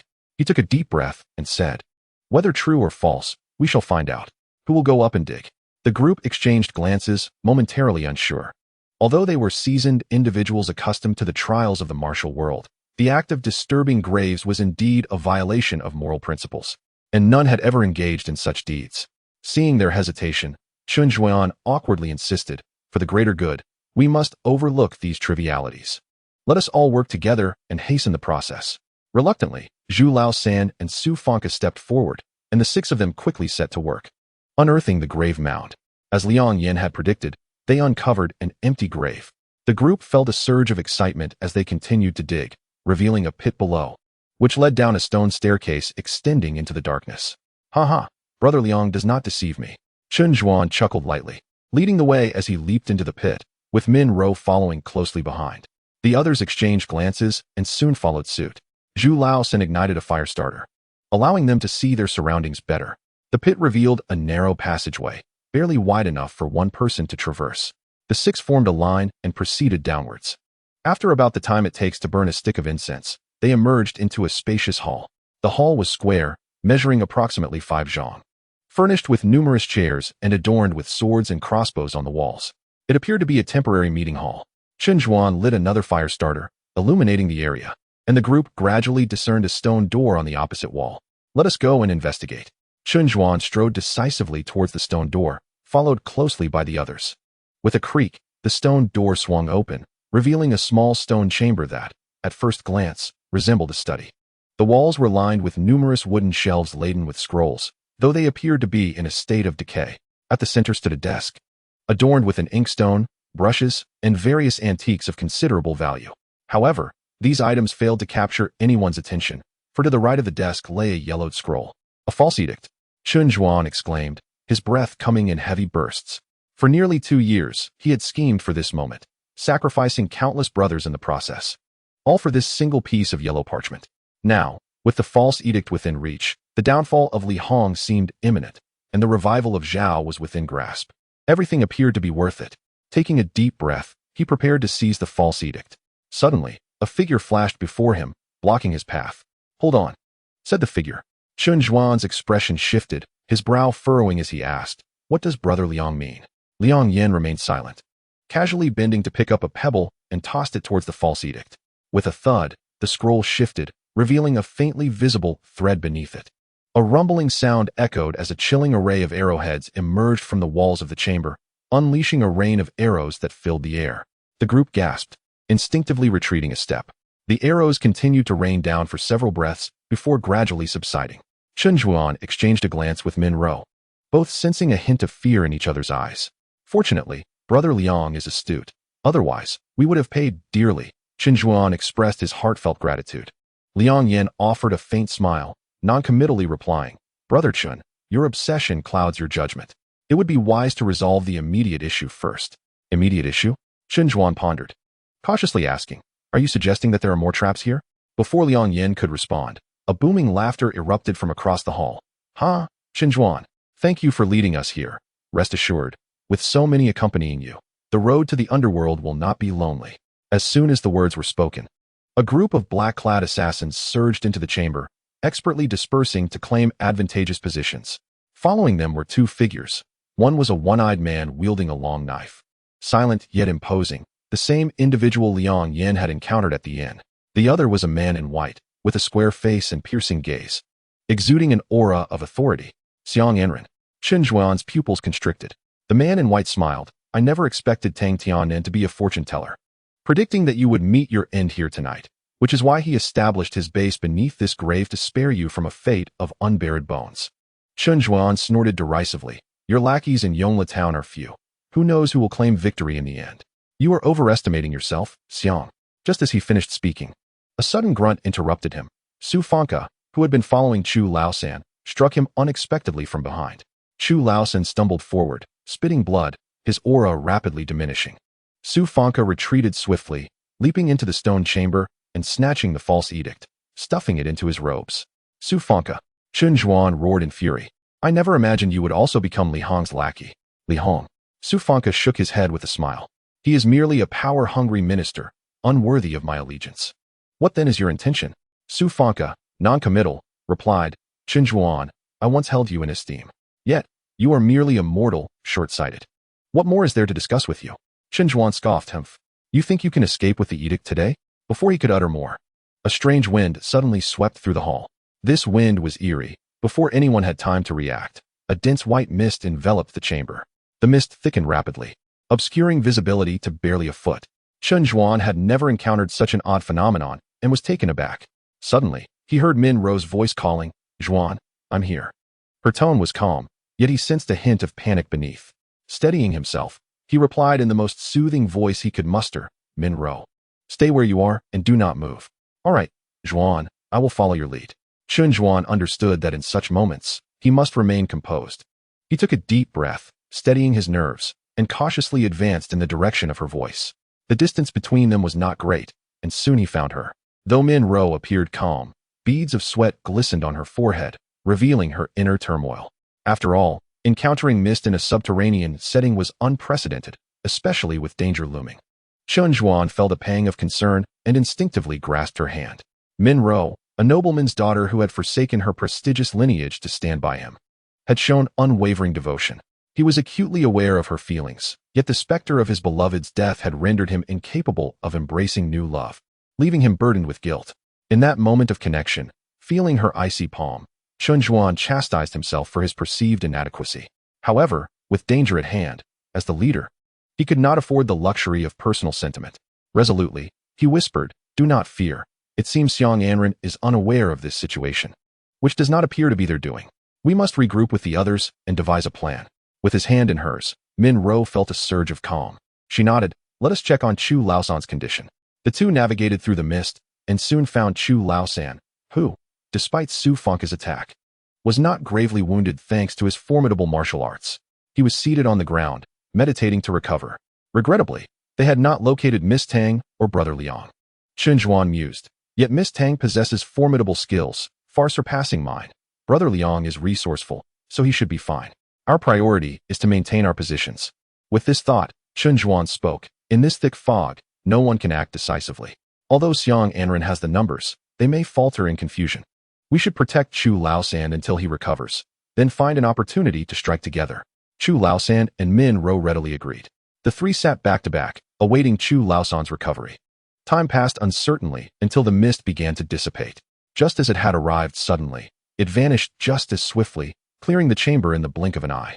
The trio rose alertly, casting their gazes towards the opposing side, where Xiang Anren and his men stood in two lines, vigilantly guarding the hall's exit. Where's that traitor Su Fanka? Chu Laosan suddenly exclaimed. Chen Zhuan's eyes scanned the surroundings, and after a moment, his expression darkened. Not only was Su Fanka nowhere to be seen, but also neither Miss Tang nor Brother Liang could be found. Chapter 37. Night battle within the depths of the mountain's forest, a figure darted swiftly, employing lightness techniques while cautiously glancing back. Despite his wary demeanor, excitement shimmered in his eyes.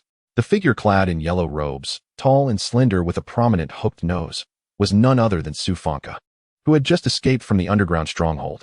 He had not run far into the woods when he spotted an old man in gray robes standing ahead, wearing a felt hat and straw sandals, his back turned towards him. Su Fanka's heart leaped with joy. He promptly halted, knelt on one knee, and respectfully proclaimed, I am deeply grateful for your divine intervention, esteemed immortal. I, Su, have fulfilled my mission and retrieved this false imperial edict for you." As he spoke, he produced a yellow scroll from his bosom and presented it with utmost reverence. The old man turned around, revealing himself to be the very same individual who had predicted Liang Yan's fate at the inn. He accepted the counterfeit edict, nodding in satisfaction before letting out a cold snort of apparent dissatisfaction. "Your actions are too hasty and impulsive. Had you exercised a bit of patience and waited for the two sides to engage before launching a surprise assault to seize the false edict, you would not have wasted a fog-dispelling talisman to save you," he chastised. Su Fangke immediately responded, "Indeed, I acted impulsively. I beg for your forgiveness, esteemed immortal." He then appeared puzzled as he queried, "With your boundless magical prowess, why not reveal yourself and eliminate Chunjuan and his cohorts directly, since you have already discovered the false edict?" The old man frowned. Initially, he had considered such an approach, but after a secret meeting with his companions at the Kong residence, he learned that the Yixing Pavilion had likely dispatched disciples to investigate the spiritual mine in Yongla town. This news left him feeling inexplicably anxious. As a mere rogue cultivator with limited talent, his mastery was only at the 4th level of Qi training in his twilight years. He had survived thus far solely due to his expertise in talismanic arts and his cautious nature. He resolved that unless absolutely necessary, he would not expose his cultivation level. Besides, he carried a jade pendant bestowed by the sect leader that could conceal his aura. Thus, even if the disciples of Yixing Pavilion had infiltrated Yongla town, they would never discover him. In response to Su Fangke's confusion, the old man merely snorted, "What do you understand? Do not ask what you should not." Su Fangke felt a chill run down his spine, cold sweat beading on his forehead, and he dared not utter another word. Yet, someone else had the audacity to speak. A young girl's light laughter echoed through the forest. "You spoke so grandly in the stronghold, thinking you followed a formidable master. Yet it turns out you were just an old fool." From the woods emerged two figures, a man and a woman. The woman, clad in snow-white attire and strikingly beautiful, wielded an exquisite sword, while the man, with sharp brows and bright eyes, stood tall and poised. They were none other than Liang Yan and Tang Daisian, who had vanished from the underground stronghold. Upon seeing the two, the old man's demeanor softened slightly, though he coldly mocked, "Fools, look at the mess you have made," leaving two tails behind without realizing it. Su Fangke, who had unwittingly angered the old man, saw an opportunity to redeem himself and immediately rose with a cold smile, saying, "Esteemed immortal, please rest for a moment. I shall go and fetch the heads of these two." With that, he drew a glinting short knife from his waist and, with a swift motion, lunged towards Liang Yan. As Su Fangke drew his knife, Liang Yan remained motionless. It wasn't until Su Fangke was upon him, swinging down the blade, that he seemed to react.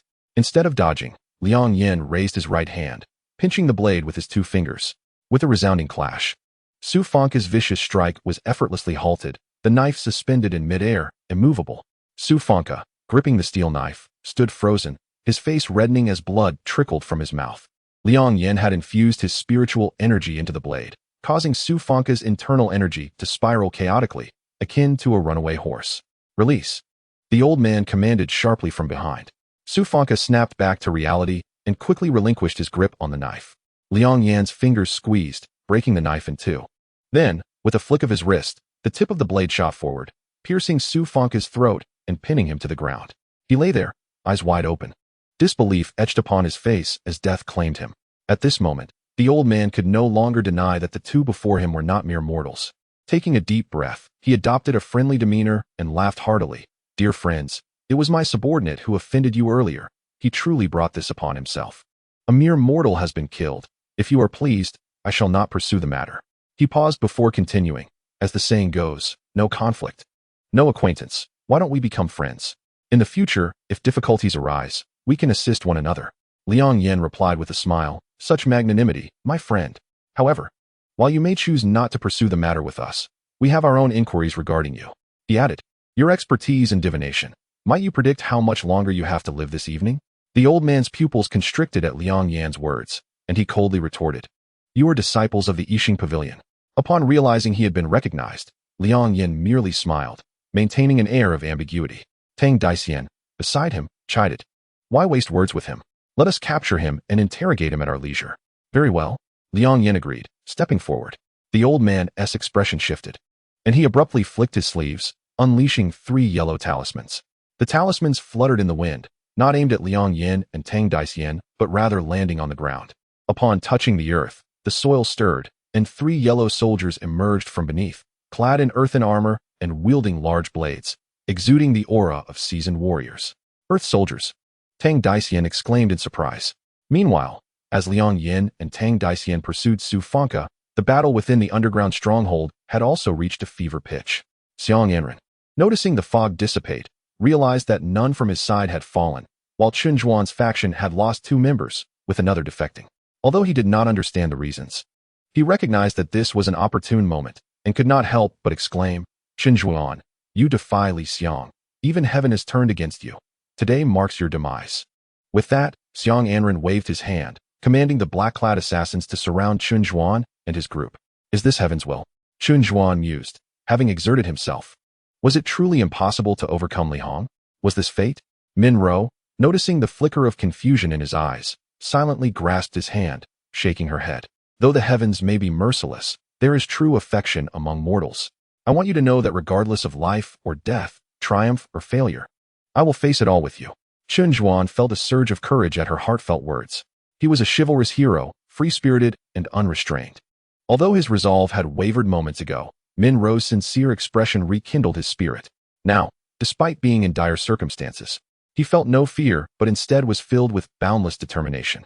With a sharp sound, the Yulong sword was drawn, and Chun Zhuan called out, Zhu Lao San, Min Ro.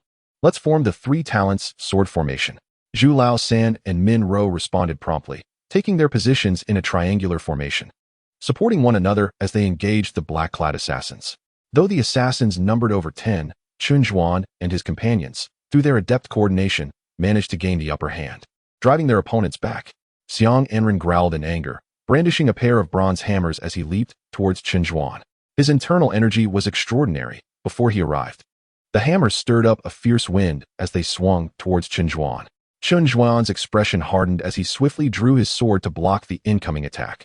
Upon collision, he felt a tremendous force, akin to a mountain surge or a tidal wave, surging through the blade and striking him.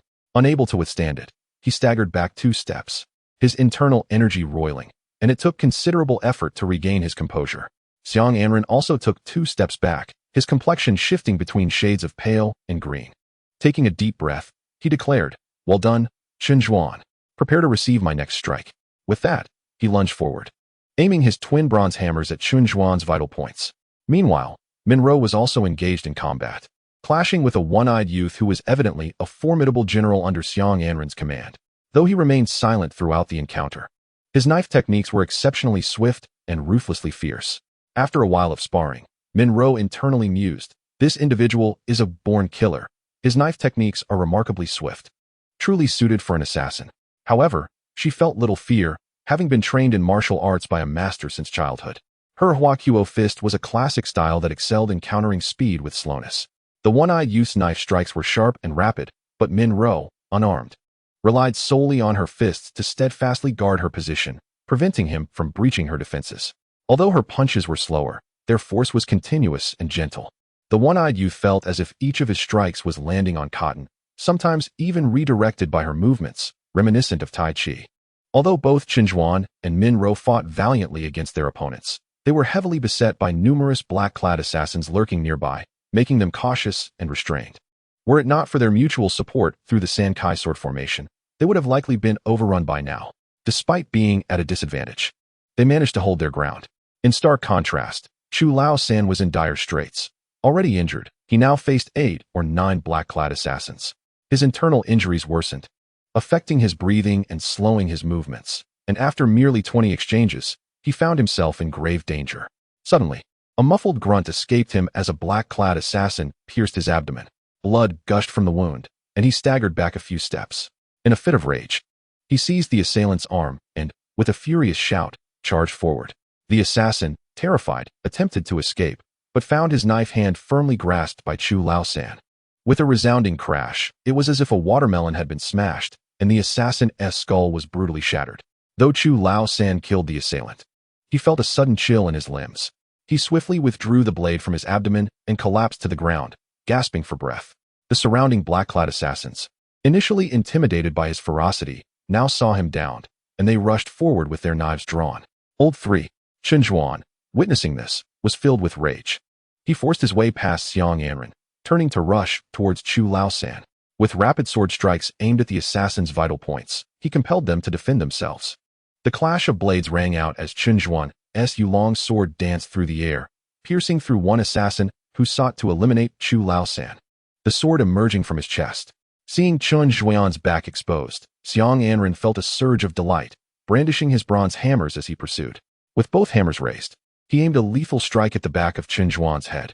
Chen Zhuan, having just struck the assassin, realized it was impossible to counterattack.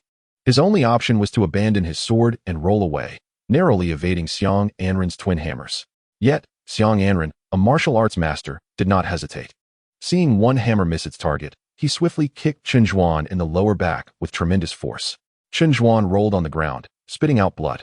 Hearing Min Ro's alarmed cry, he turned to see her rushing towards him. Min Ro, upon witnessing his peril, abandoned her battle with the one-eyed youth and charged at Liang Yan. Liang Yan dodged to the side, but behind Min Ro, the one-eyed youth seized the opportunity. Slashing toward her vulnerable back, Min Ro was startled, barely managing to evade the fatal strike, yet the blade still grazed her right arm. With a ripping sound, her sleeve tore away, revealing a pale arm adorned with a fresh, gruesome gash from which blood flowed, quickly staining her garments. Min Ro stumbled back, but resolutely positioned herself in front of Chen Zhuan. He struggled to rise and urged, "Step aside." Min Ro bit her lip, saying nothing. Yet her stance showed no sign of yielding. What a pair of desperate lovers. Liang Yan laughed, disregarding Min Ro as he charged at Chen Zhuan. Among the three, he feared Chen Zhuan most. If Chen Zhuan were to perish, he would be free of worries. Despite his own injuries, he understood the principle of attacking a fallen opponent. Realizing he intended to bypass her, Min Ro immediately launched an assault, but the one-eyed youth had already closed in, aiming a knife at her injured right hand. Min Ro evaded, but without a moment to spare, she turned back to pursue Liang Yan, exposing her defenseless back to the one-eyed youth. However, her agility could not match Liang Yan's. In that brief delay, he reached Chen Zhuan, raising his hammers for a fatal blow. Chen Zhuan, gravely wounded, could barely stand, let alone evade. Liang Yan envisioned the moment his hammers would collide with Chen Zhuan's forehead, imagining his formidable rival's brain splattering, his lifeless body sprawled on the ground. Strangely, however, in Chen Zhuan's eyes, he saw not a flicker of panic, but rather a glimmer of astonishment. Could he be out of his mind? Was Liang Yan's final thought before the impending doom. Chapter 38, Butterfly Immortal Earth Soldier Talisman. Liang Yan was momentarily taken aback, focusing his gaze on the three earthen soldiers before him, noting that they bore no trace of spiritual energy, resembling mere clay statues. Yet, in the next instant, the three earthen soldiers raised their weapons simultaneously, seemingly turning to face him. Tang Daician nodded and remarked, "Indeed, this earth soldier talisman can summon soldiers from the earth. Possessing immense strength and impenetrable to blades, it is truly formidable. However, the earth soldier talisman is exceedingly difficult to craft, and an ordinary person would struggle to obtain even one. This individual possesses three. You must respond with caution." Before she could finish her warning, Liang Yan had already stepped forward, launching an attack on the three earthen soldiers. Silently, he activated an unnamed technique, adopting an unusual stance as he executed a punch toward one of the earthen soldiers.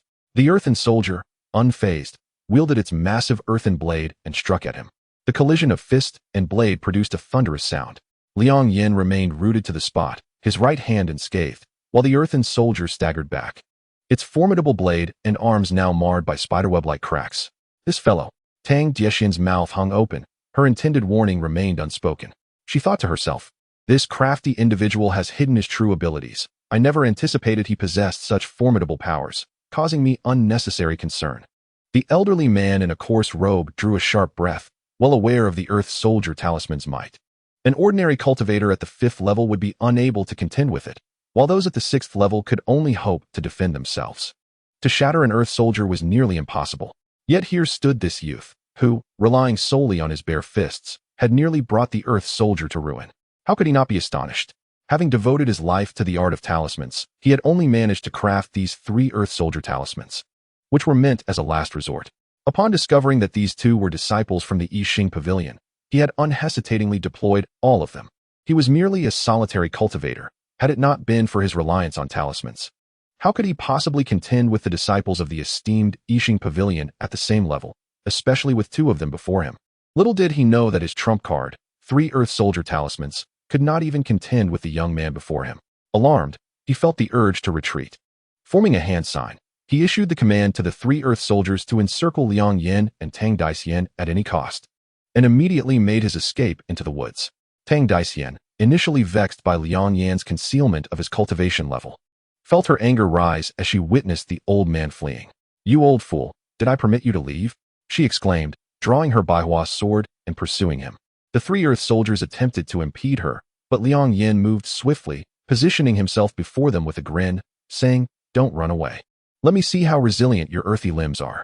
He then swung his fists and engaged in combat with the 3 soldiers. Seeing Liang Yan hold his own against the 3 earth soldiers with apparent ease, Tang Daxian felt reassured and redirected her focus on hunting down the old man. The elder glanced back and, seeing that the 3 soldiers could not withstand both of them and that one was still pursuing him, he was struck with fear. He hastily retrieved a talisman from his storage bag, muttering incantations, and with a loud smack, he pressed it against himself, instantly enhancing his speed, creating distance between himself and the approaching Tang Daxian. A spirit movement talisman. Tang Daxian's eyes narrowed, her thoughts racing. This fellow possesses an abundance of talismans. He must be a talisman master. Humph, I shall see how many more hidden talismans you have.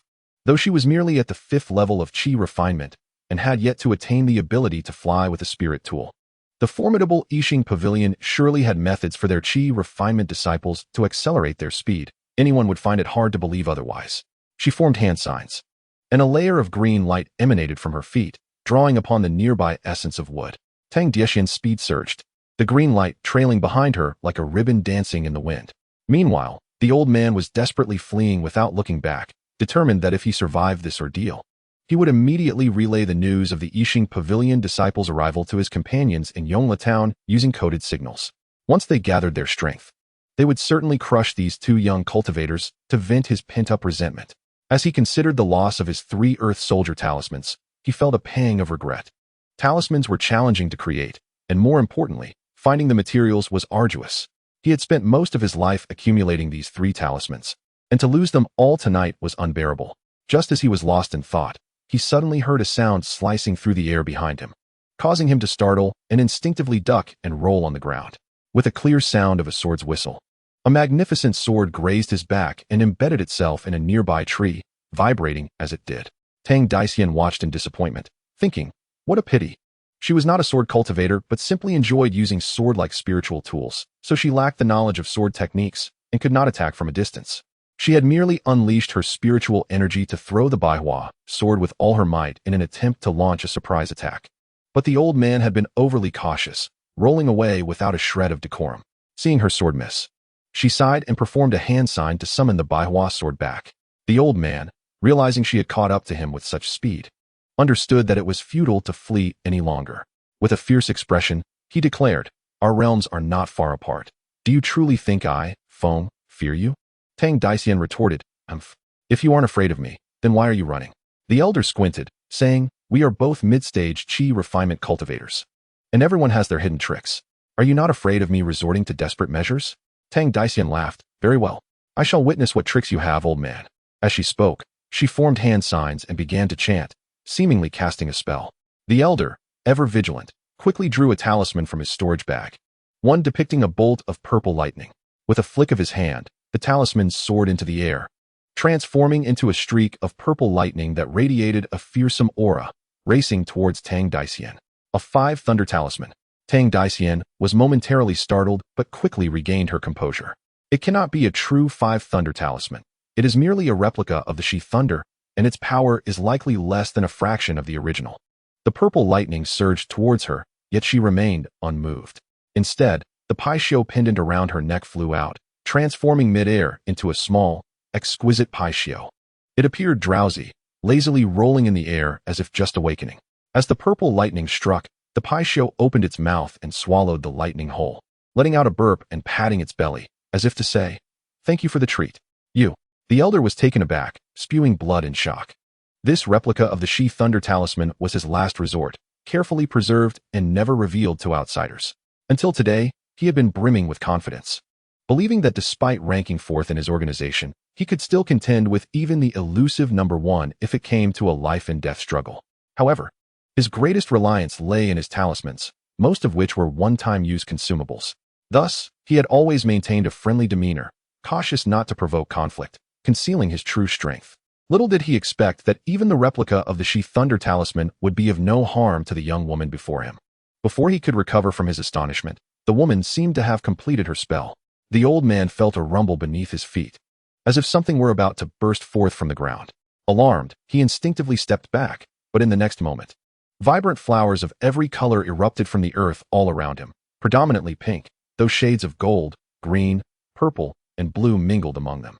Amidst the floral sea, the elder had no time to appreciate the beauty, sensing only the looming threat. With a flourish of her Baiwa sword, Tang Daician silently recited her incantation. Countless petals danced in the wind, swirling in a mesmerizing display. Standing among them, in her flowing white attire with her long hair cascading like a waterfall, she truly resembled a celestial butterfly amidst the blossoms, a beauty under the moonlight. This breathtaking scene would surely cause any wandering poet to believe they had stumbled into a dream, perhaps even inspiring them to compose verses to alleviate their future longing. Yet, in the eyes of the elder, the fluttering petals were akin to death warrants. Trembling in fear, he hastily withdrew several talismans from his storage bag, throwing them around him without a second thought. Some transformed into small whirlwinds, others into blazing fireballs, each exhibiting various forms of power. However, these myriad displays of supernatural force were instantly disrupted by the deadly aura emanating from the floral tide, dissolving into nothingness. The elder, witnessing his efforts fail, could only manage a bitter smile. Suddenly, the storm of petals surged toward him, and his senses grew hazy. Petals sliced through him, even shattering the meridians within him, and he fell backward, breathless and lifeless. His life of cultivation had come to an abrupt end. Tang Daician ceased her incantation, and the sea of flowers around her gradually faded into nothingness. She reached out to take the jade pendant and the false imperial edict from the old man in the hemp rope, contemplating the urgency of returning to see if that fool had dealt with the earth soldiers. Although he was physically robust, one could never be certain that no mishap would occur. She needed to hurry back and check. Chapter 39. The appearance of Tang Tiannan at this moment. Xiang Anren's eyes widened in disbelief, his twin hammers merely an inch from Chun Zhuan's forehead. Yet, that single inch rendered him incapable of striking down. This was because a sharp blade was currently embedded in his throat, a diminutive flying dagger, yet lethal enough to claim a life. The dagger had pierced through the back of his neck, emerging at his Adam's apple. Xiang Anren's eyes remained wide, seemingly unable to comprehend the unfolding events even in death. Sharing a similar fate was the one-eyed youth, who also bore a dagger in his throat. Neither had the chance to utter a final word, succumbing inexplicably in this underground hall. Little did they know, the assailant wielding the flying dagger was one of the black-clad assassins they had brought along. Chun Zhuan leaned against the wall, gazing at the assassin in black, heaving slightly as he said, "It was you." In that moment, the tides turned abruptly. The sudden demise of the two leaders from Xiang Anren's faction left the remaining black-clad assassins exchanging bewildered glances. Two of them, losing their nerve, turned to flee. But just as they reached the passage, the sound of flying daggers slicing through the air pierced their ears, embedding themselves in their backs. They fell to the ground, convulsing briefly before lying still. The remaining few black-clad assassins, realizing that escape was futile with the dagger wielder present, understood that only by fighting with all their might they have a chance at survival. Without further thought, they brandished their long knives and charged at the dagger wielder and Minro. However, bereft of their two leaders, the remaining 7 or 8 black-clad men clearly lacked sufficient combat power, and they were swiftly vanquished by Minro and the dagger wielder, ultimately leading to their complete annihilation. At that moment, the hall was strewn with the bodies of over a dozen individuals. Minro and her companions felt a profound sense of having survived a calamity. Chun Zhuan, still leaning against the wall, coughed up a mouthful of blood and gently smiled. "It has been a long time, Master Imo." The black-clad assassin, now unmasking himself, revealed a man in his 30s, who also smiled and remarked, "Indeed, it has been a while, Master Chun." Minro approached to support Chun Zhuan, who leaned against the wall, coughing again as he spoke. "You were the one disguised as a beggar on the street, secretly passing me notes, weren't you, Mo Yun?" The man referred to as Mo Yun nodded. "That was indeed me. I infiltrated Xiang Anren's ranks. It is rather unfortunate that I was the first of the leaders to arrive in Yongla town, yet I could not find a convenient moment to meet with you." His expression darkened as he continued. "Regrettably, Xiang Anren was too vigilant. Although I learned of their plot against Wang Pengzi and Hua Shenyang, I could not extricate myself from his watchful gaze to go to their aid. I could only devise means to convey this information to you. Alas, my message arrived too late, and I could not save Wang Pengzi and Hua Shinyang, leading to their untimely demise. Chen Zhuan's expression turned grim as he lamented. It is all my fault. My inadequacy has cost my brothers their lives. Min Ro, observing his demeanor, softly reassured him, Zhuan, you need not bear such heavy guilt. From the moment we decided to follow you, we entrusted our lives to you. We can only do our best and leave the rest to fate. The outcomes of fortune and misfortune are beyond anyone's foresight. Mo Yin interjected, indeed. In my lifetime, I have never bowed to anyone but General Zhang and you, Master Chun. We swore an oath of blood together. My life has long been pledged to you, Master Chun. Should you command me to sacrifice myself one day, I would not even flinch. Nearby, Chu Laosan felt his blood surge with excitement and disregarded his injuries, sitting on the ground and thumping his thigh. Well said, Mo Yun. You've stolen all the good lines. What can I possibly add? Come, come. Tonight we must settle this over drinks. Before Mo Yun could respond, Min Ro frowned. Laosan, you are gravely injured. How can you drink without tending to your wounds? Chu Laosan chuckled. Madam, you misunderstand. Wine is both poison and remedy. No medicine in the world compares to a jug of coarse liquor. Just give me 8 or 10 jars, and I assure you, all my injuries will heal. Upon hearing him address her as Madam, Min Ro felt her cheeks flush and retorted, you, ruffian, never speak seriously. She stole a glance at Chen Zhuan.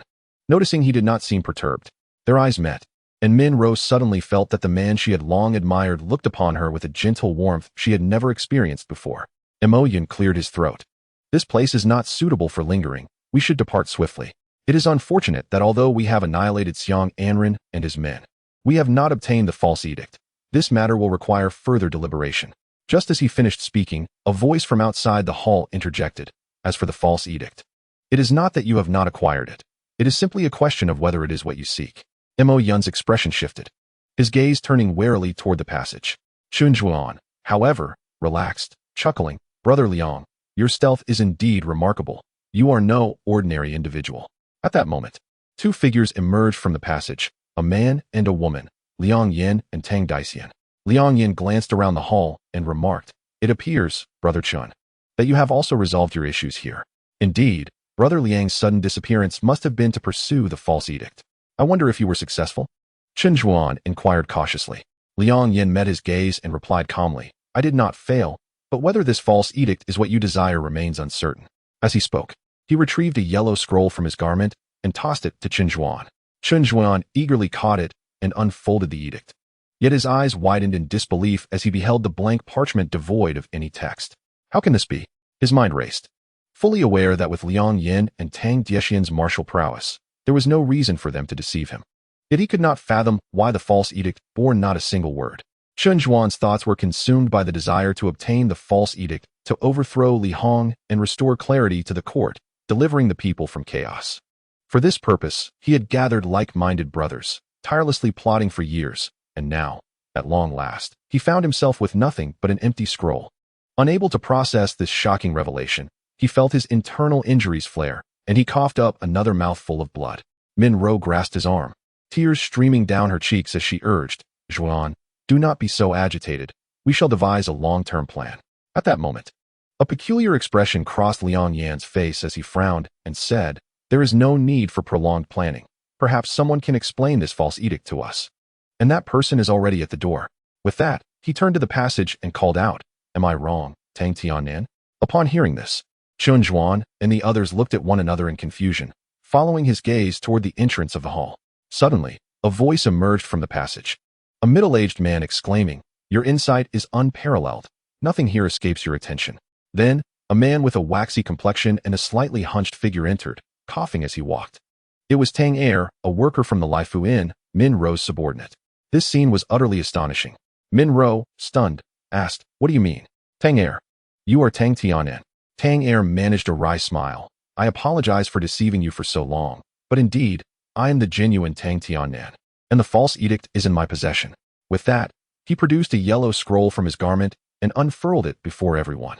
Chen Zhuan and others gazed intently, only to discover that the document in question was a fabricated imperial edict issued by Li Hong, condemning General Zhang to death. Their hearts sank with certainty. Tang Tianen slightly clasped his hands toward the crowd, saying, I appreciate everyone's efforts. In this endeavor to bring down Li Hong, your contributions are monumental. Upon my return to the capital, I shall duly report to the emperor. Chun Zhuan, with a bitter smile, retorted, since you possess the imperial decree and are well aware of our circumstances, why did you not contact us sooner? You forced us to endure countless hardships in search of this blank paper. Tang Tianen shook his head. You do not comprehend the nature of Xiang Anren. Li Hong's subordinate. He delights in manipulating human emotions. I suspected there might be a traitor among you, and had I recklessly revealed my identity, I would have jeopardized the false edict. I could only trust that the decree would be securely presented to the emperor by my own hands. Chun Zhuan, incensed, demanded, so you have been silently observing, watching my brothers fight for a mere piece of paper, risking their lives for it?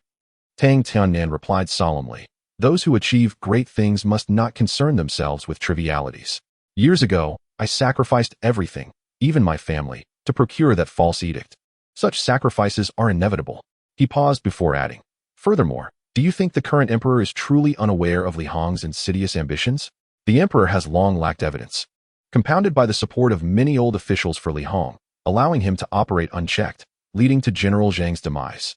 However, all of this is ultimately worthwhile.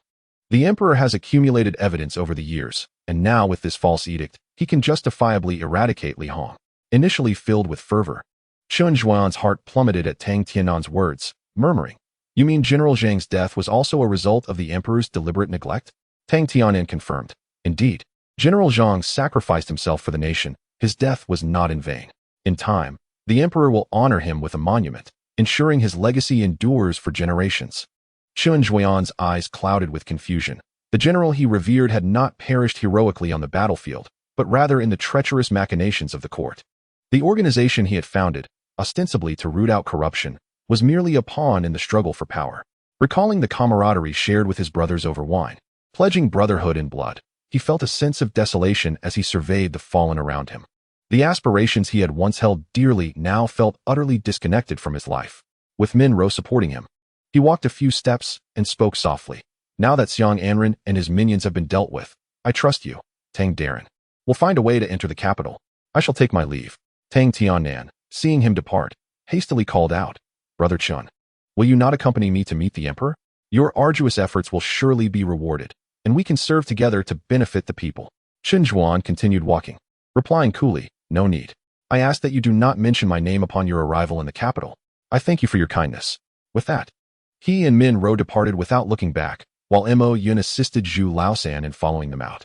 In the hall, only Liang Yan, Tang Daisian, and Tang Tianan remained. Tang Tianan respectfully bowed to Liang Yan. Thank you for your assistance, esteemed one. Liang Yan waved his hand, saying, no need for formalities. I have matters to inquire. Chapter 40. The Cloud Concealment Society. What questions do you have? As long as it is within my knowledge, I shall speak candidly. Tang Tianan replied respectfully. Liang Yan nodded. First, how did you discern our identities? Tang Tianan responded. It is simple. Upon my arrival at the base, I coincidentally witnessed the two of you pursuing that Su Fanka, employing techniques far beyond mundane martial prowess. You may not realize that the royal family and court officials in the capital are not unfamiliar with cultivators. Some noble families even have chi practitioners among their retainers. And the palace regularly hosts mid-stage cultivators. Is that so? Liang Yin inquired, intrigued. Tang Daisian interjected. However, our righteous sect of cultivation has always refrained from interfering in mortal affairs. Hence the explicit regulation that cultivators above the foundation establishment stage must not enter the capital or meddle in court politics. Thus, the highest cultivation level in the capital is limited to chi practitioners, allowing the secular court to function without interference. As the leading sect of the Zhao Kingdom, our Yixing Pavilion has disciples stationed in the capital to prevent any foundation establishment cultivators from disrupting the mortal realm. Ah, I see, Liang Yan nodded. Then continued. 2 years ago, when you first arrived in Yongla town, severely injured, did you not hide in the home of a man named Kong Xiang? Indeed. Tang Tianan confirmed. I understand you wish to know what transpired. However, I was unaware that Kong Xiang was a martial artist planted by your esteemed sect in Yongla town until that fateful night. Tang Tianan seemed lost in recollection, his body trembling involuntarily with fear. Kong Xiang was a dear friend of mine. After I arrived in Yongla town, I remained in his family's secret chamber to recuperate. Then that night, Many people infiltrated the Kong residence, slaughtering everyone, including women and children, without mercy. The Kong family was also a martial arts lineage, with their guests, disciples, and even servants possessing martial skills. Yet they were powerless against these attackers, who exterminated them as easily as one would slaughter livestock. At this point, Tang Tianen paused, seemingly gathering his thoughts. Liang Yan did not interrupt, but patiently awaited further details. Tang Tianen steadied himself and, with a hint of apology, said, "Forgive me. That night was indeed gruesome. Although I was hidden in the underground chamber and did not witness it firsthand, I could sense the hellish chaos above." Liang Yan nodded. "Were you able to discern any information about these assailants?" Tang Tianen replied. "They were members of the Cloud Concealment Society." "The Cloud Concealment Society?" Liang Yan echoed, intrigued. "Yes, due to my grave injuries, I was unable to leave the underground chamber at that time. And there were ample provisions and medicines that Kong Xiang had prepared for me, so I remained hidden. Eventually, I discovered that the individuals who slaughtered the Kong family seemed to use their residence as a secret meeting point, convening every 5 days at midnight to discuss matters." "Oh," Liang Yan raised an eyebrow. "Did you overhear what they discussed?" Tang Tianen nodded, though I could not grasp everything. The gist was that beneath the spiritual mine near Yongla town, there lies a treasure of great significance, and they had come at the behest of their leader to unearth it. However, the lower levels of the mine were shrouded in malevolent energy, which even they could not withstand. Fortunately, one among them had some knowledge of formations and set up a rudimentary formation to counteract the malevolent energy, allowing them to excavate slowly, yet this process was protracted. When I finally left the underground chamber 3 months ago, they had yet to obtain the treasure. "I see," Liang Yan mused, satisfied with the information that had clarified many of his previous uncertainties. At this juncture, Tang Daxian interjected. "Since you have been hiding below for so long, did you ascertain how many of them there were?"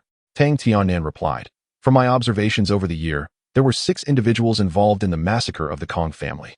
They did not know each other's true identities and only recognized one another by their jade tokens. They referred to each other by code names, numbered from 2 to 7, with the second being the most powerful and so forth. This appears to be a rule within the Cloud Concealment Society, with members remaining unacquainted and only recognizing their identity tokens." Liang Yan remarked. "That is indeed intriguing.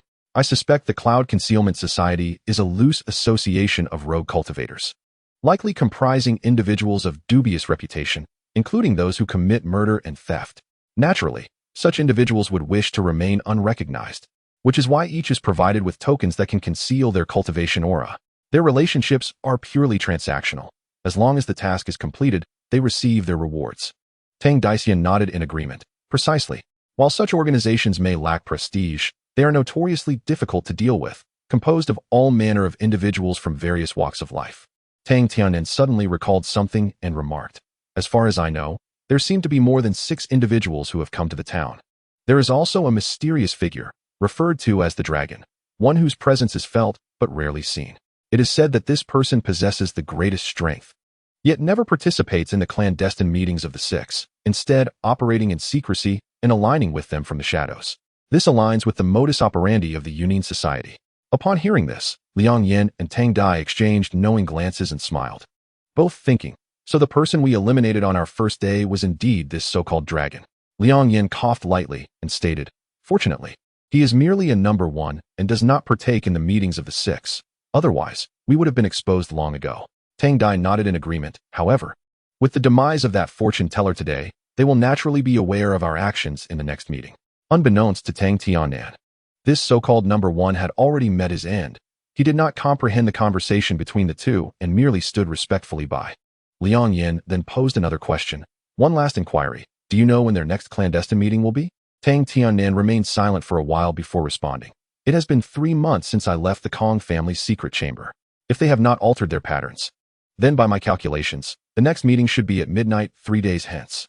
Liang Yan nodded in satisfaction, saying, "Your answer pleases me greatly. I wish to offer you a token of my gratitude." With that, he placed a hand on Tang Tianen's back, and Tang Tianen felt a surge of powerful spiritual energy envelop him, coursing through his meridians and healing his internal injuries. In less than the time it takes for an incense stick to burn, he felt vitality return to his limbs, and walking became significantly less strenuous. Overjoyed, he bowed deeply to Liang Yan, expressing his gratitude. "Thank you, esteemed immortal, for your assistance. I am eternally grateful." Liang Yan, disliking such formalities, helped him to his feet, and said, "There is no need for such empty gestures. We merely engaged in a transaction, each benefiting from the other." He then added, "Now that this matter is resolved, you may take your leave, Sir Tang." Tang Tianin bowed respectfully before departing from the underground hideout. That evening, Liang Yan and Tang Dai returned to the inn, having scarcely enjoyed a restful night since arriving in Yongla town. With matters finally clarified, they collapsed into bed, sleeping soundly until the sun was high the next day. When Liang Yan arose, he found Tang Dai seated by the window, grooming Chuba, her gaze lost in thought as she stared outside. Just as Liang Yan was about to speak with her, a sudden knock sounded at the door. He shook his head and went to open it, revealing a handsome young man and a charming young woman, Zhuan and Minro. At that moment, the two stood side by side, and Liang Yan noticed their hands intertwined, a stark contrast to the subtle distance he had observed days prior. He smiled and said, "Congratulations to you both for resolving your misunderstandings. I wish you a lifetime of togetherness and happiness." Minro smiled but said nothing, tightening her grip on Zhuan's hand. Zhuan looked at her tenderly and spoke. This task was perilous. Had it not been for the repeated assistance of Brother Liang and Miss Tang, we might have become wandering souls. We came specifically to express our gratitude. He adjusted his attire, preparing to bow to Liang Yan. Liang Yan quickly stepped forward to stop him, saying, "There is no need for such formalities, Brother Chun. We had our own intentions as well. We merely assisted you when we could." He then looked at the pair with a playful smile. "You are here to bid farewell, are you not? Have you decided to leave?" Zhuan nodded. "After this harrowing experience, I have gained clarity regarding matters of the court. I owe Minro too much. I must now make amends." Minro added, "We plan to retreat from the world and live a life removed from both the Jianghu and court affairs. As for this inn, I have entrusted its management to Yuda. He is a loyal confidant of mine. You may rest assured, young Master Liang and Miss Tang, that you are welcome to stay here without concern." Liang Yan smiled. "Then I thank you both and wish you a harmonious partnership and many offspring." Minro blushed at his words, while Zhuan laughed heartily. "Indeed, Brother Liang speaks wisely." As he took Minro's hand, they departed without further ado, gracefully leaving. Liang Yan closed the door, only to hear Tang Dai's soft voice behind him. "Sister Min truly is fortunate." He poured himself a cup of hot tea, took a sip, and shook his head, saying, "What does a little girl like you understand? Their years of love have finally borne fruit today. One could say it is a fulfillment of destiny." Tang Dai's brows furrowed in indignation as she retorted, "You are my sword-wielding attendant, yet you dare call me a little girl? You must be tired of living." With that, she feigned a pounce, while Chuba on her shoulder bared its teeth at Liang Yan, adopting a fierce demeanor. Liang Yan hastily dodged, pleading, "Please spare me, miss." The two engaged in playful banter before settling around a round table. Tang Dai blinked and asked, "What are your plans now? With the investigation complete, should we return to report to our sect?" After a moment of contemplation, Liang Yan replied, "They have been operating in Yongla town for 2 years. Although Tang Tianin mentioned that there are sinister energies obstructing the spiritual mind, a round trip to our sect would take over a month. I fear they may have already obtained the treasure and fled by then. Then what should we do?" Tang Dai frowned. "Yesterday, that fortune teller walked into his own trap, venturing into the deep mountains alone. The remaining 5, however, are all still in Yongla town, making it difficult to confront them individually." Liang Yan, however, smiled. "It is not without a solution." He leaned in close to Tang Dai and whispered his plan. The more she listened, the more astonished she became. When he finished, her eyes widened in disbelief. "Is this method feasible?" "Only one way to find out," Liang Yan replied. "Very well." Tang Dai's eyes sparkled with excitement, her expression eager for adventure. "I shall accompany you on this reckless endeavor." Chapter 41. The peaceful abode. Old Man Wang was particularly jubilant today. As a hunter by trade, he resided not in the town but in a humble cottage nestled in the southeastern hills of Yongla town, convenient for his hunting excursions. Early this morning, an affluent young gentleman arrived, throwing a cloth bag onto the table and expressing his desire to purchase Wang's cottage. When Wang opened the bag, he was astounded to find several gleaming ingots of silver, dazzling enough to blind him. Though the cottage had been passed down through generations, it had fallen into disrepair by his time. Had it not been for the ease of access to the mountains for hunting, he would have preferred not to live there alone. Now, with the prospect of that shining silver, he envisioned a worry-free life for his remaining years. What need had he for hunting? Without a moment's hesitation, he agreed to the sale, warmly offering to leave much of the furniture behind, taking only a few personal items and departing cheerfully with the silver. The Zhao Kingdom valued education, establishing examinations in various locales, including Yongla town. Surrounded on three sides by mountains, it boasted breathtaking scenery, though it lay off the beaten path. This did not deter scholars from gathering here. Over time, it became a haven for down-on-their-luck literati to compose poetry and share verses. The peaceful abode was a refined establishment in the town, dedicated to the literary elite.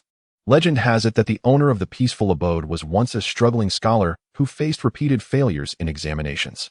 However, in middle age, fortune smiled upon him, and he achieved the prestigious title of the top scholar. He subsequently caught the eye of a wealthy official's daughter, and thus began his rise to prominence within the court. Upon returning to his hometown in splendor, he was inspired to establish the peaceful abode, a sanctuary for poets and scholars to enjoy tea and engage in literary discussions. At this moment, in the tranquil setting of a long pavilion by the street, several scholars sat or stood, savoring tea and discussing poetry.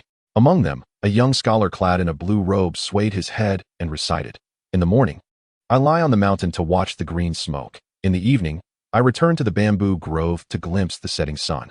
The blue bird comes and goes, thwarting my aspirations. When will I soar straight into the nine heavens?" "Ha ha, splendid poem, Brother Calm." The other scholars applauded with laughter. One of them added, "The imperial examination is dim and the examiner's blind. Though we indulge in the wilderness, our hearts harbor lofty ambitions. One wonders when we might, as Brother Calm's poem suggests, rise to the heavens in a single triumphant cry." The scholar named Kong turned his gaze, smiling, "Brother Sun, with your great talent, residing in this secluded place, you will surely one day enter the court as an official. When that time comes, do not forget us." "Ha, certainly." At this moment, another voice interrupted. In the ancient pavilion, pigs and dogs are in unison. The pig boasts of great talent. The dog declares himself a poet. The group turned to the street, where a tall steed, its hooves clattering, approached gracefully. Upon the horse sat a young gentleman in white, handsome and distinguished, gently waving a folding fan, embodying the image of a refined youth. In front of the horse was a servant clad in gray, holding a beautifully adorned sword in his left hand and leading the horse with his right. The scholars suppressed their rising anger, and one of them sneered, "Brother, with such grandiloquent discourse, you must possess profound insights. Why not join us in the pavilion for a discussion to exchange our knowledge?" The young gentleman responded with a smile. "Since you invite me sincerely, I shall not decline. Although my insights may not be profound, I can offer you some guidance." With that, he dismounted and entered the pavilion, followed closely by his servant. As they stepped inside, the scholars scrutinized them. The servant seemed unremarkable, but the young gentleman, while handsome, had an unusually pale complexion and a voice that was melodious yet lacked any masculine vigor. A middle-aged scholar chuckled, "You are indeed a remarkable person. Why bother with literature when you could pursue the daughter of a governor and become a favored son-in-law?" His remark subtly mocked the young gentleman's effeminacy. The others, catching on, erupted into laughter. The young gentleman remained silent, but his servant cast a glance at the middle-aged scholar, noting his prominent forehead and sunken eyes, and could not help but laugh. "Brother, you have quite the peculiar appearance. I am quite impressed, and I have a poem to present to you." "Oh, you, a mere servant, also understand poetry?" the scholar retorted. "Do share," he said mockingly.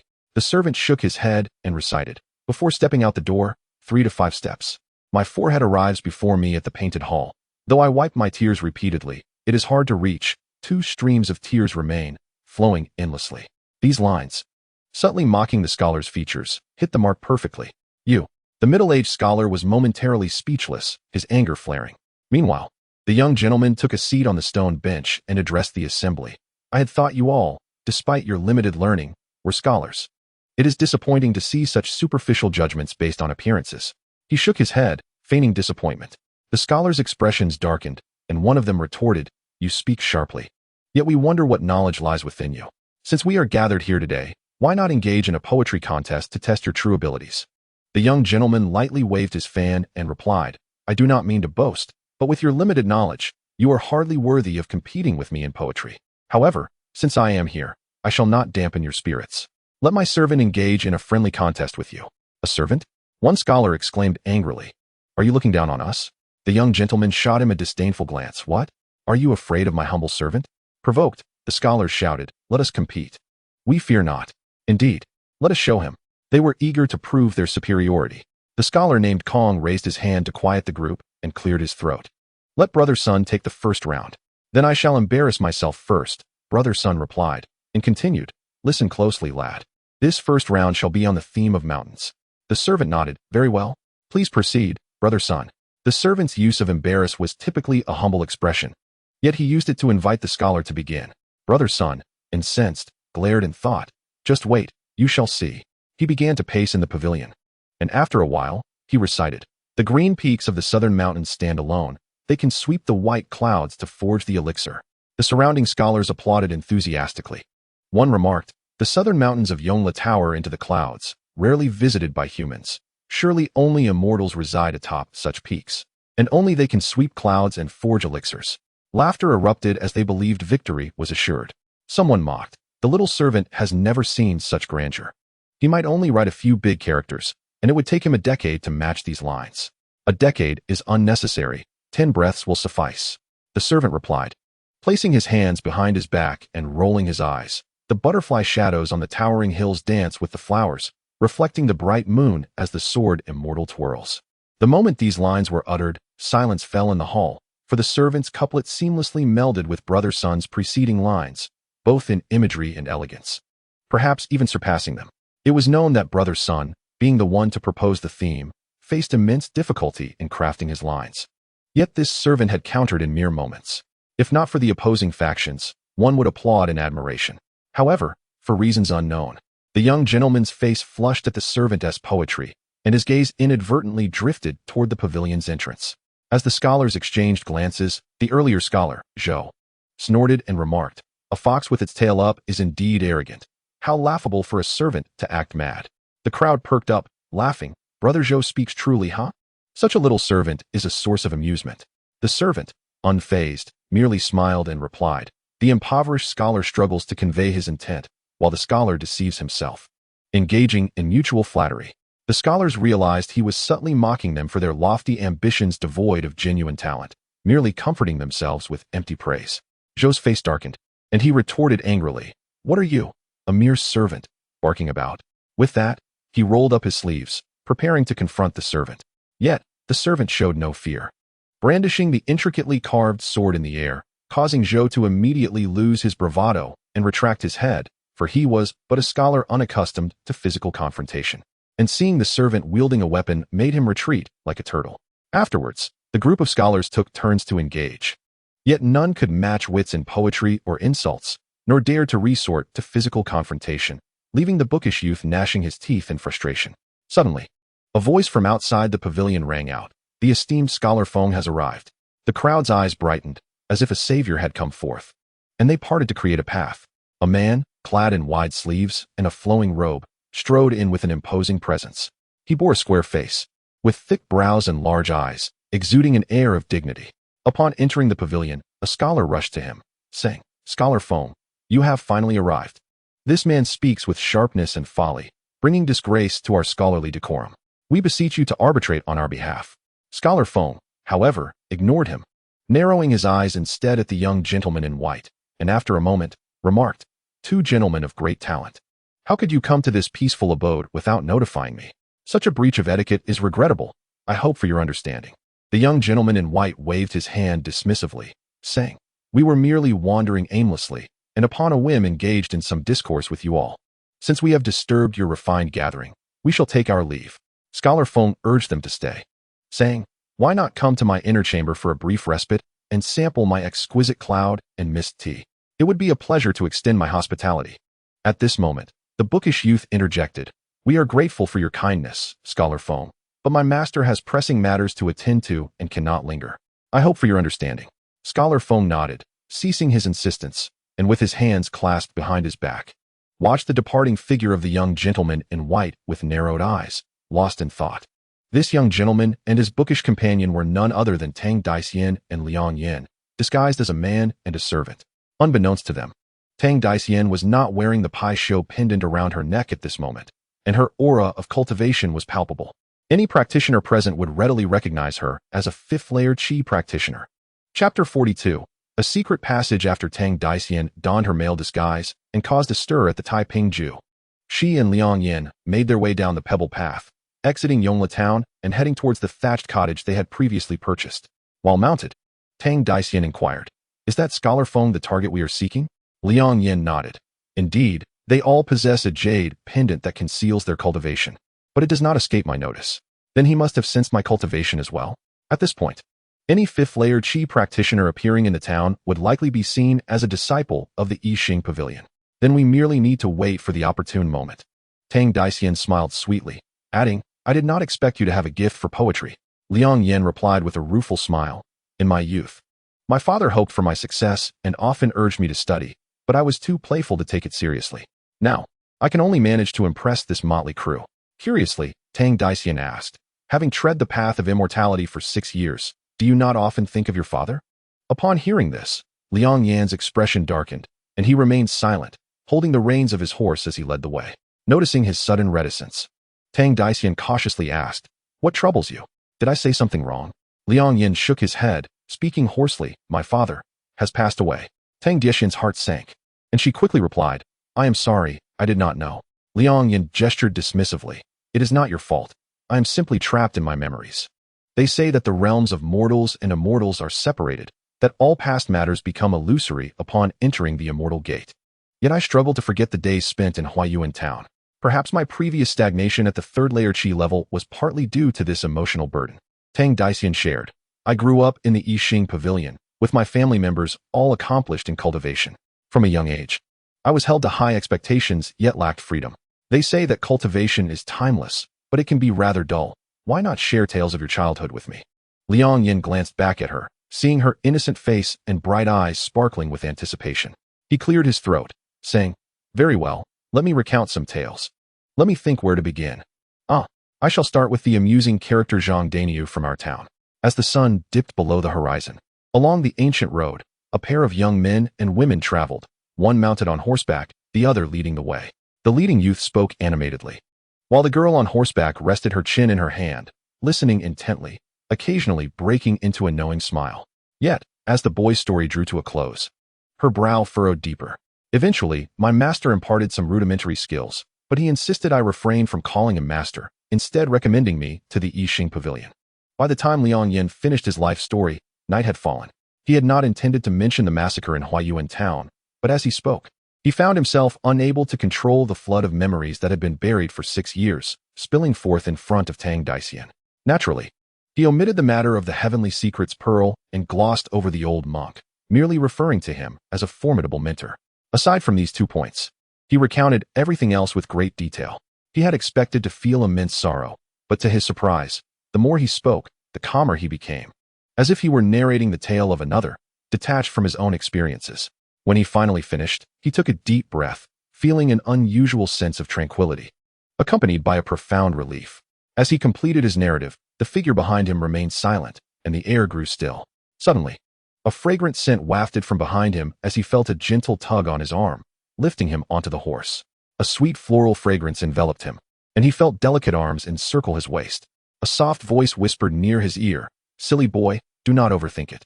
You've toiled as a servant all day. The remainder of the journey shall serve as your reward. The two rode in silence along the quiet mountain path outside the town. That night, Liang Yan found his heart at peace, the most serene it had been in over 6 years. After settling in the thatched cottage, their days passed quietly, filled with either meditative practice or inquiries in town, as if they were engaged in an investigation. Such tranquility lasted for 3 days. On the third night, deep into the darkness, as the lights of countless homes flickered out, only a few places of revelry remained alive with song and dance. In the forest southeast of Yongla town, several figures clad in black, masks obscuring their faces, gathered for reasons unknown, each bearing a jade pendant at their waist. Not far from them stood an inconspicuous thatched cottage. One of them spoke up. Number 5, is everything prepared? The one referred to as Number 5 replied, all is in place. The 9-flame fire array can be activated at your command. With our 6 together, even if they are disciples of the I Ching Pavilion, with their extraordinary abilities, they shall have no chance of escape amidst our encirclement. The questioning figure nodded. Thank you for your hard work. With that, he stepped forward towards the cottage.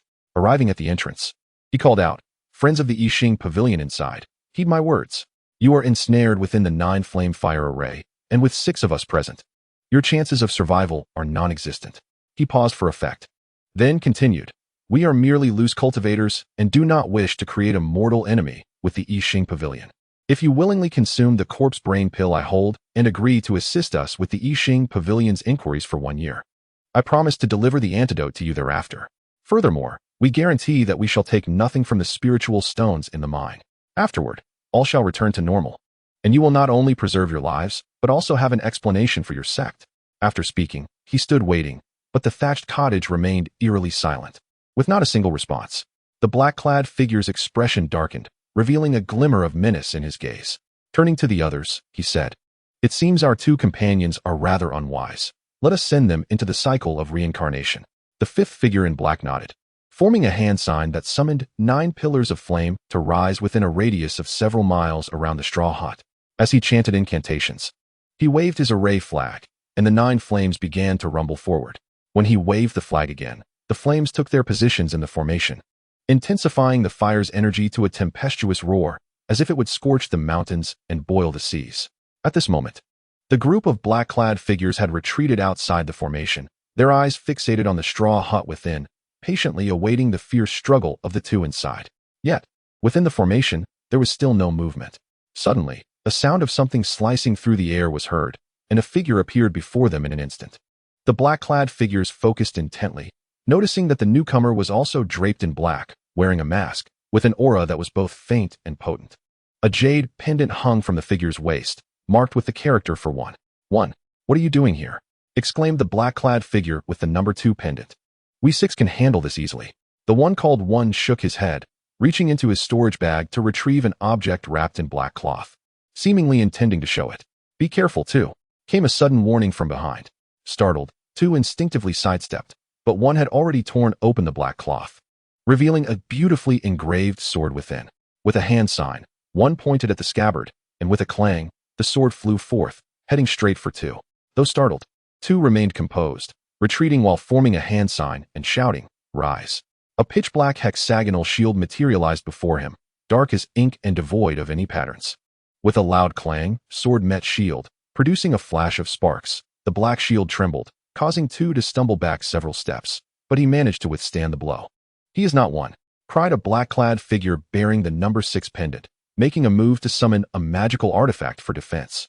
However, before he could reach for his storage bag, a sudden change unfolded. 2 muffled groans echoed from behind, followed by a slicing sound from the rear. Sensing danger, he instinctively rolled to the ground just as a gleaming dagger embedded itself into the earth where he had stood. Turning back, he saw 2 comrades spitting blood, collapsing in a weakened state. "For what are you doing?" he shouted. "Can't you see? He is not 4, but our target." It was 3 who spoke, having also been ambushed by the flying dagger. However, his luck had not been as favorable as 6. The dagger had grazed his waist, inflicting a wound on his abdomen. With his clothes torn, he hastily removed his mask, revealing a scholar's robe beneath. It was none other than Scholar Feng, who had previously crossed paths with Liang Yan at Taiping Inn. Seeing this, Liang Yan couldn't help but think it a pity. Disguised as 4, he had infiltrated their ranks, launching a surprise attack by first targeting the 2 furthest away with flying daggers, while simultaneously employing his heart's unsteady technique to strike the nearby 2, resulting in their immediate demise. Meanwhile, the 2 attacked by the flying daggers had suffered minimal injury. The one masquerading as 1 was naturally Tang Daisian. Now, with the situation as it was, they still faced 2 against 3. Chapter 43. The book Ghosts. In this swift turn of events, the black-clad practitioners had lost 2 before they could react, yet Scholar Feng showed no sign of panic. Instead, he calmly brushed off the dust from his robes and smiled at Liang Yan, saying, "A splendid tactic, overtly investigating Yongla town while covertly infiltrating our ranks. It appears we underestimated you 2. He even performed a courteous bow to Liang Yan, exuding an air of scholarly grace. "I am Feng Kuan. May I inquire your esteemed name?" Liang Yan shot him a cold glance, remaining silent. The scholar, undeterred, turned to 1, as distinguished disciples of the Yixing Pavilion. "Is it not beneath you to employ such trickery instead of facing us in a fair contest? Especially you, my lady, with beauty that could topple kingdoms. Resorting to such base deeds is indeed a stain on your elegance." With their identities now revealed, 1 removed her black mask, revealing a gown of white. It was indeed Tang Daisian. Feng Kuan's eyes lit up, and he waved his fan, lamenting, "A beauty like you, reduced to thievery?" Liang Yan, facing imminent danger, found Feng Kuan's nonchalance perplexing as he scanned the surroundings, suddenly recalling that the black-clad figure numbered 6 had not moved since earlier. He turned to see the vacant, lifeless expression in the eyes visible beneath the mask, akin to a soulless being. A jolt of alarm surged through Liang Yan as he realized the impending danger. Channeling his spiritual energy into his feet, Feng Kuan, still smiling, turned back to Liang Yan, seemingly about to speak. Before he could utter a word, Liang Yan leaped into the air. With a thud, a figure shot out from where he had just stood, brandishing a ghostly claw aimed swiftly at him. Liang Yan executed a deft maneuver mid-air, narrowly avoiding the attack, landing and quickly creating distance. Earth escape technique. Liang Yan's eyes narrowed. Among the 5 elemental escape techniques, the earth escape was the easiest to cultivate. Yet, in low-level skirmishes, it was also the most effective for ambushes due to its inability to fly. The figure that had emerged from the ground was another number 6. While the original figure remained stationary, spontaneously igniting. As the flames consumed it, the true form revealed was a skeleton. Feng Kuan, witnessing Liang Yan evade the ambush, internally lamented. What a pity. However, he quickly regained his composure, his gaze now coldly fixed on Liang Yan, as if he were observing a dead man. The figure who had launched the surprise attack began rapidly forming hand signs, pressing down on the ground. A rumbling sound erupted, and from the 4 cardinal directions, clouds of black smoke surged forth. As the smoke rolled and was dispersed by the wind, 4 skeletons emerged, each wielding axes, identical to the stationary skeleton left behind by the 6th figure. Summoning ghosts. Be careful, he is a practitioner of the ghostly arts. Tang Daisian urgently warned Liang Yan. Without hesitation, Liang Yan summoned the 9-dragon staff, focusing intently on the 5 skeletons. Meanwhile, his inner energy surged, silently activating the Qi observation technique.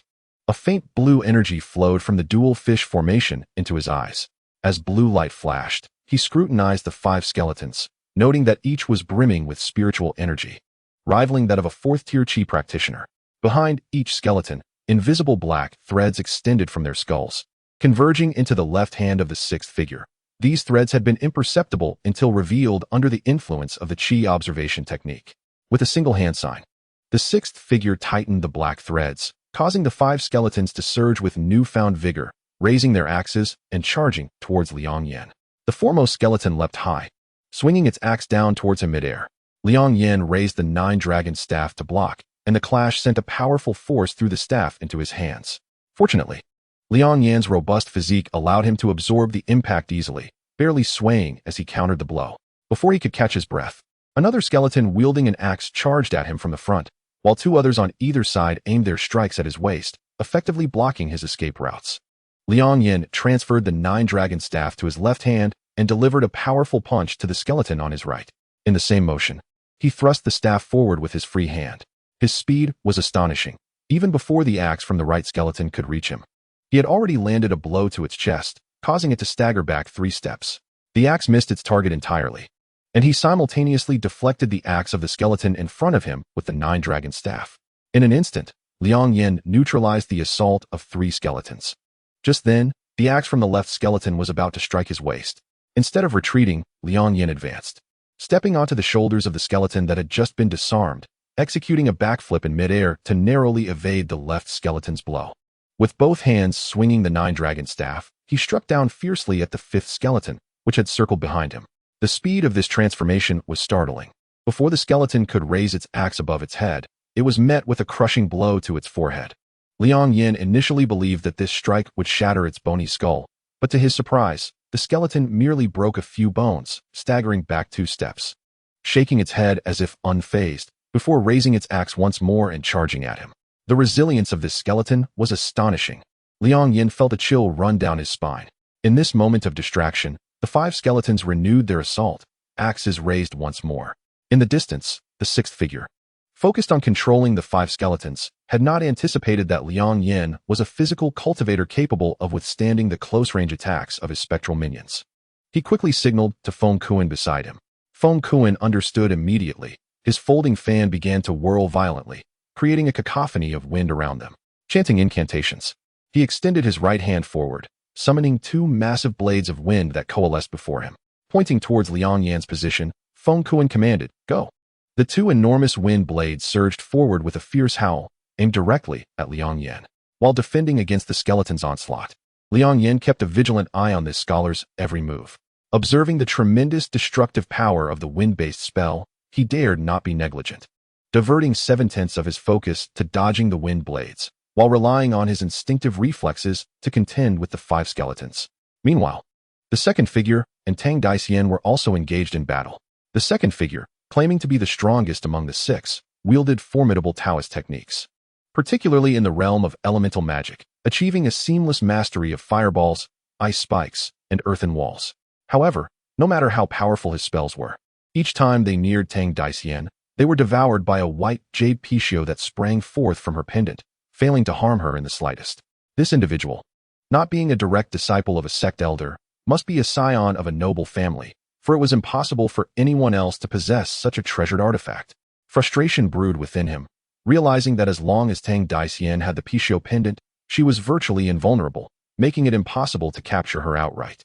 Tang Daician, witnessing Liang Yan's 1 versus 2 predicament, felt a surge of anxiety.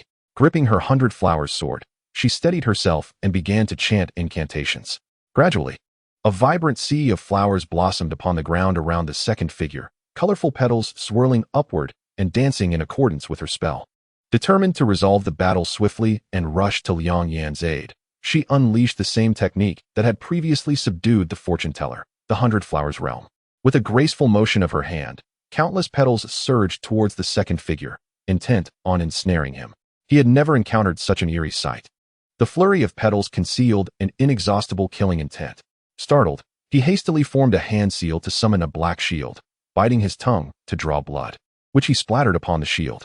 Instantly, the shield surged with a dark glow, projecting an inky black barrier that enveloped him.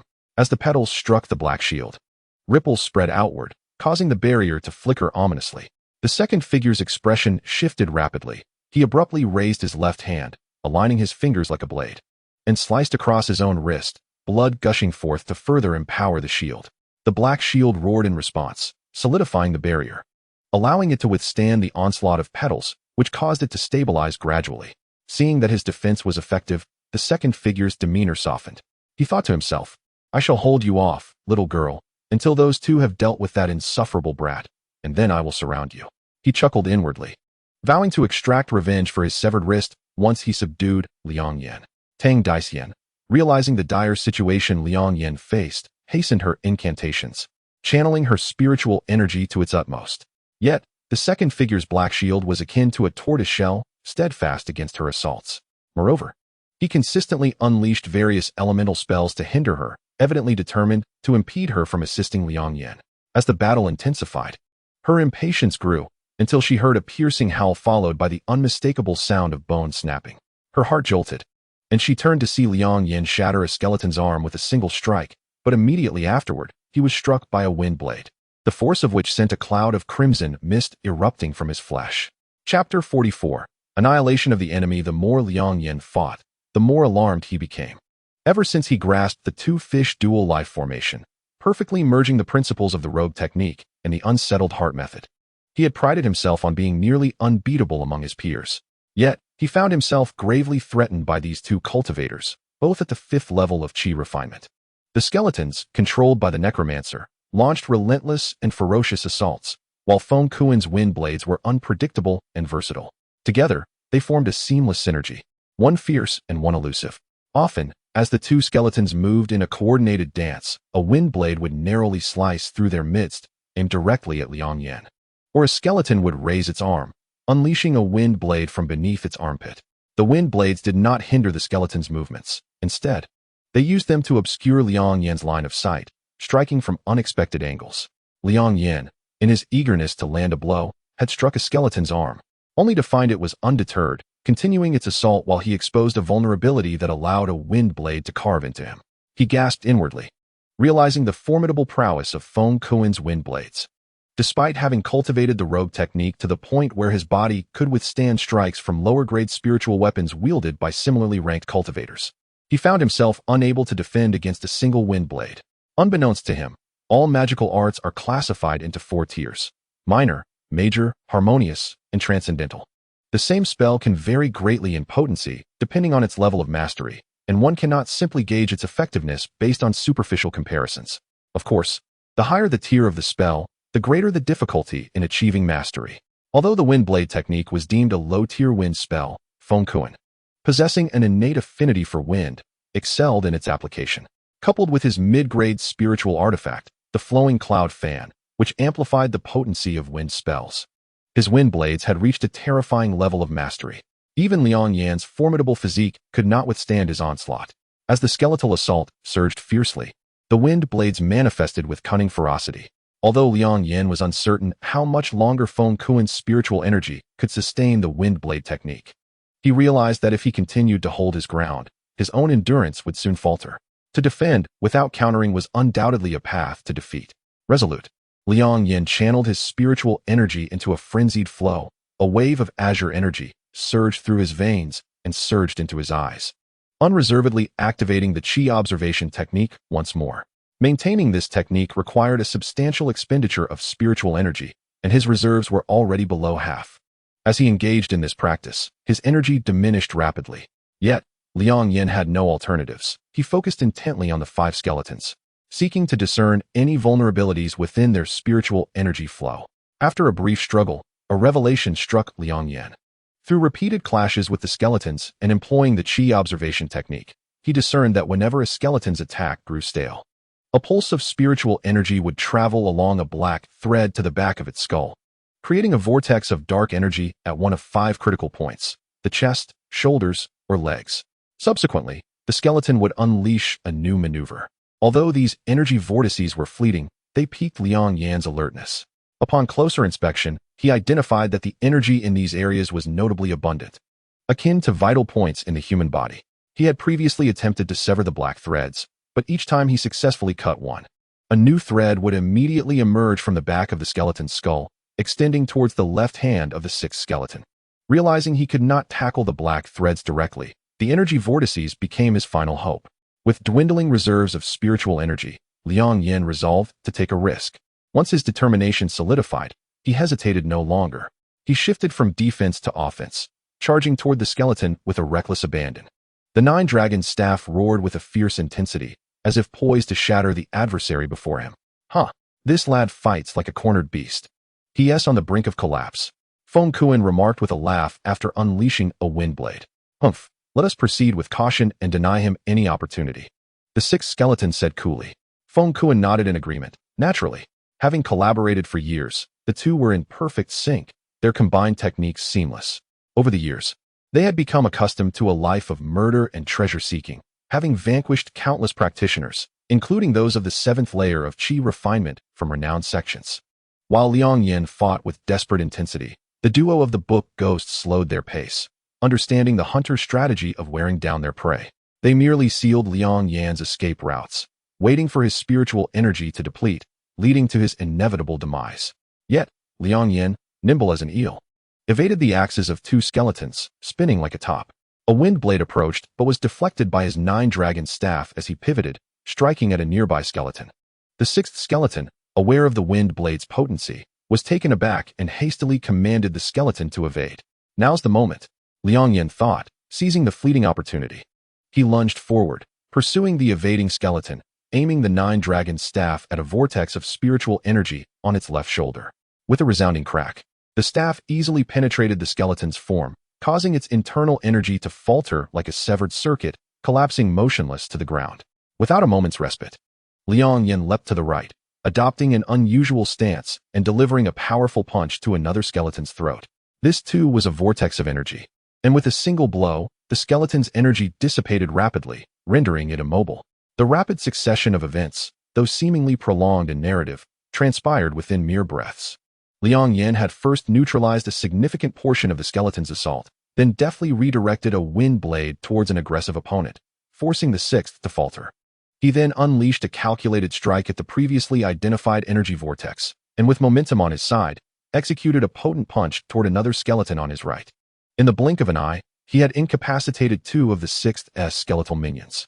Individually, the 6 skeletons possessed the strength of mere 4th-layer Qi practitioners. Yet their formidable defenses and fearless nature, combined with their coordinated assault, made them a considerable threat. With 2 skeletons destroyed, a significant gap appeared in their formation. Letting out a triumphant roar, Liang Yan burst forth from the encirclement of the remaining 3 skeletons. With a decisive gesture, he summoned the 9-dragon staff, which emitted a resounding dragon's roar as it soared skyward, racing toward him.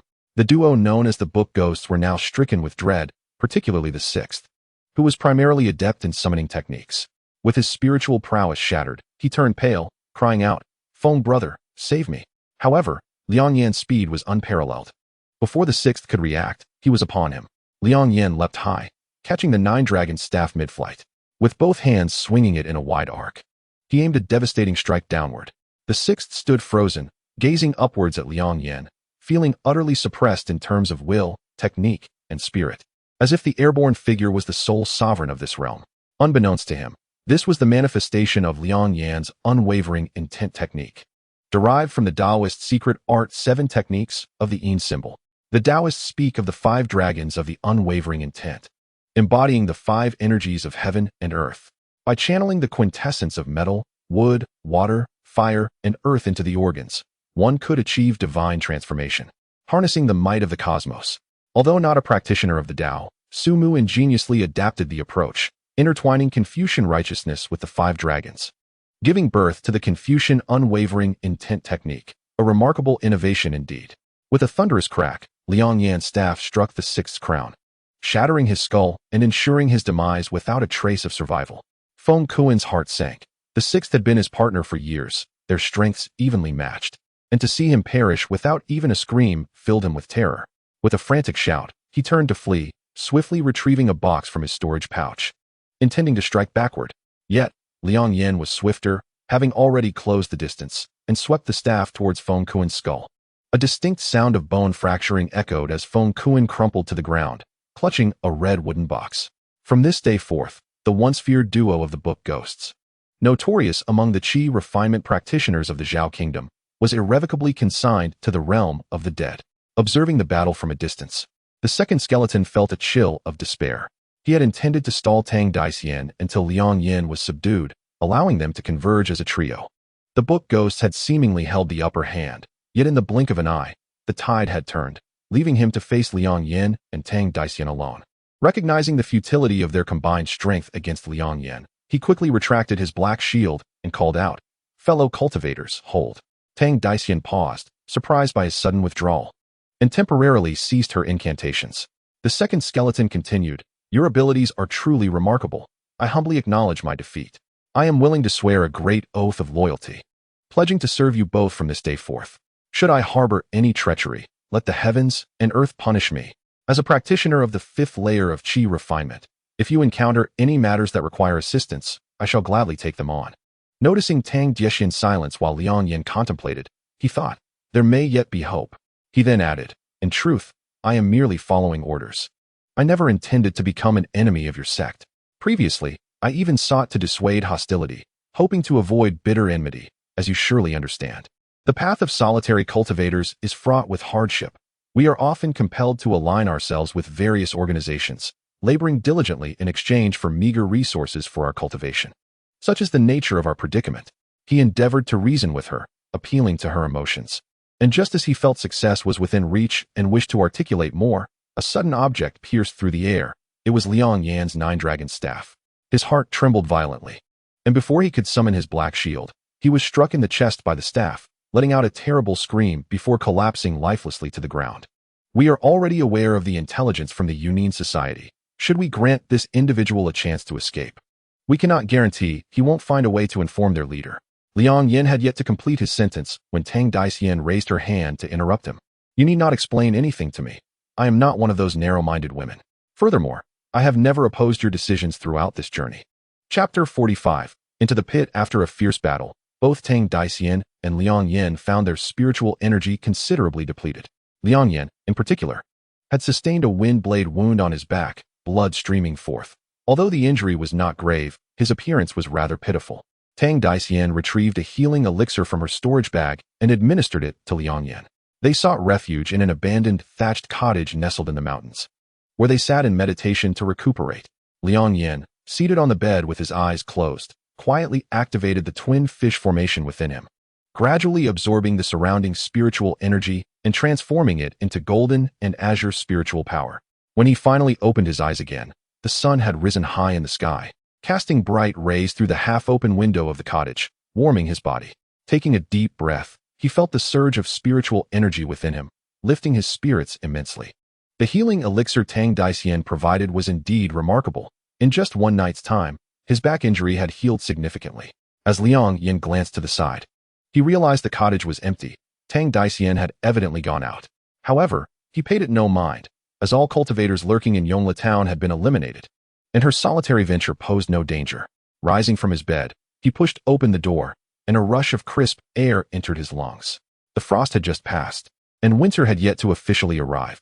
Despite the rare sunny day, the mountain air remained quite chilly. Liang Yan circulated his spiritual energy slightly to expel the cold from his lungs, stretching languidly in the yard. Suddenly, he heard footsteps and turned to see Tang Daician approaching. Clad in white garments, she carried a mountain chicken, having scaled the wall to enter the yard. With a smile, Liang Yan remarked, "Senior sister, you are truly remarkable. Once again, you choose to scale the wall rather than use the front door, just as you did at the Jinfeng Inn. It makes me ponder the futility of doors." Tang Daician shot him a glance and replied, "The door is a path drawn by others. I shall not be bound by their ways, if I choose not to enter." "What is wrong with that?" Liang Yan thought to himself. "You simply prefer the shortcut." Yet he replied, "How did you manage to bring back a mountain chicken?" "It's because I saw you were injured, and I wanted to help restore your strength." "Oomph, you may not have contributed much to this mission, but you certainly endured hardships, so I thought to reward you a little." So she had gone out early to procure some game for him. Liang Yan felt a warm current surge through him at this thought. At that moment, Tang Daician began her task, using the Baiwa sword to pluck the feathers from the chicken and clean its insides. Once prepared, she retrieved firewood from her storage bag, laid it out in the center of the yard, and ignited it with a flick of her fingers. She diligently skewered the mountain chicken with bamboo sticks, rotating it over the flames while sprinkling seasonings from various jars onto the roasting bird. "Where did you acquire these?" Liang Yan inquired. "There's a kitchen in the house. The previous owner was a hunter, so having such items is hardly unusual," she nonchalantly replied without looking up. Understanding now, Liang Yan observed her, despite her serious demeanor. It was clear she had never engaged in such tasks before, her movements clumsy and devoid of technique. Before she could ruin the perfectly good chicken, Liang Yan intervened, taking over the roasting duties. Soon, the cottage was filled with a tantalizing aroma as the chicken sizzled over the fire, with hot oil trickling down its succulent flesh, creating an intoxicating fragrance. Tang Daician sat on a stool beside him, eagerly watching the golden brown chicken, her nose twitching with anticipation. With a chuckle, Liang Yan tore off a chicken leg and offered it to her. She snatched it eagerly, inhaling deeply as the savory scent wafted up and bit into the meat, which was crispy on the outside and tender within, bursting with flavor.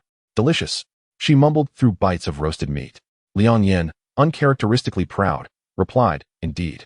One should not assume that roasting meat is a mere matter of flipping it a few times and slathering on some sauce. The effort invested makes all the difference in the flavor, as demonstrated by this mountain chicken." Since departing from the old monk and stepping into the Yixing pavilion, Liang Yan had remained cautious. Yet this outing with Tang Daician had somehow loosened his tongue, and he found himself passionately discussing his grilling prowess, sharing the many secrets of his craft. Tang Daician nodded enthusiastically, devouring the chicken as if pecking like a chick. By the time Liang Yan finished his explanations, she had consumed most of the chicken. She glanced at the remaining bits of chicken, a blush creeping onto her cheeks. Her intention in bringing the chicken was to nourish Liang Yan, yet she had devoured the lion's share herself. It's all this fool's fault for being such a good cook. Who would have thought a simple roasted chicken could be so delectable? She mused internally. Fortunately, Liang Yan did not mind, compared to the chicken. He preferred to indulge in conversation with the enchanting woman before him. The warm sunlight bathed the courtyard, enveloping the young couple and seemingly pushing the mountain's chill further away. By the way, Tang Daician suddenly recalled something, her large eyes sparkling with excitement. That group from the Union Society has been scheming in the mine for 2 years, claiming to seek a treasure within. Why don't we go take a look together? Liang Yan shook his head. Those people have not succeeded in 2 years. Such a treasure is unlikely to be easily obtained. Our mission is complete. I believe it best to report back to the sect without complicating matters further. But didn't Tang Tunan mention that only one among them had a basic understanding of formations, having set up some rudimentary array to dispel the malevolent energy inside? And speaking of genius in formations, does not the finest talent sit before me? She looked at Liang Yan, a glimmer of mischief in her eyes, and continued, "Are you truly not curious about what treasure lies beneath? I, for one, am desperately intrigued. Master Liang, your mastery of formations is unparalleled, and your grilling techniques are second to none. Surely, you would not abandon a curious young lady." Coughing, Liang Yan nearly choked on a chicken bone. He took a breath. His expression one of resignation. Do I truly have any other choice? 2 days later, at the entrance of the spiritual mine located southeast of Yongla town, stood a pair of young cultivators, Liang Yan and Tang Daisian, who had come to investigate. Tang Daisian gazed excitedly at the cave entrance, exclaiming, "Come to think of it, we've been in Yongla town for quite some time, and have yet to explore inside." Liang Yan nodded, saying, "Although Tang Tianan mentioned that there is merely some malevolent energy inside, we cannot guarantee that those associated with Yun Yin have not set traps or mechanisms within. It is prudent for us to prepare accordingly." As he spoke, he emptied a pile of items from his storage bag, revealing various formation plates and flags, which he had scavenged from the individual known as Number 5. Liang Yan began to arrange them on a nearby patch of ground, seemingly setting up some form of array. After a while, he stood up and declared, "It is complete. Let us proceed inside."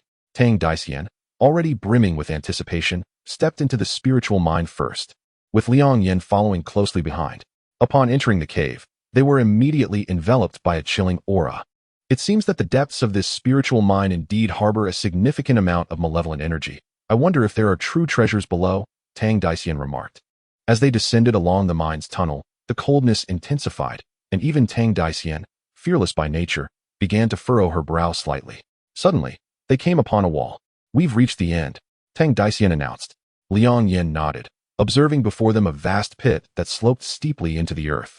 Within this pit, a formation was laid out, with visible waves of malevolent energy swirling beneath it, prevented from escaping by the formation's power. "The gung metal dispelling formation," Liang Yan exclaimed, realizing this individual possesses some knowledge. Given the dense metallic spiritual power here, it is indeed suitable for the gung metal dispelling formation. However, several key aspects were not executed precisely, thus failing to unleash the formation's full potential. "Can we repair it?" Tang Daisian inquired. "It should not be a problem. Having this pre-existing grand formation saves us considerable effort," Liang Yan replied as he and Tang Daisian stepped into the pit to commence their improvements on the gung metal dispelling formation. Liang Yan's mastery of arrays was exceptional, and it did not take long for him to complete the enhancements. He then activated his internal spiritual energy, gesturing to cast several incantations, with streams of spiritual light infusing 3 of the formation's pearls. Instantly, the gung metal dispelling formation began to operate autonomously, driving the malevolent energy downward.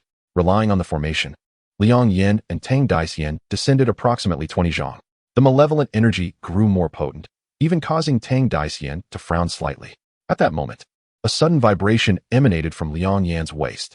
Frowning, he reached for the source, retrieving an octagonal compass, the very one acquired from the green-robed guest known as Number 1 on their first day. The compass vibrated violently, its needle spinning erratically. A wave of inexplicable dread surged within Liang Yan, and he thought, "This is not good." However, before he could voice a warning, a torrent of blood-red energy surged from the depths of the pit, enveloping them like a sea of corpses, and in an instant, they vanished without a trace. Chapter 46. Lingering in the red dust, the Buddhist saying goes, "The ephemerality of the night blooming serious, a fleeting glimpse, an eternity in a moment," originally referring to sudden enlightenment. It underscores that the myriad temptations and countless causes and effects in the world cannot be easily unraveled in a single evening of realization. Practitioners of the later generations often find it difficult to sever worldly desires, leading to various obsessions. Some disciples of the Buddha even turned to practices of bitter meditation and silent contemplation, hoping to attain the Tao and transcend their own existence. Unbeknownst to them, the pursuit of the Tao itself can become an obsession. After years of arduous practice, with yearning eyes, the fleeting beauty of the serious, though delightful, has become a fixation. In the blink of an eye, seasons have changed. When Liang Yan opened his eyes once more, he found himself lying on a clean wooden bed within a tidy room. There was little furniture, just a bed, a writing desk, and a chair, yet the space was spacious and immaculate. On the desk, the 4 treasures of the study, brush, ink, paper, and inkstone, were all present. Suddenly, the wooden door creaked open, and a tall, middle-aged man entered, garbed in coarse blue cloth, wearing a straw hat, his face chiseled and resolute. "Sleep, sleep, sleep. Every day is either play or slumber. It's already past midday, and you still lie in bed," he chastised, moving to the closed window and pushing it open, letting a bright ray of sunlight flood into the room. Liang Yan, momentarily blinded by the light, instinctively raised his hand to shield his face. "Father," he exclaimed almost unconsciously. The middle-aged man rolled his eyes and retorted, "You still recognize me as your father? How did you fare with the Jingji Rujing and Kaiching Mingyan I asked you to memorize yesterday? I was watching someone play chess outside the town and lost track of my studies." Liang Yan replied weakly, feeling overwhelmed by the man's imposing presence. As he spoke, he suddenly sensed many memories slipping away from his mind. When he attempted to recall them, nothing came to him. "You, clever yet foolish." The middle-aged man seemed to realize that scolding him was futile and sighed. "You have a natural inclination for play and a penchant for the unconventional. Little do you know that governing a nation and establishing peace is the true mark of greatness. In this life, I, Liang Xian, desire nothing more than for you to achieve academic success, enter the court as an official, and live as a person of stature. Afterward, marry and raise a family, enjoying a peaceful life." A flush crept onto Liang Yan's face as he replied, "Father, I understand my mistake. I will dedicate more time to my studies from now on." Liang Xian's expression softened slightly as he nodded. "Come out for breakfast. Do not starve yourself." The father and son exited the room together and found a square table in the center of the hall, laden with an array of dishes, glutinous rice cakes, thin rice porridge, fried eggs, and more, all Liang Yan's favorites. Indeed, no one knows a son better than his father, Liang Yan thought, and a wave of warmth washed over him. He jumped onto the table, grabbed a piece of glutinous rice cake, and began to devour it eagerly. "Slow down. No one is competing with you," Liang Xian chided with a smile, his eyes revealing a hint of tenderness. From that day forward, Liang Yan transformed, shedding his playful nature to immerse himself in diligent study, tirelessly honing his knowledge. Even he was unaware of why, as memories faded from the depths of his mind. Yet, an inexplicable drive urged him on, as if he knew in his heart that his past self had squandered his potential in frivolity. Leaving Liang Xian to die without witnessing his son rise to prominence in the court, a regret that haunted him. Thus, in this life, he was determined to rectify his father's past regrets. Seeing his son finally awaken to his potential, Liang Xian was filled with satisfaction, often returning home with wild game to reward him. One day, when Liang Xian was away, Liang Yan remained in his room reading. Suddenly, he heard a knock at the door from the courtyard. Upon stepping outside, he found a young girl in a green dress standing there, looking to be around 15 or 16 years old, beautiful and graceful, with a fair complexion, holding a tray. "Xiao Chui, what brings you here?" Liang Yan exclaimed with delight. Rushing to open the door, Xiao Chui's cheeks flushed crimson as she presented the tray, softly saying, "I came to bring some snacks for Brother Liang." Liang Yan gazed at the colorful pastries on the tray and inquired, "Did you make these?" Xiao Chui's face reddened further, her eyes averting as she replied shyly, "Yes. Please try them and let me know if they suit your taste." Liang Yan felt a surge of warmth and suddenly took her hand, leaping up to the rooftop. Xiao Chui gasped in surprise, tightly hugging Liang Yan's waist, taking a moment to regain her composure. As her face flushed, she released her grip and curiously asked, "Brother Liang, do you know martial arts?" Liang Yan nodded, saying, "I'm not sure why, but I never deliberately sought a master to learn. It feels as if I was born with immense strength, and I sense that even the town's martial artists may not be my match." "Xiao Chui, do you think I've been possessed?" Xiao Chui's eyes sparkled as she replied, "Brother Liang is certainly not possessed. You may very well be the chosen one that the old storyteller at the eastern edge of the town often speaks of. Surely, you will achieve greatness in the future." Liang Yan let out a bitter smile and remarked, "What chosen one? I toil day and night in my studies, merely hoping to not disappoint my father. If I manage to enter the capital and take the imperial examination, even if I only secure a low rank and obtain a minor official position, I would be eternally grateful." Xiao Chui nodded resolutely, saying, "Indeed, with Brother Liang's talent, you are bound to achieve the highest honors." Then, as if recalling something, she added, "But when you achieve a high position, you may not have time to visit me anymore." Liang Yan caught sight of her teary eyes, and his heart stirred with emotion, compelling him to say, "Rest assured, if I become the top scholar, I will certainly return to fetch you. Is that true?" Xiao Chui's eyes sparkled with excitement, and upon receiving Liang Yan's affirmation, she blushed and threw herself into his embrace. Liang Yan was momentarily taken aback, but gently wrapped his arms around her waist. 3 years swiftly passed. On this day, along the ancient road outside the capital, a lazy donkey ambled along, upon which sat a scholarly youth dressed in blue, carrying a bamboo basket taller than himself. In his left hand, he held a book, nodding his head as he read aloud, while his right hand wielded a bamboo whip, occasionally delivering a light strike to the donkey's rear. The donkey, sensing the sting, hastily trotted a few steps forward before slowing down again, awaiting the next encouragement from its rider. As this man and donkey approached the city gate, they were halted by a guard. The scholar promptly leaped down from the donkey's back and respectfully bowed, saying, "I am Liang Yan, a student from Huaiyuan town on my way to the capital for the examination. I hope you can grant me passage." The guard frowned and inquired, "Do you have a letter of recommendation from your hometown?" Yes. Liang Yan nodded vigorously, producing an envelope from his sleeve. The guard took it, examined it, and nodded to his companion, signaling, "Let him pass." Liang Yan retrieved the envelope and smiled at the guard. "Thank you, sir." He urged the donkey into the capital, where he was greeted by the sight of grand and opulent buildings and bustling streets, prompting him to silently muse. The splendor of the capital is indeed beyond the imagination of someone from the countryside. After years of diligent study, I finally stand here. If I achieve the top rank, surely I too will have a share in this grand city. Just then, a sudden neighing of a horse caught his attention. He turned to see a magnificent steed charging wildly down the street, ridden by a young gentleman dressed in fine attire, exuding an air of nobility. Clutching the reins tightly, he appeared feverishly excited, shouting, "I'll make you run. If I don't tame you today, I'll write my name backward." With that, he raised his whip and struck the horse's flank. Pedestrians scattered in panic, and some vendors were knocked over in the chaos. Amidst the commotion, the sound of a child's wailing reached Liang Yan's ears. He turned to see a little girl, no more than 5 or 6 years old, sitting on the ground in fright, while the frenzied horse was now barreling toward her. The young gentleman showed no sign of stopping, still excitedly waving his whip, seemingly indifferent to the girl's peril. As the horse lifted its front legs, ready to trample the girl, a figure suddenly dashed out, scooping her up and landing a punch on the horse's belly. With a pained whinny, the horse reared back and collapsed, throwing its rider to the ground.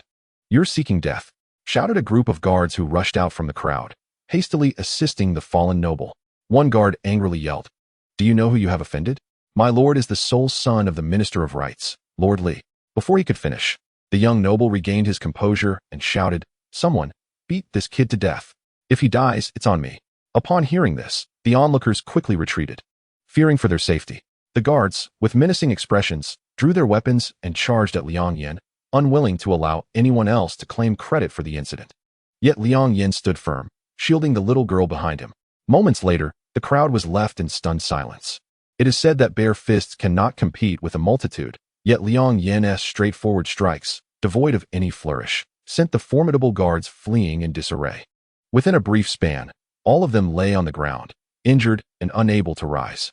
The young noble, taken aback by Liang Yan's unexpected prowess, felt a flicker of panic but maintained a fierce demeanor, saying, "You've got some guts to dare touch Li Sun in the capital. We shall see what becomes of this." He then disregarded the fallen guards and hastily departed, supported by a few servants. At this moment, a couple rushed through the crowd, profusely thanking Liang Yan as they took their daughter from him. After observing their expressions and confirming they were the girl's parents, Liang Yan let them go. The commotion on the street subsided, and the onlookers gradually dispersed. However, in a nearby pavilion, a woman dressed in red sat, holding a cup of tea, her gaze fixed on Liang Yan's departing figure. A nearby maid, noticing her rapt attention, couldn't help but cough lightly and remarked, "This foolish scholar from the countryside has offended young Master Li and still aspires to fame. What a dreamer." The woman in red seemed to pay no heed, continuing to gaze at the street corner. The maid, seeing her lost in thought, jested, "That silly boy seems to have captured our Miss heart." The red-clad woman finally snapped back to reality, her face flushing as she playfully tapped the maid on the forehead, saying, "You lazy girl." Though her tone carried a hint of reproach, there was no denial in her eyes regarding the maid's teasing. Chapter 47. The Sealing of the Boar and the Long Serpent. In the capital, there existed an academy specifically established for students preparing for the imperial examinations, where Liang Yan took residence. Each day, he engaged in poetic exchanges and discussions of ancient and modern literature with like-minded scholars, enjoying a carefree existence. His exceptional talent drew the admiration of many, including some who deemed themselves hopeless in their pursuit of academic success, with older scholars flattering him in hopes of securing his assistance once he achieved recognition on the examination list. Initially dismissive of their flattery, Liang Yan gradually acclimated to the sycophantic atmosphere, accepting it as a matter of course. However, on the day the examination results were announced, he stood before the imperial list in disbelief, his face drained of color. "No, this cannot be. I answered the questions flawlessly. How could I not even place at the bottom?" His heart trembled, and with a gasp, he spat out a mouthful of blood, exclaiming, after years of hard work. This is the result? How can I face my father now? From that day forward, the scholars who had once surrounded him began to distance themselves, some hastily severing ties, pointing fingers, and wearing disdainful expressions. Witnessing the fickleness of human nature, Liang Yan's heart sank further into despair. He resorted to drowning his sorrows in alcohol, living in a drunken stupor. On this particular day, while indulging himself in inebriation at the drunken Immortal Tavern, he drank until the world around him blurred into darkness. Suddenly, a cacophony of footsteps erupted outside, and more than 10 black-clad figures wielding knives stormed in. The tavern owner, seasoned in the ways of the world, quickly ordered his staff to clear the tables and chairs, securing the doors as he fled to safety, clearly seeking to avoid trouble. Realizing the gravity of the situation, Liang Yan drunkenly stood up and pointed at the intruders, demanding, "I am merely a fallen scholar. What business do you have with me?" One of the black-clad figures sneered, "You foolish, impoverished wretch. You've offended young Master Li and still dare to participate in the examination? To speak frankly, your examination papers have long been secretly swapped. No matter how talented you are, do not expect to secure a place on the imperial list." Liang Yan's eyes widened with rage. "So it is you treacherous rogues who have been manipulating everything behind the scenes. I shall fight you." Without a moment's hesitation, he charged towards the cloaked figures, but to his dismay, his fists felt weak and ineffective, striking the black-clad man as if he were merely scratching an itch. Oh no, the wine is poisoned, he realized with dread. His legs buckled, and with a thud, he collapsed to the ground, his consciousness slowly fading. Ha ha, the cloaked figure laughed maniacally. A mere country bumpkin, daring to contend with the heavens. When Liang Yan awoke again, he found himself lying in an exquisitely furnished room. Is this the underworld? Quite an elegant place. He smiled broadly and attempted to rise, only to be met with excruciating pain as he discovered his body was wrapped in bandages. Suddenly, the door swung open, and a maid entered, holding a bowl of medicinal soup, her lips pursed in reluctant disdain. Upon seeing Liang Yan awake, she placed the soup on the table and bluntly stated, "Your life was saved by my young mistress. You are now a servant of our Wang residence. We do not keep idle hands. Drink the medicine and report to the management office." Without waiting for his response, she briefly mentioned the office's location and turned to leave. Liang Yan forced a smile and drank the medicine in one gulp. Following the maid's directions, he made his way to the management office, where a middle-aged man with a square face sat. Upon hearing Liang Yan's introduction, the man tossed him a badge without lifting his gaze and said, "From now on, you are a low-ranking guard of the Wang residence, responsible for patrolling its safety. Check the schedule for your shifts in the main hall. Patrols are day and night, and any negligence will be dealt with harshly." Liang Yan thought to himself, "Having failed the imperial examination, I have unwittingly become a guard at this residence. So be it. Since my life was spared, I shall serve here." With that thought, he respectfully nodded and accepted the badge, thus becoming a patrol guard of the Wang residence. As the seasons changed, time flew by. In the blink of an eye, Liang Yan had spent 3 years in the residence. In his first year, relying on his formidable martial skills, he accomplished remarkable feats, quickly rising to the position of chief guard. This even caught the attention of the prince, who, after a family sacrificial event, praised him for being young and talented. He was unexpectedly promoted to the prince's personal guard. From there, his career flourished, and he ascended the ranks within the personal guard. Particularly during a mission to protect the prince, Liang Yan risked his life to save him, thereby earning the prince's trust. Not only was he bestowed a sword capable of slicing through iron, but he was also appointed as the vice-captain of the personal guard. The personal guard could be seen as the prince's elite force, holding a status far above other subordinates, and the vice-captain position was indeed prestigious. Moreover, there were rumors that the prince's daughter frequently interacted with him, seemingly harboring feelings for Liang Yan. Thus, it was not surprising that he might one day become a son-in-law of the Wang residence. At this point, Liang Yan was riding high on success, his earlier failures in the imperial examination all but forgotten. One evening, Liang Yan, glowing with joy, strolled through the woods outside the city, carrying a jug of wine. He had just returned from a secret meeting with the prince's daughter and was in high spirits, sipping wine as he walked. Suddenly, he spotted a tall figure ahead, adorned with a 7-star blade, standing with his back to him. "Captain Lu," Liang Yan exclaimed in surprise, "what brings you here at this late hour?" The figure sighed and turned, saying, "Little Liang, you have followed me for nearly a year. Speak honestly, have I ever wronged you?" Captain Lu was known for his loyalty and generosity towards his subordinates. Liang Yan respected few, but he was certainly one of them. Indeed, Liang Yan replied earnestly. "Good." Captain Lu seemed quite moved. tears glistening in his eyes. He stepped forward and embraced Liang Yan, patting his shoulder. It's rare to see such thoughtfulness from you. Actually, I came today to ask for your help. Whatever it is, Captain Liu, just say the word. I will not refuse if I can help. Liang Yan responded eagerly. Actually, it's nothing major. I wish to borrow something from you. Oh, what do you wish to borrow, Captain Liu? Liang Yan inquired curiously. Your head. With those words, Liang Yan suddenly felt a sharp pain in his abdomen. Looking down, he saw a dagger plunge deep into him. In a panic, he struck out at Captain Liu, who deftly evaded and retreated, creating a distance of 2 yards between them. Liang Yan withdrew the dagger from his abdomen, gritting his teeth. Captain Liu, I have no enmity with you. Why do this to me? No enmity? Captain Liu replied coldly. Humph. Our feud is quite significant. Do you know that since you Liang Yan took the vice-captain position, my position has been perilous, robbing me of sleep? You are young and talented, and you have even entangled yourself with the princess. The prince could promote you at any moment. Do you know that before your arrival, everything was mine? Captain Liu grew more agitated as he spoke, nearly shouting by the end.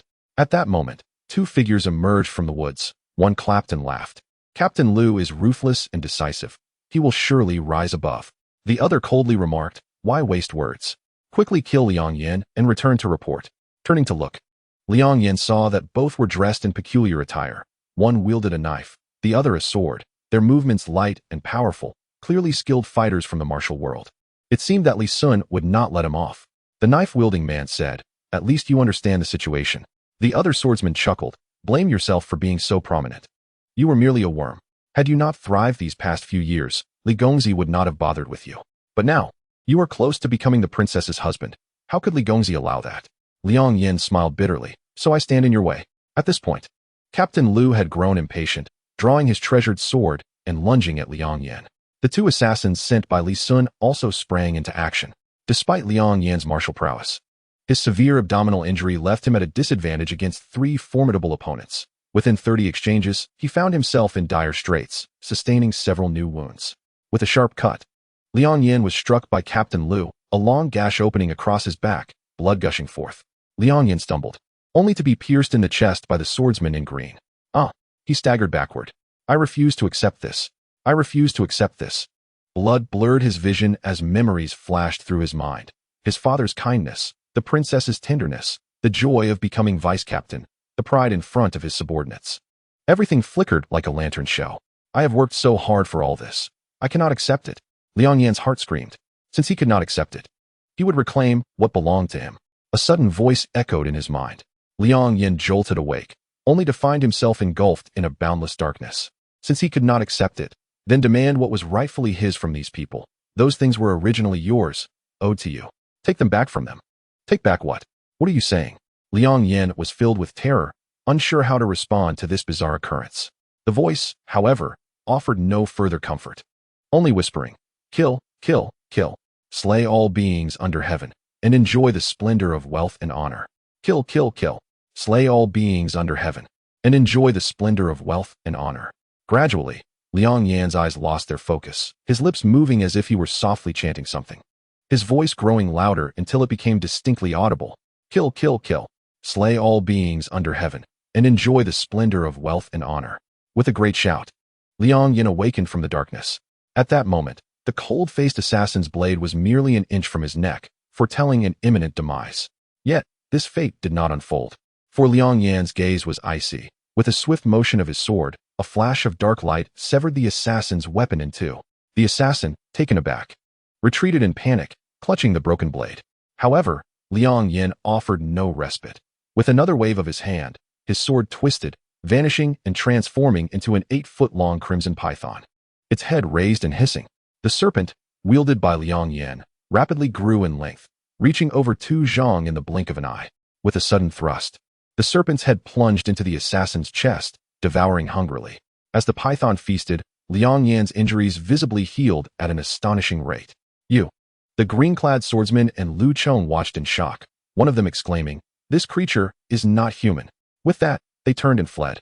Liang Yan cast a cold glance at the two, waving his hand as the long serpent darted forward, swiftly merging into the night.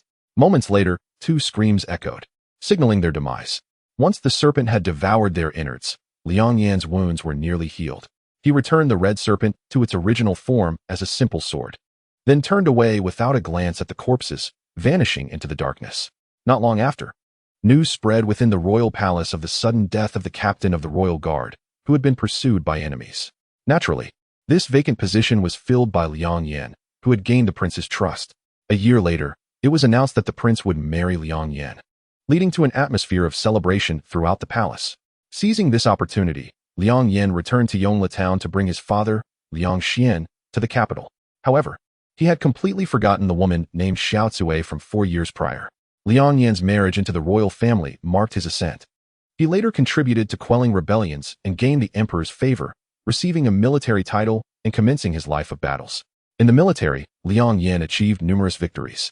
It is said that once, driven by ambition, he led a small force deep behind enemy lines, becoming surrounded by the enemy troops. Just as his rear guard assumed he had perished, scouts reported that he had burst forth from the encirclement with his remaining few hundred men. According to reports from that day, a killing god emerged from the enemy ranks, wielding a crimson serpent and mounted not on an ordinary steed, but a formidable gray boar. The serpent's venom splattered, and with each strike, scores fell. Should any enemy commander attempt to obstruct him, they would meet a gruesome end, their innards devoured. The gray boar, equally savage, would gore enemies with such ferocity that their brains would splatter or their guts would be torn asunder.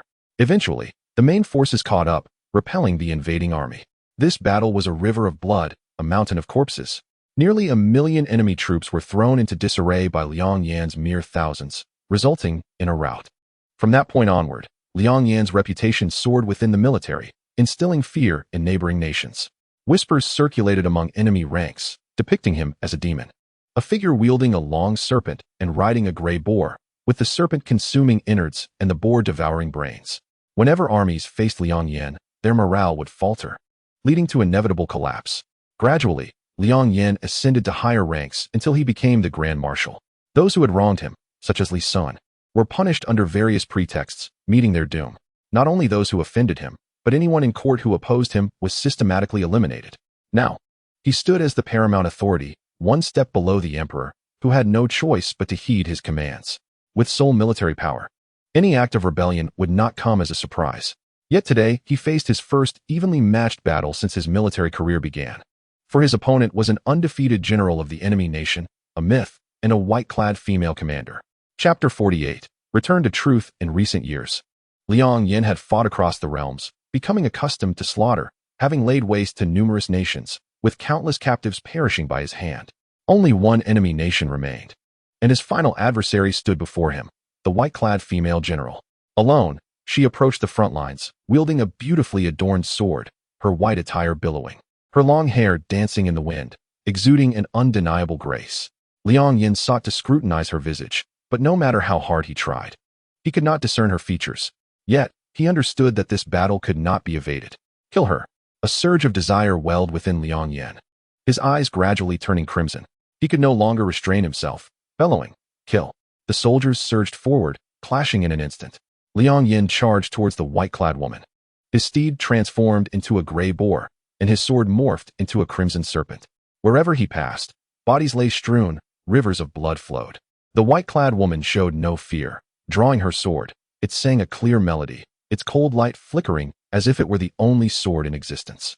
The two exchanged blows in the midst of battle, and to Liang Yan's astonishment, they were evenly matched, a rare occurrence in his military career. Who was this person?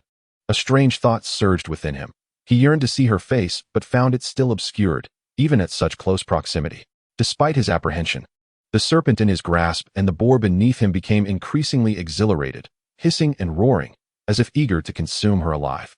Once more, an uncontrollable desire for slaughter surged within Liang Yan, his eyes burning with an ominous red. His momentum surged, and with the serpent swirling, the white-clad woman began to falter. Suddenly, with a clang, her sword was knocked from her grasp, and her steed was dispatched by the boar's kick. The white-clad woman tumbled to the ground, rolling several times and spitting blood, evidently gravely injured. Liang Yan let out a long howl, ready to claim her life. At that moment, thunder rumbled above, a bolt of lightning striking down. In that fleeting instant, Liang Yan finally beheld her face. It was her. Who is she? What is her name? Liang Yan was unaware, but a voice within him cried out, "This is that person. She cannot be killed." An inexplicable thought arose within him, but as soon as it surfaced, another voice countered, Kill her, slay her, and you shall sever your shackles, seizing dominion over all. This voice grew louder, drowning out the others, urging him incessantly. You have already slain so many. Do you still hesitate over this final one? This is the last hurdle, surpass it, and you shall transform from your former self, indulging in endless wealth and glory. Kill, kill, kill. How can one claim dominion without slaughter? Liang Yan let out a thunderous roar towards the heavens, feeling as if his head might explode.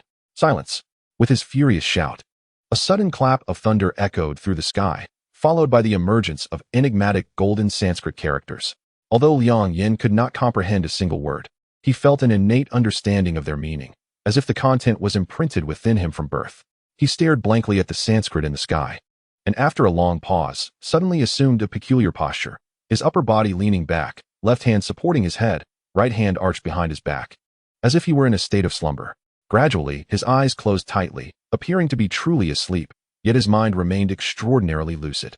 The surroundings fell into an eerie stillness. The faintest sound of a falling needle could be heard, and the vast army on the battlefield, along with the white-clad woman opposite him, seemed as motionless as statues in his consciousness. The Sanskrit in the sky continued to shift and change, and though Liang Yan did not cast a glance at it, his lips moved, flawlessly reciting the characters above. With the essence of the diamond dust, break through the four corners of existence, discern the nature of all laws, free from delusion, thus dispel the void and eliminate falsehood, for all laws are without birth, and through strength they are shattered. In Buddhist philosophy, there are 5 great causes: the essence of diamond dust, breaking the illusion of existence and non-existence, freedom from duality, dismantling the 4 propositions of existence, and the grand principle of origination. In truth, the path Liang Yan practiced was aligned with the essence of diamond dust. Sentient beings cling to the self-nature of all laws, self-born, born from others, co-born, and the so-called birth without cause, which is the source of worldly desires. The essence of diamond dust emphasizes the strength to shatter illusions, not through physical might, but through the solidity of consciousness. A mind as steadfast as granite can vanquish all illusions with a single blow. As Liang Yan chanted the Sanskrit, a golden stream of energy surged within him, a long-lost spiritual power beginning to circulate. The serpent-shaped sword beside him and the gray pig emitted crackling sounds, gradually transforming into wisps of blue smoke that dissipated into the air. The golden radiance in the sky intensified, and the ground beneath him rumbled ominously. As if the world were on the brink of apocalypse, Liang Yan slowly opened his eyes. The crimson hue that once filled them had vanished, leaving only a pure and clear gaze. A faint smile graced his lips as he turned to the horizon, where a figure approached, clad in coarse blue garments and wearing a straw hat. The person walked slowly, step by step, as if strolling through a field. Strangely, what had been at the edge of the sky was suddenly before him. I knew you would come, Liang Yan said with a smile. The figure was none other than his father, Liang Xian. With a perplexed expression, he asked, Why? Why do you choose to stop? You were so close. Do you not wish to live with your father forever? Liang Yan, however, replied with a question of his own. You have robbed me of 6 years of memories. Yet you wish for me to sever them with my own hands. Your heart is truly malicious. But fear not, I shall not kill you, for within truth lies delusion, and within delusion lies truth. The father-son bond you have given me is genuine. If I were to kill you here, it would be akin to slaying my past self. Liang Xian's face darkened as he said slowly, Have you truly thought this through? The world is ripe for the taking. If you can overcome this final obstacle, you will be the sole sovereign of all. Liang Yan extended his right hand, pointing to the sky, and laughed heartily. Unfortunately, what I seek to shatter is precisely this sky. As he pointed, the golden Sanskrit in the heavens blazed brilliantly, and the sky split open with enormous cracks, releasing torrents of golden light, while the air resonated with a celestial sound. In the next moment, the world collapsed, as if the end of days had arrived, and Liang Yan found himself plummeting into a black hole. The past decade of his life flashed before him like a revolving lantern, 10 years passing in the blink of an eye, akin to a fleeting dream. Now awakened from the grand illusion, the events of that dream were but a blur. Liang Yan felt a disorienting spin before discovering his feet firmly planted on solid ground. A man's voice of astonishment echoed nearby. Huh? Liang Yan shook his slightly dazed head and looked around. Before him lay an underground cavern, where a woman in white lay beside him, her brow furrowed as if trapped in a dream. It was none other than Tang Daician. Seeing that she was unharmed, Liang Yan breathed a sigh of relief and turned to the source of the earlier voice.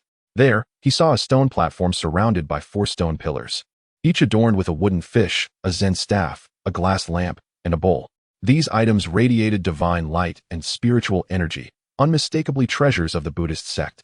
Seated at the center of the platform was a man in red, his eyes narrow, lips crimson, and his appearance handsome, albeit emanating a disquieting aura of chilling malevolence. Chains extended from the pillars, binding his hands and feet, as if he were sealed in this place. He stared at Liang Yan with a mix of astonishment and a trace of fear, his body trembling slightly. Bodhi pure and clear? Who are you, angry monk? Liang Yan, upon hearing this, wore an expression of intrigue, refraining from responding, while inwardly reflecting. So the old monk is named Angry Monk. And this technique of slumber is called Bodhi pure and clear. Recalling the haphazard name he had given to the technique he transmitted to the old monk 5 years prior. He couldn't help but chuckle. Yet, he maintained a serious demeanor, fixing his gaze on the man in red and stating earnestly, "Indeed, he is my master." The red-clad man's face turned as pale as a sheet, murmuring, "Indeed, the eightfold path of the Buddha is a secret not to be shared. If he has imparted it to you, then you are undoubtedly his disciple." Lost in thought, he suddenly recalled something, shivering as he asked, "Is he also here?" Seeing the fear etched on his face, Liang Yan's mind raced, and he replied, "Of course he is. My master said he would bring me to find an old acquaintance. Who is nearby?" Out of curiosity, I ventured into this spiritual mine and inexplicably fell into an illusion. "Do you know what is happening?" Liang Yan intended to leverage the old monk's name to intimidate the man in red. Strangely, upon hearing this, the man's complexion regained some color, and his expression seemed less frantic. He inquired with confusion, "Oh, I have been here for hundreds of years and know not which deity resides in this mountain. Yet the angry monk is said to be visiting?" A sense of foreboding gripped Liang Yan as he realized something was amiss, but he could not pinpoint his error. So he simply followed the man's lead, saying, "My master only mentioned visiting an old acquaintance. Perhaps this person is not a great figure, but merely someone with whom my master shares a past." "Ha!" The man in red suddenly burst into laughter. "You wish to feign bravado, do you?" Liang Yan narrowed his eyes and asked coolly, "What do you mean by that, senior?" "Humph, you just stated he is nearby, yet then indirectly acknowledged he has already arrived in the mountain. Unbeknownst to you, you are merely slapping your own face." The angry monk is well known for his hatred of evil. Just now, the blood and malice emanating from my practice must have drawn his attention. If he were truly in the mountains, how could he remain unaware? And how could I still be alive? He paused before continuing, "You clever lad, your wits have backfired. If you had said your master was on his way and would arrive shortly, I might have thought twice before making a move and would have had no choice but to let you leave. However, your insistence that he is nearby on the mountain only serves to illustrate that his true self has not arrived. It is amusing how you presume to be clever, yet lack even the slightest grasp of common sense." Upon hearing this, Liang Yan's expression darkened, and he inquired, "Bloodfiend puppet realm? It seems the dream I just experienced was orchestrated by you, senior." "Indeed," the man in red replied without hesitation. "Tell me, how does the taste of the mundane world's enchantment feel? In my prime, countless souls yearned for ecstasy within my dreams, ultimately becoming my playthings." As he spoke, he seemed to recollect something, letting out a cold snort. "Had I not been sealed for so long, my power greatly suppressed, you, a mere chi-refining junior, would have already been rendered a lifeless husk, even with the might of the eightfold transmutation." Liang Yan, perceiving that despite being sealed, he could not fathom the depth of the man's cultivation, felt an unsettling aura radiating from him. Thus, he dared not be careless and solemnly asked, "I hold no grudge against you, senior. Why then do you seek to end my life without cause?" "No grudge?" The man in red erupted into laughter. "Our enmity runs deep. Do you not realize that I have practiced the blood path? I have been imprisoned here for centuries, and as the sealing force wanes, I merely need to consume the blood of some cultivators to regain a fraction of my power and break free. I once used malevolent energy to create a passage, intentionally leaking the aura of treasures in this place, which soon attracted an itinerant cultivator. Unbeknownst to me, he was a member of a rogue sect, leading 7 others here. I had merely to wait for these 7 to descend, and they would have become my blood sustenance. Yet you, young man, obliterated them all." Liang Yan was taken aback. Although the thatched cottage he had purchased with Tang Daisien was not far from the spirit mine, there was still a considerable distance. That night, during the fierce battle with several black-clad cultivators from the Yun Hidden Society, he had not expected this man to be aware of it all, demonstrating a level of spiritual perception that was simply astonishing. He subtly shifted his stance, positioning Tang Daisien behind him, and spoke in a low voice. So, you intend to vent your frustration on us? Vent frustration? The man in red shook his head. No. Initially, I intended to refine the two of you into blood puppets within a dream, to send you out to capture other lower-tier cultivators for my restoration. However, his eyes gleamed as he switched to a smiling demeanor. Now that I know you possess the eightfold transmutation, a secret not passed down by the Buddhist sect, there are other options available that could not only aid my escape, but also present you with a tremendous opportunity. Oh, Liang Yan responded, intrigued. What do you mean? As you can see, I am trapped here by a powerful Buddhist adept. The bald monk who sealed me is not much stronger than I am. His ability to maintain my imprisonment relies heavily on 4 secret treasures and that object above. The man in red pointed upward. Liang Yan looked in the direction of his finger and gasped in astonishment. There, suspended in midair, was a small white jade vial, exquisitely crafted, smooth and flawless, emitting a faint glow that starkly contrasted with the surrounding darkness. He had been so focused on the man in red that he had completely overlooked this treasure above him. The man in red noticed Liang Yan's astonishment, but merely smiled condescendingly and said, while that white jade vial is indeed a rare treasure, it pales in comparison to what it contains. Liang Yan, aware that he was being teased, maintained his composure and asked, pray, enlighten me, senior. Seeing that Liang Yan's expression remained unfazed, the man in red studied him a moment longer before revealing, it contains a drop of true dragon blood. True dragon blood. Liang Yan's expression shifted. Indeed, the true dragon and the celestial phoenix are ancient remnants from the immortal realm, their lineage predating even that of humankind in the vast wilderness. That old bald monk endured countless tribulations to obtain a drop of true dragon blood from the outer seas, only to ultimately use it to seal me here. The man in red laughed heartily, a glint of pride in his demeanor. Liang Yan chose not to interrupt the man's laughter and instead remained silent, quietly observing his surroundings while discreetly gripping an octagonal compass in his right hand, its pointer spinning as if searching for something. Once the man in red ceased laughing, a sickly flush appeared on his face. He coughed twice and continued, young man, your opportunity has arrived. Your innate spiritual roots are a chaotic mess, without external assistance. You will find it nearly impossible to establish a foundation. This true dragon blood possesses the power to cleanse your marrow and transform your fate. If you consume this drop of dragon blood and combine it with my blood path techniques, your future achievements will be boundless. Cleanse marrow, transform fate. Liang Yan murmured to himself, his breath growing noticeably heavier. Since entering the realm of cultivation, he had consistently faced limitations due to his poor aptitude, encountering numerous obstacles whether joining a sect or advancing in outer circles. Had it not been for a fortuitous encounter that allowed him to comprehend the intricacies of the dual fish birth array, he might still be at the 3rd level of chi refinement. Taking a deep breath, he forcefully suppressed his yearning and fixed his gaze on the man in red. Speaking deliberately, such a grand opportunity, yet I am curious what you require of me in return. That is simple. Soon, I will exert all my strength to break the array, which will inevitably trigger a combined suppression from these 4 treasures. At that moment, I will unleash my great powers to forcibly sever the connection between a treasure and the formation. I need you to infiltrate this sealing formation temporarily, taking the place of the disrupted treasure. You must understand that the entire seal is interconnected by becoming a part of the formation. You can easily seize the white jade vial above and obtain the true dragon blood. Once I am free from the constraints of the true dragon blood, I too will escape, resulting in a mutually beneficial outcome. What a clever ruse. Liang Yan nodded, saying, yet, does the senior not consider that I am merely a chi refinement junior? How might I infiltrate such a grand sealing formation? The man in red laughed in response. Do not concern yourself with that. The eightfold transmutation embodies the highest Buddhist teachings, originating from the same source as this sealing formation. When the time comes, you need only to fully harness your powers, and you will naturally be able to deceive the heavens. I see, Liang Yan thought, realizing that the senior had already devised a plan. However, while this treasure is enticing, one must also have the means to enjoy it. There is a significant disparity in strength between us, and should you escape, I would merely be the fish on the chopping block, at your mercy, instead of becoming angered. The man in red appeared rather pleased, nodding in agreement. You speak the truth. In the realm of cultivation, strength is paramount, and seizing treasures through violence is quite normal. Though you possess a keen mind, you are not like those hypocrites who preach righteousness. After a pause, he added, very well, since that is the case, I shall provide you with a path to survival.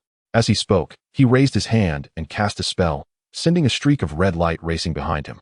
Moments later, a loud explosion illuminated the area. With the red light, Liang Yan discovered a blue teleportation array hidden in the distance. This teleportation array had been established by the old bald monk to monitor him. The other end led to the Buddhist sect where he resided. The array contained some broken spirit stones, and I will cast a spell to activate them for you. Once you acquire the dragon blood, you can escape using this teleportation array. Once I regain my freedom, my priority will be to restore my cultivation. I will not take the risk of pursuing a chi refinement junior like you, so you can rest assured, right? Hearing this, Liang Yan still frowned and replied, "This matter is of great significance. I must consider it carefully." The man in red, however, grew impatient and coldly remarked, "Humph, you may be overestimating yourself. Previously, I offered you counsel with the hope that you would wholeheartedly assist me in my predicament. Should you wish to haggle, I could effortlessly extinguish your existence." As he spoke, an overwhelming aura emanated from him, an indomitable pressure bearing down upon Liang Yan. Within moments, beads of sweat began to form on Liang Yan's brow. He had no doubt that this man in red could annihilate him at will. "Humph, had I not intended to transform you into blood puppets, you would have become my sustenance the moment I descended. Do you truly believe you can contend with me? At worst, I could slay you and patiently await the next batch. With sufficient nourishment, I shall eventually escape. This individual is far too powerful. Should I provoke him, this place may very well become our tomb. For the time being, I must tread cautiously." Contemplating this, Liang Yan clasped his hands and smiled at the man in red, saying, "Since you extend such a warm invitation and present this opportunity, I shall comply."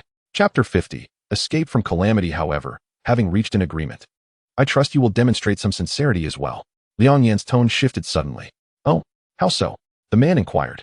Liang Yan turned and gestured towards Tang Daician, still entranced in her blood puppet trance, and said, "I would appreciate it if you could suppress your powers." "Ha!" The man in red regarded him with a knowing glance. "I never imagined you to be so sentimental." Liang Yan remained composed and simply cupped his fists, replying, "I implore you to cast your spell." "Very well. I shall grant your request." The man in red nodded, adding, "And refrain from addressing me as senior. It is rather bothersome. Remember, I am known as Blood Mad." As he spoke, he directed a spell toward Tang Daician. A torrent of red-black murky energy began to pour forth from her mouth and nose, drawn into his palm by the incantation. Upon witnessing the dark energy escaping Tang Daician, her furrowed brow gradually relaxed, and her breathing became more even, although she remained unconscious. "Do not worry, she has exited the illusion, but she was ensnared too deeply and will require some time to awaken," Blood Mad remarked. Liang Yan nodded, silently calculating. Suddenly, he stepped forward, lifted Tang Daician, and seemingly carelessly placed her against a wall, gently brushing off the dust from her garment before returning to Blood Mad. Blood Mad raised his hand, casting another spell, and a surge of potent spiritual energy shot towards the teleportation array. Several beams of light ignited above the array, revealing a blue, circular portal in the center. "All is in readiness, lad. Are you prepared? Let me forewarn you, should you dare to deceive or play tricks, I shall ensure your utter annihilation." Liang Yan responded respectfully, "I wouldn't dream of it. Please, break the array." "Very well," Blood Mad bellowed, expelling a red orb from his mouth. The orb ascended into the air, spinning rapidly. As a thunderous roar erupted beneath them, the surface of the stone platform cracked open, blood surging forth like a volcano on the verge of eruption. Blood Mad continued his incantations, pointing to the sky, and the red orb exploded, revealing a silver ring artifact within. As the orb shattered overhead, blood gushed forth from the cracks below, quickly forming a vast crimson sea. The scene was utterly surreal. Although the stone platform measured only 30 feet in both length and width, blood flowed from below, creating an expansive ocean above. Is it truly possible for a 30-foot platform to support an entire sea? Liang Yan marveled. Though the thought seemed nonsensical, it was undeniably manifested before his eyes. Etched into his memory. Boom.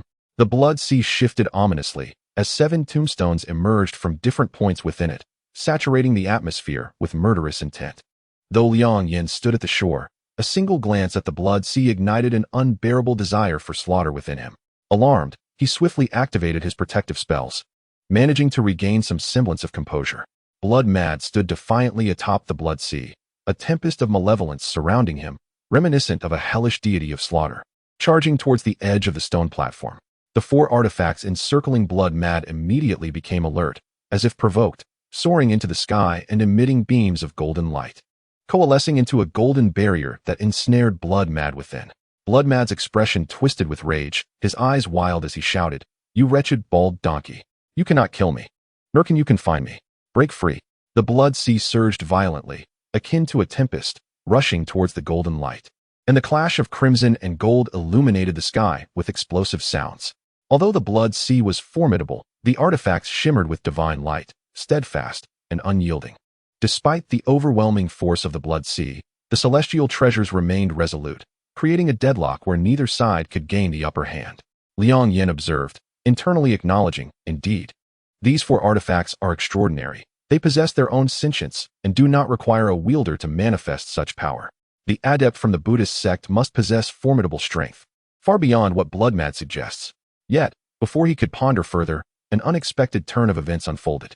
Blood Mad suddenly bit his tongue, expelling a drop of his essence towards the silver ring artifact.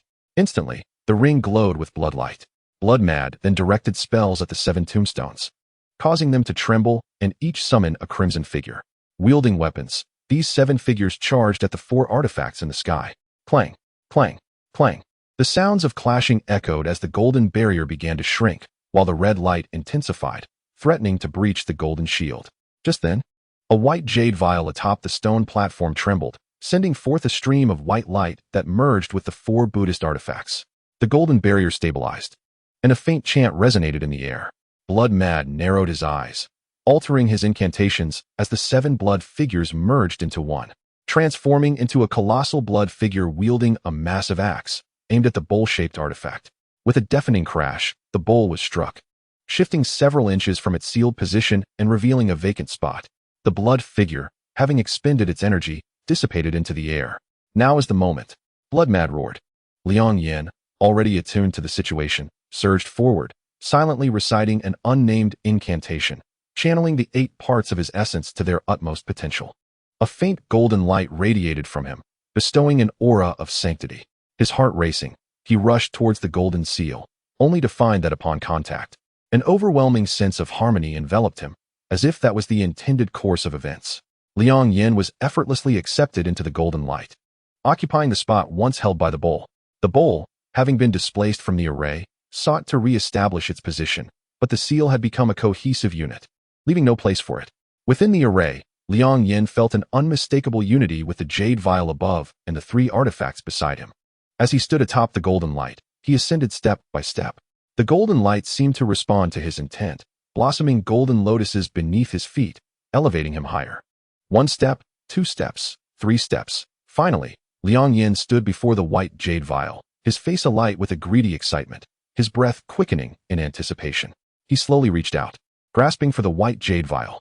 Unbeknownst to him, the blood-crazed figure beneath him was fiercely resisting the seal, a cold smile playing on his lips. Boom.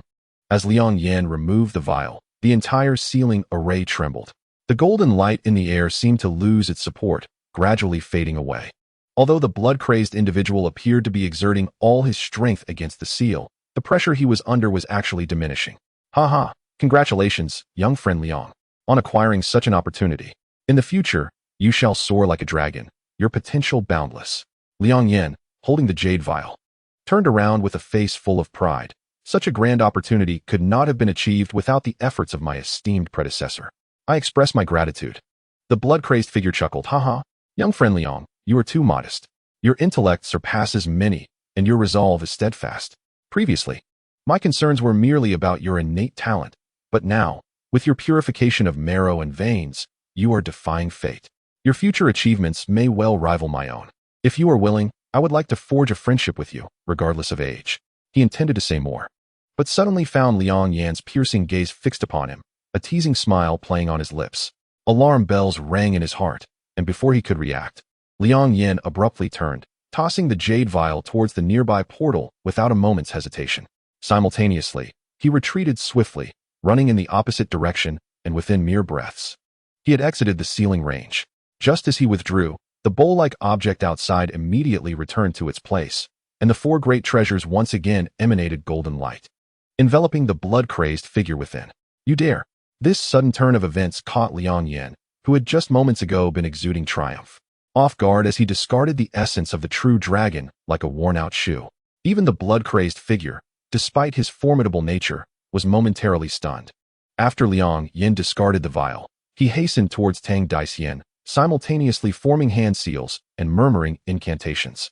He raised his hand, unleashing a stream of azure spiritual light that spiraled upwards, vanishing into the rocks above without a trace.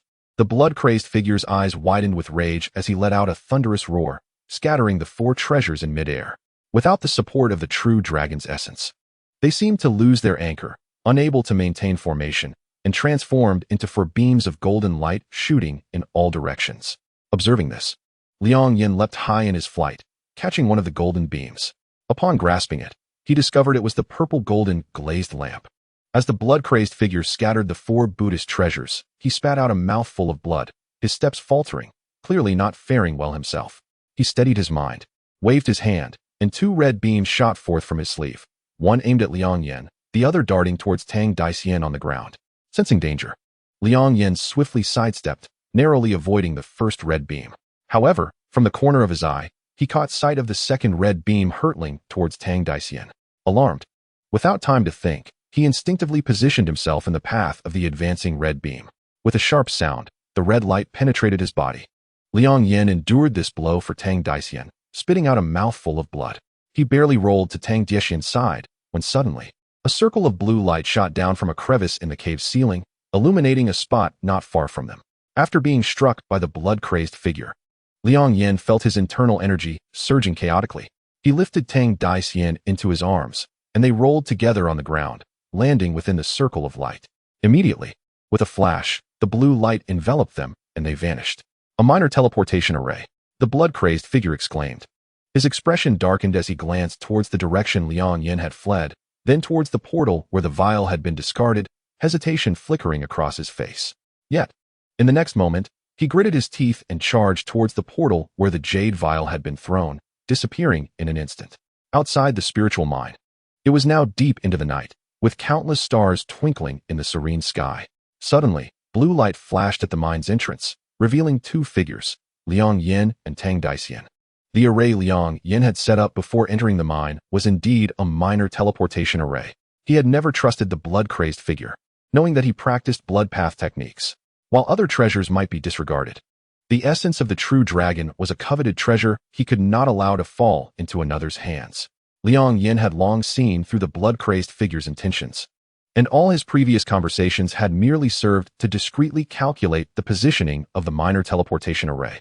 He had accurately predicted the blood-crazed figure's insatiable desire for the true dragon's essence, intentionally tossing the vial towards the portal to force the figure into a choice between seizing the treasure and venting his fury on himself. It seemed that Liang Yan's gamble had paid off. As for whether the other side of the portal was truly a great Buddhist sect as the blood-crazed figure claimed, that was of no concern to Liang Yan. However, even though he had escaped the depths below, he did not dare to relax for a moment. He hurriedly lifted Tang Daxian and sprinted down the mountain. That night, in Yongla town, a young man was seen rushing into the Jinfuku Inn, cradling a white-clad maiden in his arms. Shortly thereafter, he emerged riding a swift steed, galloping towards the official road outside the town. Perched upon his shoulder was a large, snow-white cat. Chapter 51. Return to the sect. The starry sky was as dark as ink, with a full moon hanging high. On the quiet ancient road, the sound of hooves suddenly echoed. A magnificent steed approached, ridden by a young man in gray, his expression one of intense focus as he expertly guided his mount. Nestled in his arms was a white-clad woman, her eyes tightly shut, leaning back against him, seemingly asleep. Yet, her brows occasionally twitched playfully, and a mischievous smile danced at the corners of her lips, betraying her true state. The gray-clad youth was none other than Liang Yan. Under normal circumstances, with his acute senses, he would have detected the slightest movements of the woman in his embrace in such a tranquil environment. However, he was entirely oblivious. As a wave of excruciating pain surged through his consciousness, it was a tearing agony, as if something were slowly consuming his mind. Gradually, Liang Yan felt the world around him becoming increasingly blurry, and his awareness waning. A flash of blood red flickered in his eyes, followed by a gleam of golden light, alternating between red and gold, until it felt as if his very mind would explode. Finally, Liang Yan's vision darkened, and he silently fell from his horse. Just before losing consciousness completely, he seemed to hear a woman's startled cry, and then everything faded to black. Time passed, and Liang Yan gradually regained a semblance of awareness. though he remained unable to move. He hazily sensed that he was lying on a bed, with voices nearby. At first, he faintly heard the sound of a woman weeping, followed by a man's voice, filled with concern, seemingly inquiring about Liang Yan's condition. He attempted to utter a few words, but found his tongue heavy, and even his eyelids refused to budge. After struggling for a moment, he slipped back into slumber. Alas, junior brother Liang has ventured out, and who knows what has befallen him, leaving him in such a state of unconsciousness. The speaker was a sturdy man clad in gray, whom Liang Yan would surely recognize if he were awake, his fellow disciple, Li Dali, from the Yixing pavilion. Beside him stood a tall, lean man, the other disciple of the formation lineage, Sun Qianli. We all know junior brother Liang's prowess and abilities. He came down the mountain merely to assist that Tang's surnamed sister with a mundane task. How could he sustain such severe injuries? Sun Qianli remarked, frowning as he stood by Liang Yan's bedside. I know not, Li Dali replied with a snort. That woman appears unscathed. Could it be that our junior brother Liang was made a scapegoat? Li Dali expressed his discontent, saying, that is not the case. Sun Qianli chuckled. On the day when senior brother Liang was brought back, you happened to be absent. You have no idea how Sister Tang cried. She even specifically invited a senior uncle to treat Liang Yan's injuries. I believe he is not merely a pawn. Perhaps our senior brother Liang is a hero rescuing a damsel in distress? Upon hearing this, Li Dali's expression softened considerably. He nodded and said, regardless, we must keep a close watch on senior brother Liang these days. His current situation is too peculiar. Although he is not in immediate danger, it is wise to remain vigilant. Sun Qianli agreed, and the two exchanged a few more words by Liang Yan's bedside before extinguishing the lamp and exiting the room. By now, it was night, and with the departure of Sun and Li, Liang Yan's room was enveloped in darkness, silent and still. After some hours had passed, suddenly, the window on the northern side creaked open, and a white figure gracefully entered through the window, landing softly on the floor. The lamp in the room was reignited, illuminating the face of the newcomer, none other than Tang Daxian. However, her countenance appeared haggard, her eyes bloodshot and swollen, lacking the ethereal charm she usually possessed. She took a few slow steps to Liang Yan's bedside, her captivating gaze fixed on his profile as she murmured, what truly transpired while I was unconscious? Seating herself beside Liang Yan's bed, she appeared lost in thought, her face displaying a mixture of longing and anxiety. At that moment, a soft sigh was heard from outside the room, followed by the door being pushed open to reveal a noble woman dressed in palace attire. She appeared to be in her 30s, exuding grace and poise, reminiscent of an aristocratic lady from the secular world. Tang Daxian, seemingly aware of her presence, kept her head down and said, "Aunt you." The noble woman shook her head, her expression one of gentle exasperation, as she sighed. Why must you make it so difficult for yourself? You know how dearly the ancestor cherishes you. Yet, you openly defy her for the sake of an outsider. And you have certainly angered her this time. A rare flush of shame appeared on Tang Daxian's face, but she replied, I know I was in the wrong for opposing the ancestor. However, she has set a rule that I can never see him again. She turned her gaze toward Liang Yan, tears welling in her eyes.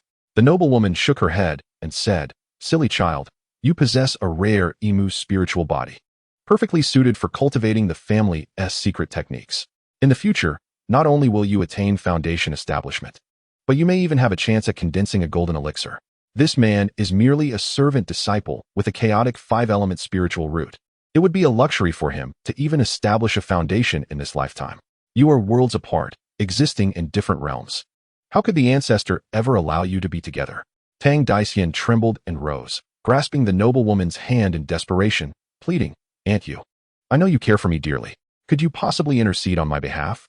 I promise to devote myself to cultivation and abandon my frivolous ways. But to never see him again would leave me feeling as if my soul were lost. The noble woman, moved by the sincerity in her eyes, which glistened with tears, softened her heart and thought, after all, Sienna is but a naive girl, easily infatuated with a man. Perhaps I should coax her back to focus on her cultivation. In time, she will forget.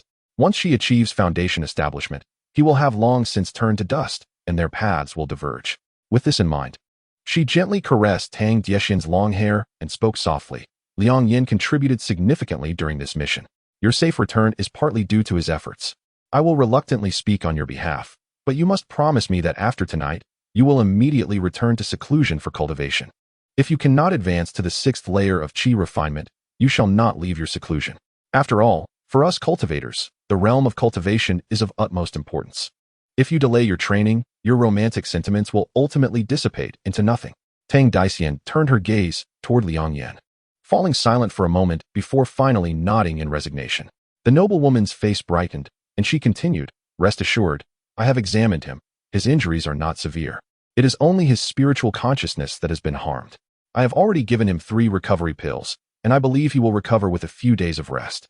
As she spoke, she took Tang Daxian's hand and added, "The ancestor may have scolded you harshly this time, but she truly cares for you. Come with me now.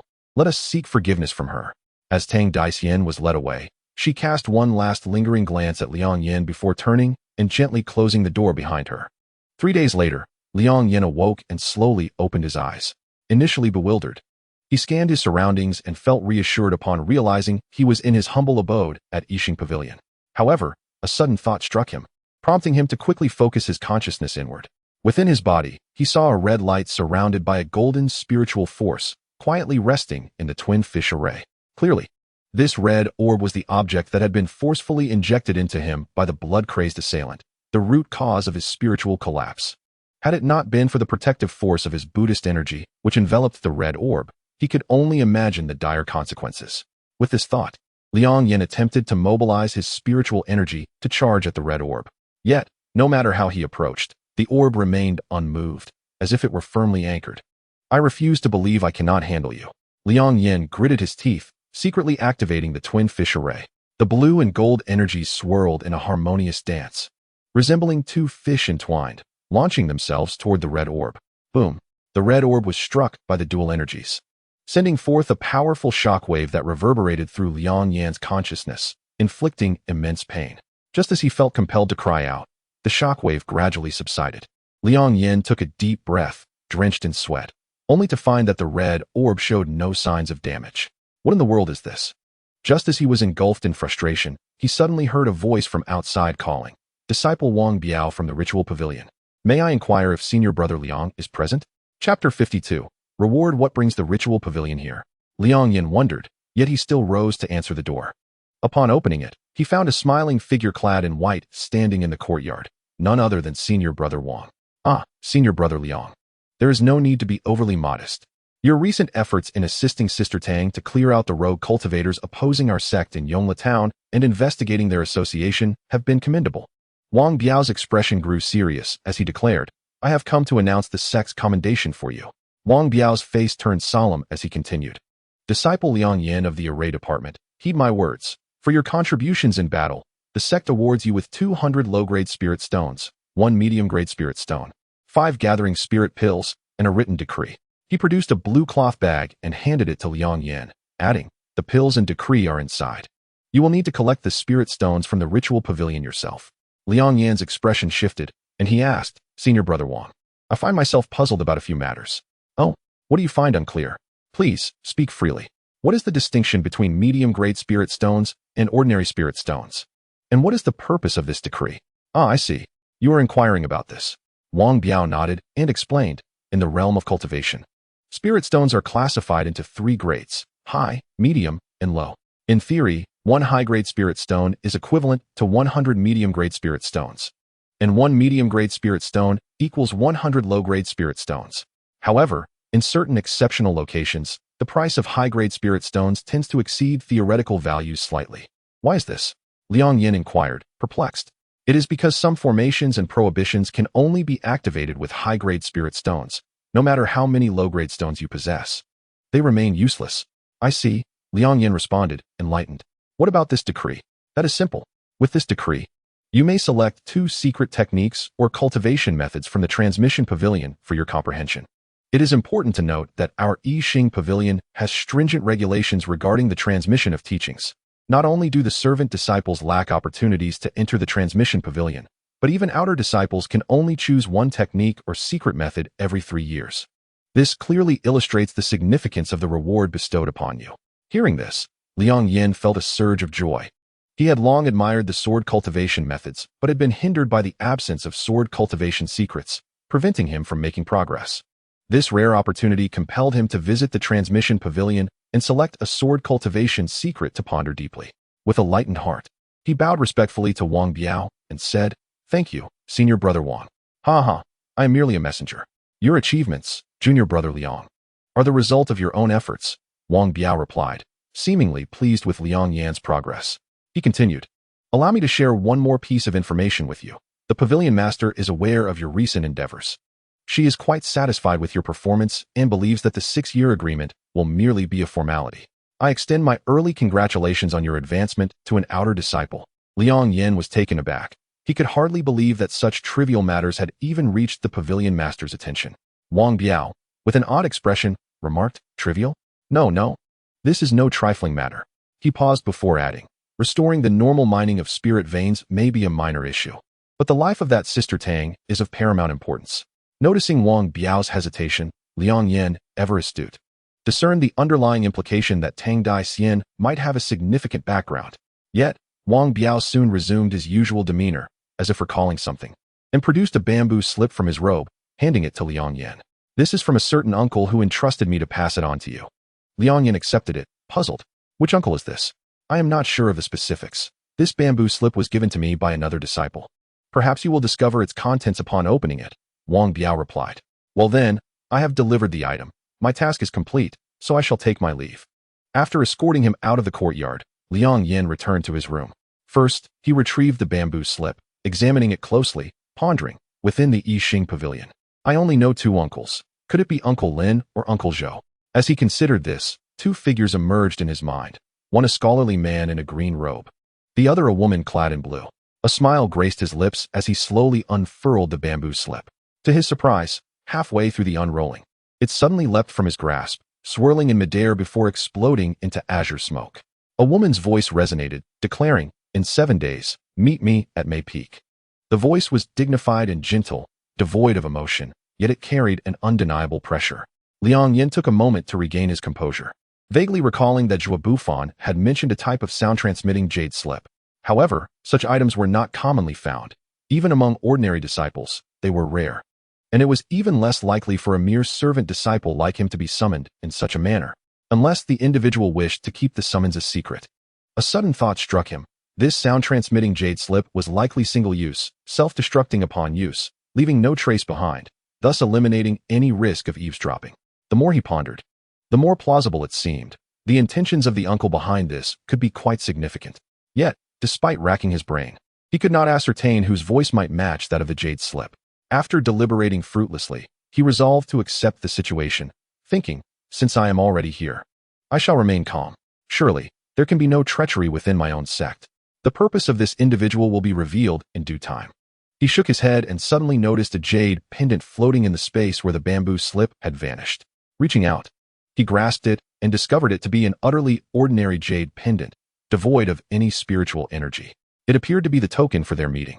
Liang Yan tucked it away, dismissing further thoughts, and instead took out a blue cloth pouch, from which he extracted a blue token inscribed with the ancient characters, all laws return to origin. This was the so-called decree. With thoughts of the sword cultivation secrets in the transmission pavilion igniting his enthusiasm, Liang Yan eagerly exited his room, heading towards the pavilion. Following the sect's map, he walked for about half an hour until he beheld a majestic green peak, upon which stood a stone tablet inscribed with the characters Transmission Mountain. This must be the place. After confirming with the map, he ascended the stone steps. Now at the 5th level of chi cultivation, coupled with his physique, climbing the mountain was a trivial task. Within no time at all, Liang Yan reached the summit. There, he found a grand crimson pavilion sprawling across the mountaintop, so expansive that it dwarfed the mere 6 or 7 zhang of the library pavilion. This pavilion consisted of 3 levels, with a massive plaque displaying the characters Transmission Pavilion. The pavilion featured entrances on all 4 sides, with a wooden table situated before each door, where a gatekeeper disciple sat. Liang Yan assessed these individuals, noting that their cultivation levels ranged from at least the 8th level of Qi to one who had reached the pinnacle of the 9th level, just a step away from foundation establishment. These were merely the gatekeeper disciples. With Liang Yan's keen senses, he could already detect a subtle aura of intimidation surrounding the vicinity, indicating the presence of more than one uncle. The vast disparity in cultivation levels rendered him unable to pinpoint their exact locations. However, should anyone dare to cause a disturbance here, they would undoubtedly face dire consequences.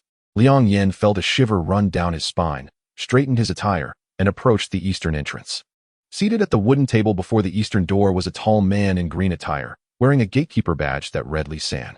Liang Yan suppressed a chuckle at the name, which sounded like that of a shop assistant, and respectfully presented the decree on the table. Li San glanced at the token, nodded, and took it, stating, "You have 1 hour to select 2 techniques or secret methods from the first floor of the transmission pavilion." "Understood, senior brother," Liang Yan replied, bowing before eagerly entering the transmission pavilion. Chapter 53. Harvest and Hidden Dangers. The interior of the transmission pavilion seemed to encompass some form of spatial array, as its internal space appeared even larger than it seemed from the outside. The first floor was divided into an outer and inner circle. The outer circle contained cultivation texts, while the inner circle housed secret techniques and spells. The outer circle was further categorized into 7 areas based on colors: zither, chess, calligraphy, painting, alchemy, talismans, and formations. Among these, the texts suitable for talismans and formations were the least abundant, with only a few shelves available. In contrast, the inner circle had a far greater variety of texts, as individuals typically focused on mastering one primary technique while having the option to cultivate multiple secret techniques. Thus, the plethora of secret techniques far surpassed the number of cultivation texts, exhibiting a myriad of attributes that made categorization quite challenging. Having already acquired the mixed chaos technique and the unsettled heart method, Liang Yan paid no attention to the outer circle's cultivation methods and instead made a beeline for the inner circle in search of a sword cultivation secret. As time slipped by, he realized that more than half an hour had elapsed. Liang Yan stood behind a black bookshelf, his expression one of disbelief as he flipped through the last few tomes. Soon, with a resounding snap, he closed the final volume. How could this be? This vast transmission pavilion contained not a single sword cultivation secret. As the deadline approached, his lack of progress ignited a sense of urgency within him. However, he was not one to waver indecisively. After a brief moment of contemplation, he forced himself to regain his composure. Regardless of the circumstances, he could not leave empty-handed. He resolved to select at least 2 books. With this determination, he returned to the 2 places he had previously browsed, retrieving a gray-covered book and a yellow bamboo scroll, which bore the titles Dragon-Seeking Technique and Thunder Control. He approached the entrance, where Li San cast a cursory glance and inquired, "Are you certain you've made your selections?" Liang Yan nodded. Then, feeling a tinge of reluctance, asked, "Senior brother, are there no sword cultivation techniques within the transmission pavilion?" "Of course there are, but you cannot access them," Li San replied with a knowing smile. "Oh." Liang Yan felt a flicker of intrigue and asked, "What do you mean by that?" Li San appraised him for a moment before responding with a smirk. "Sword cultivation methods are ancient and profound. They would not be found on the first floor of the transmission pavilion, at least not until the 2nd floor and above." "I see," Liang Yan exclaimed, realization dawning upon him. "Then I shan't even consider it." Before he could finish, Li San interrupted, "The transmission pavilion consists of 3 levels. Only the first floor is open for all disciples. To access the 2nd floor, one must at least be an inner disciple or possess foundational cultivation. As for the 3rd floor, it holds our sect's most guarded secrets, accessible only with sufficient contribution points or after achieving great merit for the sect, or when one is promoted to a guardian elder." Upon hearing this, Liang Yan sighed inwardly, reflecting that perhaps the time was not yet ripe. However, he quickly regained his spirits, bowed respectfully to Li San, and declared, "Thank you for your guidance, senior brother. I have made my decision. I shall take these 2 secret techniques." Seeing his resolve, Li San ceased further discussion and retrieved 2 pieces of sheepskin, making imprints of the 2 techniques before handing them to Liang Yan. He instructed, "These are the imprints of the 2 techniques. You may take them to study for 10 days. After that, they will automatically incinerate. Additionally, you must pledge a vow against any unauthorized sharing of these techniques, or face sect regulations." Liang Yan complied, swearing the vow in the transmission pavilion before descending the mountain with the imprints in hand. That evening, in the humble abode of the miscellaneous disciples, Liang Yan sat cross-legged on his bed, surrounded by various artifacts, each pulsating with spiritual energy, clearly not mundane items. Although the expedition to Yongla town was fraught with danger, he was fortunate to have returned unscathed and had succeeded in eliminating 7 rival rogue cultivators, thus acquiring a substantial illicit fortune. The spiritual artifacts before him were spoils collected from those 7 individuals. He murmured, "It's a pity that Qi refining stage cultivators have limited spiritual power. Most can only manage 1 or 2 artifacts simultaneously. Yet, due to my cultivation of the unwavering mind technique, my consciousness is somewhat stronger than that of ordinary cultivators, allowing me to control 3 artifacts at once." Constrained by the limitations of the Qi refining stage, Although he had many spiritual artifacts, not all could be utilized by him.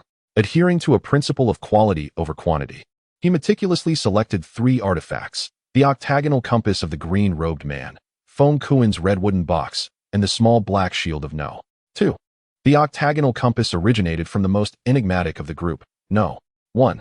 Although Liang Yan had yet to fully grasp its profound uses, its warning function in the spirit mine was a testament to its extraordinary nature. Thus, he had specifically borrowed the dragon-seeking technique from the transmission pavilion, which, while primarily discussing the art of geomancy, also offered insights into various compass-type spiritual artifacts, precisely what he urgently needed. As for the red wooden box, it contained a set of flying needle artifacts known as crimson pine needles. Furthermore, within Feng Kuan's storage bag was a tome titled Crimson Pine Needle Technique, which detailed the methods for refining and wielding the needles. According to the text, these needles were crafted from a divine tree in the cultivation realm, the crimson pine firewood. The needle tips contained the essence of fire, allowing for explosive strikes, making them ideal for ambushes. Had Liang Yan not caught the book Ghost Duo off guard with his divine spirit technique, the consequences of Feng Kuan using these needles could have been dire. As for the small black shield, it was a defensive artifact, its formidable protective qualities having been witnessed by Liang Yan. Moreover, it required no special techniques for refinement. He simply needed to erase No. 2's aura from it, and infuse it with his own spiritual power. Content with his selection of these 3 artifacts, Liang Yan stored the remaining ones in his bag, intending to exchange them for spirit stones during future trading events. He then retrieved a purple golden glass lamp from his bag, the very lamp he had intercepted while dispersing the 4 Buddhist treasures. The moment it was lit, a golden glow enveloped the entire room, bestowing upon Liang Yan an aura of solemnity and reverence. This lamp had yielded the greatest reward from his expedition to Yongla town. He gazed at the glass lamp and mused, "This item can suppress blood madness. It is at least a first-rate treasure. Unfortunately, with my current cultivation, I am unable to activate it. I will have to wait for a later time." With a regretful glance, he carefully placed it back into his storage bag. After categorizing all his belongings and tallying the spirit stones in his storage bag, he found that, combined with the stones he had previously possessed, those rewarded by the sect, and the spoils shared with Tang Daisyan, he had amassed over 1,000 stones, a considerable fortune for a cultivator of his level. As he thought of Tang Daisyan, a wave of melancholy washed over Liang Yan. He had expected to see her shortly after waking, yet an entire day had passed without a glimpse of her. Perhaps she had other matters to attend to. After all, to her, he was merely a lowly junior from the miscellaneous department. Smiling self-deprecatingly, he suddenly noticed a flicker at the corner of his eye. He felt as though the red light lingering within him had shifted slightly. Not daring to delay, Liang Yan promptly entered a meditative state, directing his consciousness inward. To his dismay, he discovered unsettling news. The golden light barrier enveloping the red light had noticeably thinned, and the position of the red mass had risen significantly, seemingly rushing towards the outer perimeter of the 2-fish dual birth array. "This is troublesome," Liang Yan muttered to himself. Although it appeared that his life was not in immediate danger, it remained a latent threat. Given enough time, unforeseen consequences could arise. After pondering for a moment, he retrieved a piece of sheepskin from his storage bag, inscribed with the thunder control technique. His decision to pursue this technique was not without strategy. The blood madness technique was clearly aligned with the sinister arts of blood cultivation, and it was well known that thunder and lightning techniques were the most effective countermeasures against such practices. Thus, he chose this method with the intent of preparing to confront the red light within him in the future. Moreover, his rowdy cultivation method could be considered the pinnacle of physical refinement, with the 8 forms containing peerless secrets for body cultivation. In contrast, the unwavering mind technique was a Confucian approach to nurturing spirit and energy, emphasizing techniques for spirit expulsion and perception disruption. Neither of these methods excelled in offensive spells. Given Liang Yan's current cultivation level, he was vulnerable to enemies proficient in long-range spell attacks.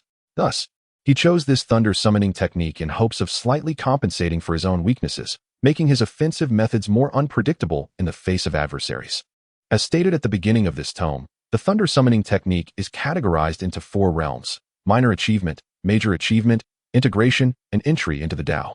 Achieving minor achievement allows one to release a form of thunderous energy from their fingertips, which, though not comparable to true thunder magic, possesses considerable destructive power, placing it among the more formidable techniques during the Qi refining stage. If one attains the entry into the Tao realm, they may even summon genuine divine thunder into their body, transforming it for personal use.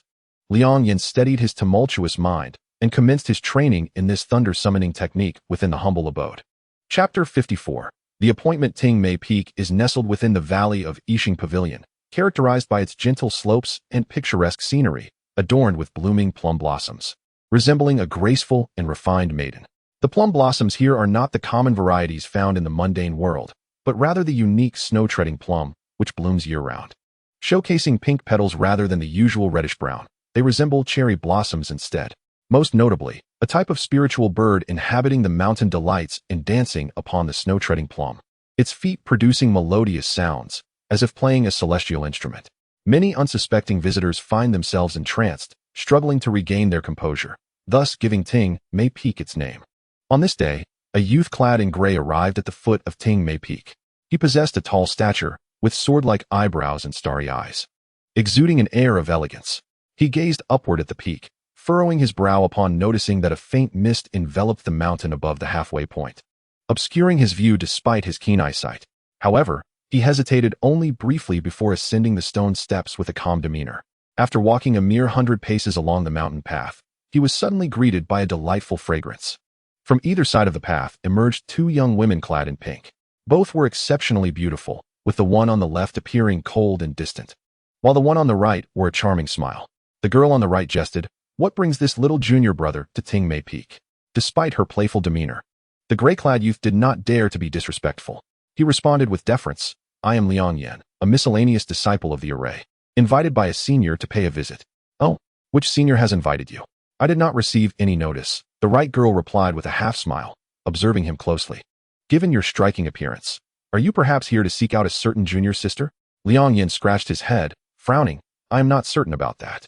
Suddenly recalling something, he retrieved a jade pendant from his robe and presented it to her. "Might this serve as proof?" The girl cast a brief glance at the jade pendant, her expression shifting dramatically. The smile vanished, replaced by a serious demeanor as she said, "Please do not take offense, junior brother. I was merely jesting. I sincerely apologize." Taken aback by her swift change in attitude, Liang Yan maintained his composure. "I do not dare to take offense. The senior summoned me here today, but did not specify the exact location.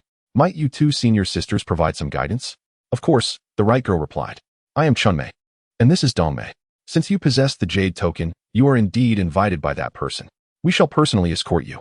With that, Chunmei turned and began ascending the peak, while Dongmei gestured for Liang Yan to follow. Nodding, he casually trailed behind them, his mind racing with speculation regarding the intentions of the individual who summoned him. Before long, the trio reached the summit of Ting Mei Peak.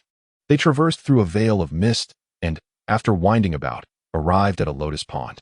The water shimmered, with lotus flowers swaying gracefully, and 5 winding corridors meandering across the surface, converging at a small pavilion in the center. Surrounding the pavilion were sheer curtains, behind which sat a figure, indistinct yet seemingly feminine. Chunmei and Dongmei simultaneously bowed respectfully to the figure within the pavilion before bidding farewell to Liang Yan and departing without further conversation. Liang Yan watched as the two women gradually disappeared into the mist, his confusion deepening. Mimicking Chunmei's earlier gesture, he respectfully bowed towards the pavilion and spoke. "I wonder what instructions the senior has for me." Maintaining his bow, he awaited a response from the figure within, but silence lingered. After a moment of stillness, he was suddenly enveloped by a melodious tune emanating from the pavilion. The music was crystalline and pure, akin to a clear spring, soothing the soul. The melody was harmonious yet ethereal, reminiscent of celestial sounds that beckoned one's spirit. In an instant, Liang Yan's previously anxious and restless state transformed into tranquility. However, the situation was far from ordinary. Rather than reveling in the sublime music, he found himself drenched in sweat. He was astounded to discover that his entire reservoir of spiritual energy was sluggish, unable to flow even a fraction under the influence of this enchanting melody. Strangely, despite recognizing the issue with his spiritual energy, his mind remained as calm as water, devoid of any urge to alter the current state. This peculiar circumstance left Liang Yan feeling as though he had split into two beings. His consciousness was alert, desperately striving to reclaim control of his body. Yet his physical form remained unresponsive, standing there in a stupor, submissive to the unseen force. With a delicate chime, the figure within the pavilion altered the tune slightly, reminiscent of a droplet falling into a mountain spring, creating ripples. To an outsider, this change might seem trivial, but to Liang Yan's consciousness, It resonated like a death knell. He sensed an ominous force surging toward him beneath the tranquil facade of the melody. In a moment of crisis, Liang Yan bit his tongue, the sharp pain granting him a fleeting clarity. He immediately began to practice the sitting forgetting method from the heart of no fixed thoughts. This technique, designed to silence the six senses and obliterate the five perceptions, was traditionally used in Confucianism to sever attachments and desires. In this instance, it proved to be an exquisite countermeasure against the overwhelming musical assault. Once liberated, Liang Yan swiftly leapt to the side, only to hear a soft thud as he glanced back to see an unseen force carving a 2-foot-long gash into the rock behind him. Alarm surged within him. There truly was a malevolent presence concealed within the music. Although he had severed his 5 senses and 6 perceptions, rendering himself immune to the music's influence, he was equally unable to detect the lethal intent concealed within the notes. Faced with the inability to evade, he resolved to remain still and composed. With this determination, he formed a hand seal and struck his storage bag. A surge of dark energy erupted forth, materializing into a small black shield before him. A shadowy dome enveloped Liang Yan entirely, safeguarding him within. The surface of the black dome resonated with the sound of sharp objects slicing through. Not a thunderous cacophony, but rather akin to the gentle, persistent patter of spring rain, gradually wearing the shield down, leaving it riddled with holes. Nonetheless, Liang Yan remained calm, his left hand swiftly altering the hand seal while directing his right hand towards the dark shield. The pure and abundant spiritual energy from the twin fish dual life array surged relentlessly into the black dome. The music continued to weave its intricate melody, and the countless invisible projectiles fell like a relentless rain, mercilessly bombarding the black shield. Yet, the dome's darkness deepened, resembling a steadfast stone amid a flowing river, remaining unyielding. After a moment, it seemed the figure within the pavilion realized that this approach would yield no results against Liang Yan. The sound of the zither resonated once more. But now it was transformed, no longer serene and steady. Instead, the melody fluctuated between languid and urgent, evoking a sense of melancholic reflection on the passage of time. It was reminiscent of worldly strife, with its unpredictable ebbs and flows, leaving one feeling lost and anxious. Liang Yan remained shrouded in darkness. Yet the invisible force that had once assailed his protective barrier had vanished. Logically, he should have felt a sense of relief, but the reality was quite the opposite. Despite his continued suppression of his 6 senses, the haunting melody vividly invaded his mind, as if it were imprinted directly upon his heart rather than heard through his ears. The tranquil state he had previously enjoyed, lulled by the zither's charm, was abruptly torn asunder, leaving him in a state of disarray and trepidation. Alarmed, he thought to himself, "This is not good." Indeed, the previously calm energy within him began to stir, rushing chaotically within his body, as if it were no longer under his control. Desperately seeking to escape, this phenomenon was utterly bewildering, leaving Liang Yan with little time to ponder the changes at hand. He swiftly retrieved an octagonal compass from his storage pouch, invoking a spell as he raised it. The compass's needle quivered wildly, spinning countless times before finally pointing towards a location behind a rockery, a favorable position to the southeast. Without a moment to spare, he raised 2 fingers of his right hand, azure light flickering at his fingertips, faintly entwined with electric currents. He then drew his fingers together like a blade, cleaving 3 inches from the rock. In the next instant, a surge of dark light rushed towards him, enveloping both him and his shield, transporting him into the newly created hollow in the rock. A voice from the pavilion seemed momentarily surprised, letting out a soft gasp. Yet, her fingers never ceased their movement. The zither's melody continued to pour forth, overwhelming Liang Yan. His complexion paled as he maintained the black shield, his gaze fixed intently on the compass. Murmuring incantations as if calculating something, he darted back and forth by the pond, occasionally shifting positions, as if struggling to survive amidst the chaos of battle, relentlessly searching for a safe haven. Though he remained precariously balanced, he did not falter. The individual in the pavilion appeared to grow impatient, abruptly halting the zither's music. Liang Yan sensed her impending change in tactics, his heart racing as he held his breath, preparing himself for what was to come. Sure enough, the zither resumed playing, this time with a sharp and piercing tone, filled with intensity and fervor. Upon hearing a single note, Liang Yan felt a violent jolt in his spirit, his mind swirling in chaos, and he coughed up a mouthful of blood. The energy within him surged tumultuously, threatening to send his soul spiraling away. At this critical moment, an unnamed spell within his mind activated autonomously, golden light flashing within him, forcefully anchoring his soul back. As Liang Yan's spirit regained its composure, he collapsed to the ground, drenched in sweat, feeling utterly drained. Returning the essence and reviving the soul? You have cultivated a Buddhist technique. The zither's melody finally ceased, replaced by a woman's voice. Liang Yan, still seated on the ground, managed a bitter smile and clasped his hands in respect, saying, "Thank you, esteemed elder, for your mercy." The woman in the pavilion, however, seemed unappreciative, scoffing, "What are you thanking me for? I was merely countering your actions. Your cultivation is profound, yet in 3 encounters.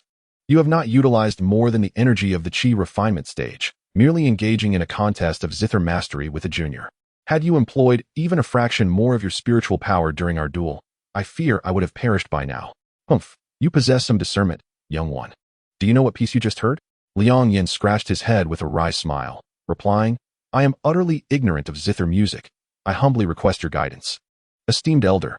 After a moment of silence, the woman stated, "The piece you just heard was 3 variations on the plum blossom, divided into 3 sections, the Qingping melody, the Zhanghuang tune, and the soul-severing elegy. You are the first chi refinement disciple in a decade to have heard all 3 sections."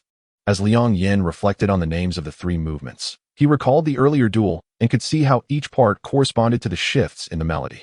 The Qingping melody, Zhanghuang tune, and soul-severing elegy are indeed fitting titles, perfectly mirroring my own sentiments, especially the last, the soul-severing elegy, so aptly named. It felt as if my soul had been cleaved in 2. With this thought, he couldn't help but feel a surge of dread, only to hear the woman in the pavilion say, "Do not linger outside foolishly, come inside and converse." Though reluctant, Liang Yan had no choice but to struggle to his feet, crossing the winding bridge and heading towards the center of the pond. With a rustling sound, he pulled aside the bamboo curtain, revealing a beautifully carved stone table adorned with a redwood zither. Seated behind it was a graceful woman in palace attire, her demeanor gentle and her presence dignified. She should have evoked an immediate sense of familiarity, yet there was an undeniable sharpness in her gaze that deterred any approach. Liang Yan steadied his tumultuous thoughts, inhaling deeply before bowing respectfully. "I am Liang Yan, a minor disciple of the Formation Division, here to pay my respects to you." "Esteemed elder." The woman calmly placed the zither aside, dabbing a pinch of incense into the burner before finally looking up at him. "No need for formality. Please, take a seat." With a gesture towards the stone bench opposite her, her tone, though calm, carried an undeniable authority. Silently, he sat down on the stone bench. Unable to contain his curiosity any longer, he asked, "Esteemed elder, you summoned me.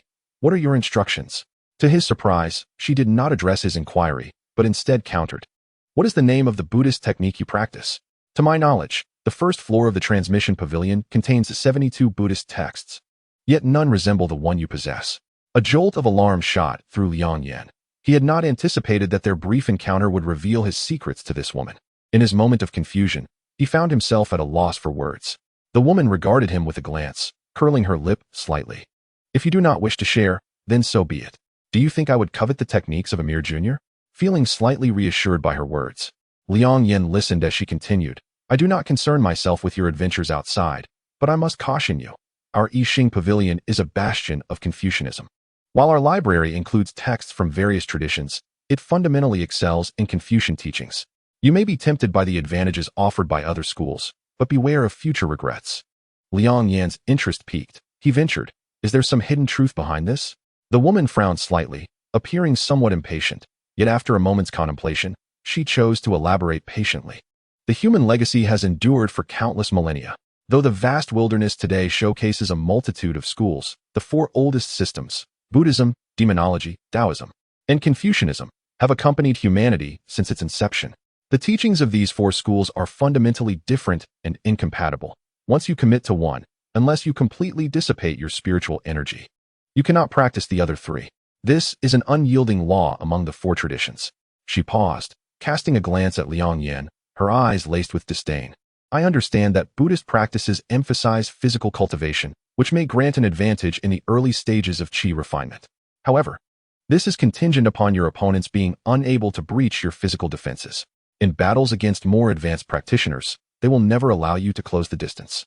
The potency of their spells and techniques far exceeds what your body can withstand. I do not know where you obtained a low-tier Buddhist text, and while you may feel invincible among your peers, you are, in fact, straying from the path of our Confucian practices of nurturing the spirit and cultivating energy. When you find yourself unable to progress in the future, it will be too late to switch to Confucian techniques. Having finished her admonition, she expected Liang Yan to express a look of sudden realization and regret. Little did he know, the reality was quite the opposite. With a peculiar expression, he touched his nose and said, "Thank you for your guidance, esteemed elder. I shall be more mindful in the future." The beautiful woman did not expect him to respond with such indifference and inwardly cursed. "Humph, they say you can't help a poor soul. This lad is hardly even mud." What she did not realize was that although Liang Yan's knowledge was limited, he held unwavering confidence in the techniques imparted to him by the old monk. Not only was he unperturbed by the prospect of cultivating to the foundation establishment stage, but he would also not be surprised if he were to reach the golden core realm. Thus, the notion of changing his cultivation method never crossed his mind. Coupled with the fact that the dual fish formation within him perfectly resolved any issues, he remained entirely unconcerned. Naturally, he could not divulge this to her, so he merely brushed it off with a vague promise to be more attentive in the future. The beautiful woman pondered for a moment and said, "Young man, although your talent is lacking, your spiritual awareness surpasses that of ordinary individuals. In these 5 years, you are the first chi refining stage disciple to have heard all 3 chapters. Coincidentally, I have recently considered taking on a disciple. Why not accept you as a registered disciple? If you perform well, you may become an official disciple in the future, inheriting my teachings." A disciple? Liang Yan was taken aback. He never anticipated such a proposal. While this remarkable woman possessed extraordinary abilities, her motives remained unclear. And Liang Yan was not foolish enough to accept her offer hastily. He scratched his head and smiled awkwardly, saying, "I truly admire your prowess, esteemed elder. But as we have yet to be formally introduced, I do not even know how to address you. It would be quite disrespectful to proceed without such courtesy." She regarded him and replied with a smile, "I am Yan Xinyu." Yan Xinyu? Liang Yan felt a flicker of recognition, as if he had heard that name before. But in his haste, he could not recall where. He furrowed his brow in contemplation for a moment. Then suddenly his eyes widened in disbelief as he exclaimed, "Yan Xinyu, you are the master of the Qin path, Yan Xinyu." Though Liang Yan was merely a servant disciple, he had spent over 5 years in the Yixing Pavilion and was familiar with the renowned four masters. So it was only a matter of time before he recalled her identity. A cold sweat broke out on his forehead as he instinctively rose to pay his respects. But to his surprise, Yan Xinyu waved her sleeve, and he felt as if he were weighed down by 1,000 pounds, unable to rise. Yan Xinyu spoke. "I summoned you for a casual conversation, so there is no need for excessive formalities. Now, will you accept my mentorship or not?" Hesitation crept into Liang Yan's heart. By nature, he was carefree, and he had already acknowledged the old monk as his master. His relationship with the withered wooden man was only a friendship across generations. To call someone else his master felt wrong to him. Moreover, this person was a stranger who had proposed such a request without any prior acquaintance, and the underlying motives needed to be scrutinized. However, sitting before him was a master of a path, and to claim he felt no pressure would be disingenuous. After much contemplation, he finally replied, "I am but a humble disciple with meager fortune and inferior talent, lacking any understanding of the art of music. To accept you as my master would tarnish the reputation of the Qin path. I must respectfully decline your generous offer." Yan Xinyu's expression darkened. "Humph, ignorant youth. Do you not know that a registered disciple I personally accept holds a status far beyond that of an outer sect disciple?" This was evident. Liang Yan responded hastily. "It is not that I hold any disrespect towards you, esteemed elder. I am simply acutely aware of my lack of affinity for the art of music, fearing I would disappoint your high expectations and tarnish your reputation." Yan Xinyu waved her hand dismissively. "Enough. Since you have no intention of joining my sect, I will not press the matter further." After a pause, she continued, "I have heard that during your recent mission to Yongla town, you demonstrated both quick wit and composure, not only completing the task excellently, but also handling unforeseen circumstances. You possess the qualities we need in Yixing Pavilion. I have already spoken with Wang Yuan from the servant department. You will no longer need to perform menial tasks. Once you officially advance to an outer sect disciple, I will arrange for you to take on a position as an outer sect steward." Upon hearing this, Liang Yan's heart did not swell with joy. Rather, he thought, "This is trouble." Indeed, Yan Xinyu's demeanor shifted to one of seriousness as she looked at him intently, saying, "These benefits will be yours if you agree to one condition. After that, many resources will be available to you." Liang Yan thought to himself, "As expected, Yan Xinyu is offering guidance on my cultivation, proposing to take me as her disciple, and promising to elevate my position in the sect, all with conditions attached." With this realization, he inclined his body slightly and replied, "Esteemed elder, please speak your mind." Yan Xinyu nodded and fixed her gaze upon him, articulating clearly, I require you to vow against ever seeing Tang Daxian again. Nor may you contact her for any reason. Chapter 56. Heart unrepentant. Liang Yan had already formed numerous conjectures in his mind, but he had not anticipated such a request. He found himself momentarily stunned, unable to process her words. Seeing his silence, Yan Xinyu mistakenly believed he was dissatisfied and attempting to negotiate. She thought to herself, he is merely a pawn waiting for a price. I shall first persuade him with kind words. Although she held disdain in her heart, she maintained a friendly demeanor, saying, if it were any other woman, it would be one thing, but Tang Daxian's status is unparalleled. It is impossible for you, a disciple of such caliber, to be associated with her. I have experienced the stirrings of affection myself. In comparison to the pursuit of enlightenment, it is merely a fleeting whim. Heed my advice. Entangling yourself with her will yield you no benefit. Liang Yan's gaze grew colder, and he suddenly asked, is this your will, or Tang Daxian's? Yan Xinyu sighed. Why must you feign ignorance? Her avoidance of you speaks volumes about her intentions. Yet Liang Yan coldly retorted, if it is her wish, why does she not say it to me directly? Though I may be dull-witted, lacking the wisdom and cultivation of the master of the Qin path, I am not easily deceived. Yan Xinyu furrowed her brow, realizing that Liang Yan was not to be underestimated. His invocation of her title served to flatter her, making her hesitant to act against him.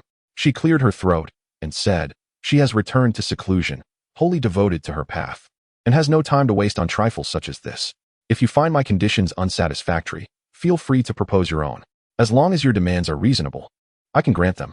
At that moment, Liang Yan was filled with unbridled anger, but he restrained himself, speaking slowly, I am not a greedy person. The benefits you mentioned are undoubtedly significant. Yan Xinyu assumed he had come to terms with her offer and smiled slightly, preparing to say more. Only for Liang Yan to continue, unfortunately, these are not what I seek. What I desire is an unwavering heart. Upon hearing this, Yan Xinyu's expression shifted, her voice turning icy. It seems you are intent on being obstinate? Humph, have you considered your own worth? With mediocre talent and poor aptitude, even aspiring to the foundation establishment stage is a delusion. Rather than knowing your place, you wish to climb the ranks. If you possess even a shred of self-awareness, I advise you to seize this opportunity and accept the advantages offered. Otherwise, you will find yourself with nothing in the end. Liang Yan had already suppressed a great deal of anger, but the weight of her status as the master of the Qin path made it difficult for him to respond. Hearing her words now, however, he felt a rush of blood to his head, standing abruptly from the stone bench as he declared, Master Yan, your consideration for me is truly commendable, worthy of a senior in the sect. I must express my gratitude. However, I am but a humble disciple and have not heard of any practitioners of the Qin path also mastering the art of divination. The Master Yan declared that in this lifetime, I would be unable to establish a foundation. However, Liang, undeterred by such ominous words, was determined to put it to the test. After all, destiny may dictate the course of life, but human determination can also triumph over fate. Yan Xinyu narrowed her eyes and coldly remarked, young man, your audacity is remarkable as you rashly speak of the heavenly way. When you inevitably encounter your own limitations, you shall understand the futility of your bravado. I have seen many like you, and they have all turned to dust, their names forgotten. In response, Liang Yan burst into laughter, declaring, the path of cultivation is pursued for enlightenment and longevity, as well as for the freedom of one's heart. I seek not regret in my cultivation. If I were to acquiesce to the demands of Master Qin for mere trifles today, it would surely taint my spirit, sealing my fate away from the great Tao. Yan Xinyu's expression stiffened, and she attempted to retort, but Liang Yan interrupted her with a chuckle. There is no need for you to worry, Master Yan. Although I am merely a lowly disciple with average talents, I am not one to cling stubbornly to defeat. Since you claim I cannot establish a foundation, I shall prove you wrong.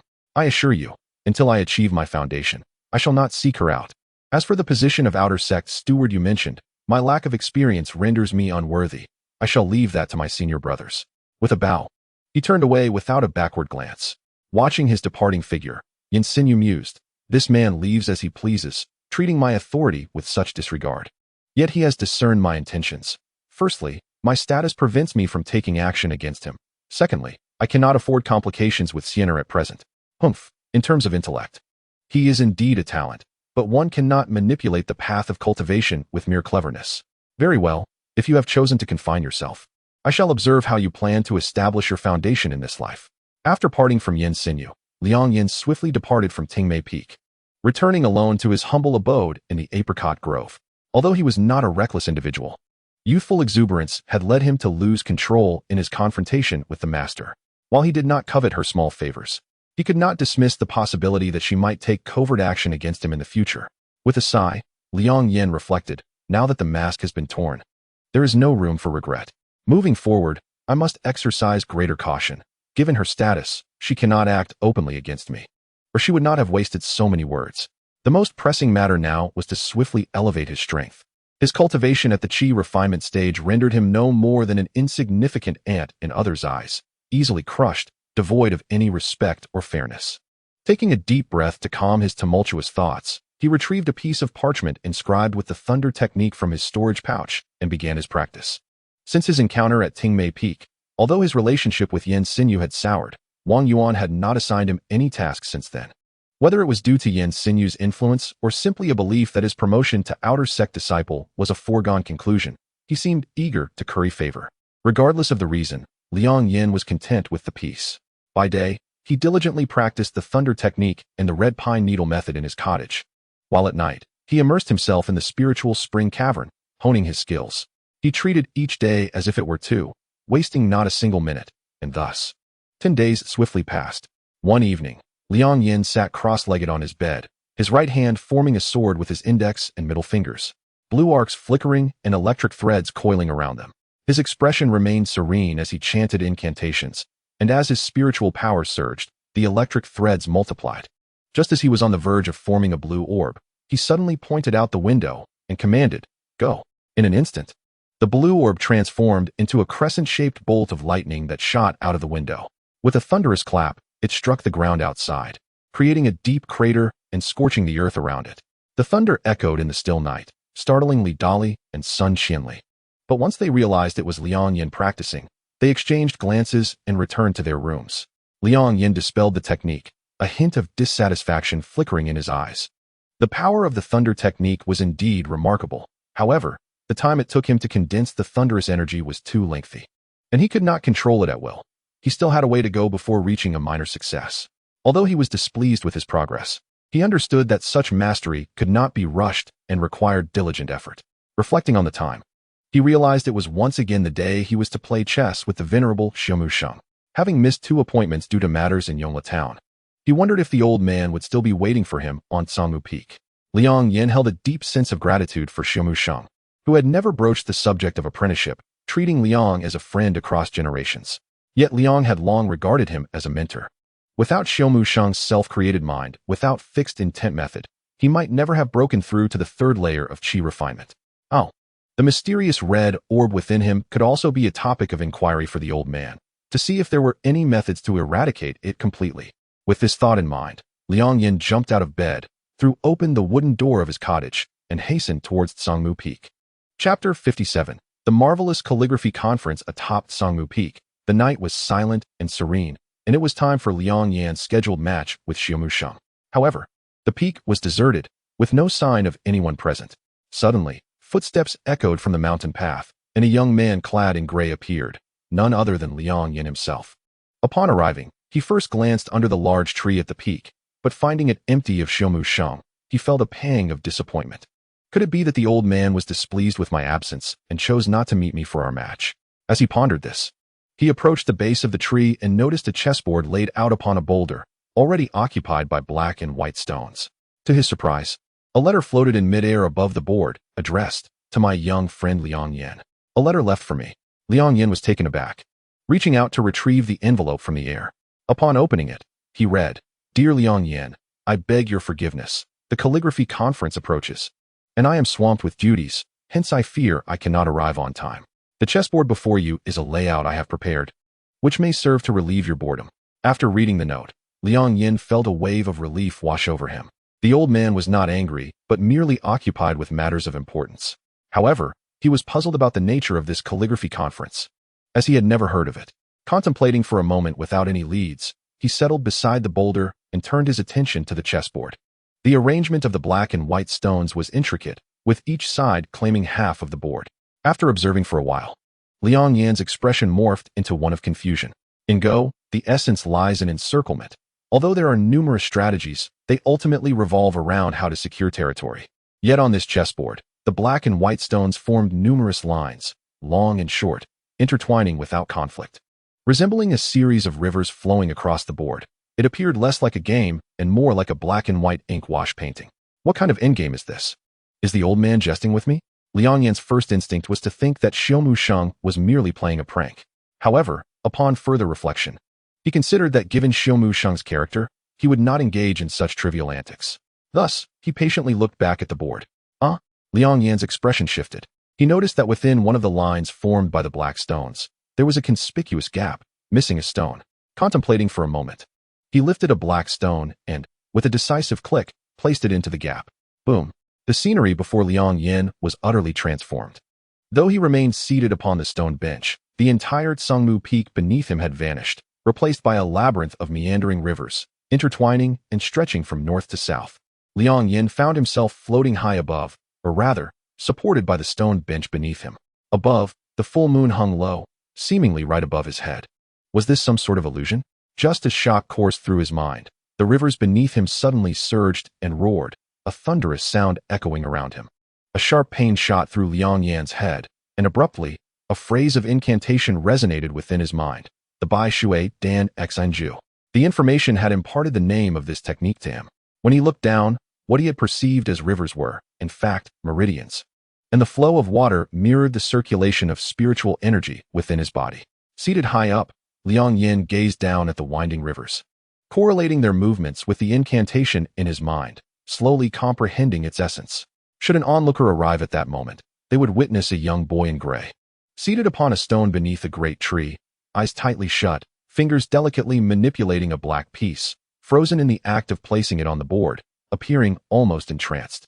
Time passed, and as the dawn broke with a faint blush on the horizon, Liang Yan suddenly opened his eyes. He was drenched in sweat, his complexion pale. Yet his gaze sparkled with joy. The Bai Shui Dan Xinju was indeed a supportive technique, capable of slightly enhancing the speed at which Qi practitioners condense their spiritual energy, a most urgent need for someone of his limited aptitude. Moreover, this technique would prove invaluable in breaking through bottlenecks and resisting inner demons. Contemplating the wonders of this technique, Liang Yan could not help but feel a surge of happiness. He also felt a deep gratitude towards Su Mu, who, with his straightforward and sincere nature, had acted both as a mentor and a friend. Su Mu was well aware of Liang Yan's limited talents, yet instead of looking down upon him, he had done everything possible to assist him. A stark contrast to Yan Xinyu, warming Liang Yan's heart. However, the inability to engage in a few games with him today meant waiting another month for that joy. Liang Yan shook his head, a look of regret crossing his face. After leaving Tsangmu Peak, Liang Yan made his way towards the Apricot Grove cottage. Upon reaching the yard, he was unexpectedly approached by his fellow disciple, Sun Qianli. Noticing his haggard expression yet bright eyes, Liang Yan discerned that he had likely spent another night cultivating in the Lingquan cave. He smiled and remarked, "Brother Sun, your diligence in cultivation grows ever more admirable. It seems a breakthrough is imminent." Sun Qianli looked at him in surprise and asked, "You noticed?" Liang Yan smiled slightly and replied, "I have been preoccupied with various matters and have yet to congratulate you on your successful breakthrough to the third layer of Qi refining, ascending to the fourth layer." Sun Qianli possessed a hidden cultivation technique, far superior to that of the practitioners in Yongla town, and at this moment, his aura was almost imperceptible, even to Liang Yan. With a wry smile, Sun Qianli said, "Indeed, nothing escapes Brother Liang's notice. The reason for my intense cultivation is quite unavoidable." Liang Yan observed his expression, sensing that there was more to his words, yet he refrained from prying. After all, every family has its own troubles, and he too had unresolved issues regarding the red orb within him, leaving him little capacity to assist others. At this point, Sun Qianli seemed to recall something and continued, "Speaking of which, Brother Liang, there is always a day each month when you are absent from the cave. It appears you are not in the cottage either. Could it be that you are seeking a certain acquaintance within the sect?" Liang Yan coughed lightly and jokingly rebuked, "I never imagined Brother Sun to be so unserious." "Well, it matters not. I shall disclose it to you. I was actually away to play chess with a senior." "A senior?" Sun Qianli responded with an odd expression. "Are you suggesting there is a senior in the sect who has the leisure to engage in chess with you? Is something significant happening in the sect lately?" Liang Yan inquired, his interest piqued. "Are you not aware?" Sun Qianli said, "In 2 months, It will be the day of our sect's Miaoshu Calligraphy Conference. The Miaoshu Calligraphy Conference.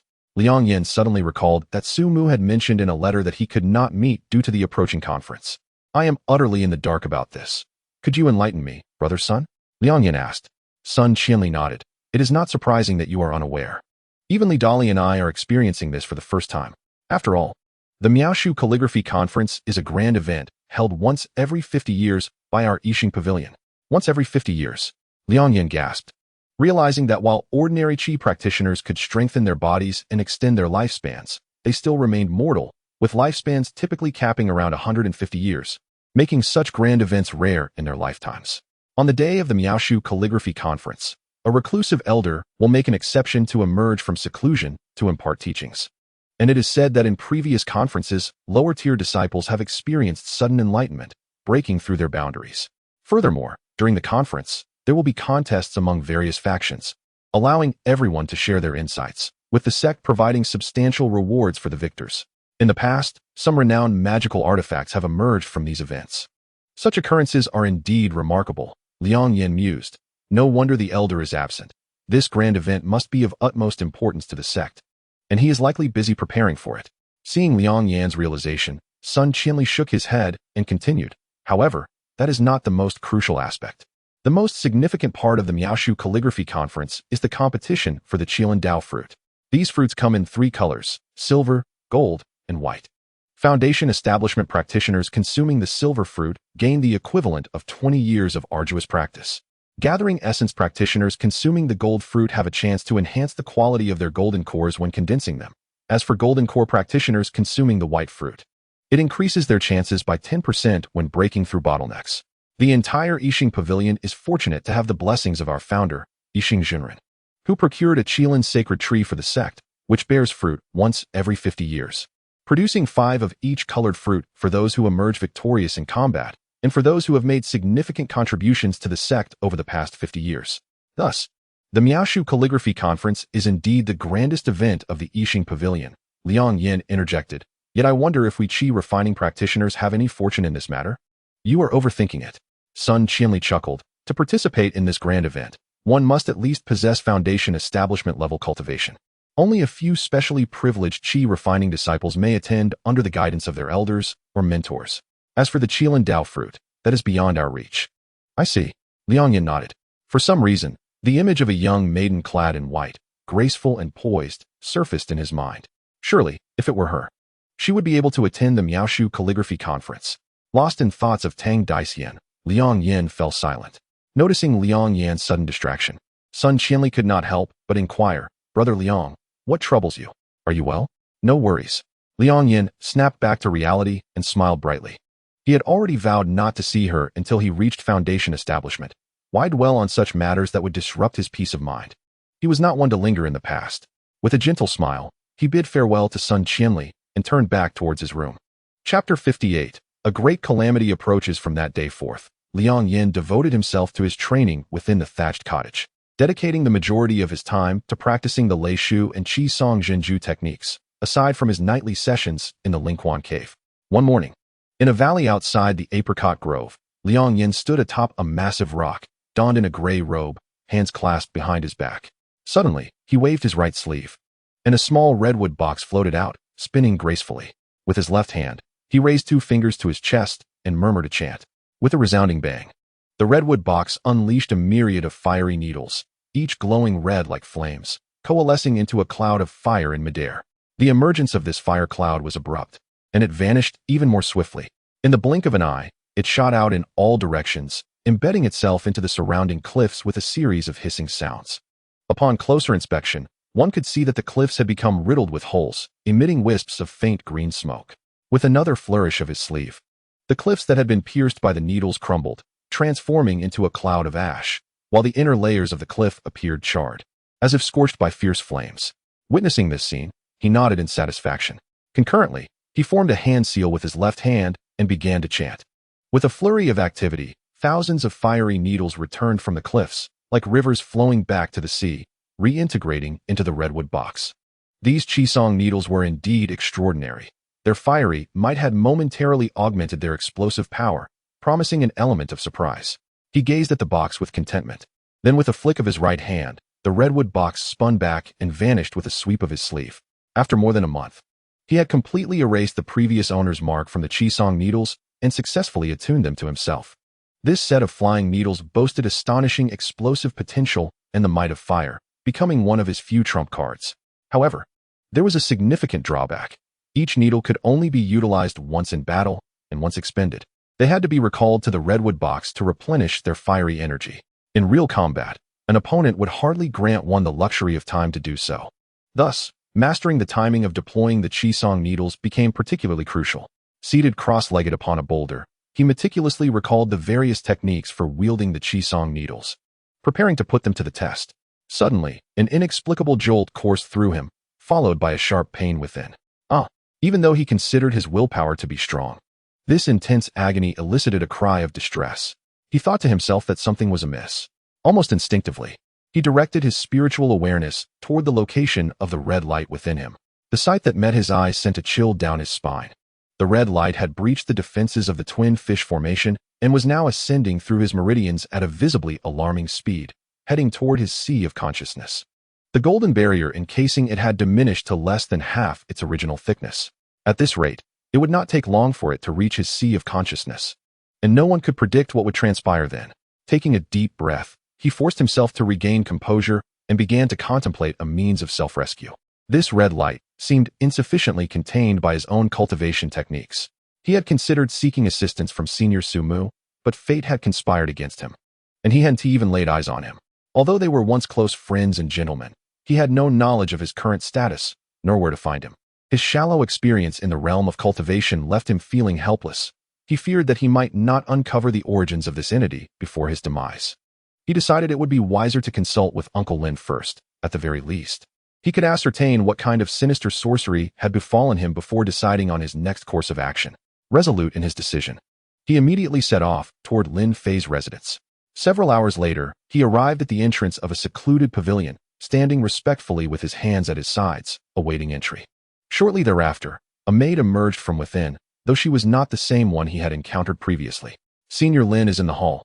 Please follow me," the maid said. Turning to lead him inside, he said nothing further and followed her into the inner chambers. They traversed the courtyard and arrived at a vermilion hall. The maid stood aside, gesturing for him to enter. Nodding in acknowledgement, he stepped over the threshold and beheld two figures seated within. One was a scholarly gentleman clad in a blue robe, holding a folding fan, exuding an air of elegance and affability. The other was a woman in blue, whose beauty, while not striking, possessed a charm that was pleasing to behold, her demeanor exuding grace that instantly garnered goodwill. At that moment, both individuals regarded him with warm smiles. To his surprise, Uncle Zhou was also present. Although he felt somewhat taken aback, he was not overly astonished, having long since discerned the bond between the two. "Greetings, Uncle Lin, Uncle Zhou." He respectfully bowed to both. "Dear nephew Liang, no need for such formalities. It has been over a year since we last met. How has your cultivation fared of late?" Lin Fei inquired with a kindly expression. Liang Yan felt a flush of embarrassment, reflecting to himself, "Alas, Liang Yan, you seldom visit unless you seek something." Yet, given the gravity of the situation, he steeled himself to speak. "Over these years, I have diligently cultivated without the slightest lapse, but just a few days ago, during a mission for the sect, I was struck by a sorcerer, and now a red light resides within me. My cultivation is insufficient to expel it, and I have come to seek guidance from Uncle Lin. Such a thing has occurred. Aren't you disciples of the miscellaneous sect prohibited from undertaking sect missions?" Lin Fei expressed his astonishment. Liang Yan forced a bitter smile, replying, "What I say is entirely true. My descent from the mountain was under the invitation of a senior sister, and I initially believed it to be a simple task in the secular world, only to discover that a formidable cultivator was involved." Lin Fei exchanged glances with the woman in blue, and suddenly invoked a spell. A stream of blue light shot from his hand toward Liang Yan.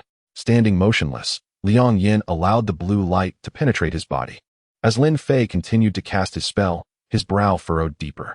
After a moment, his expression shifted dramatically. With a deft motion, he summoned forth a bolt of blue light from Liang Yan, which was tethered to a red light.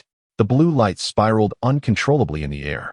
While the red light clung tenaciously to its tail, the two entangled in a fierce struggle before both dissipated into thin air. "What is this?" Lin Fei exclaimed in shock. "Did you expel that entity from Liang Yan's body?" Uncle Zhou inquired from the side. "No, I merely launched a minor attack on the red light within him, and it retaliated fiercely, causing a portion of my spiritual energy to entangle with my probing thought technique within him. The red light remains within him. Such a phenomenon, Uncle Zhou remarked in astonishment. Could it be that the entity within him possesses its own consciousness? It's too early to draw conclusions. This matter is exceedingly peculiar, and we may need your assistance, Zhou Yan, Lin Fei stated, glancing at her. Zhou Yan, understanding his intent, gave a slight nod. She retrieved an ancient copper mirror from her storage pouch, raised her hand to cast a spell, and the mirror emitted a yellow light that illuminated Liang Yan. Liang Yan furrowed his brow, a hint of pain flickering across his expression. The onlookers in the hall all turned their attention to the copper mirror. Within it, a red light pulsed rhythmically, expanding and contracting like a heartbeat. As they observed, an unsettling thought surfaced in their minds. Could this be a living entity? Lin Fei's expression turned serious. This object seems exceptionally sensitive to spiritual awareness. Just now, when I transmitted a thought into you, it reacted violently, driving my intent out. Furthermore, its movement suggests it is heading toward your sea of consciousness. Should it succeed in reaching there, the consequences could be dire. Though Liang Yan had already suspected as much, hearing Lin Fei's words made him break into a cold sweat. Zhou Yan gazed at the copper mirror for a moment, suddenly placing her hands before her chest and forming a seal. A chilling aura emerged from her palms. With a low incantation, she swept her hand toward the mirror. Instantly, a frost-white chill erupted from the mirror, gradually coalescing into a column of cold air that shot toward Liang Yan. As the icy energy entered his body, Liang Yan felt as if he had fallen into an ice cavern, every inch of him seemingly on the verge of shattering from the cold. Nevertheless, he gritted his teeth, enduring in silence. Within the copper mirror, the red orb was enveloped by the cold, its expansion and contraction diminishing until it was finally frozen into a solid block of ice, motionless. Despite the excruciating pain coursing through his body, Liang Yan fixed his gaze upon the mirror, and upon witnessing the effectiveness of Zhou Yan's spell, he could not help but smile in excitement. Just as he was about to express his gratitude, Zhou Yan shook her head, saying, "Do not rejoice too soon. This technique addresses only the symptoms, not the root cause. It has not been completely immobilized. Its movement is merely temporarily restrained. If it cannot be eradicated within a month, the consequences may remain the same." Chapter 59. The visit of Zhuo Bufan only a month? Liang Yan felt a chill in his heart and anxiously inquired, "Master Uncle, can you discern the nature of this technique?" Zhou Yan exchanged a glance with Lin Fei, both sharing a wry smile. "Liang, it's not that we are unwilling to assist you, but this matter is indeed peculiar, and with our abilities, we can only manage a temporary seal.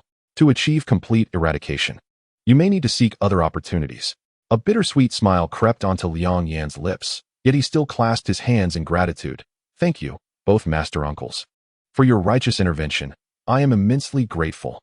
To gain an extra month of life is already a tremendous fortune. It has granted me a glimmer of hope." Lin Fei frowned and remarked, "In fact, there are some treatises on various insights within the transmission hall. You might peruse them to identify the technique afflicting you. Perhaps you can find a targeted remedy." Liang Yan nodded, bowed to Lin Fei and Zhou Yan, and then turned to leave. Lin Fei watched Liang Yan's retreating figure, sighing, a fine young man. Though his aptitude may be lacking, his intelligence and character are truly commendable. It is a pity that fate has dealt him a cruel hand. Zhou Yan glanced at him, saying, "Each individual has their own karma. With so many Qi training juniors in the Yixing Pavilion, how could you possibly concern yourself with all of them? Furthermore, the gratitude owed to you by the elder has long been repaid. You need not burden yourself with excessive guilt." Lin Fei nodded, falling silent. Upon exiting Lin Fei's cave dwelling, Liang Yan felt a wave of despondency wash over him. He had not anticipated that even Lin Fei and Zhou Yan, two foundation-building elders, were at a loss, relying solely on himself. A disciple at the 5th layer of Qi training, how could he possibly unravel this technique? He recalled his earlier bravado when confronting the master of the Qingdao, vowing to shatter the shackles of fate and achieve the foundation-laying stage. Yet, not long after, he found himself with less than a month to live, a bitter irony indeed. Master Lin suggested he consider seeking solutions in the transmission hall. However, having exhausted his previous quota as a mere servant disciple, he lacked the qualifications to access the materials again. Though his advancement to outer disciple was virtually assured, with only a month left, he feared he would not live to see that day. As Liang Yan pondered this dismal predicament, he realized he had unconsciously returned to the humble thatched cottage in the apricot grove. Suddenly sensing something, He looked up to see a figure standing in the courtyard, clad in a moon-white robe and wearing a scholar's cap, exuding an air of elegance, with a sword at his waist. The figure smiled amiably at him. Junior brother Liang. I hope you have been well. Senior brother Zhua. Liang Yan exclaimed, suddenly recalling that amidst the recent turmoil, he had forgotten to assist him with alchemy. Considering the time spent on the mission in Yongla town, it had been several months since they last met. Junior brother, your cultivation has evidently progressed remarkably. Though it has only been 2 or 3 months since we last met, your aura has grown more substantial. I trust your mastery of the arts has significantly advanced. Zhua Bufan remarked. Senior brother, please do not jest. My meager skills hardly warrant your attention, Liang Yan replied absently. Zhua Bufan smiled gently. On the path of cultivation, while innate talent is indeed important, opportunity and diligent practice are equally essential. I see that your resolve is unwavering, and your dedication to your practice is commendable.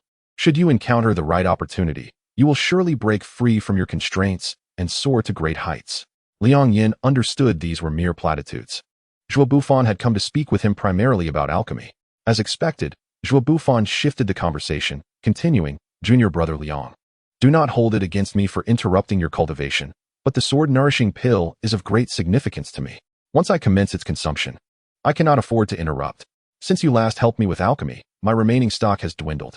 I kindly request your assistance in refining another batch today. As for compensation, I am willing to offer 5 spirit-gathering pills. If you have any additional requests, feel free to voice them. We can negotiate. Liang Yan, however, could only manage a bitter smile. Senior brother Zhua. It is not that I am unwilling to assist you, but I find myself in dire straits. If I refine this batch, there may not be another chance. Zhua Bufan was taken aback, asking, what do you mean? Liang Yan did not hold back. Recounting his descent with Tang Daisyan, the encounter with blood madness, how he fell victim to its secret technique, and his current predicament, omitting only the details of the duel and certain sensitive matters. When he reached the point of revealing that he had only a month left to live, even Zhua Bufan, usually composed, was visibly shocked. Is this truly the case? He asked, his gaze fixed on Liang Yan, his thoughts obscured.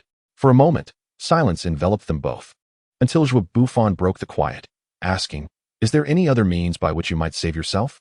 Liang Yan could only shake his head with a weary smile. If even the 2 foundation-building master uncles are at a loss, I am in no position to find a solution. The most unfortunate aspect is that I am still a servant disciple, with 6 years yet to complete, rendering me unable to access many resources within the sect. Faced with such calamity, being granted just 1 month leaves me utterly helpless. Zhua Bufan nodded, suddenly adopting a serious tone. In that case, I may have a method, though it is rather unconventional. Are you willing to listen? Liang Yan was taken aback, replying hastily, please, senior brother Zhua, enlighten me. Are you aware of a treasure within the sect known as the 7-star soul guiding lamp? The 7-star soul guiding lamp. Liang Yan repeated. Precisely. Zhua Bufan continued. The 7-star soul guiding lamp is a sacred treasure of the spirit realm, specifically designed to counteract malevolent and corrupting arts. When ordinary disciples are illuminated by its light, they are cleansed of evil and their spirits nourished. Any disciple afflicted by dark arts or practicing spirit-related techniques yearns for this lamp's illumination. Given that the red orb within you is a malevolent spirit targeting your consciousness, the 7-star soul guiding lamp should be its nemesis. Such a treasure exists. Liang Yan's heart stirred, yet he quickly frowned. However, this treasure is surely rare. Not every disciple has the opportunity to be illuminated by it. You are correct. Zhua Bufan nodded. The 7-star soul guiding lamp resides in a restricted canyon within the sect. Every 5 years, the sect extends invitations to disciples practicing spirit-related techniques. Those invited must pass specific trials set forth by their respective sections. For example, disciples from the Array sect must break formations. Those from the Talisman sect must engage in talisman duels, and those from the Alchemy sect must refine pills. As for the 4 arts of music, chess, calligraphy, and painting, they must each showcase their talents. Only those who successfully pass their trials are granted access to the canyon to receive the lamp's illumination. Liang Yan, feeling a surge of urgency, asked, when will the next invitations be issued? Unfortunately, the next opportunity to access the 7-star soul guiding lamp is still 2 years away. What? Liang Yan exclaimed. Does that mean I have no chance? Zhua Bufan shook his head and replied, not necessarily. At this moment, there lies an extraordinary opportunity. He then leaned closer to Liang Yan, whispering, the valley housing the 7 stars soul-invoking lantern has 7 entrances, each corresponding to a different trial. and each entrance is guarded by an elder of our sect. They will not permit entry for any challenges until the designated time arrives. However, with the upcoming Miaoshu Calligraphy Conference, the grandest event of our sect, every cultivator at the foundation establishment stage or above will have a tremendous chance. During this time, the guarding elders will temporarily depart to attend the conference, leaving their disciples to watch over the entrances for half a day. This is your solitary opportunity, junior brother Liang. Upon hearing this, Liang Yan exclaimed in astonishment. You mean I should sneak into the valley and seize the 7 stars soul-invoking lantern for myself? Zhuo Bufan nodded. If there are no other options, this may indeed be your only path to survival. However, if the sect discovers your actions afterwards, according to the laws of the Law Pavilion, while it may not lead to expulsion or the nullification of your cultivation, you will certainly face a confinement of 40 to 50 years. The decision ultimately rests with you, junior brother Liang. After a moment of silence, Liang Yan gritted his teeth and declared, I fear I have no other choice. Facing confinement is 1,000 times better than death. As long as I preserve my life, perhaps there will be a chance for change in the future. Zhuo Bufan, unfazed by Liang Yan's response, nodded and said, as long as the green hills remain, one need not fear a lack of firewood. Besides, with your exceptional talent in array formations, the sect leader may well show leniency in your punishment. Liang Yan respectfully bowed to Zhuo Bufan, saying, Thank you, senior brother, for your guidance. Please inform me of the valley's location, come the day of the Miaoshu Calligraphy Conference. I shall take the risk. Zhuo Bufan waved his hand, not so fast. To enter the valley, you must pass one of the 7 trials, and with your talents, you will undoubtedly choose the path of breaking the formation. However, to do so successfully, you must prepare 3 essential items. Liang Yan inquired, Oh, what are these 3 items? Zhuo Bufan replied, They are the spirit monkey wine, the enchanting fragrance, and the heavenly treasure copper coin. With these 3 items, you can smoothly enter and break the formation. Otherwise, it will merely be empty talk. Liang Yan scratched his head and admitted, I am rather ignorant. I do not know of these 3 items. Could you enlighten me? Senior brother? Of course, Zhuo Bufan nodded. The first item, spirit monkey wine, is brewed from a spirit beast known as the golden spirit monkey. It possesses a rich and sweet flavor, and it also has the effect of nourishing spiritual energy for cultivators. The golden spirit monkey itself is not particularly powerful, typically around the 5th or 6th layer of chi refinement, but they are usually found in groups in the mountains and are quite formidable in collective combat. Where do these golden spirit monkeys usually reside? Liang Yan interjected. They are not rare. They are found throughout the Zhao Kingdom. The nearest population is in the western Pingfeng Mountain, which will take you about 3 days to reach at your pace, Zhuo Bufan continued. After a pause, he added, As for the second item, enchanting fragrance, it is a secret concoction from a small sect in Zhao called the Fragrance Sect. This sect is predominantly comprised of women and specializes in various unconventional arts, so be particularly cautious when dealing with them. Liang Yan nodded. Thank you for the warning. But where is the Fragrance Sect located? The Fragrance Sect is quite distant. Even if you flew, it would take 6 or 7 days to get there, and you would likely miss the Miaoshu Calligraphy Conference by the time you returned. However, coincidentally, several small sects in Zhao are currently holding a joint exchange event, and the Fragrance Sect will be sending representatives to participate. Since the enchanting fragrance is their exclusive creation, they are likely to bring it to exchange for other resources. Then it seems I have indeed stumbled upon a stroke of luck. Liang Yan chuckled self-deprecatingly. Haha, as the saying goes, the path of the great is 50, and the heavens have 4 nines, while mankind takes 1. Although the heavenly way is merciless, there is always a glimmer of hope. This must be the chance the heavens have bestowed upon you, Zhuo Bufan remarked. Liang Yan shook his head. Please, senior brother, do not jest. Let us discuss this third item. Zhuo Bufan scratched his nose and smiled. The third item, the heavenly treasure copper coin, is not a magical artifact, but rather an antique from the mundane world. In the Zhao Kingdom, the previous dynasty's emperor summoned skilled artisans nationwide, using rare materials to forge 12 copper coins, known as the heavenly treasure copper coins. After the fall of the previous dynasty, these coins scattered among the populace, becoming exceedingly precious collectibles. Given the vastness of the Zhao Kingdom, how could one possibly locate these heavenly treasure copper coins in a short time? Liang Yan questioned. Not necessarily. Zhuo Bufan replied, shaking his head.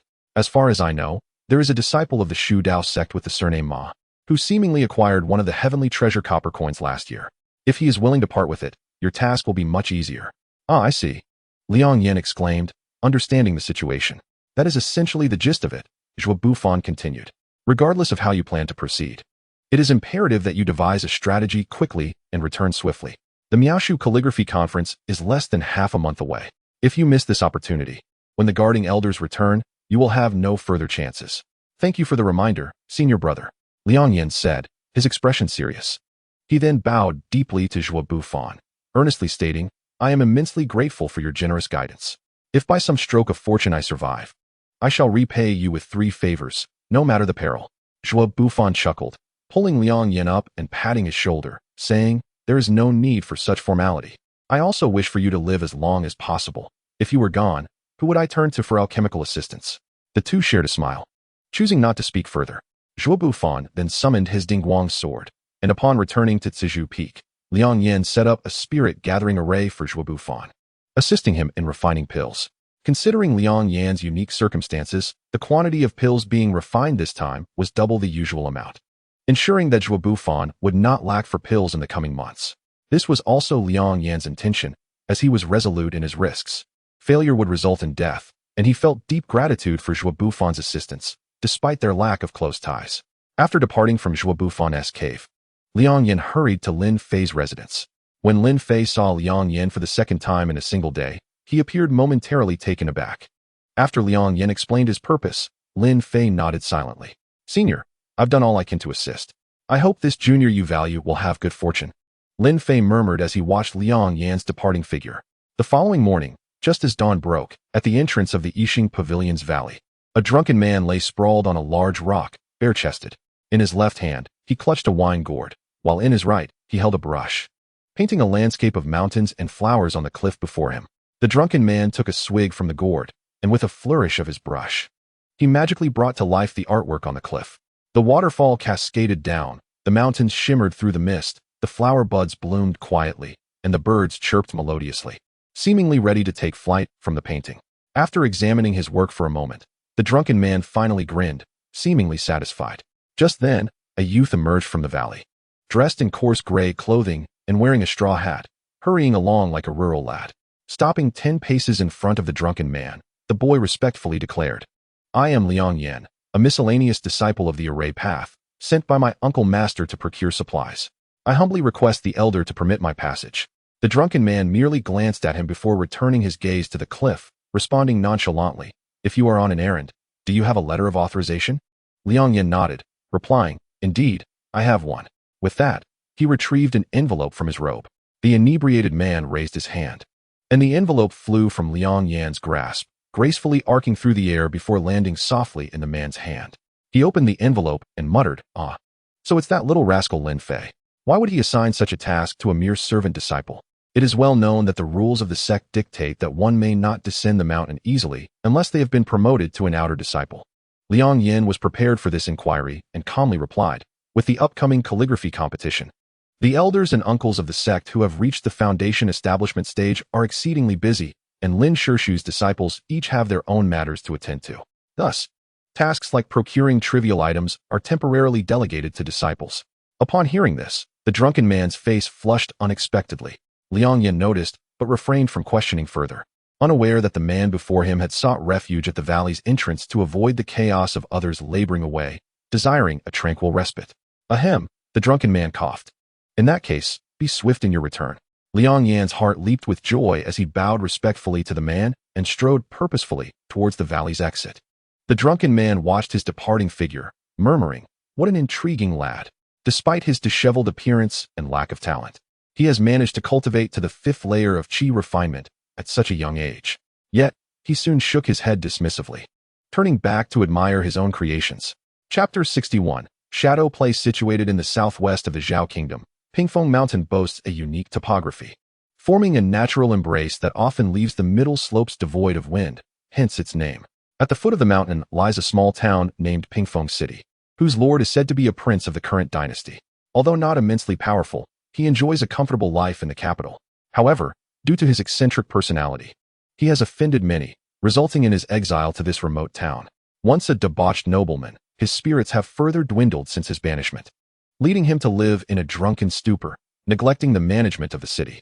Ironically, his inaction has resulted in lax laws, attracting a myriad of vagabonds and wayfarers who now make this place their haven. Consequently, Pingfeng City has gradually transformed into a melting pot, with an assortment of diverse characters populating its streets. On one particular evening, a gathering of townsfolk congregated in a narrow alley, intently watching a makeshift stage. This stage, merely a wooden cart with a wooden frame and a white curtain, was illuminated by the flickering yellow candlelight, casting silhouettes of shadow puppets crafted from animal hides. The shadow play, immensely popular across the land, is appreciated by both the refined and the common, making it one of the most cherished forms of entertainment among the local residents, even in this remote town. At that moment, the performance depicted Li Xian causing a ruckus in the underworld. It was said that the deities convened in Kunlun, and even the king of hell was invited. The vast underworld, therefore, was left leaderless, with only the judge temporarily filling the role of the king of hell. This judge, a figure straddling both realms, had an identity in the underworld as well as in the mortal realm.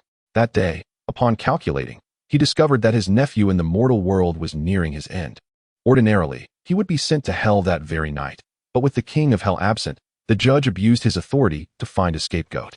The emissaries of death simply seized souls, and as long as the numbers matched, it mattered not who was taken, resulting in the wrongful condemnation of this substitute to the underworld. This injustice was discovered by a scholar named Li Xian, who, while appearing to be merely a scholar in the mortal realm, was, in truth, a celestial inspector from the heavenly court, tasked with addressing earthly grievances. He summoned several small spirits to inquire and soon uncovered the judge's corrupt deeds, leading him to descend into the underworld to confront the judge, thus igniting the tale of Li Xian's uproar in the underworld. At this moment, the curtain displayed a blue shadow figure representing Li Xian, surrounded by 5 small spirits. Opposite a tall figure in a red official robe, whose visage was grotesque, the judge of the underworld. The judge proclaimed, "Old Li Xian, the realms are distinct, and the divide between yin and yang is firm. As a being of the celestial realm, what audacity compels you to invade the underworld?" Li Xian retorted, "All officials have their duties. How could the absence of the king of hell justify your manipulation of life and death, treating lives as mere trifles? This matter must be addressed." The crowd erupted in applause. 2 distinct voices echoed from behind the curtain, one resolute and commanding, the other laced with insidiousness. Although the audience knew only one person was orchestrating the puppets, they were captivated by the contrasting tones, applauding in delight. The judge continued, "Since you disregard the celestial laws, do not blame me for my ruthless hand. Bring forth my guillotine." With a clang of gongs and drums, 4 small spirits appeared, their oversized heads juxtaposed against their emaciated bodies, comically struggling to carry a golden guillotine to the judge. As they awkwardly hoisted the guillotine, their strength faltered, causing 2 of them to stumble and fall, the guillotine tipping and crushing them instantly. The absurdity of this scene incited a chorus of laughter from the crowd, many clapping and exclaiming, "They deserved it." However, an eerie turn of events transpired. The judge seemed to hear the laughter and abruptly turned, grinning sinisterly. "You commoners dare to mock me?" The shadow puppets, handcrafted by folk artists, were originally designed to display only profile views. Yet, as the judge turned, the audience beheld a complete face, grinning ominously at them. Before the crowd could react, the judge's eyes glimmered with an uncanny light, ensnaring all in its gaze, rendering them transfixed and motionless. Applause and murmurs ceased, leaving the onlookers in a stupor, fixated on the judge. With a swift motion, the curtain was drawn back, revealing the artisan behind the puppetry, a man clad in white, with elongated features and a sharp visage. He surveyed the crowd before producing a rattle drum, shaking it vigorously to produce a resonant sound. In an instant, the entranced crowd seemed to awaken from their stupor, turning in unison towards the alley's exit. The white-clad man, satisfied with his influence, nodded approvingly and led the way out of the alley, shaking the rattle drum again, and the throng followed obediently behind him. Outside Pingfeng City, it was late at night, a time when one would expect the streets to be deserted. Yet, contrary to expectation, a white-clad man strolled beneath the moonlight, shaking a rattle drum, followed by dozens of people, men and women alike, even children of 7 or 8 years. Each bore a vacant expression, their eyes devoid of life, resembling mere automatons. Among this throng, however, was a youth in gray, appearing to be around 16 or 17, tall and handsome. Though he too followed the white-clad man with a blank expression, his murky eyes occasionally sparkled with a glimmer of awareness, as if assessing the surrounding crowd. The seemingly trivial action of the gray-clad youth went unnoticed by the man in white, who continued to shake his rattle and lead the way. As the procession meandered along, An unforeseen event transpired about 10 miles outside of the city of Pingfeng. A fierce wind whipped up from the roadside, akin to an invisible blade, slicing through the air with a stinging sensation. Following this, a dazzling white arc surged forth with the wind, hurtling directly towards the man in white.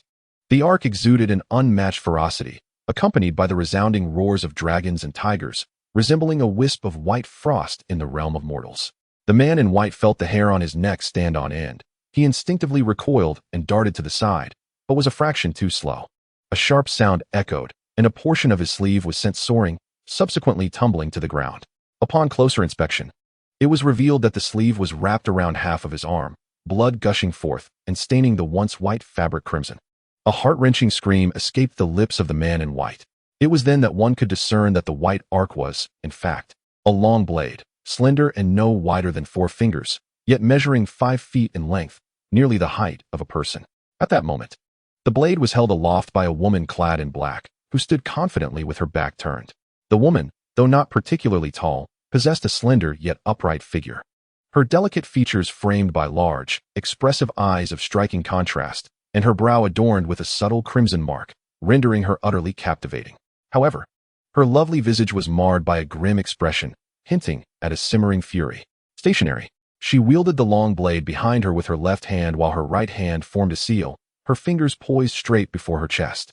A whirlwind materialized around the man in white, trapping him within its eye. Where did this enchantress come from?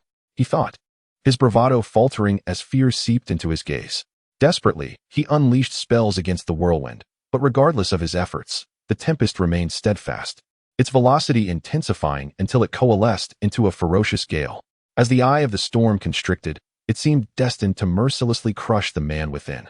Suddenly, a streak of blue light shot forth from the crowd, striking the tornado and causing it to veer off course, revealing a narrow escape route. The man in white, filled with relief, swiftly crouched low and darted through the opening.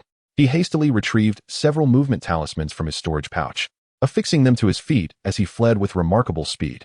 The woman in black, seething with rage, turned her gaze towards a gray-clad youth among the throng, exclaiming, "This scoundrel has accomplices."